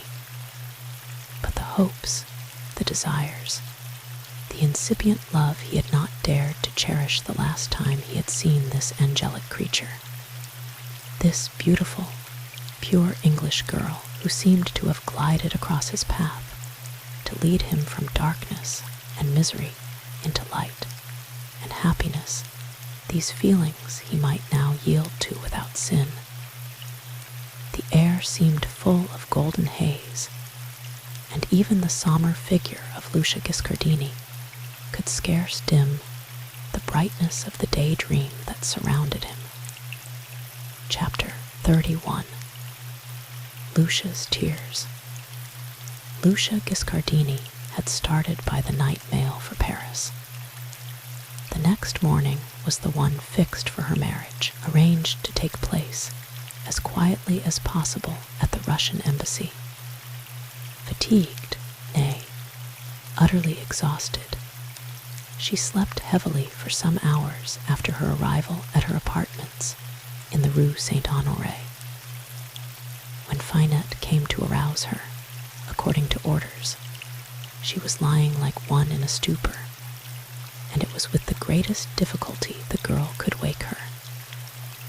It is almost a pity not to let her sleep as long as she may, thought the maid, as she stood by her, looking down at the flushed face and uneasy attitude of her slumbering mistress. Finette had no great reason to care much for the overbearing, capricious prima donna, but she could perceive that she was struggling against impending illness, and she felt sorry she should not be at her best on her wedding day. "Madam," said Finette, "awake. It is nearly 8 o'clock, and your bath is ready." A shuddering sigh, and then Lucia relapsed into her lethargic state again, though she was evidently suffering from the visitation of some painful dream. "Madam," again urged Finette, "it is your wedding day. Rouse, then. It is a glorious day, the sunshine bright and golden, scarce a cloud in the blue sky." She pressed the soft, rounded shoulder of her mistress and shook her with a firm yet gentle hand. For Madame had given imperative orders the preceding night that she must be awakened immediately after 8 o'clock, if not before. The entire responsibility of this lay with Finette, for she had no other attendant with her. A stifled scream broke from the half-parched lips of the sleeper, and she sprang up, throwing her hands forward, as if to defend herself. "No, no, no," she shrieked. "No, Ah-H, you shall not take me. I have not done it. Take your hands off, madam. It is I, Finette. Do not be alarmed. Pray calm yourself. The people in the house will be frightened. You have been dreaming. It is your wedding day." The smooth, reassuring tones brought back the Italian's scattered senses and the light of reason to her brilliant, distended eyes. She turned her glance on the young girl standing by and sank back, shuddering, gasping for breath, almost on the verge of hysterics. "I believe I was dreaming. Oh, heaven, what a horrid, awful dream." She covered her face with her hands with a sobbing breath. "I am scarcely awake now. I feel so tired. Your journey has fatigued you, madam. Why, you have had only a few hours' rest, though you slept a little in the train. Come, I suppose madam must make an exertion and rise. I will order the coffee. Why do you wish me to get up? Oh, my head aches so fearfully at the back, Finette. Madam forgets it is her wedding day. I am sorry madam's head is so bad," said Finette. "Bon Dieu, my wedding day," cried Lucia again, starting up. "I had forgotten. Give me my wrapper." Finette gave her the richly embroidered silken wrapper, and then went out to give directions about Madame's coffee. Lucia threw on her wrapper and got out of bed. A few tottering steps, and she fell back, flinging her arms on the coverlet in blank despair. "I believe I am going to be ill," she cried aloud. "But I must not be ill until I have been made a princess. Oh, this sickening pain in my head. But I must not give way at the last, after daring so much. What folly! It is simply fatigue. I ought not to have stayed there till the last moment, and then taken such a hurried flight." She lay in a half-stupefied state, however, making no effort to raise herself, as if she felt it would be useless. Then hot, blinding tears of rage and despair began to rain over her arms, on which she rested. So absorbed was the unhappy creature by her terrors and doubts, her feeling of physical exhaustion, her dread lest her forces should fail her at the last, that she did not notice the return of Finette. The girl stood on the snow-white, fleecy rug just inside the door, in an attitude, and with an expression which showed that she was utterly confounded by the scene before her. Madame had been in all varieties of humors in violent, stormy frenzies of rage, sullen, depressed, ill-humored, exhausted, wearied, but never before like this.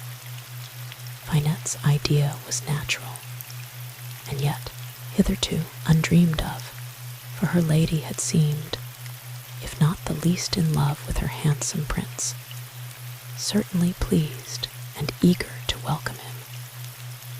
She does not like him, thought the waiting maid, and is only going to marry him for his money and his title. Perhaps she likes somebody else. But it will never do for her to go on in this way. The girl was pleased at the prospective vision of being confidential maid to a rich princess. The position would offer so many advantages, in addition to the increase of social dignity. It ill-suited her that the marriage should be put off, and she was superstitious enough to regard as most unlucky a postponement of the wedding day. It was not until she was close beside her that Lucia gave any sign of being aroused. "Come, Madame's nerves are giving way," said Finette smilingly. "Time is flying, and Madame knows how long it takes to dress. Sit in this great easy chair and steady yourself while I brush out your hair. Come, they say people always fall into a terrible way just before they get married, though when the dreadful words have been spoken by the clergyman, they begin to laugh at themselves for being so silly. It is quite proper to cry on one's wedding day, madam." She lent the support of her youthful arm to Lucia, who rose mechanically as if in a dream and placed her before the dressing table, a fairy picture of lace, silver, carved ivory, and gold.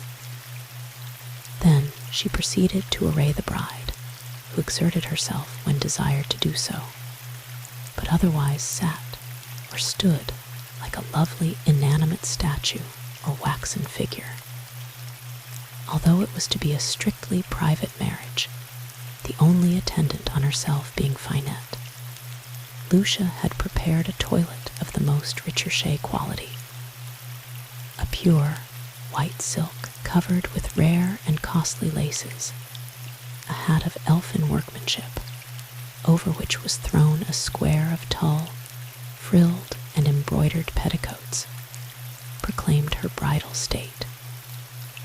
With a great yearning, she had desired white satin and a lace veil, and to wear some of her diamonds, but was obliged to stifle the wish. When she was dressed, Finette left her sitting by the open window, balcony of which was heaped with exquisite flowers. The girl, her only bridesmaid, went to attire herself in her own room, which adjoined that of her mistress. What has happened to me? Lucia asked herself in a fright. What means this weakness, this sense of a sudden blank? Shall I be able to go through my morning's work? What will happen next? Shall I live to enjoy my honors, my wealth, my prince's adoration? Nay, I must strive against this pain and depression and fear. Rising, she began to walk to and fro with uncertain, wavering steps, swaying from side to side unconsciously. Presently Finette returned, arrayed in a really charming manner in a cloud of pretty, fresh, embroidered muslin. In her hand was a large bouquet of the most choice blossoms, fit for the bride of a king to carry. "See, madam," she exclaimed gaily, "here are some flowers this moment sent. There was no name left, but you will guess from whom they have come." Lucia took the flowers and put the bouquet up to her pale face without making any remark. "See how the sun shines a happy omen," continued the girl lightly, as she gathered up her mistress' handkerchief, gloves, and little ivory fan. "The carriage waits. We shall be in good time." Lucia recovered her strength and in a certain degree her spirits. They descended to the carriage and drove to the Russian embassy. Chapter 32. Lucia Giscardini's Madness. The prince was waiting impatiently the arrival of Lucia at the Russian embassy. A tall, graceful man, some 15 years older than his bride, with a somber yet gentle face, jet black eyes and beard, and dressed to perfection. A friend on whom he could rely was his only companion. He did not at present wish his relatives, or any one of his large circle of friends and acquaintances, to know anything about this union. The ceremony was gone through, the necessary signatures given, and Lucia Gilardoni, widow of the man scarce above the rank of peasant, child of parents hardly equal to petty farmers, was the lawful wife of this proud Russian noble on whose arm she leaned. Exultant, yet weighed down by an inexplicable dread of approaching evil, the newly made princess swept down the aisle of the little chapel on her way to his carriage. Suddenly she clutched the prince's arm and drew back, as if horror-stricken. With her disengaged hand, she pointed to a dim corner, her great black eyes widely opened, the pupils distended. The prince looked to see what caused her overwhelming terror. Nothing was visible as far as he could descry. "What is it, my dearest love?" he tenderly asked, stooping to gaze into her pallid face. "There, there," she whispered. "He is there. They said he was dead. They pretended I killed him, but he is there. He is not dead, or is it his spirit?" "Of whom do you speak, my own dear one?" asked the prince. "My husband Gilardoni. He stands there and gazes at me with eyes of fire. Is he dead or living?" She continued to point with her finger, her arms stretched out, her neck craned, her eyes full of a horror too great for words. "There is no one here but ourselves," said the prince, a vivid terror seizing on his heart with a vise-like grip. The others regarded her with consternation, but could not venture to obtrude themselves on her notice the prince's friend, and the girl Finette. A deathly silence succeeded. The bride dropped her pointing finger, while retaining her clutch on her newly wedded husband's arm, but she continued to gaze at the phantom conjured up by her disordered fancy. "He is gone," she whispered with a great gulping sigh. "Did you not see? He melted away into the shadows. Take me away before he returns."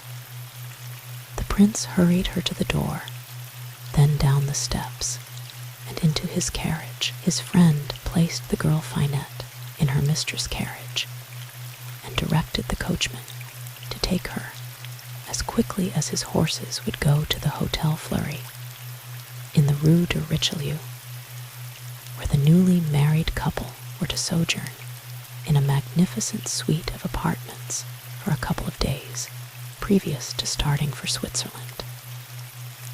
With a fear too deep for expression, the prince watched his lovely idol as she lay trembling within his encircling arm.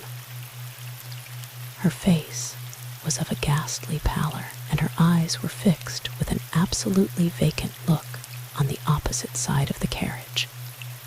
But it was difficult to conjecture whether she was consciously thinking or not.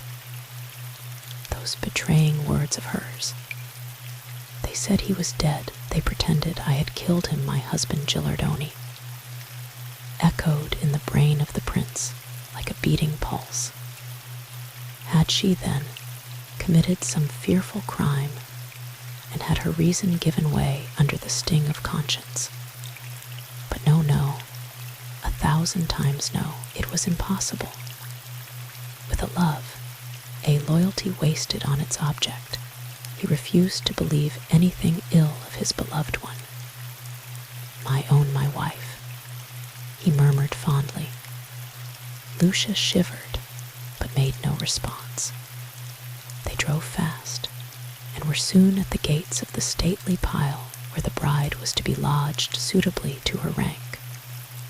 The prince lifted her from the carriage, and drawing her hand once more within his arm, led her up to the wide, richly carpeted staircase to the suite on the first floor. Finette had preceded her mistress by 5 or 10 minutes, and was waiting with the other servants near the entrance. The newly married pair walked through the bowing files of lackeys, and passed into the principal sitting room, a long, lofty salon, glowing with softly modulated colors, rare china, mirrored panels, rich draperies, and flowers. The prince closed the door and sat down on a stool by the trembling Lucia. "My dear love," he said with the deepest anxiety, yet resolved on giving her the opportunity of granting some explanation, "what happened to you in the chapel just now?" "I don't know," she vacantly replied. "What? How? I do not recollect. I felt very ill." "You are not well now." "No, I am not." "You seem totally different from your usual self." I feel like I cannot say how I feel. My brain is on fire." "What did you mean by what?" she sharply demanded, turning on him the full gleam of her resplendent eyes, to which the light of reason for a moment returned. "In the chapel you fancied you saw someone." "I fancied? How strange, I forget," Lucia replied, laughing gaily. "Whom did I fancy I beheld?" "You said some very singular words, my dear love." "What did I say?" But before he could speak a word in reply, her glance became again wild and uncertain. She shuddered as if seized with ague, and then leaned forward, as if she again saw the phantom conjured up by her disordered brain in the chapel. "He is here," she whispered, half to herself. "He has followed to claim me. I can never escape him now. There is blood upon his wrist, where it is useless to struggle. I must give way to my destiny. But I will never go with you," she exclaimed, raising her voice. "Never, never." The prince caught her hand, which she snatched away as if terrified, looking at him with a vacant eye that evidently did not recognize him. "You shall not take me," she fiercely cried. did not do it, I swear I did not. I was not there." The prince rose, and approaching a table heaped with elegant and costly trifles, rang a handbell sharply. Almost instantly, the violet velvet portiere of the chief entrance was raised, and an obsequious lackey stood waiting his lord's commands. "Send Mademoiselle Finette here," was the brief order. In a moment, the girl had replaced her fellow servant. A brief, searching glance showed her that something was wrong, but what she could scarcely tell. "Come here," said the prince. He placed her in front of his bride, who was now leaning her head on her hand, resting against the stool, apparently lost to all around her. "Madam," exclaimed the waiting maid, in consternation at her vacant yet wild aspect. "What is the matter with her?" demanded the prince. "Has she ever been like this before?" "No, Monseigneur, no, never." "Something has happened," replied the trembling maid. "Something terrible, something awful," cried the unhappy prince, in an agony of despairing love and fear. "Do you know if anything has occurred to overthrow her reason?" "I know nothing, Monseigneur. Madame has always been so quiet in her life, although perhaps a little passionate in her ways sometimes." Madam, speak to me to your poor Finette," pleaded the girl, taking the passive hand that lay in her mistress' lap. A dumb spirit seemed to have seized upon the miserable victim of her own sins and crimes. With a swift glance at the maid, she averted her head coldly and resumed her gaze into empty space. Some crude idea had got into her dazed brain that she would betray herself if she spoke, and she had resolved on keeping utterly silent. The prince she had apparently forgotten. "Remain with her," said he. "I shall return presently." He went to his own private sitting room, and going to a desk, wrote a few lines to the most eminent doctor among those who devoted their sole attention to the study of lunacy. Then he rang for his valet, an elderly, severely respectable-looking man with a tranquil manner. "Do you know where to find this medical man?" the prince asked, showing him the envelope.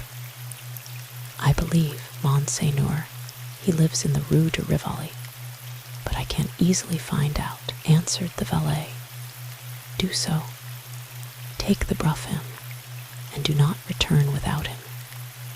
It is a matter of life and death for me. Do not lose a moment, but wait for him if he should be absent." The doctor was not absent. He returned with the confidential servant within a quarter of an hour, and presented himself in the sitting room, which the prince had not quitted, for he dared not go back to the presence of his distraught bride, accustomed as the medical man was to every variety of painful case of lunacy. His face betrayed some signs of surprise and compassion as he listened to the story of the unhappy Lucia's loss of reason. But he expressed no opinion, simply bowing as he rose to obey the entreaty of the bridegroom that he would see the princess.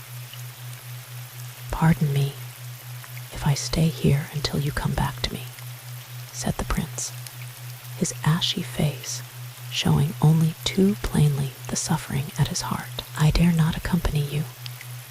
I love my wife ardently, passionately, and remain here," gently replied the medical man. "I shall not keep you long in suspense." The prince flung himself face downward on a lounge as his valet conducted the doctor from the room. He began to fear that this awful shock would end in depriving him of reason. Throbbing pulses surged like waves in his ears, and his senses threatened to desert him. The slow dragging minutes went on, steadily, monotonously, and at length the prince felt he could not remain thus supinely waiting any longer. In reality, half an hour had elapsed from the moment he was left alone, but it seemed like many hours. Rising, he was about to go to the salon, but as he raised himself, the portiere was drawn aside, and the physician stood again before him. The sad, grave face told its own tale, but the prince could not be satisfied. "Doctor, how have you found her? What news do you bring me?" he cried desperately. "The worst. Reason has utterly fled, never, I fear, to return. There has been some fearful pressure on the brain and nervous system. It would be as well to have a consultation, however, for sometimes these difficult cases are deceptive." But his judgment was only too firmly established on further inquiry. Lucia adhered to her crazed resolve not to utter a word, though her frequent terror and fixed look showed that she still believed herself closely watched by the figure she imagined she had seen in the chapel at the Russian embassy. But she had caused a terrible suspicion of the truth to dawn in the mind of the last victim of her ruthless ambition. The prince reflected upon the subject until he arrived at a tolerably correct surmise of the facts of the case.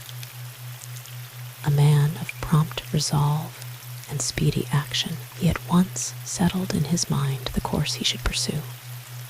When he had recovered from the stunning effects of his first horror, for a few days, Lucia was to remain in her own apartments while the further inquiry was conducted. Then he would take her to Switzerland, and there place her in a pretty, secluded villa among the mountains, guarded and waited upon by a trustworthy band of servants, under the immediate direction of Finette, who agreed to accompany her ill-fated mistress. This was done. From time to time, the prince went to see her, but she displayed the most utter indifference toward him, and never once gave the slightest sign of recognition. A strange fancy seized her after a while that this Swiss retreat was the villa and garden at Florence, where she had pursued her studies for the stage, and where she had lived until she made her escape, through the intervention of Paul Desfrayne, to Paris. But she always remained totally dumb. Not the most strenuous effort could induce her to break that terrible silence. Even in singing, which she practiced with the assiduity of her early student days, she would use no words, only the vowels employed in the chromatic and diatonic scales. Her voice was infinitely richer, fuller, sweeter than it had ever been, and frequently the prince would enjoy a melancholy pleasure in listening beneath the window to the dulcet waves of bird-like melody. She loved to deck herself with the splendor of a queen, and in this fancy the prince freely indulged her, though he never employed the slightest portion of her large fortune for this object.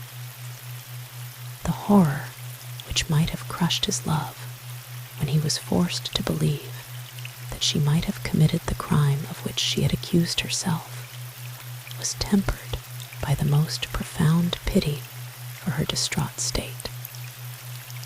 Happily, no other love came to make the life of this betrayed man a burden to him. Therefore the chains with which he had been so treacherously bound did not gall as they might have done. A few were trusted with the terrible secret of Lucia's loss of reason, the director of the London Opera House, and one or two others.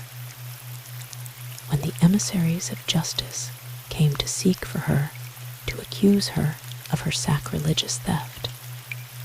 They found her forever beyond the reach of earthly law. The supreme judge had seen fit to allot her a punishment before which her accusers drew back in solemn awe and dread. Thus ended the race upon which the lovely and gifted Lucia Giscardini had entered with such a high heart and iron nerve. Chapter 33. The Sound of Wedding Bells. It was a bright day at the seashore, and the beach was crowded. Lord and Lady Quaintree were at Eastbourne, with the Honourable Gerald and the two girls, as Lois and Blanche were affectionately designated. Frank Amberley had come to spend his few weeks of holiday here. Paul, by the advice of his colonel, had seen the Italian consul in London. The consul had looked grave, listened to his story, received the register, and said, "The matter shall have every attention, and in all probability we shall communicate with you shortly respecting it." Some months, after all, elapsed before Captain Desfrayne received any communication, and then he learned the painful facts of the unhappy Lucia's third marriage and the loss of her reason. He made every effort to find her on settling the affair at the Italian consulate, but vainly, and was obliged to relinquish the attempt. Then he repaired to Eastbourne. The agitation of these last few weeks had told terribly on his health, although he was rejoicing with unspeakable joy over his recovered liberty. He knew that the Quaintrees had chosen the place. Indeed, that had been the attraction for him. And Frank Amberley had seen him during his visit to London, and mentioned his intention of coming. Captain Desfrayne set off to pay a visit of ceremony to Lady Quaintree. On the way, however, the scene was so bright, so alluring, so unlike what he had been condemned to for some time, that he paused to contemplate it. How many minutes he lingered he did not know, but he was aroused from a bittersweet daydream by hearing someone address him by name. It was Frank Amberley. The young lawyer had left a party seated on the beach to come and intercept Paul, but returned to them, followed by his treasure trove. Paul's heart beat violently, for he perceived Lois Turquand, dazzlingly beautiful as a sea nymph. He knew not what he said, either to the ladies or to Lord Quaintree and his son, and sat down mechanically when Blanche moved a little to make room for him on the beach. The remarks, the replies, the notes and queries were all commonplace enough, so Paul could keep up a show of attention without betraying his abstracted state of mind.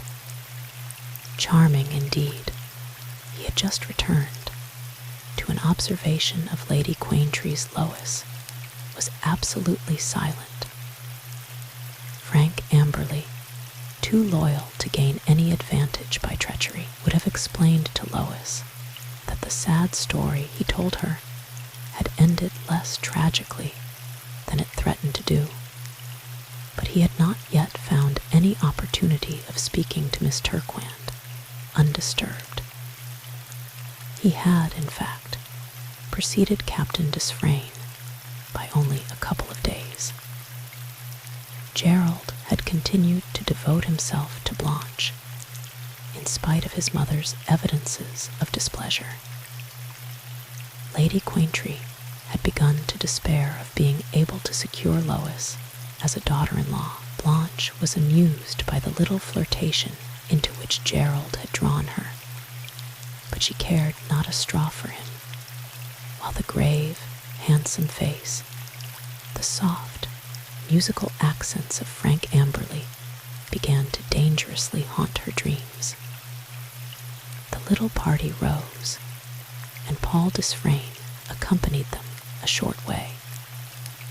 For part of the time, he found himself lingering behind the others with Miss Turquand. An almost irrepressible desire to confide in her rose in his heart, but he crushed the wish, for this was neither the time nor place. A few impetuous words, however, gave her an inkling of the change that had come to him, and she glanced up at him. A look of passionate admiration of dawning love made her blush deeply and avert her head, and hurry a few steps to rejoin the others. But when they were about to part, she gave him her hand with a little happy smile of confidence. The tranquil, sunlit days glided by and lengthened into weeks. Frank Amberley, fully conscious of the risk to his peace involved by lingering, could not tear himself away. But by degrees, he discovered the charm, the beauty, the sweetness of the innocent Blanche's character, so was in a fair way of being consoled. Happily for himself, he was not one of those who love but once and forever. Paul Desfrayne did not tell his painful story all at once, and Lois spared him much of the distress involved in the recital, but by degrees she became aware of all the sad details, and she gave him all the pity and sympathy of her fresh young heart. The Honorable Gerald found someone more appreciative and more warmly disposed in his favor than the pretty Blanche, and transferred all the devotion he had to offer to the more accessible divinity. Paul was left pretty much to his own devices in winning the prize held out to him so strangely. It was not a difficult task, never did wooing prosper more hopefully. The last few days of this brief, delicious holiday were fast winging to the dim past. Nay, the last evening had come a soft, cloudless, moonlit night, when the very air seemed to breathe of love. Gerald was away. Blanche and Lady Quaintree were taking a farewell turn on the sands. Lord Quaintree was asleep. Lois had stayed at home, for she had a tolerably clear idea that Paul would come, and he had looked to hope that he might find her alone. The young girl was sitting in the long, flower-wreathed balcony, the mild, silvery moonbeams falling over her like a radiance, making her look some lovely, ethereal spirit. Paul did come, as she anticipated. The dim, mysterious light did not betray the glowing blush upon her beautiful face, the sparkling, happy light in her eyes. She did not hear his step upon the carpet, nor see him, but some electrical sympathy told her he was approaching. With a soft, welcoming, trustful smile, she held out her hand, which he took, but omitted to release. Then he sat down close to her, yet slightly behind her chair, as if even now he scarcely dared to believe that the promise of the future could be true. A murmuring conversation, too low for ears less acute than those attuned by love to hear. And then Paul gently folded Lois in his arms. Then, after a pause, he slipped a diamond ring of betrothal upon her finger, and she was his promised wife. Vere Gardner's dying wishes had come to a happy fruition, after all, and the story ended like the delightful old fairy tales, with a joyous clash of merry wedding bells. But this time, there was no rash marrying in haste. Almost a year elapsed, by the influence and desire of Lady Quaintree, before the pretty bridal party met in Floor Hall, about 6 weeks before the marriage of Frank Amberley and Blanche Dormer. The echoes echoes of the harmonious wedding bells sound as yet through the wedded life of Paul and his true love. Adieu, care, farewell, sorrow, for the inevitable cares and sorrows are shared, so fall lightly. Sometimes a faint cloud comes over Paul's face as he thinks of the one act of folly which had so nearly ruined his life, but he tries to forget the forbidding past and to sun himself in the love and bright smiles of his wife and 2 little angel children, baby Lois and her elder brother